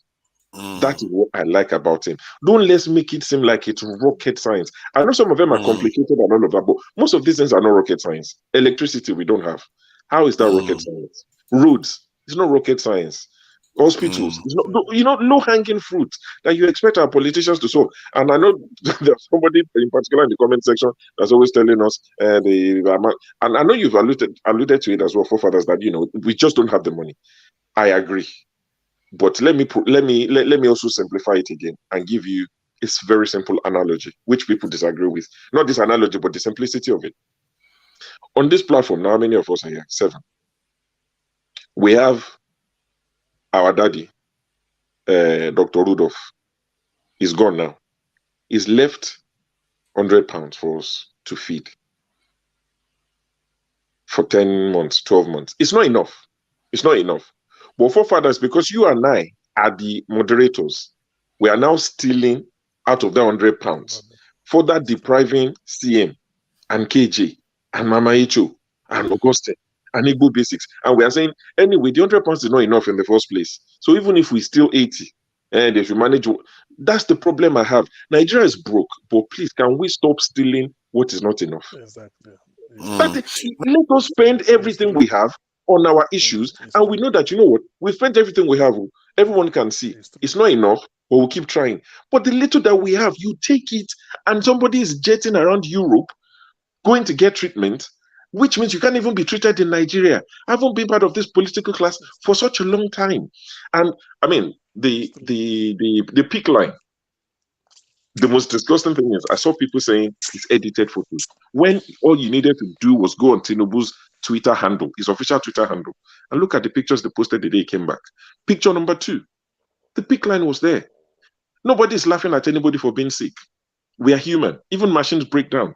So he's gone back to France, allegedly, to get patched up again, which clearly, makes you know that he couldn't even last a month away from his people. They should give us the charger. Stop taking him to France to charge. The French people should give us the charger so we can charge him in Abuja and do whatever we need to do, instead of going to France all the time.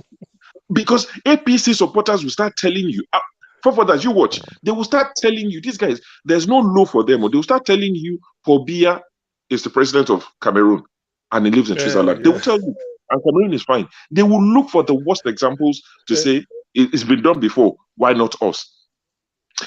If you're going to Europe, junketing, saying you are going to look for investment, there should be pictures. Who are you meeting? What countries? Europe is vague. You understand? So this is what we're dealing with. And this is our money at this point. At least our president-elect is no longer a private citizen. We want to know where is he. You were asking me if I saw him. You see? I was joking, but they know that the minute they tell you he's gone to France, people would add 1 and 1 and get 2. So they can't tell you he's gone to France. That's why they've said he's gone to Europe. And the people at the bottom of the APC ladder are the ones defending this the most. What do you stand to gain? Let us ask questions. Nigeria is. This is almost like medicine after death, but Nigeria needs a president who is going to be active, who can deal with the rigors, the demands of being president. But we've been given somebody that can hardly do 1 month in Nigeria without going back for recharge. This is the problem. And when these people look us now based on see finish, you will now sit and say, oh, but sure, you should defend Nigeria. I want to defend Nigeria, but they're making it hard, almost impossible for me to defend Nigeria. That's my biggest grief with these people. We don't have enough, but please, can we maximize what we have and stop wasting it? You think the Indian is crazy? You've got to buy $11 million house in London. You've got to invest that much money in another man's land. Not even invest, you've tied it down. Not making any profit. And that's one of many. It's not just now. In the east, they are the same. In the north, they are the same. The Northerners probably go to Dubai and Qatar and go there. You want to invest our money outside. Now you are going to tell them to go and invest in your country. When you are not investing in your own country, how do you? It's a hard sell to say, I've not invested in my country, but you bring your money, come and invest there. Our politicians know Nigeria is not a safe place to invest, and that's why they take the money away. And they spend time going to attract foreign investors. Sure, they are asking you if they bring the charger, where will they charge it? They don't have electricity. They have light in Abuja. I'm sure they have in Aso Rock. They should plug it somewhere in Abuja. I beg.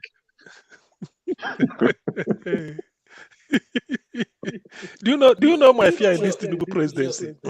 To be honest with you, my fear my fear in this Tinubu presidency is this. You know, Oh, I think I muted myself. Sorry, CM, hold on for a second. See, the for me, regarding the spending, the issue for me is that politicians all over the world are corrupt, and the damage is actually happening because they're moving the money out of the country. That said, that is double whammy. Then you have a situation whereby even the money that is left in Nigeria is either mismanaged or very, very insufficient on top of it. So this is why you have a country that is not at war, but has a life expectancy that is worse than most countries that are at war in the world today. That is a terrible state of affairs. One way or the other, we have to get ourselves out of it. One of the ways that I was saying, that's why however we cut it, we the people still need to get involved in generating resources for the country. We have to get involved because there are many countries that don't have not anything Nigeria has, but they are very, very advanced and very, very civilized nation. They are functioning just fine. So it tells you that something is missing in our equation. We rely too much on the federal government generating oil money. We have to turn the table and start generating money ourselves. And the truth is, this is still part of the problem of our governance. They don't invest in something that generates value added, value addition, processes. They don't invest in it. Whenever our government see an opportunity to invest in something like that, they kill it. They kill innovation in Nigeria quite often. Yes, in so many cases, I've seen competitions where they go to a competition and the competition went very well. The next day they kill it. They make sure it doesn't come again. It's like, why would you do anything like that? It's like they don't want the country to innovate. They don't want the country to start generating people that can create things that Nigerians can sell overseas. Like Ericsson phone.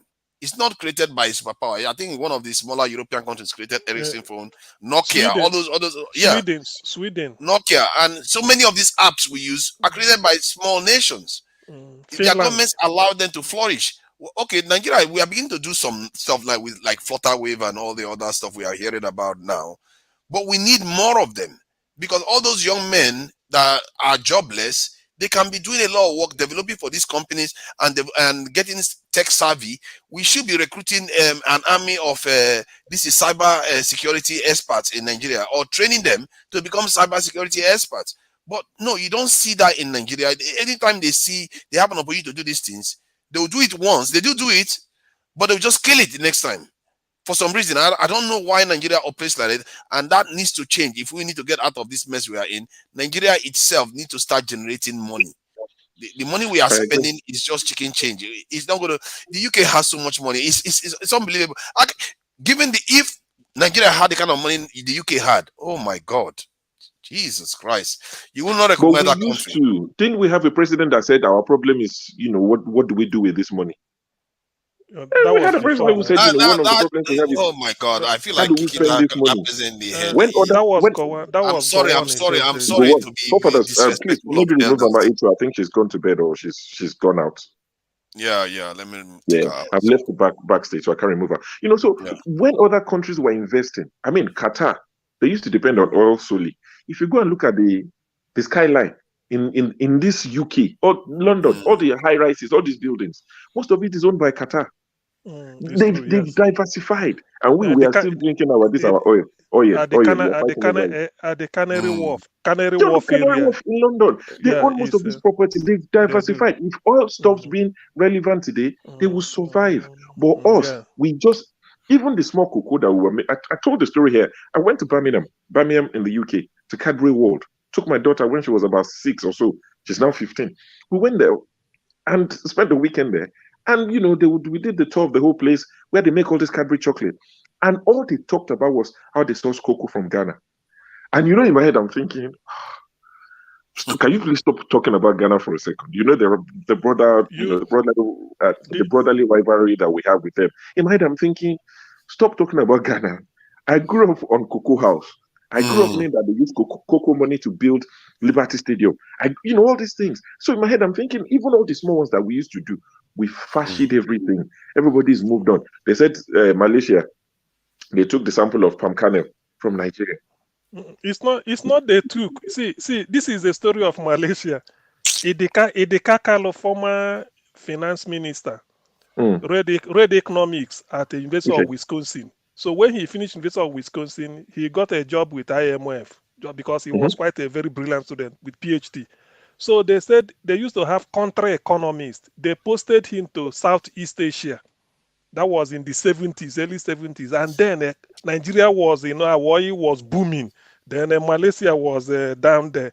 So Idikakalu went just to give them economic advice. He said, your weather is like that of southeastern Nigeria, western, midwestern, and all these things. It can support the growth of palm or palm kernel or palm nuts, like the way they do it, or Ekom area or in Calabar or Benin or all these things. So he introduced them to Nigerian Institute for Oil Palm Research, Benin. They came there. Our scientists even followed them to Malaysia to supervise. Look at that. No, listen now. To supervise it. After that, Nigeria is the giant then, because we don't forget about it. So it's like we are taking them, come and do this dirty business. We are big boys. They play with crude oil. You understand? Now, These are the things. That is the story of Malaysia and the palm oil. Do you know that today, I don't know, sure, if you go to African shops, some of them bring palm oil. If they bring Malaysia, it's here in the UK. Yeah, I've seen I it. know.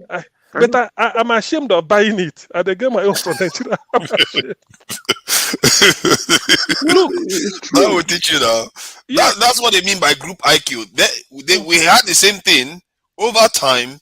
Individually, if you were competing with one individual Malaysian, you would defeat that individual Malaysian. Yeah. But because their system is more mature and as a group, they function better, they excel over us. That is the group IQ thing. I went to Newcastle. Do you know that our own the real palm oil? We don't want to sort of add value to it. Our palm oil. If you put them for sun, it go sleep. That type of say don't. The one in Malaysia, they so remove the high cholesterol that the thing they like ordinary water. They mix, but very red. It's very lucid. And look, if I know one day maybe because of it go to Newcastle and buy it and then display it here so that I.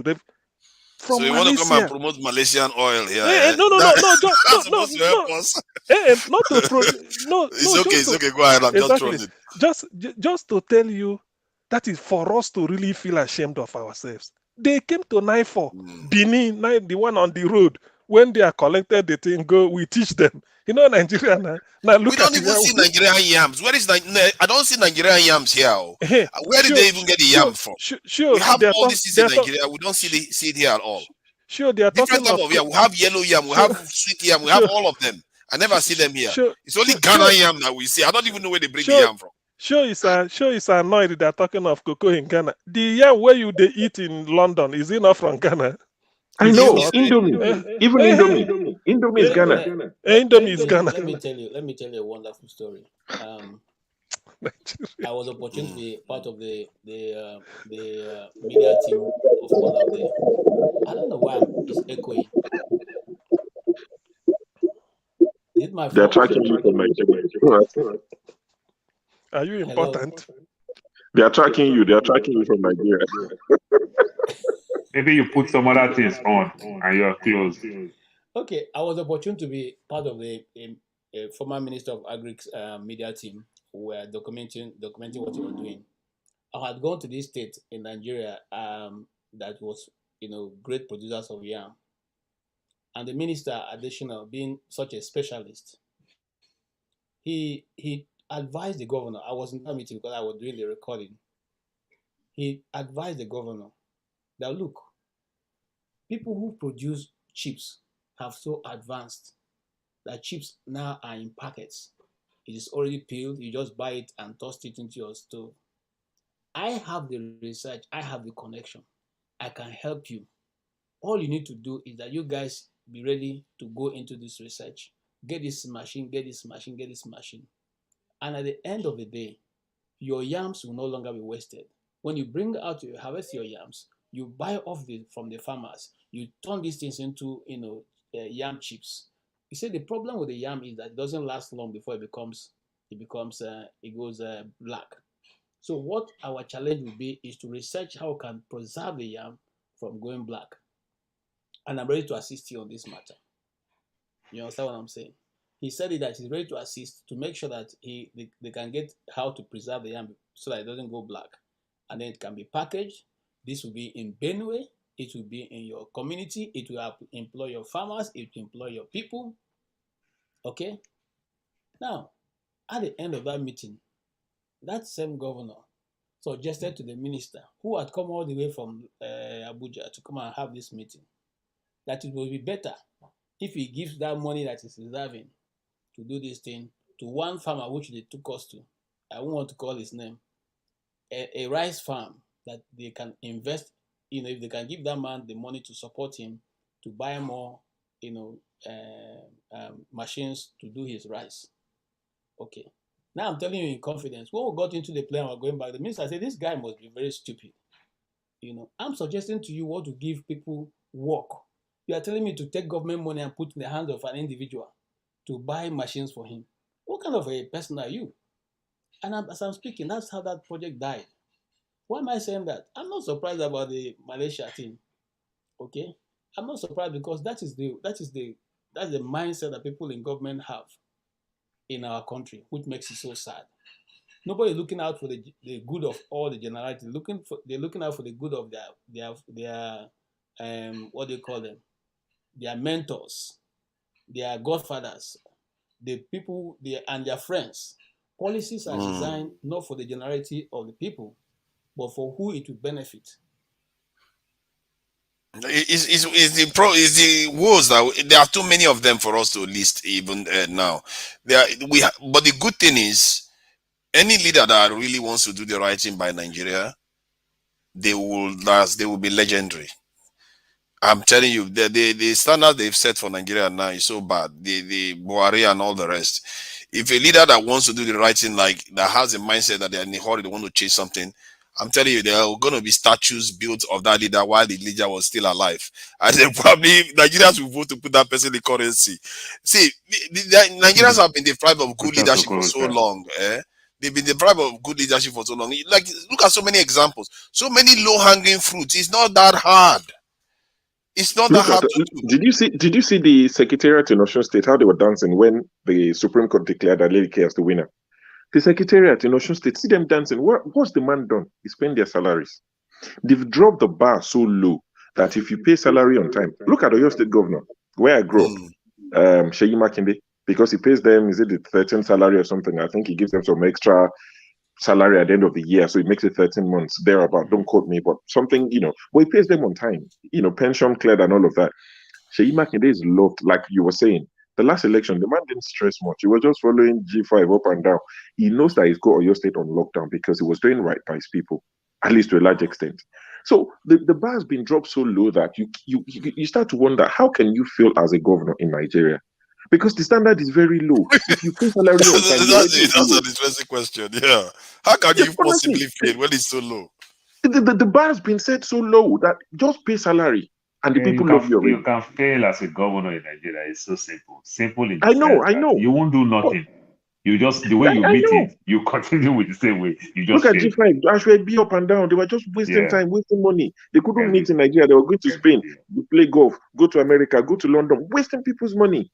Drinking 10 million naira bottle of whiskey. On a Monday morning, you said you were drinking whiskey with your friend. 30 years old whiskey.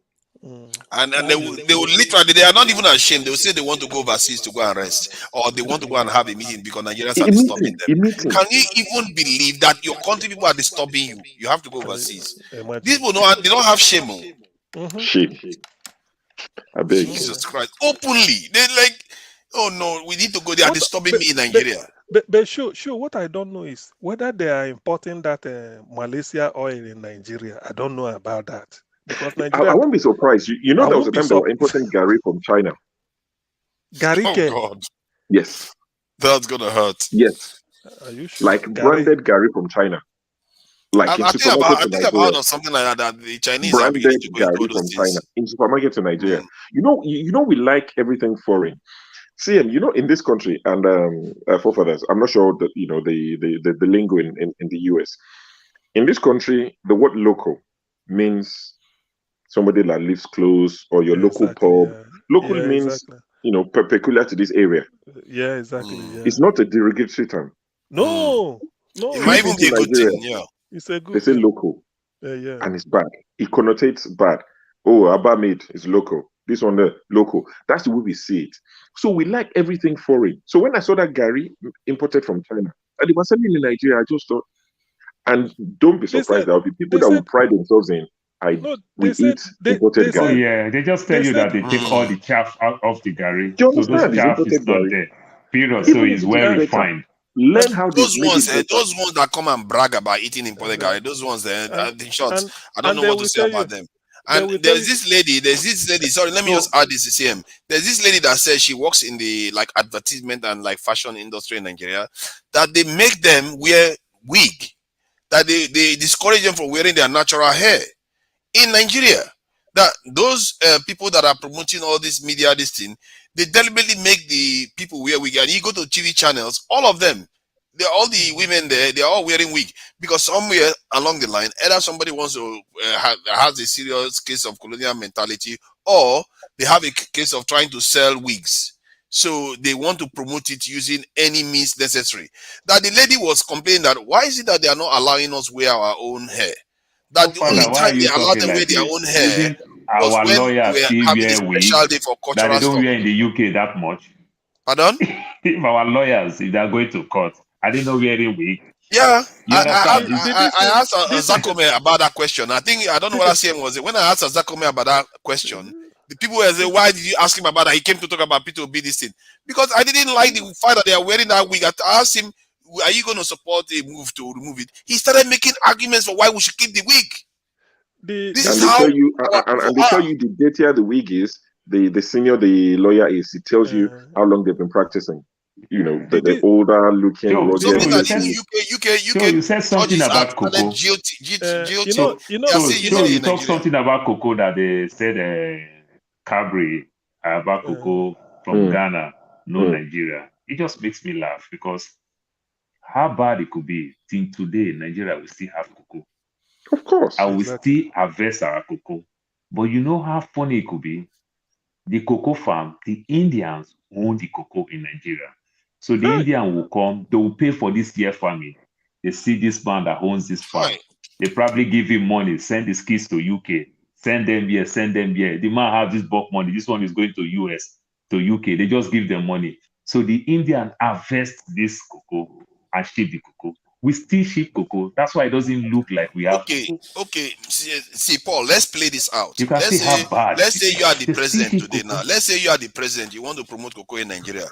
You give it the money to a cocoa farmer in Nigeria. They go and embezzle it. What do? You catch another one, you give the next one. They go and embezzle it. What do you do? So forefather, it is simple. One thing that we will talk about own oil. Do you know why we do well in oil? Go find out people who work in the oil sector. You see the big company back in the day, you say NNPC, Shell, Chevron, ExxonMobil. How did it work? Shell, Chevron, everybody who work in NNPC, if you don't find yourself where you make illegal money, you quickly cross to Shell and Chevron, where you make legitimate money. NNPC is not making any revenue. Why is Shell and Chevron, the ExxonMobil, make money? Because the private sector still run it. They want the multinationals is collecting, because they have a direct stake on it. So they have to make it work. So government is not making money on their own part, but the multinationals, everybody dream to work in Shell, Chevron, ExxonMobil. You understand?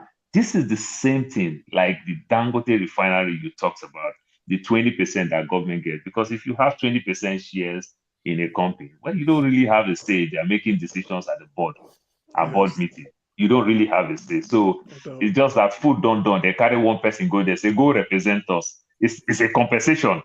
Like they can compensate Ojus or Kalu, say, okay, go be board of director for. But why is it that the government don't see the benefit in running stuff well? So that now is my it's problem. clear. And I feel that the problem is everywhere. So now let me explain. So now hold on. Let me now explain the solution, because I've talked about the problem. Let us not just keep saying the problem.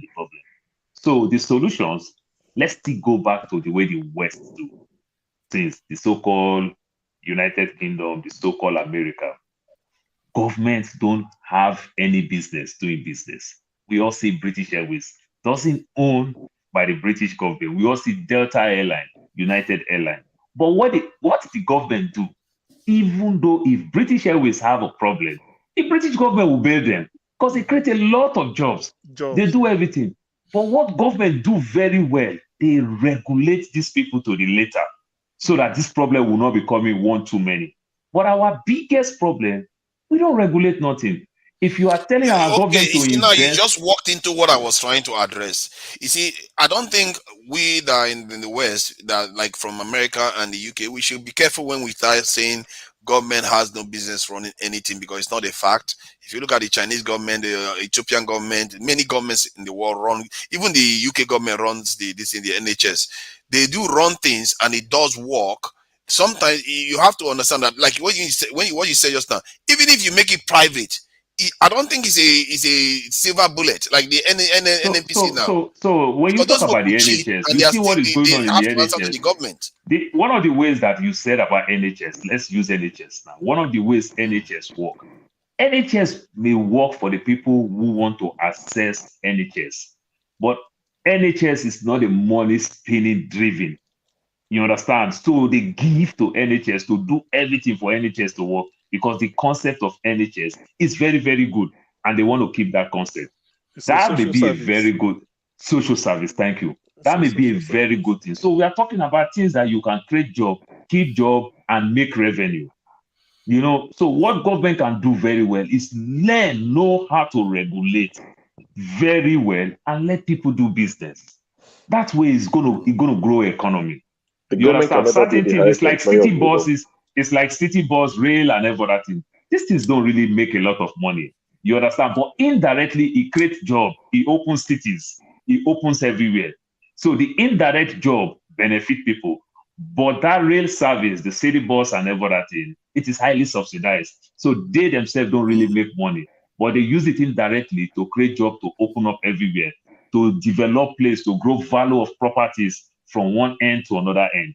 So that way, so or we in our own problem, civil service is our biggest problem. We don't regulate nothing. We don't regulate nothing. Neither the government is supposed to regulate. We don't even regulate the private ones too. We don't regulate the private ones. That's exactly. There's no If you difference regulate in the any private of ones them. very well, the private ones themselves will probably be even doing very well, way better. You understand? They will be doing way better. So the problem is not restricted to public sector in the context of Nigeria. The private sector too is there because the government itself is not functional. And you can also argue that the people themselves, like I said, if you give somebody money now, go and do this, especially if the money is large, to go and do massive cocoa farming, there's a chance that that person could embezzle the money. There's a good chance.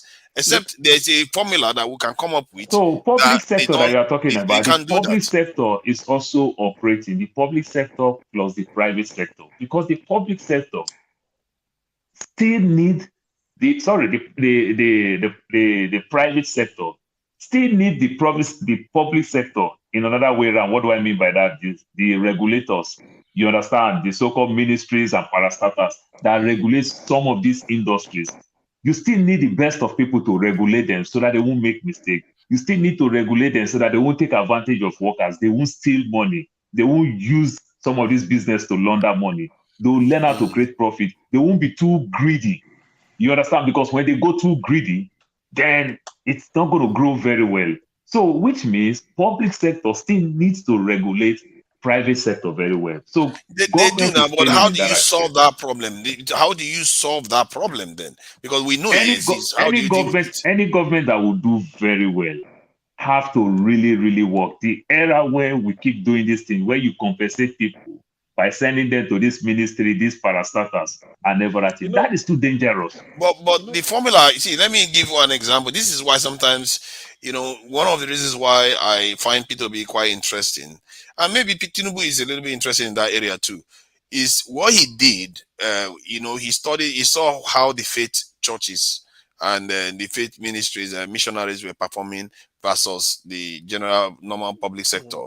He said, no, I can't accept this. So the government could take a tag from that, because it means that people that are operating closer to the faith organizations, tend to be more straightforward. It's almost like when I said to fix Nigeria, you need a nationalist government. You need people that are not necessarily just driven by just simple progress. Their goal is almost, they look at it like that is all they are focused on. They want to deliver this value. They are not, they are very, very, in other words, their threshold for being bribed or corrupted is a lot higher. You find they are very, very hard to this in bribe, and they are not likely to embezzle money. So maybe that is the tactics the government need to use, because if you look at P2B, he used that and it worked.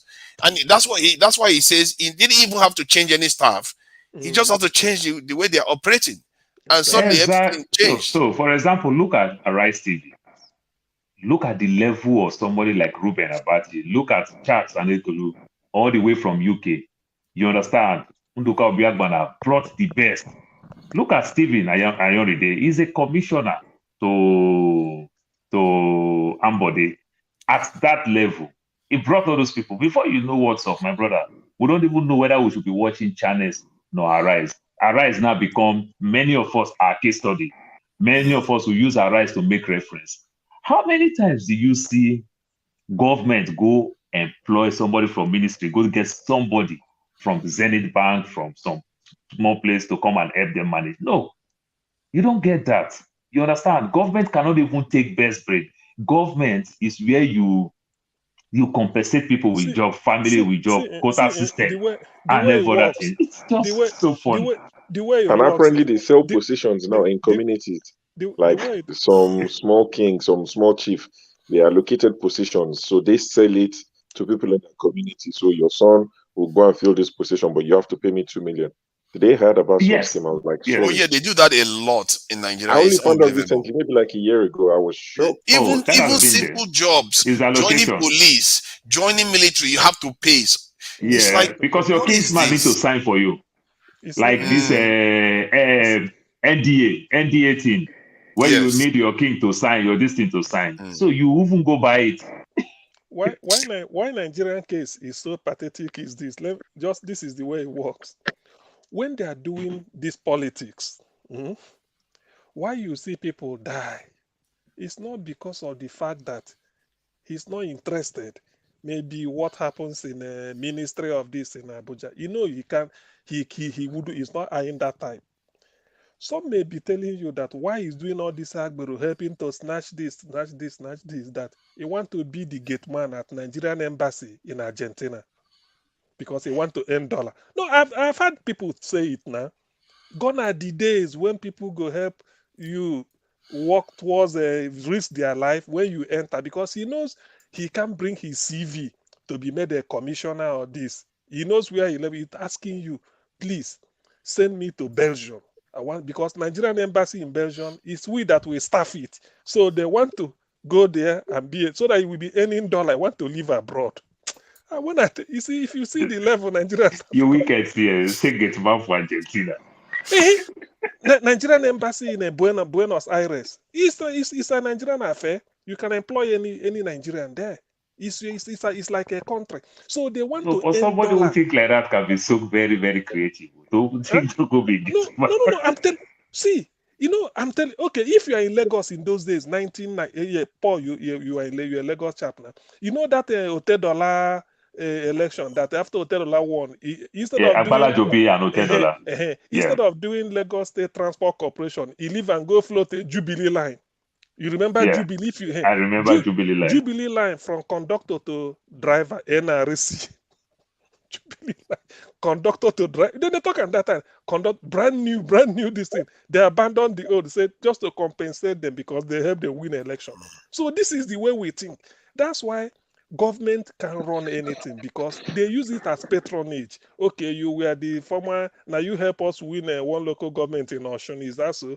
We recommend you. So you go to one place. That is why. That is not just Okado punishment now. That is the punishment that is Okado is getting now. Because they felt, how did Oju Zokalu win his own zone? And APC lose in terms of president. So they say, okay, you won't play your sense, we'll go do you back. You understand? How you take win, but president no get votes. So for me, I don't personally subscribe to the idea that governments can't function, and many of the companies will like to think that they are not government owned in the West. The government has a lot of close relationship with them. But And Godfather, you know they are sincere. They are sincere. That's what we are. It's not that they can't function. yeah, you have to. Yeah, that's what you need to change. You need to have a government that wants to do the right thing. If they want to do the right thing, private, public, you will see that it will still work. You need both, but I don't think the government can be the biggest employer of labor. It's never going to be. No. That's a socialist system now. You understand? That would be a socialist system. Yeah, it's true.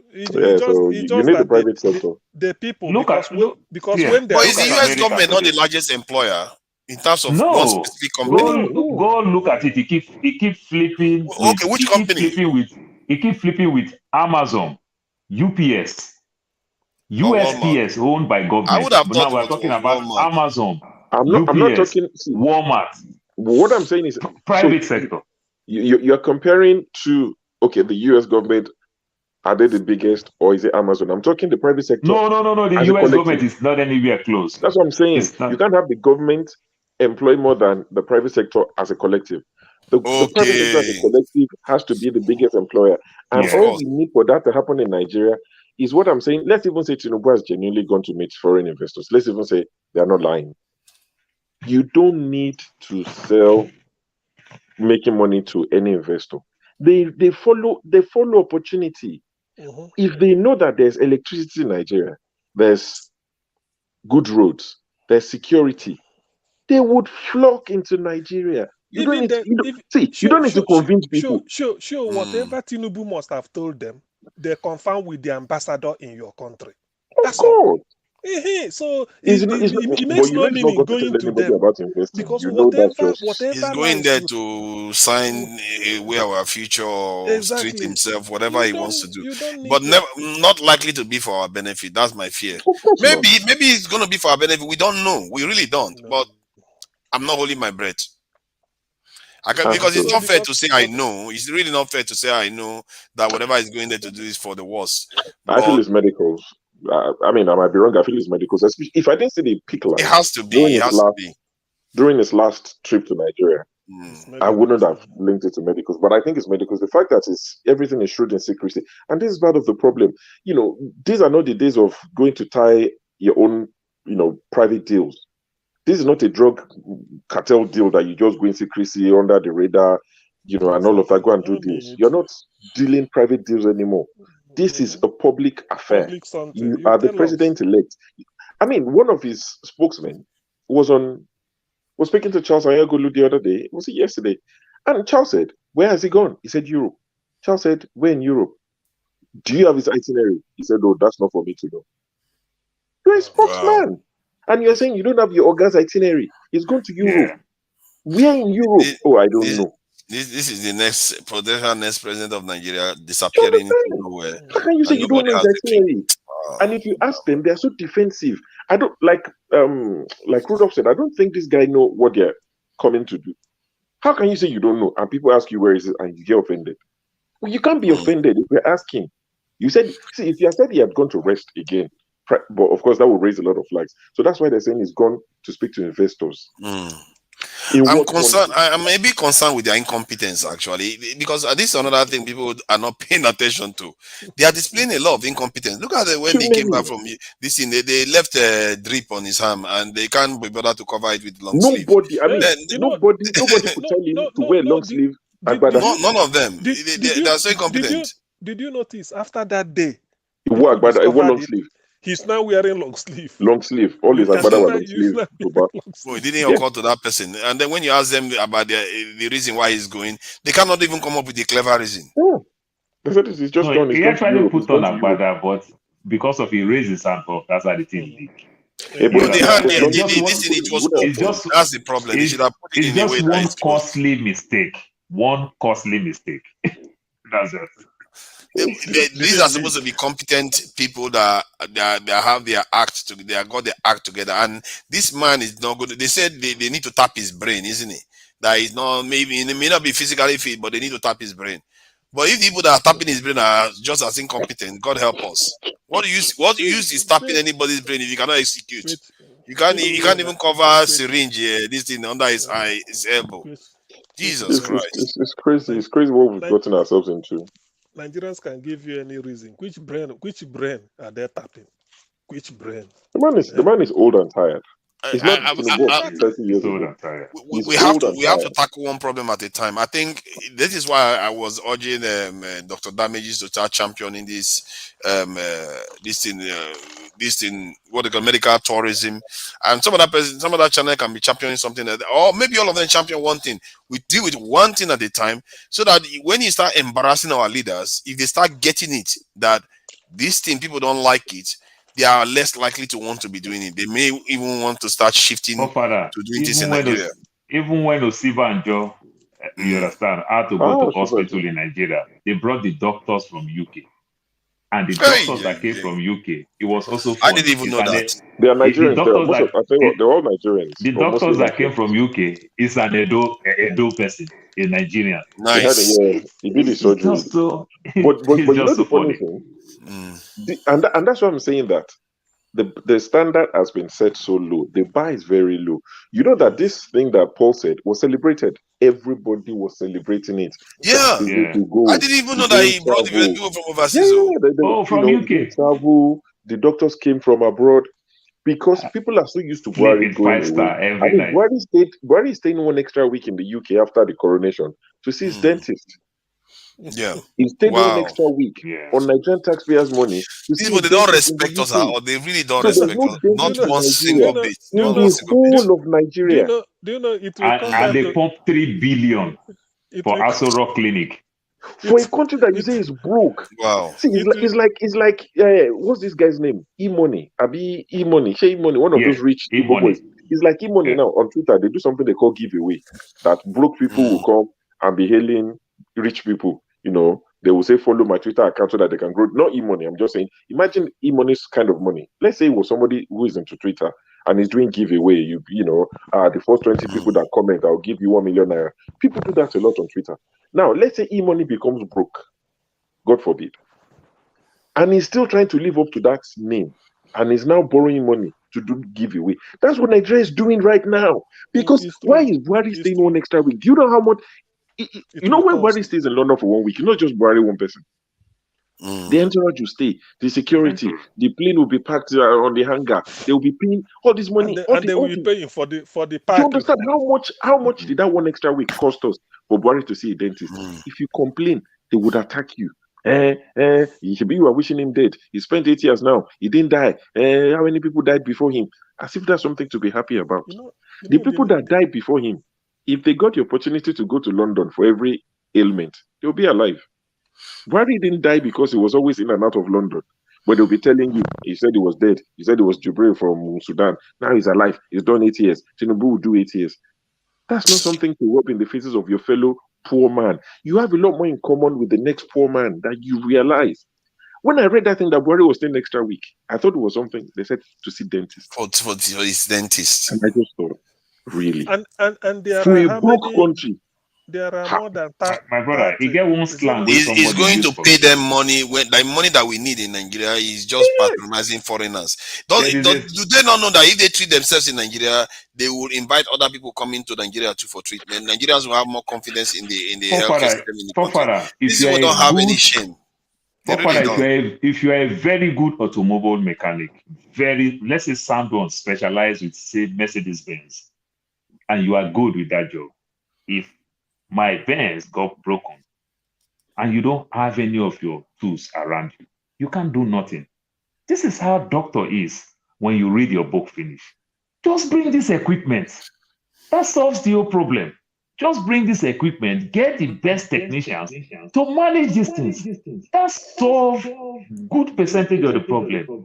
This is what we are running here in the West, up and down. Run to doctors, run to here, run to here. These guys can't do anything magic. The Nigerians come here.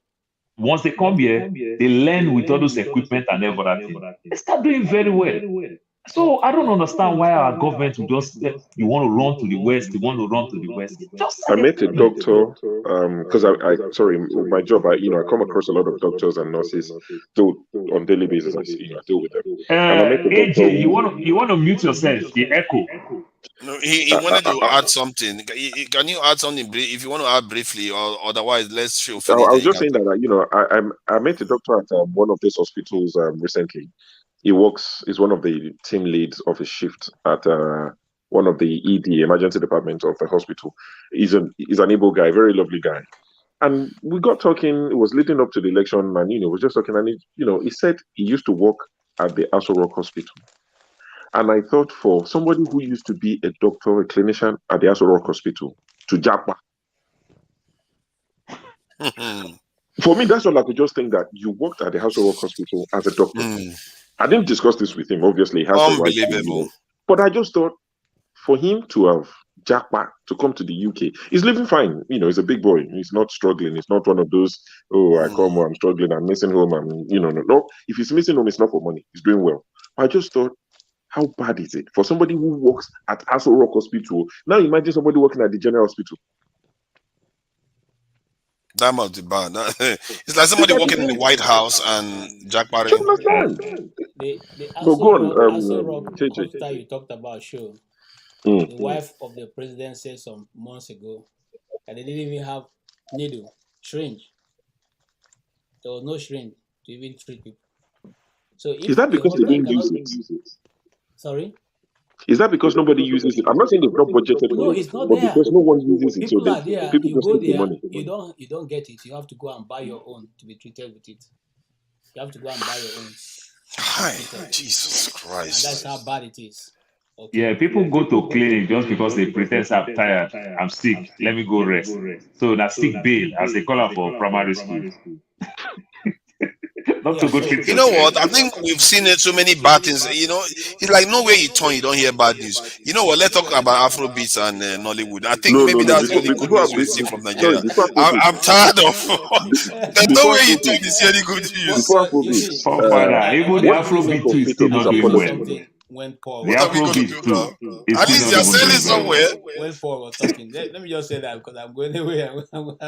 Now, here's what I want to say. When Buhari was supposed to start government, he went to treat his ear. So now he's ending the government, he's treating his teeth. Now this guy who's coming in has not even come in yet. He's already gone to Europe. We don't know which part of Europe, but somewhere in Europe. And he's going there with our money because he's now president-elect. He has moved into the what they call it, the house where he's in waiting. It's called Is it Defense Command House. House? yeah, Defense House. Defense He's House. now in defense house in waiting. And so now his food and every other thing is based on government resources. But we as Nigerians cannot ask where is he, because you'll be looking for his downfall, not to talk about what he has gone to do. Now, if the treatment they're giving our leaders are so effective, I'm wondering, how come they didn't give it to their own leaders to make them also survive? And they're selecting young leaders. Now, Tinubu did so well, as the people from Lagos will say, for Lagos State. Yet there's no one hospital that can treat any of these people. They have to come to the States or somewhere in Europe. The question is simple. You see, they will not want to be treated in Nigeria, not because there are no private hospitals that can handle it, but those private hospitals will have the details of what they are treating, and those news may sneak to the press, and then people will know what they are suffering from. But right now, they are going to a place, destination unknown. You do not know what they are treating. You do not know what they are facing. And so they come back behaving like normal human beings, but not knowing that they're not even able to check a very... So the other foreigners have their details than Nigerians have their better for them. details. Have you seen anybody stealing money in Nigeria and investing in Nigeria? No. They invest outside. Father, They are traitors now. If I criticize his health, they will ask me, do you have his medical history? They will ask you that can't he be sick? Are you a wrong for him doctor? to be sick? So, and you see, it makes it. Well, if you ask me, yes, I will be sick and I will die. So, but you are a president. You have to preserve your security, and we are willing to build a good hospital here in Nigeria so you can get treated. Stop going overseas. We have enough money. You know something, forefather. You see, in Nigeria, we always look for the worst example to use to compare to ourselves. We don't say, oh, Malaysia, just yesterday, Malaysia was doing badly, but today Malaysia is better than us. We can't say that. We don't say, oh, we're higher than India, before, but now we're lower than India. No. Even China, We look for the worst examples to use Venezuela. to equate ourselves. Venezuela is better than us. I don't know any country that is worse than us. So, because life expectancy in Nigeria is just almost at the bottom. There is Somalia, there's Sudan, there is Kigali of yesterday. There are better examples we have that are, at least we are not at the bottom. Okay. Yeah, let me find a list of. Yeah, this is what they will tell you why are you complaining. You are talking about the oil, fuel is expensive. Do you know how much they are selling it in Saudi Arabia? Do you know how much they are selling it in America? And the question is, the lifestyle of an American, the average pay of an American, is it the same thing with that of Nigerian? No, it's not. And so when you begin to equate those things, you are making a stupid argument. On the list, on the World Bank list, Nigeria is second to the bottom. Nigeria is number. Only Chad has the worst life expectancy than Nigeria. This thing you are saying, this argument you are saying, it's always at the bus stop. Some like I know show your Mushi bus stop. Look at the shoe of the person where they make that argument. First of all, see, why not call the name Free Readers Association? Because if you buy paper, you don't go stand there, you gotta go. You gotta go. Those one. No, does it not shock you guys that a president sitting on the seat of Nigeria tells you that in 2 weeks' time, if I leave, if you people bother me, I'll just move out to Niger. And he's still there. The National Assembly didn't say anything. Nobody said anything. In fact, look, how do these people get away with it? See, look at Japan. Japan, you can expect to live for about up to 87 or so years. That is ridiculous. It's something years. It's 7 years on average. That is crazy. That's for the women, by the way. The men it's a bit less. I think overall it's just about 85 years. That is a long time to live. It's not crazy, man. While Nigeria is, you'll be lucky if you live 52 years. Yeah. Over 30 years gap. Yeah. So that is bad. What is going on in the country? This is the kind of number you want to present to your leader and say, what are you people doing? You are busy running overseas for treatment to treat yourself while your people are dying in your country. They need to stop them from doing these things. And I think I don't even know whether there's any campaign going on in Nigeria to stop this, because it's not just about stopping them from because of the security issue. It's also about helping the Nigerian healthcare industry. Because if these people are not going wholesale to foreign countries, they are more likely to invest in the healthcare system in Nigeria. They really need to be stopped one way or the other. That needs to change. It's just ridiculous. Awful, man. 52 years, what is that? According to this thing, what is the point of being born if you live only 52 years? Before you live a life, you are gone. And that 52 is with hardship. Not be say you just... That's exactly what I wanted to add. With hardship. And it's the average of all these elites that are living up to 80-something years. It's the average. I was trying to get for you guys the latest hotel in Lagos. The latest Hilton hotel in Lagos. And they build a lot of hotels in Nigeria, So many hotels. What is this thing with the hotels that they keep building? It has its own private jet landing space. Its own airport. You land direct at the airport. You land direct there. We always do all these things. It has its own. In Lagos, they have so many hotels. The last time I went to Lagos, so many hotels everywhere. The hotels that didn't know existed before, they have them now. This one, forefather, is for the big boys, not for you and I. You come in with your jet, you land straight at that airport of the hotel, and you use your jet tax into the hotel. You come down, your custom and is there. It has a custom table right in the hotel there. and every other thing. You are checked in and all that.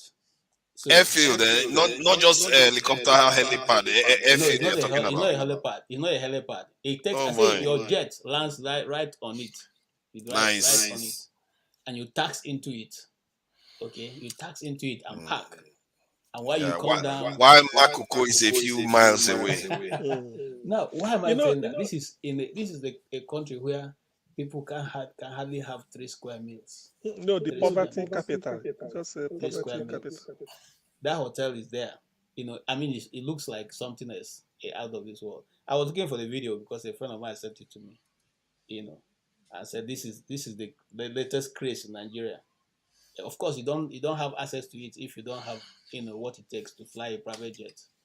Okay, so Nigeria needs highly committed people that are coordinated. What I mean by that is, yesterday I was having this discussion with somebody. I said, if we had 50 Nigerians that have no fear, that are incorruptible, you can't threaten them, you can't do anything, and these people have a good plan and end up and into the system and start changing stuff, I tell you, Nigeria will change. The problem is that those people are equivalent to having 100,000 people in campaigns, because what they can do is that nobody can corrupt them, nobody can threaten them. Because they don't have fear, they'll confront anybody, even if some of them fall. But if they are committed, they are actually going to be able to change it. The problem with Nigeria is that there have not been any coordinated move to change things for the better in Nigeria. Often it has to be tied to either breakup of the country or some religious strife, not necessarily to change the country for the better. no, but recently you had the obedience movement, for which I'm not obedient.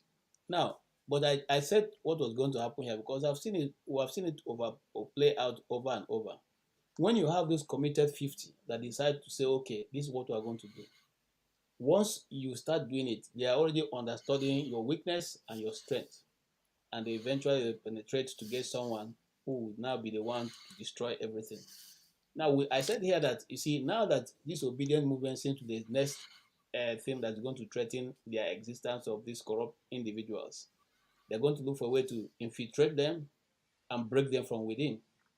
And that's exactly what you design it so that it is once the plan is on, yes, some of them will fail, but it's not going to stop the ones that want to do those things from doing it. It's just, even if you know them, what are you going to do? You're just going to go and start killing people on the street. You try to kill them, they are going to respond to. Sorry, we are using heavy language here. I don't want to use that word, but they fought people down in the streets of Abuja for Kuro daylight. Daylight. They brought those guys from Nasarawa State. They carried them with a police motor come, inside police jeeps and all that. The video is on the internet, so it's not been taken down yet. So what I'm saying in essence is that these systems are very well laid out. It's not something, and I laugh when some people are saying that we're going to get victory. You're getting nothing. You're only getting what the only reason why they will not swear in Tinubu 29th is because they didn't want to. If the arrangement they are making with him doesn't seem to favor them, but if the arrangement favors them, my brother, Tinubu is our president. I think I don't subscribe to that, except Peter Obi is part of their influence too. If Peter Obi is not part of the game that they are playing, his evidence will stand on his own. You see what I mean? So it's not necessarily. See, even the Rothschild don't own the entire world. They are the most powerful family in the world. They don't own the entire world. Everything is on a sliding scale, and we shouldn't be necessarily seeing things in absolutes where we say this side they will decide everything that will happen. I think P2B has leverage. It depends on his evidence. If he brings clear evidence, you can't do anything about it. I like what you're saying. You see, but somebody pointed out something earlier on. He said the ruling of the Osun governorship election should be a pointer to all of us. Okay? And they said something that you see the IREV is not the final thing. So you may be winning on that place. So don't hope that you are going to get judgment, or because we see more people there.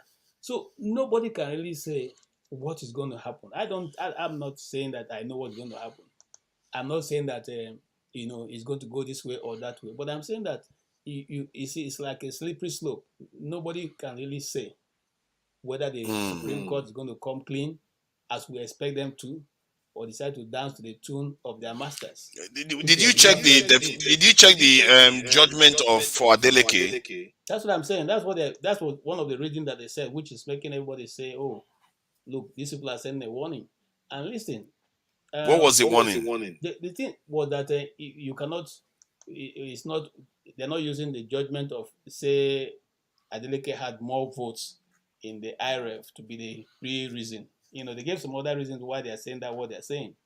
Okay. So yeah, the reason why is because they don't consider IRF a credible source of information. They consider beavers and one other form. So that is what they will rely on. And I think at least they've told P2B what they need. If you are going to court and the court says, I need this evidence, it's for the appellant, as they call it, to provide the evidence. If you don't provide evidence, don't expect to win. It's just that simple. Okay, let me ask you a question. Like in River State now, where they mounted the road, blocked everywhere, and the people couldn't get those evidence they're looking for. What happens in such a situation? No, the evidence will come out now because of the beavers itself. No, but they couldn't get it. They couldn't get any of those things. They blocked the whole place. If they don't have beavers, then the result cannot be valid because there has to be evidence of the vote. You can't. Then why did INEC accept the results when there's no beavers backing the result up? The funny thing about the Nigerian law is that once it goes to court, the court believes that INEC has done the best. Whatever INEC says is correct because they are the body assigned with it. So all they need to do was the minimum. And so whatever INEC presents, the court stands to say what you have presented. So in this instance, INEC is not even trying to defend the result is submitted. Just because the courts are taking it for giving, according to them, that means that it's a government agency and they see no reason why they want to be on the fourth line. So whatever they present is taken as truth. You and I now need to prove that what INEC is presenting is not truth. But as that is with the beavers. They have to use the beavers to prove it. But as the Form EC8. Yeah, Form EC8 is the most important one. They will even check the voting cards, fingerprints, and everything to prove that it was tampered with and everything. Where they want to do the proper thing. You don't even need to go far because right now, if you go to the one they've already uploaded, P2B won in River State in two other states. Okay, but who is going to look at that? We are dealing with people who, well, I don't want to be negative, sound negative all the time. I hope that God will help them to do the right thing. That's all I'm saying. See, the right thing will be based on evidence. I think the judgment for Adeleke, if you look at that judgment, it's a sound judgment. There is nothing else to it. There is no mystery. And this is what bothers me sometimes when Nigerian judge dismiss it. Say they are going to try. This one, the stake is too high. You can't just say there's evidence. You're like, no. Because Tinubu bribed me, I'm going to rule for Tinubu. So, forefather, you to some extent, you don't want to blame somebody who says things like this. What do I mean by that? For example, how do you want to explain Lawan? How do you want to explain Akpabio? So that's why. So when people say things like, "Oh, they have not finished. You have not finished." How do you want to explain Imo State? How do you want to explain? So when people say all this, you don't want to blame them too much because because court case is all about precedent. You set negative precedent. They use it to judge you the court. You understand? You set positive precedents. They still use that same precedent again on the court. That's how it works. So there are too many negative precedents that it's like as a show we talk. The bar is so low. I heard about the Imo one actually. They keep saying I've had it come up. I would like to learn more about that. Hold on, KJ, you want to mute so that we enjoy the sound, please. Sorry. Yeah, So thank you. do you know CM, can you explain this craziness that went on in Imo, because it's been brought up I'm several not a, times, I so don't that know the world about, will please, hear please. about the craziness of our judges, when what they when you did. when you're asking me to explain, it's as if I'm a culprit, as if I follow perpetrators. You are like an encyclopedia. You seem to know about all these things that has gone on. I beg, I beg. Let me say what I want. Okay, I will come to that, but there's a mood in Nigeria now. Those will win and those where they go court to. Everybody knows sure of May 29th. There is tension everywhere because nobody knows what the judges will say. On paper, if they follow Oshun more the way they do it in Oshun, the evidence is there. They use beavers, they do it. But like we talk about Lawal and the Akpabio now, you can't. It's still the same. Yes, and now you're asking me of Imo That State. one is cutting people's mind whenever they think about justice. Oh, Akpabio, Lawal. No, I'm not sure about it. It's cutting people's mind. It's true, yeah. So that of Imo State is that INEC did their deal. I mean, did their job. Was it with beavers? No, there's no beavers then. Was it? There's no beavers because the first place to use beavers was Anambra. Then on Ekiti, Ekiti, then on Edo, and then Oshun. So Imo State was still a card reader. What happened was everybody did everything, tallied the votes. Ihedioha was number 1, or they declare. Hope Uzodimwa, who was number 4, APC, favored party. I don't know the deal they did.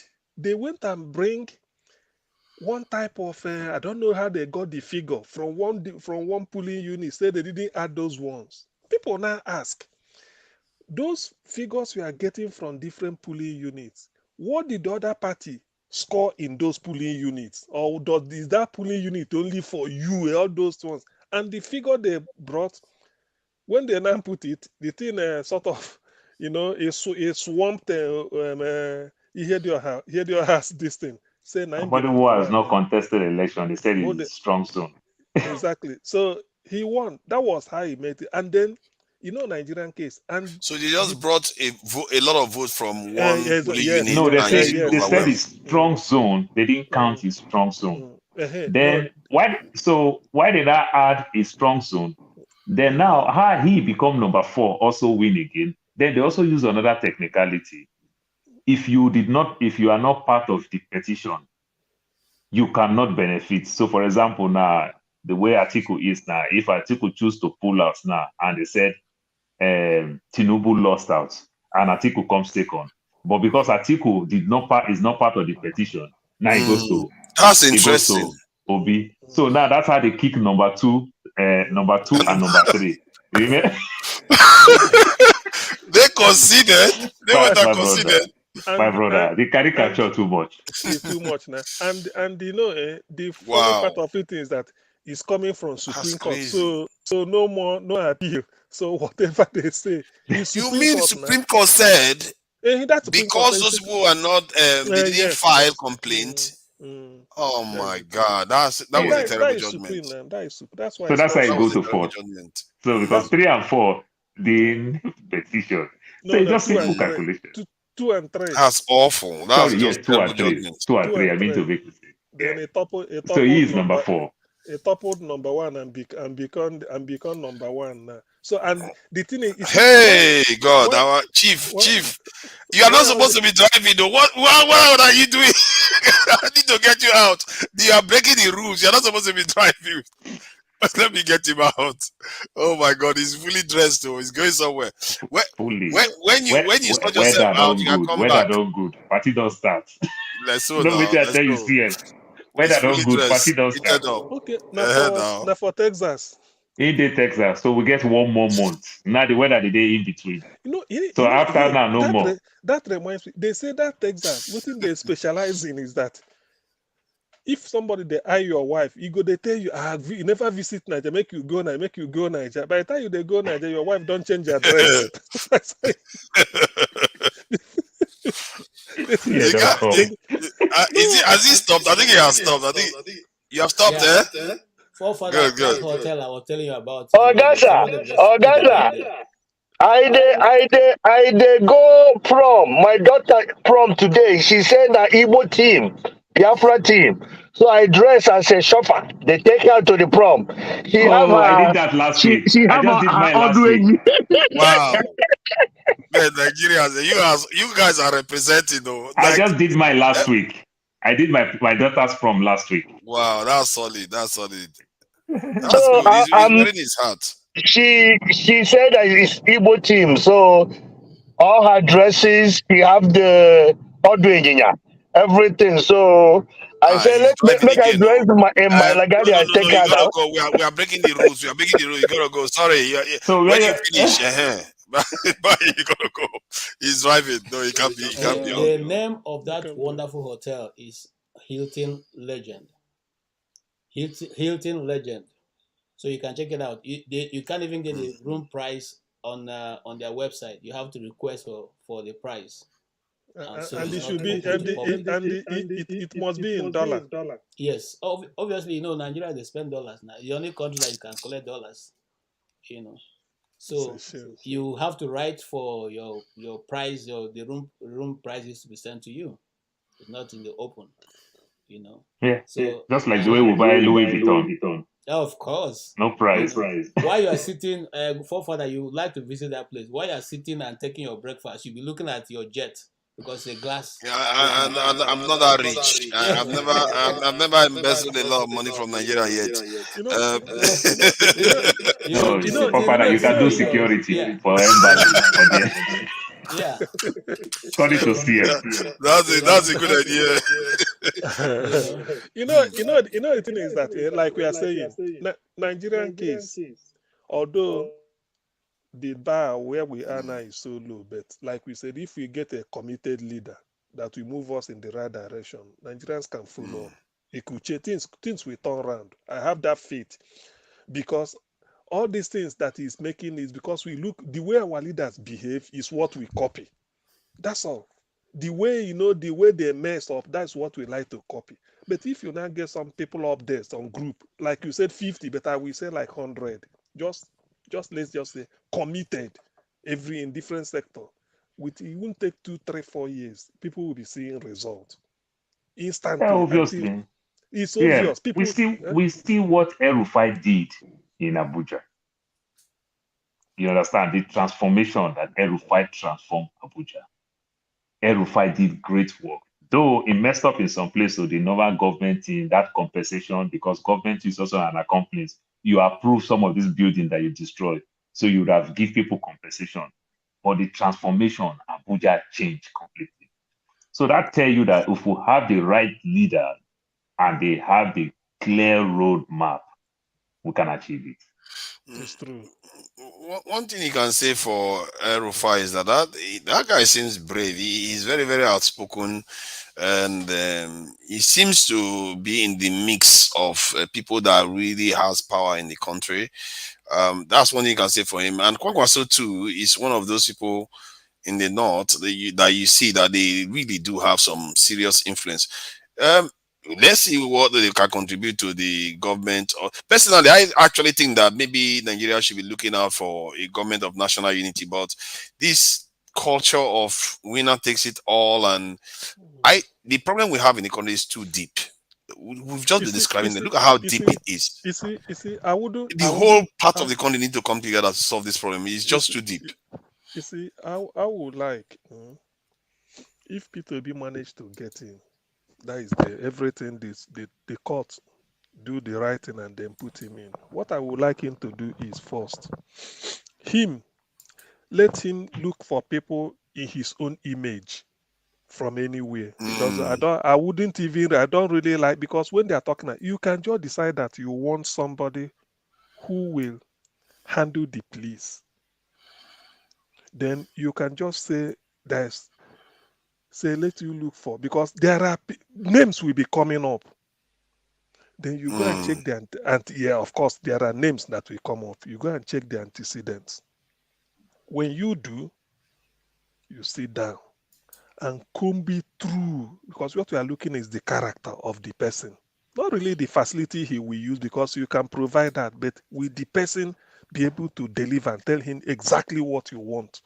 This is You not a see, case of you see, when you use the term deliver, that's a good point, term to use, because while you were talking, I was thinking about that, because Tinubu, they always use this term. We need competent people and people that have the experience and all the rest of it. Yeah, you can have the experience and use it to rob the entire country dry. Exactly, it's true. So, what is the trade-off? Do you prefer people that are committed to doing the right thing than just only competence? It's not that is, you tell, because I you guess the it has to person be a mix of both. exactly, you the person hiring the person, you've already known where you are, because you are the leader, you know where you are driving to. So you call the person, say, look, this is where the police is today, this is where I want you to take it to. That's why I employed you. This is where I want you to be, because PM, you let are me the say, leader. PM. What if they Sorry, let me disappoint you? say What are you going something. to do? Because That we is talk the thing. about, CM, we talk about the police now. You remember, I can't remember the year, so some years back, I can't remember the year, when Cameron was in power. That London riot, when students, they start making all those riots and everything. Okay, in which the court was sitting on Sunday night even to sentence people. Yeah. Yes, I remember. Yeah. 24 So hours then court. Cameron did something so special, which is like a sacrilege. Cameron was forced to get a police riot in New York Police Department, NYPD. That is trained. You know, New York, they riot every day. They protest every day due to the United Nations and everything. A British person to go get an American person. When you get to that extent, the guy is looking for the best. Who the cap fits, the man that can do the job. You understand? These are the type of things that we need to do. If we can bring expatriates to do one bridge, one Uguta bridge, then bring expatriates. What is a crime? You can go bring that Nigerian man who has been a police officer in America for 30 years. Yes, You will still see and call him his name. Frank, good morning. How are you doing?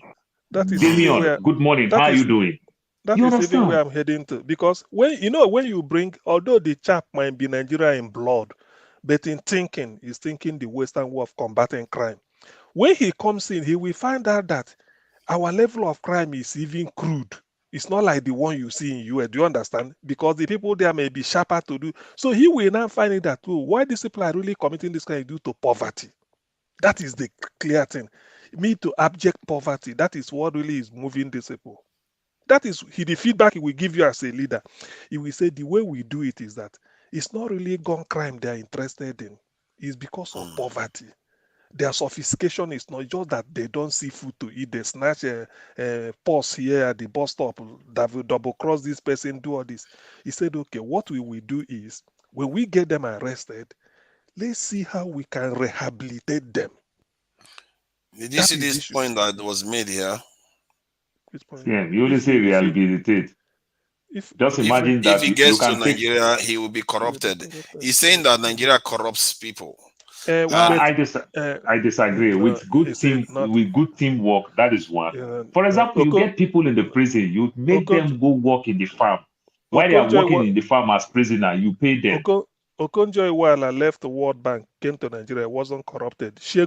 Professor Adesina, the one of agriculture under Jonathan, they left their this thing, great jobs they are doing thing with UN. He came back, he wasn't corrupted. That is the person we are singing his praise, and so not everybody. You see, the thing is, internationally, people that have the capacity to navigate, that have lived overseas and come back, are less likely to be corrupt. Exactly, because your name, that name you made abroad, you can't come there and then dent it, because your colleagues, you are going back if you finish also. So I think Paul is thinking how many cases that of people that came from overseas that have been corrupted. No, don't be surprised. Sometimes too, like nah. They can Tinubu will go bring one man went to Mo now. When see you expect? Let's cash out. This cash out team, forefather, MC Olumo, doesn't he live abroad? No, that one. No. I think they say he came from abroad, but I don't know that he lives there now. He lives in Atlanta. He lives abroad now. Yes, his daughters He are have all paper. are here. No, he has paper. And so Oluomo, can you mute? Let me explain that part. Please. Okay. Yeah. So SQ Oluomo, when he started making money, SQ Oluomo is local agbero in Mushin. So when he started making the money, become the Lagos chapter, Omoshodi to the Lagos chapter, road transport worker. He started making money. This Yoruba artist, and so they started having babies for him left, right, and center. So many of these girls, those ladies, they're all US citizens, good percentage of them. You know, the Yoruba like these things very well. It is easy to get paper in the US because in the US, the way US work, if you get your green card, if you are filing for your citizenship, all they ask you, you must stay 2.5 days plus 1 out of 5 years. So which means half of your years you can stay in Nigeria. So I can stay in America for 3 months, run back to Nigeria, come back, you'll be juggling it left, right, and center. So the money is there for Oluomo. So he manage it and slide and get his paper. Not like he never live in the US. He make his money in Nigeria. Go play with these women. That's how he got that papers. Yeah. Yeah, he just keep going back and forth. Yeah. He never lives in the US. Like they live in the US. So staying in the US, staying in the US is a pain for him. CM, have It's they a pain released for that? him. But because of he don't want to lose his status, his green card status. So we hanging there and leave, hanging there and leave. He even cost him so long for him to get his citizenship because he's not inside the US for so long. And equally, he's not working. Though he may be working, you understand, because there's something people do, you know, in public place, you can give your akuko to another person they use. So which means for record, it shows say you the hustle. Meanwhile, maybe you want to go break your back, you go do that one way better money there for the other side. Yeah. CM, you wanted to say something? No, yes, what I'm saying is that something like, you know, when we talk of people moving from abroad to come and help, like appoint, you know, when we talk, it's not the likes of Oluomo. Then I know that is we're just joking. It's not those type. If I don't know, everybody is going to do something for transport. But no. But if INEC can give a contract to provide let's be buses, serious. Let's be serious. if INEC can give a contract to provide buses and they say deliver twice now, not once, twice, the bar they load they go. You get faith. Thank you. You try. You get faith. We're here for serious business. Anyway, the thing is this. The thing is this. You see, look, going forward, what I want, because a leader, why I'm saying it is that when he tells you, it's like if you play football, the coach hires you, we tell you, don't worry, I brought you from Italy to Premiership.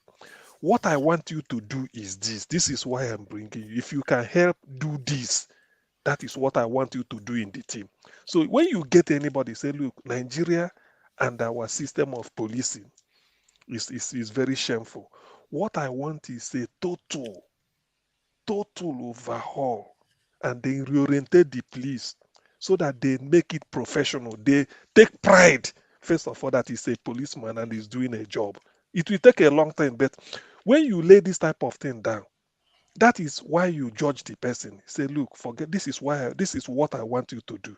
This is the level of our policing. That same person might be hired to go and do policing in Ghana. But because of the level Ghanaian police is, it might be a different lay down job specification for him. But in our own case, he said this is what we want. From the police college, from their training to remuneration, from recruitment to training, to remuneration, to even retirement. We want to look into all of them, the root and branch examination. You will sit down and say, this is how to do it. Maybe we tell you that in that case, there's a way to decentralize it. Not decentralizing it in terms of this thing, but instead of everybody converging at a place, let's say when you get 2 states or 3 states, they act as if they are independent of their own so that they can manage exactly the police system. Maybe every 2 states should be cooperating to fight crime and everything. So there's a way you put it, and the person knows the job. He will tell you, okay, if give the person the backing and the direction, maybe 6-7 months, 1 year, getting to 2 years, people, because the public will say, our police don't change. Do you not know that this, and to give the public the confidence they need, you will first of all, police will now come to them and say, no police officer, as a police officer, they have the right, if they stop you, the first you have to ask anybody this.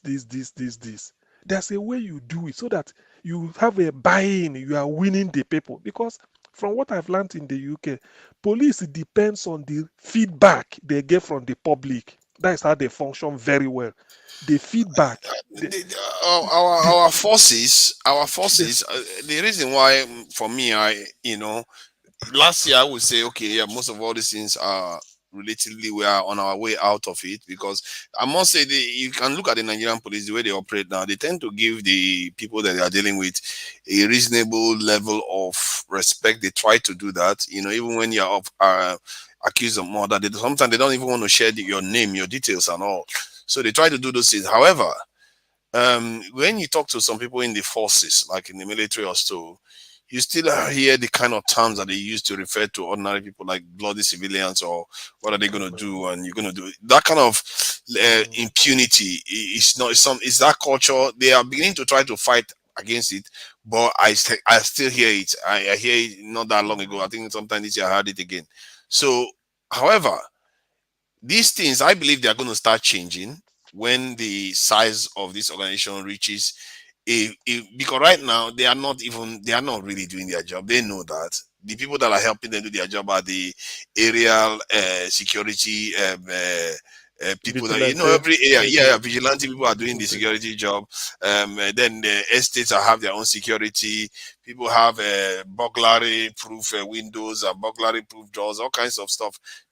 So most of them, they are barely doing any job really, because their job, they are not equipped to fully do it. So when you have those numbers, and I believe police officers, the moment they put their uniform on, in short, almost any profession where you wear uniform, you tend to start having a sense of pride in the uniform you're wearing. And many of them want to do their job. It's just that salary is not very good. The job is crap. You can't even do the job well because you don't have the numbers to actually pride yourself that you can succeed in doing the job. So the culture of decay grow and wins out over the one that wants to repair things. That said, Nigerian police has improved. Let's not make a mistake. Almost every other week, you see that they are sacking people that have misbehaved, that have treated people badly or taken bribe, or you see that on TV all the time. NDLA confiscating so much drugs in Nigeria, tons of drugs. So there are people doing good work out there. Initially, one of the people that condemned police outright, but on a second thought, I felt maybe if you get into their situation, because there was something I watched on, if you see police college, a piggery farm could be better. Police college, police. Yeah, no, that documentary with Channels. The documentary with Channels. Okay, proper. I can't remember but I know yes, it should be the documentary. If you see the police college, a typical secondary school, just a modern, normal, all these things is better. I say this is where they train police college. So when you now train like a Keja police college, when you now train people in a place like this, very filthy. If you look at the bed, the double bunk they put, I looked at it, I said, God. So no, it's true. So because if you really want something, what you put is what you get out. A reform I want is like you are starting from ground zero. First, you change their welfare. You train them very well. The training should be of international standard, including the welfare, whatever you are going to give them. On a good night, I don't live on a beg. Yeah, night. We're going to be rounding up very soon anyway. Let's give us ourselves 10 minutes to just round up. Thank you for coming in, and it's all good. If you keep running away from Paul, it's up to you, because this attitude, we're all one family. We can't just be running from each other like that. I can never take visa, go marry an Igbo girl. If you no serious, stop then saying. now then video you will get for Nigeria. Say make they Oh won't come God. out. I'll come do visa. You know, it's Go only Paul that will Anambra, go say marry. something like that. It's only Paul that will say Not every something. reason I'm now. I go do visa. They go No Enugu, wonder go she's marry. running from you. This kind of style. They give me list to bring yam. They give me list to bring Gary. Give me Oh my list to God, bring. we're not going to Did take you? this I'll as go. constantly go embassy, go do visa. It's not possible. If only they go anywhere. He Oh, said, And then they go anywhere. we have in the country. anyway, Paul, Think am. you know, say It's you only they you do that will say something like that. you they do container business. So I know Uh-huh. we go talk now. We Uh-huh. go So we after go I go find come the talk say we go talk. get one guy for this country. He's from this side of the country. You know, serious. You know you they do container business. So waiting Igbo man know now you don't sabi am. So we go talk. We go talk. Because Exactly. as per say you the US. So make you carry am for mind, sha. It's okay, good night. But Though just if Igbo people won't leave, it go still favor me because like now, for example, the Nnewi people now we like say their first daughter, then they marry outside. If they leave now, which me I feel marry Nnewi first daughter because they go allow me. who said so? Who told you that? Where did you hear that one? Who told Since they you say they that? need to give their dad outside, Who you told understand? you? Nah, Since they say lie. they need to give a Is dad that outside, so? but if an I've had American that man come, married they go give before. a dad. So Nah, maybe lie. if Nigeria break now, they don't go come and say, Delta. go say it's from Nigeria, now foreign country. No. I beg, I what don't. I beg if you. Okay, I know. Sure, say it's true anyway. It's just a joke. So, like we say, to be honest with you, I'm so much concerned with police reform. It should be a priority, Okay, please. thank you.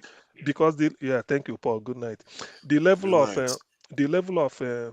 security in every country starts with the Mm. police. Is the police, not You even think it's the police? is the I think police. No, for me, the military is just for warfare and all the those type things. that we lack is intelligence and defense. See, Yeah. you can have as many police as you want. If No, the other ones are the ones that protect the police to be able to do it, the police also needs protection to do a good job. It may not seem that way when you look at the way police are operating, but the environment the police operates needs to be kept sane. Otherwise, they're going to compromise the police to compromise everything else. It is still them that will do it, because why I'm saying this is that police is the sort of the nearest to the public, who you go to, who you depend on normal everyday security. We know that the army is kinetic. Their own is quite a different ball game. They will be felt, but rarely seen. But the army is there in case of anything when you sleep in there. But that police, Can you imagine if America had the best police in the world? Like the police is like kitted, but no nuclear, no military. You think it's gonna make any? Nobody would take America seriously. You see what I mean? You operate at the level of to your fair to power. them, the Nigerian police is well trained. They know No. if the Nigerian police want to do their job, they do it with You know what? I agree with KJ. I agree with KJ. I'm a witness. I know that. Yes, they are well trained and they are well equipped and they understand the terrain. It's a well equipped. When I mean well equipped, Oh, don't go too far now. Listen, I'm coming. Well equipped. Let me tell you something. You see, unfortunately, there's Nigerianism in everything. Now, remember that when the Nigerian police go to the UN, they come back with an exceptional result. All the peacekeeping force, time they've gone to the UN, they always come back as one of the top corps in the world. That means they understand what they need to do. But see, when you get into that geographical location called Nigeria, and every other thing begins to happen to you, then some days ago I was reading a report and a policeman was complaining that they have to use their authority to be able to get food to eat, because they don't get the money to be able to feed themselves, because they are posted outside of their units, their homes, their states, and when they get there, there's no allowance coming, and a hungry man is an angry man. So they resort to using whatever means they can to extort money to be able to eat. The reason why I think the Nigerian police are quite well trained, part of it is not always a good thing. I think because I've seen them perform. And what I said was that they know how to police because they are half criminals themselves. They know everything a criminal can. Look at what somebody saying here. Say Jesus Christ, police reform is bugging CM. Can't we reform police?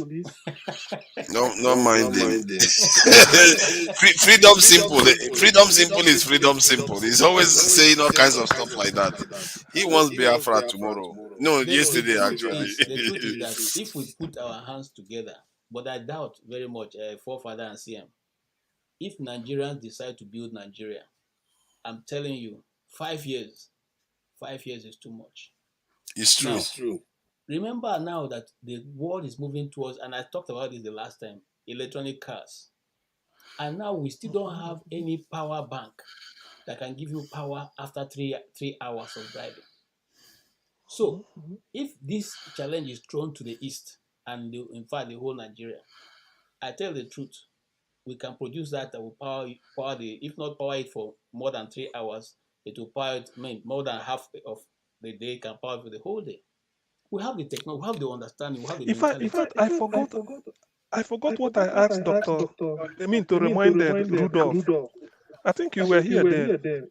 You were here, forefathers. Please, could you mute if you don't mind? I told you, I know I was saying, can he bring Professor Nnadi to this thing? What I wanted to ask him was, assuming, because what you said now, KJ brought this to my attention. Let's say we lock up Nigeria. What can we do ourselves when we are inside? Let's say we sort of lock up in the sense that we are not relying on the West. As that now, can we even create, say, even if it's anything that can give us power, electricity, can we do it? That is how to assess where you are. Say, all of a sudden, Nigeria is under sanction.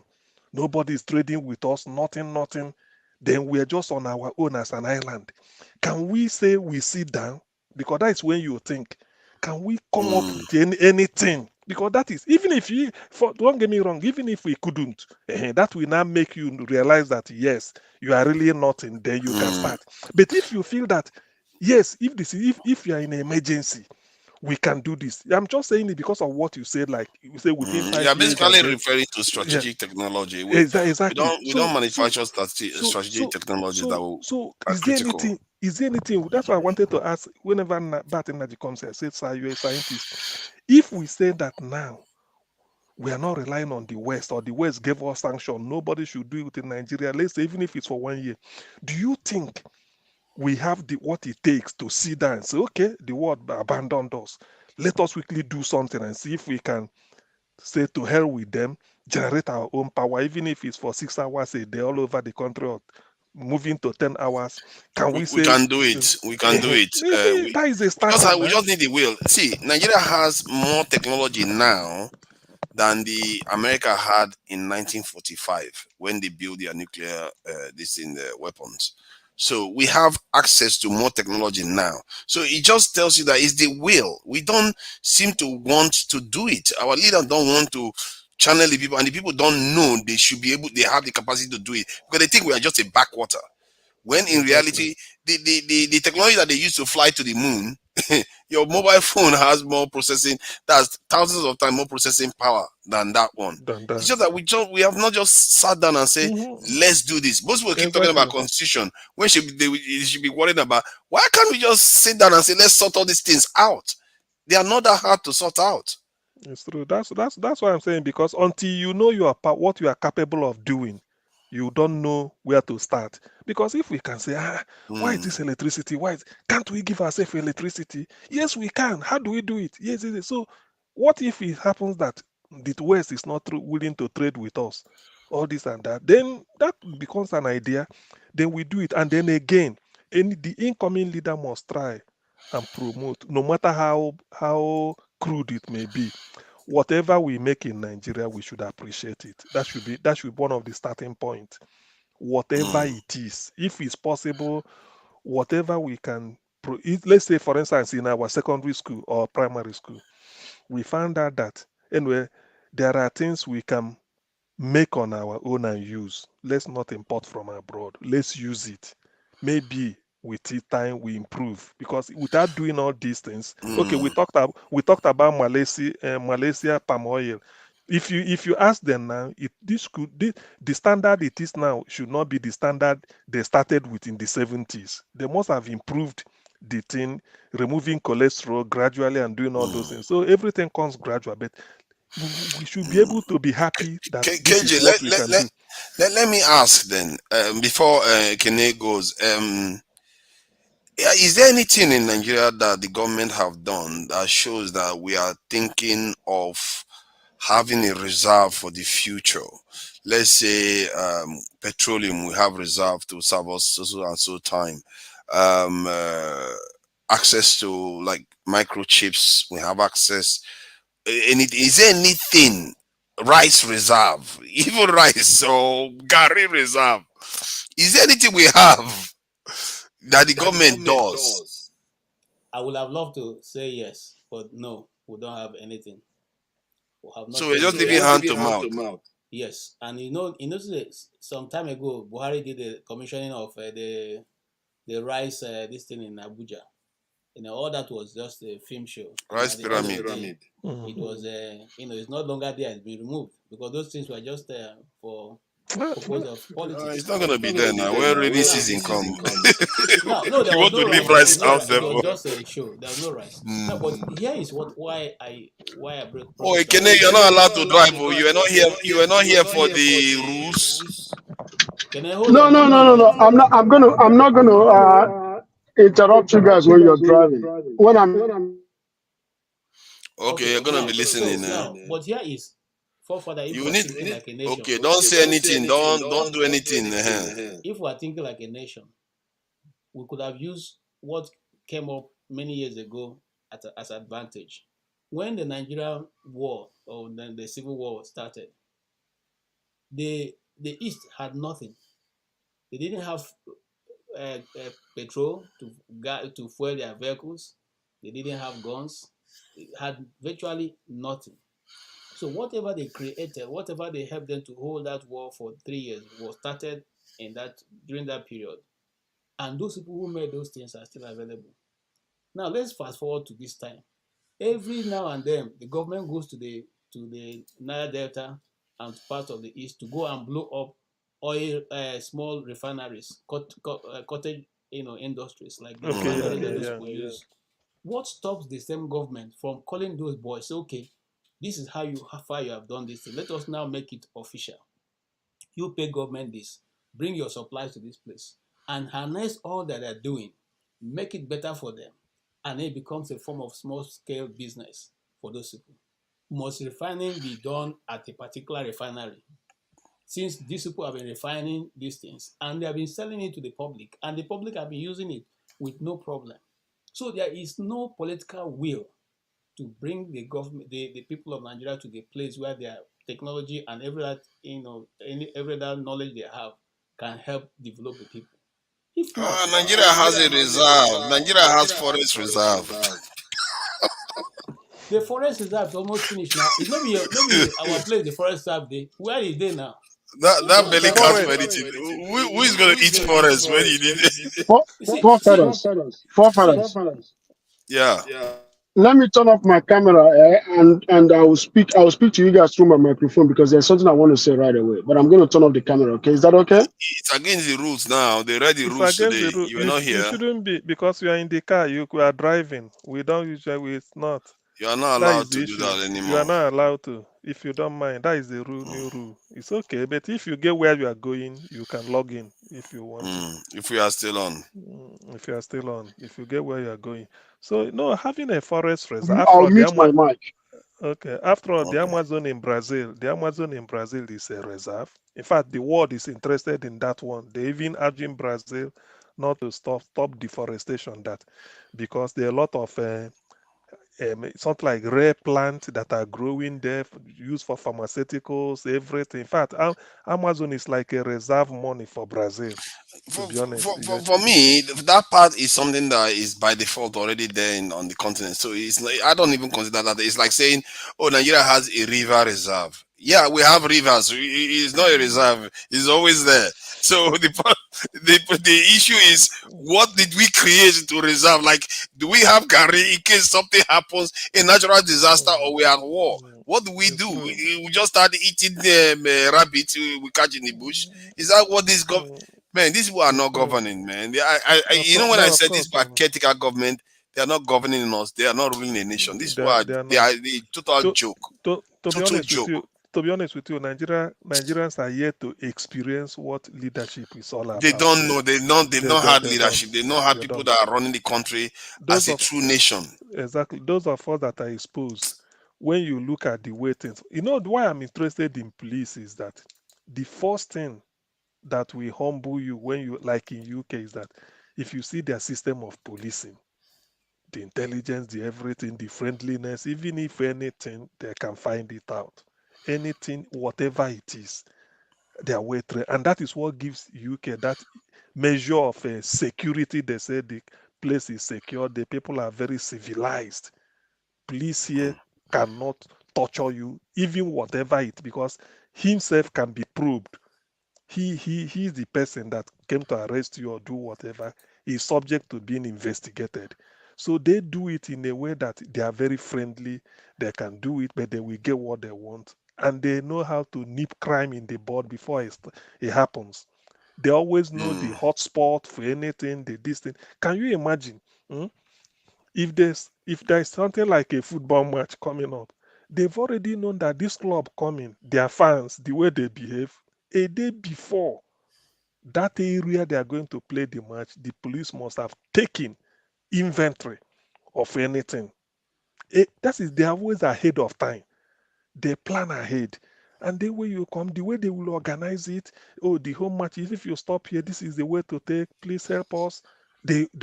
Crowd control, in terms of crowd control, although it could get out of it, in terms of doing, because when you look at it, you feel that what they call orderliness. So in Nigeria, I just feel that our security police needs overhauling in terms of teaching, bringing them to say, look, the police work we are doing, the people are not your enemy. They are just like your children, your son, your brother. All we need is starting, you talk to them. Take, for instance, in Nigeria, the police stops you and finds out that the paper for your car, maybe a Danford driver in Lagos or whatever, has expired. He will ask you, do you know why I stopped you? You may say no. He say, look at your paper, it has expired. Didn't you see it? You say, officer. I say, no. He said, now I want to let you go. Make sure that within the next 2 or 3 days, you renew it. Go. The tendency is that the person may be shocked you didn't take bribe and he leaves. He may not do it. But consider you may get 10 people on a shift or 15 and you tell them the same thing. At least if 1 or 2 could heed your call, because they will be shocked that you didn't. He said, just go to make sure if I get you anytime on this route again without you doing it, I will arrest you. But today, just go and renew it. You know, it's unheard of. That person will go. Even if it's 15, some may say, you don't take it as anything. If it's only 2 that did it, you've turned their mind. And those 2, when you say, police are changing. You say, oh boy, why? And I say, no need. Shebi, the other day they caught me, but they say I went and changed it. But that is not the end of the thing. You will make sure that at the office, they don't frustrate them. You will streamline it. Or you tell the person, say, if you go to the office, if it don't work, come back here and tell me. Do you know that that thing will sink into the psychology of the person? Because the people you are dealing with, not that they don't know, but they've seen you as an enemy. But CM, I've had this experience in Nigeria. I've seen cases whereby in Nigeria, not me directly, people that I'm supposed to be working with. And one of the cases, I still today, that text message, I can't get my head around it, because it's like they seize these goods in Nigerian airport, custom, they seize the goods, and they held this guy for a while. He's an agent, these people that clear goods in the airports. He was like, the owner I was like, why is it that they held it? He said, this they don't allow this goods, it's a contraband, you cannot allow to carry it and all the rest of it.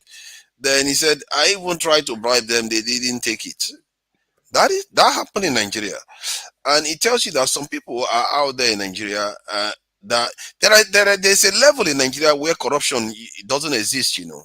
And it does exist, but it doesn't exist on the low scale anymore. On the low scale, on the that cruise It type, doesn't you exist. know. Yes, you don't see. You will see that the officials, they are all scared.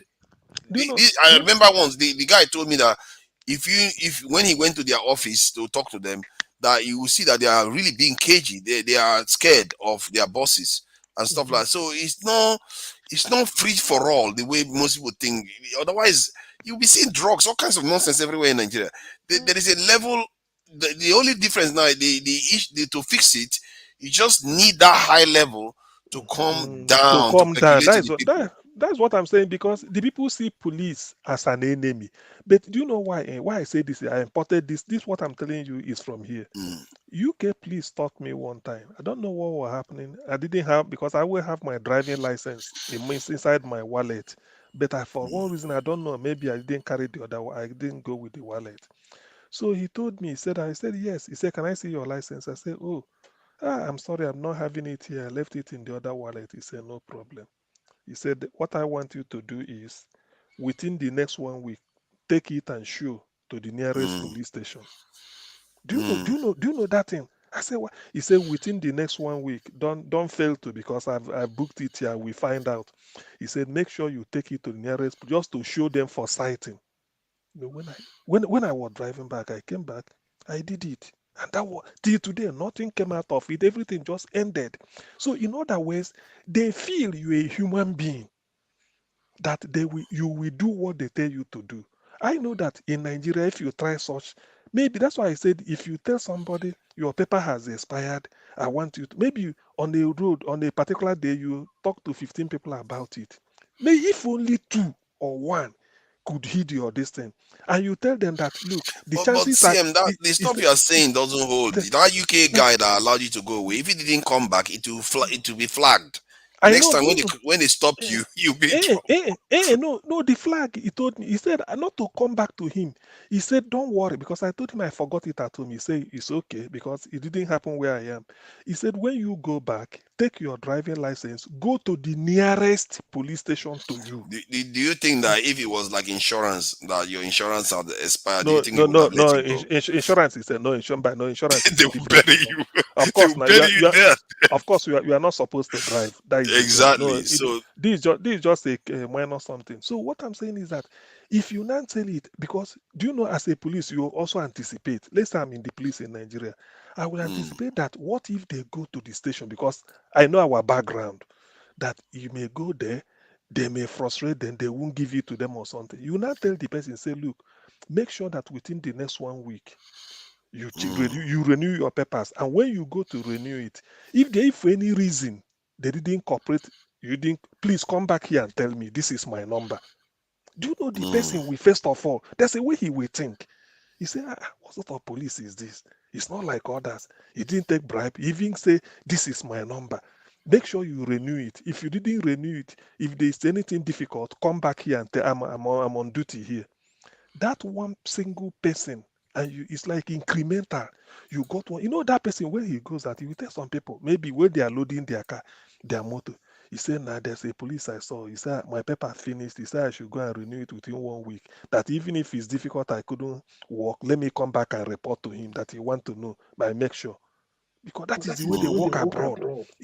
Because when was the last yes, time you renewed your license in Nigeria? I mean, your driver's license or particulars? Here in Nigeria. Nigeria.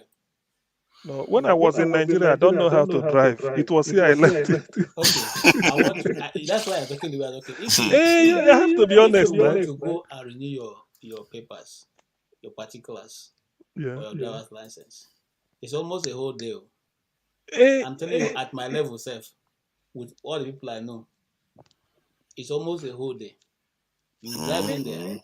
Yes, I'm telling you some of the obstacles why people don't like sometimes to obey and do those simple things. Exactly. That's why I added the caveat by telling the chap, said, if it's difficult, come back. Okay, they go from one office to the other, go from one office to the other. This is how you continue. You will spend half of your day trying to renew your papers. But they need to talk. You need to talk to, as the head, the person should talk to them. Because most of these things is that orientation. They may think that by frustrating their fellow human being is good. He said, no, no, no, don't frustrate people when they are coming for a reason. Because already, maybe those people not renewing it know that no need. If you go to renew it 2 weeks, they will be dribbling you, or 1 week. But if you now tell them as a police officer, say, look, as if you don't know, you said, if you are going to renew it and it's difficult, you are being, please come back here and report, then I will know why. You know, that's a way that you change people's mind. If he's leaving you that day, you'll be thinking, say, since I've been driving, I've never come across a policeman. Imagine asking me, he didn't take anything, no harassing, say, renew your paper. If I see you, if you apply this route again, I've noted, and you've not renewed it, then I will arrest you. But for today, until the next 1 week or two, make sure you renew it. And if you are renewing it, you have a problem, it couldn't work, come back and tell me, or go to this is a report. That person, yes, because sometimes, when you dehumanize your fellow human being, you say he's behaving like an animal. Over here in the West, they treat you like a human being, at least by talking to you, even if you will misbehave. But they feel that they are talking to you and then you will do it the way it is. So when you tell these people, when you tell such a person he goes home, there is chance that maybe for every 20, 2 may heed your call, but that is a beginning. And those 2, when they see the way you talk, they will share the information, say, there's a new type of police, so they're doing this, all this and that. So gradually, you are building. This is what you have been doing over the years, but if you have the political will as a leader to start it, you can start anytime. Colombia was a pariah. Colombia, nobody want to do, but Colombia, Spanish people finish their university, go to Colombia to look for job, because it's the colonial power that colonized Colombia. It's Spanish. So Colombia has gone up. The country has changed. So if Colombia can be revived with all the crime and drug, we all know Colombia and Escobar in the 90s. Who doesn't know Colombia? And they even have this FAR. Is it a Royal Armed Force? This group that the military will, I don't know, but FAR of Colombia. So with all those things, look at where Colombia is now. To the extent that they are now after G7, are they not part of this group that they want to say this? They call them in Latin America. Colombia is quite it's gone up. So if Colombia can be revived, Nigeria can, but it depends on most of these things. Is a leader that will come in. You have the interest of the people at heart. You call the head of the police, say, this is what I want. I want a new type of policing. Talk to the people. It's not every Nigerian that you talk to is like crime. When you tell somebody, renew your paper, and he goes, it's easy, he will do it. He said, I don't want to, just go and do it. You can train them, do all those things all you want. The numbers, if you don't grow the numbers to the kind of proportions you have in the UK, of course, and you don't do that, the kind of proportions other countries have, then you still have similar problems. So for me, that's why I always want to tackle that part first. Because when you tackle that part, even if the police officers will start realizing that, okay, yes, now we can provide it, we have what we need, because people have to pay into that system to fund those officers. So when people are funding and the people feel safe, because now you know what they call in the UK Bobby on the beat, how it improves this is secure people's feeling of safety. If Nigerians start feeling safe and robberies are not happening every day, you will see the diaspora start coming, pouring money into the economy. And to do that, to also, because we forget that the police also needs protection, because it's like an entire system. It's almost like the solar system. When you look at the solar system, you think the solar system is doesn't have a shell. The solar system itself has its own shell, like as we know it. So everything needs a level of protection, so that the internal part, like the police, can be able to function as it's meant to function. So you need your security services. Like for me, the secret services are very, very. I don't know the size of the Nigerian secret service. I really don't have a clue. Most people don't know. And from their performance so far, I'm not sure they are significant. But they definitely need to grow that number significantly. They need to grow this in the military size, at least enough to protect the territorial integrity of the country, to just keep it stable. Then grow the secret services, because you need a massive one to be able to thwart the kind of forces that are going to be at play on the continent. You are competing against France. You are competing against the UK. You are competing against the US, China. All these will have interest in ensuring that they make more money from us than we make from us for ourselves.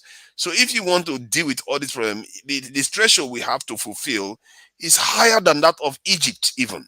And yet Egypt has a high level of readiness than us. We have a higher threshold to meet because we are very, very important compared to Egypt on the continent. Because we've gone that whatever, it's just the approach. Let the people understand why all this. That let it not be a case of you are the enemy, something like no. Just let them lose the barrier, so that people. That enemy thing here is not when they see the police as an enemy. It's not a good thing. No, that is the thing. That is my starting. You need to go away. So know that we are this. So that things we move. Ordinarily, I believe that an average it's the military Nigerian that they treat like that. I think generally, I don't know. It's a mixed bag now. It's not as bad as it was before. The way the Nigerian people look at their police and their military. Forefather is worse. Is it still as bad or is improved? Yes, it's worse. Before now, if it's worse. Wow. If you are in the military and you get involved, in a civilian affairs, maybe you are beating a civilian and that news gets to the commandant, it's taken seriously and dealt with. But now they just push it under the carpet, and they even tell you that it's not true. The person you saw in uniform, camouflage, it's not everybody who wears camouflage that is military. So now, but the question is, in Nigeria, you don't allow anybody to wear. In fact, people are beaten into stupor for just wearing camouflage in Nigeria. So it then goes without saying that anybody who is wearing camouflage is supposed to be a member of the military. For the police, it's even worse. Now, the police is your friend. You are caught in a road traffic issue. Before you say two things, they're already slapping you. So how then that person becomes your friend? How then will you see something happening and you are going to report to the police? That is the orientation. I know. We know. Now, before I left Nigeria, there was my estate who caught one guy. Some guys were trying to come to rob, and somehow rallied around and caught them, and we took them to the police. And while we were about to leave, the policeman, one of them, followed us and came out and said, make I just advise you now. This guy, by tomorrow, he'll be released. So make una decide what I want to do, because we can't hold him beyond this time. We cannot tell you we don't know him. We know him. Yeah, people have brought him many times, and by tomorrow, somebody will call us and say we should be released. So make una decide what I want to do. When I want make we kill her, we say, no. Wow. No, there for our hand, make una no follow anybody. Okay. So what we will do now is make una just detain them for some time. After that, make una leave and one and make it not come near our estate again. I beg, make una hold this one, make una take talk to the boys. That's the situation most people go through. Okay? Life means nothing. Yeah, nothing. So that's the thing. And we even got hearing because of the estate where this information is coming from. If not, once we leave, then go release them. Because one, if he's there, he has to be fed. Who will feed him? Okay? The police don't have to feed him. So now police is your friend, and the moment I come to report, you tell me you don't have paper. Oh, Oga, no paper to write your this, no. If you want more, go take your statement. Oh yeah, bring money more, go buy paper. You go buy paper, you go buy biro, okay? And even like that, then go still, take their time before they even write. You have to make sure that they are able to write with something they are putting in their mouth. So how then does the police become your friend? How then do you have confidence to go and report something that's going on? So you see, all these are the dynamics that are we know the police is underfunded because our leaders are interested in using money to buy houses abroad and embezzle. Ordinarily, most of these things, police should be well funded. It should be very, very. Police don't know that there's no reason. You have to fund them. The job they are doing require even you, the big man, they are Somebody is saying securing that you. in the comment section that Shehu Kuti is slapping police officer and nothing. The only police officer that you will slap and nothing will be the police officer who doesn't want to do anything to you. How can you It how can you slap police uh-huh. officer? It doesn't matter who the person is. See, one of the things you don't do is even slap Anyway. a policeman in uniform. Okay. Mm. And that is the law that is in Nigeria they've taken to an extreme because they know you cannot fight them, so they do to you whatever they want to do. But for you to say Shehu Kuti slap a policeman, nothing happened, is that a good example? I don't think so. Okay, It's I not. don't think it's If we are going to start, if we are going to change something in that country, yeah. we will have to start looking for ways to get actions, things start changing on the ground, and I'm thinking of so many ideas, and I personally I will even try to experiment with some things, simple things, just to see how effective they are on the ground, because sooner or later something needs to give, something has to give. Maybe it will give, maybe Dangote refinery will change things, maybe they will start looking to fix our own refinery, all kinds of stuff will start changing. Who knows? If not, So if not that Nigeria criminals are running the government, what is in all these things they're talking of borrowing money to give to people, all these things? Why not fix the refinery and remove the subsidy? You can do it. If it's costing Dangote to build his own, you already have the ones, you have old ones. You renew, just you they, should have they done can they that. can remove the subsidy and build the refinery, because one of the reasons why I think they will more likely build the refinery when they take the subsidies out, because one, they have the money in their hands now, and secondly the people will be on their case. They will be on their case that look at our cost of living, so now they will be more incentivized. Now there's no subsidies anymore. Now you, instead of bringing the subsidies back, then you will have to be forced to fix the refineries. They will be forced to fix it, right? Because if they try to bring something back, they're like, why? We've tried that before. It didn't get us anywhere. Fix the refineries. You see what I mean? So I really think that they should take the plunge. But now they've already halted the process again. And this is how this stuff snowballed from how many decades ago. They just keep postponing it and postponing it and postponing it. Now look at where we are. They don't want to remove it again now. That's something it's not likely to come off this year. That's my fear. If they want to fix the system, they know what to do. I'm serious. Now, we invested 2 billion into Dangote refinery without seeing it. If you take that 2 billion and put it across board and do what Oshibajo was suggesting earlier, which is to build modular refineries in different parts of the south, it will produce enough fuel for us. That's two. If you decide to say, okay, you no longer want to you don't want to build a refinery, but you want to open the market. Right now, it is only NNPC that imports fuel in Nigeria. Why then? And you say you have deregularize it. Now, we deregularize selling of Maggi. Any woman can go to the market and buy her own Maggi and put in front of her shop and sell. Why then do you allow only one person to be the one to buy Maggi and come and distribute to every other person? So it's as simple as ABC. We know there's a lot of deal they are doing with oil. So only NNPC imports, and only them tell us the figure they've imported. The cars in Nigeria are not increasing, but the consumption of fuel is increasing. How? And nobody wants to give you the actual consumption of fuel or the cost. The consumption, the number is the number they're using to collect money from government now. That's although, why the subsidy is gone up almost double times than what Jonathan was paying. See, KJ, when you talk of fuel consumption, it's not necessarily cars. What of generator? Because there's no power. You have to talk of generator. I'm taking that into cognizance. And then, are you taking the currency depreciation into account? Because the pure price remains the same, currency depreciates, and we still have to. You see what I mean? The fuel price is not the same. Remember that when they came, they made at 87. It is almost 400 now. It's not the same. So Oh, government. no, I'm talking about at the filling stations. Yeah, that's what I'm saying. And it has gone up. Well, I think we buy it for 190 something in Abuja. That was when Nnadi was still a small boy. Now it's no longer that now. Now, Call and find out. 190 something naira, 190 something naira If you per see it, and if you're liter. ready to go and queue in NNPC filling station.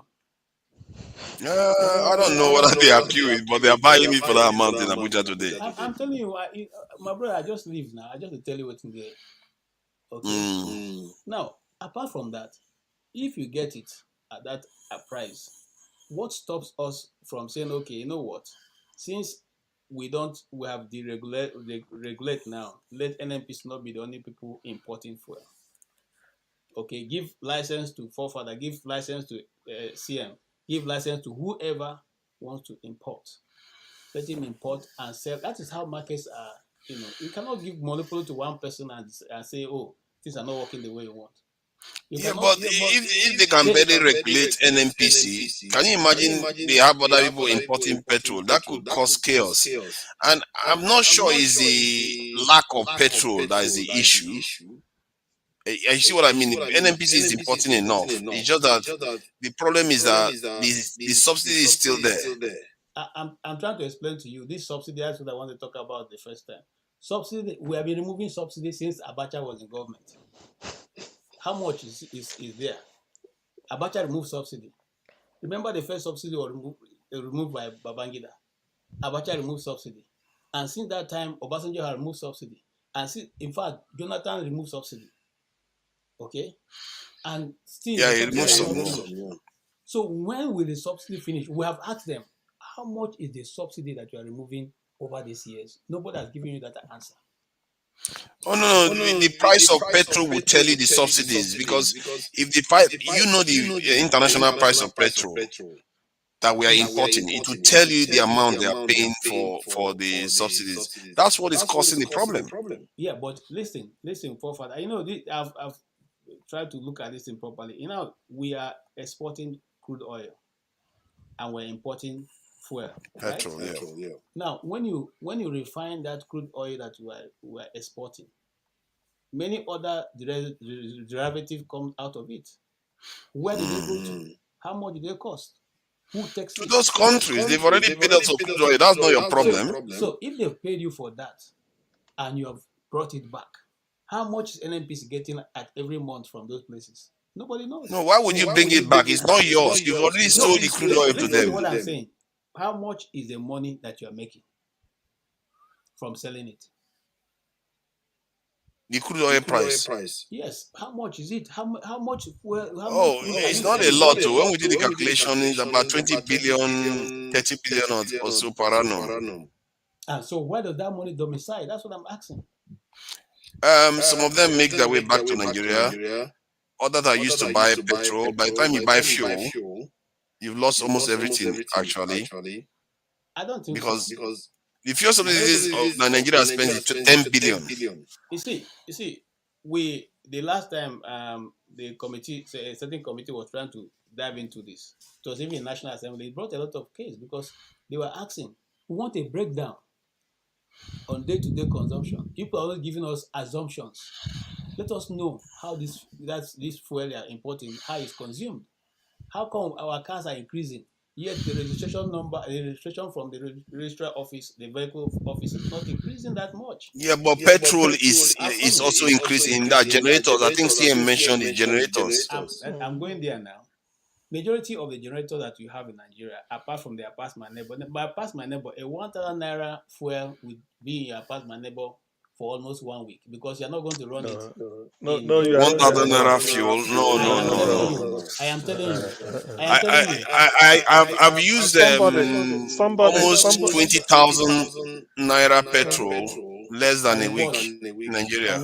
On what size of generator? On 2.5, 3.5 kVA generators. We are talking about something that's less than 1 kV.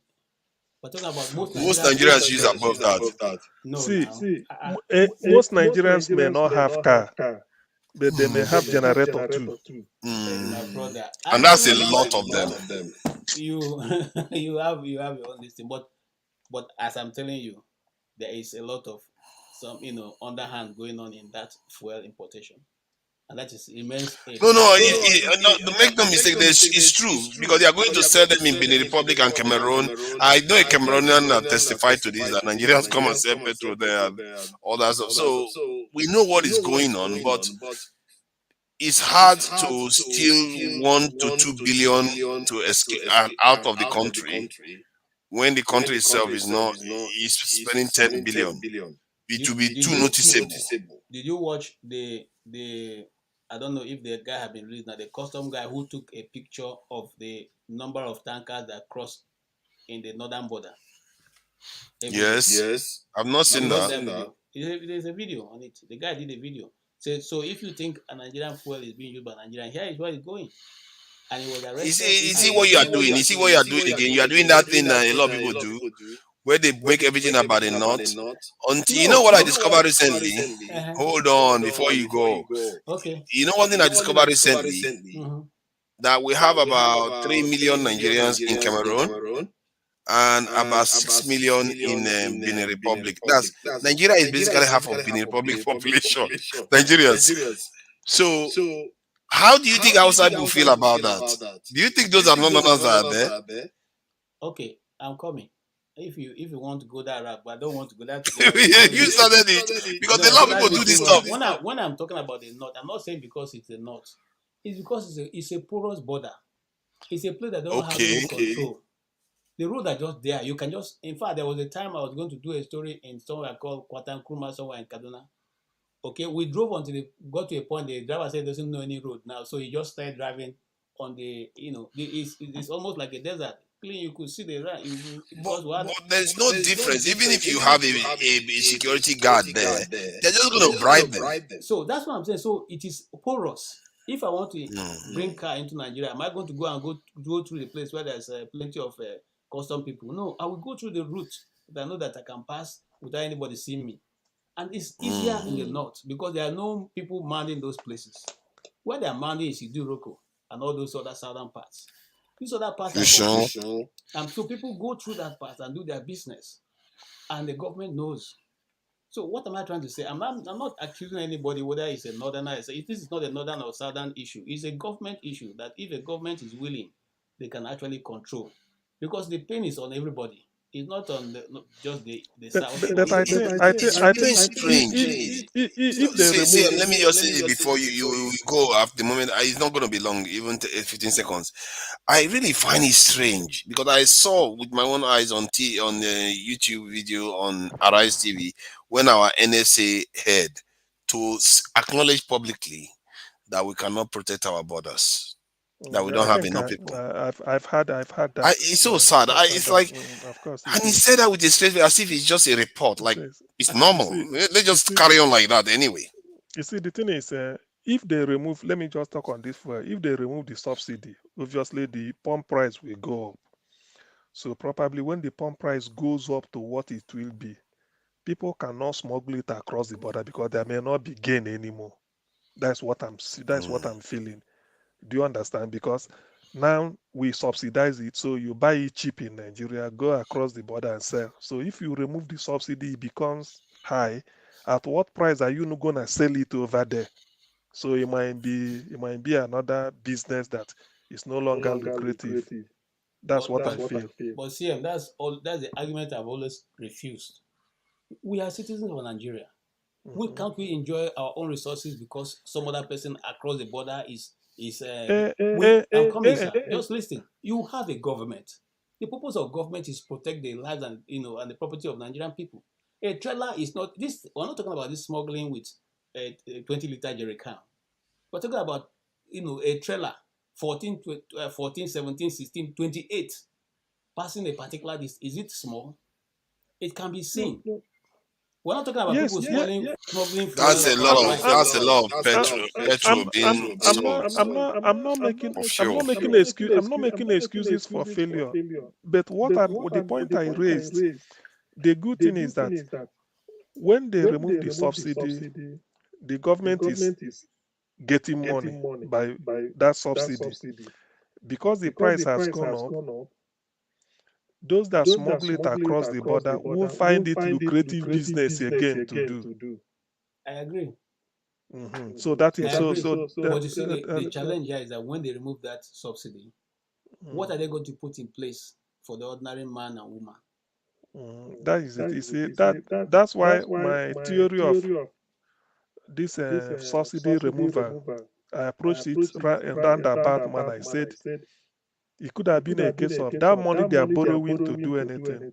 You borrow it to build the refinery, remove the subsidy, the money goes back to you, the petrol is there. That's all. That is just what I feel.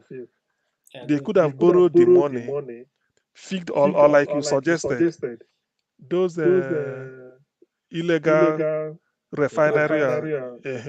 What makes them illegal? Because no law. You bring them in.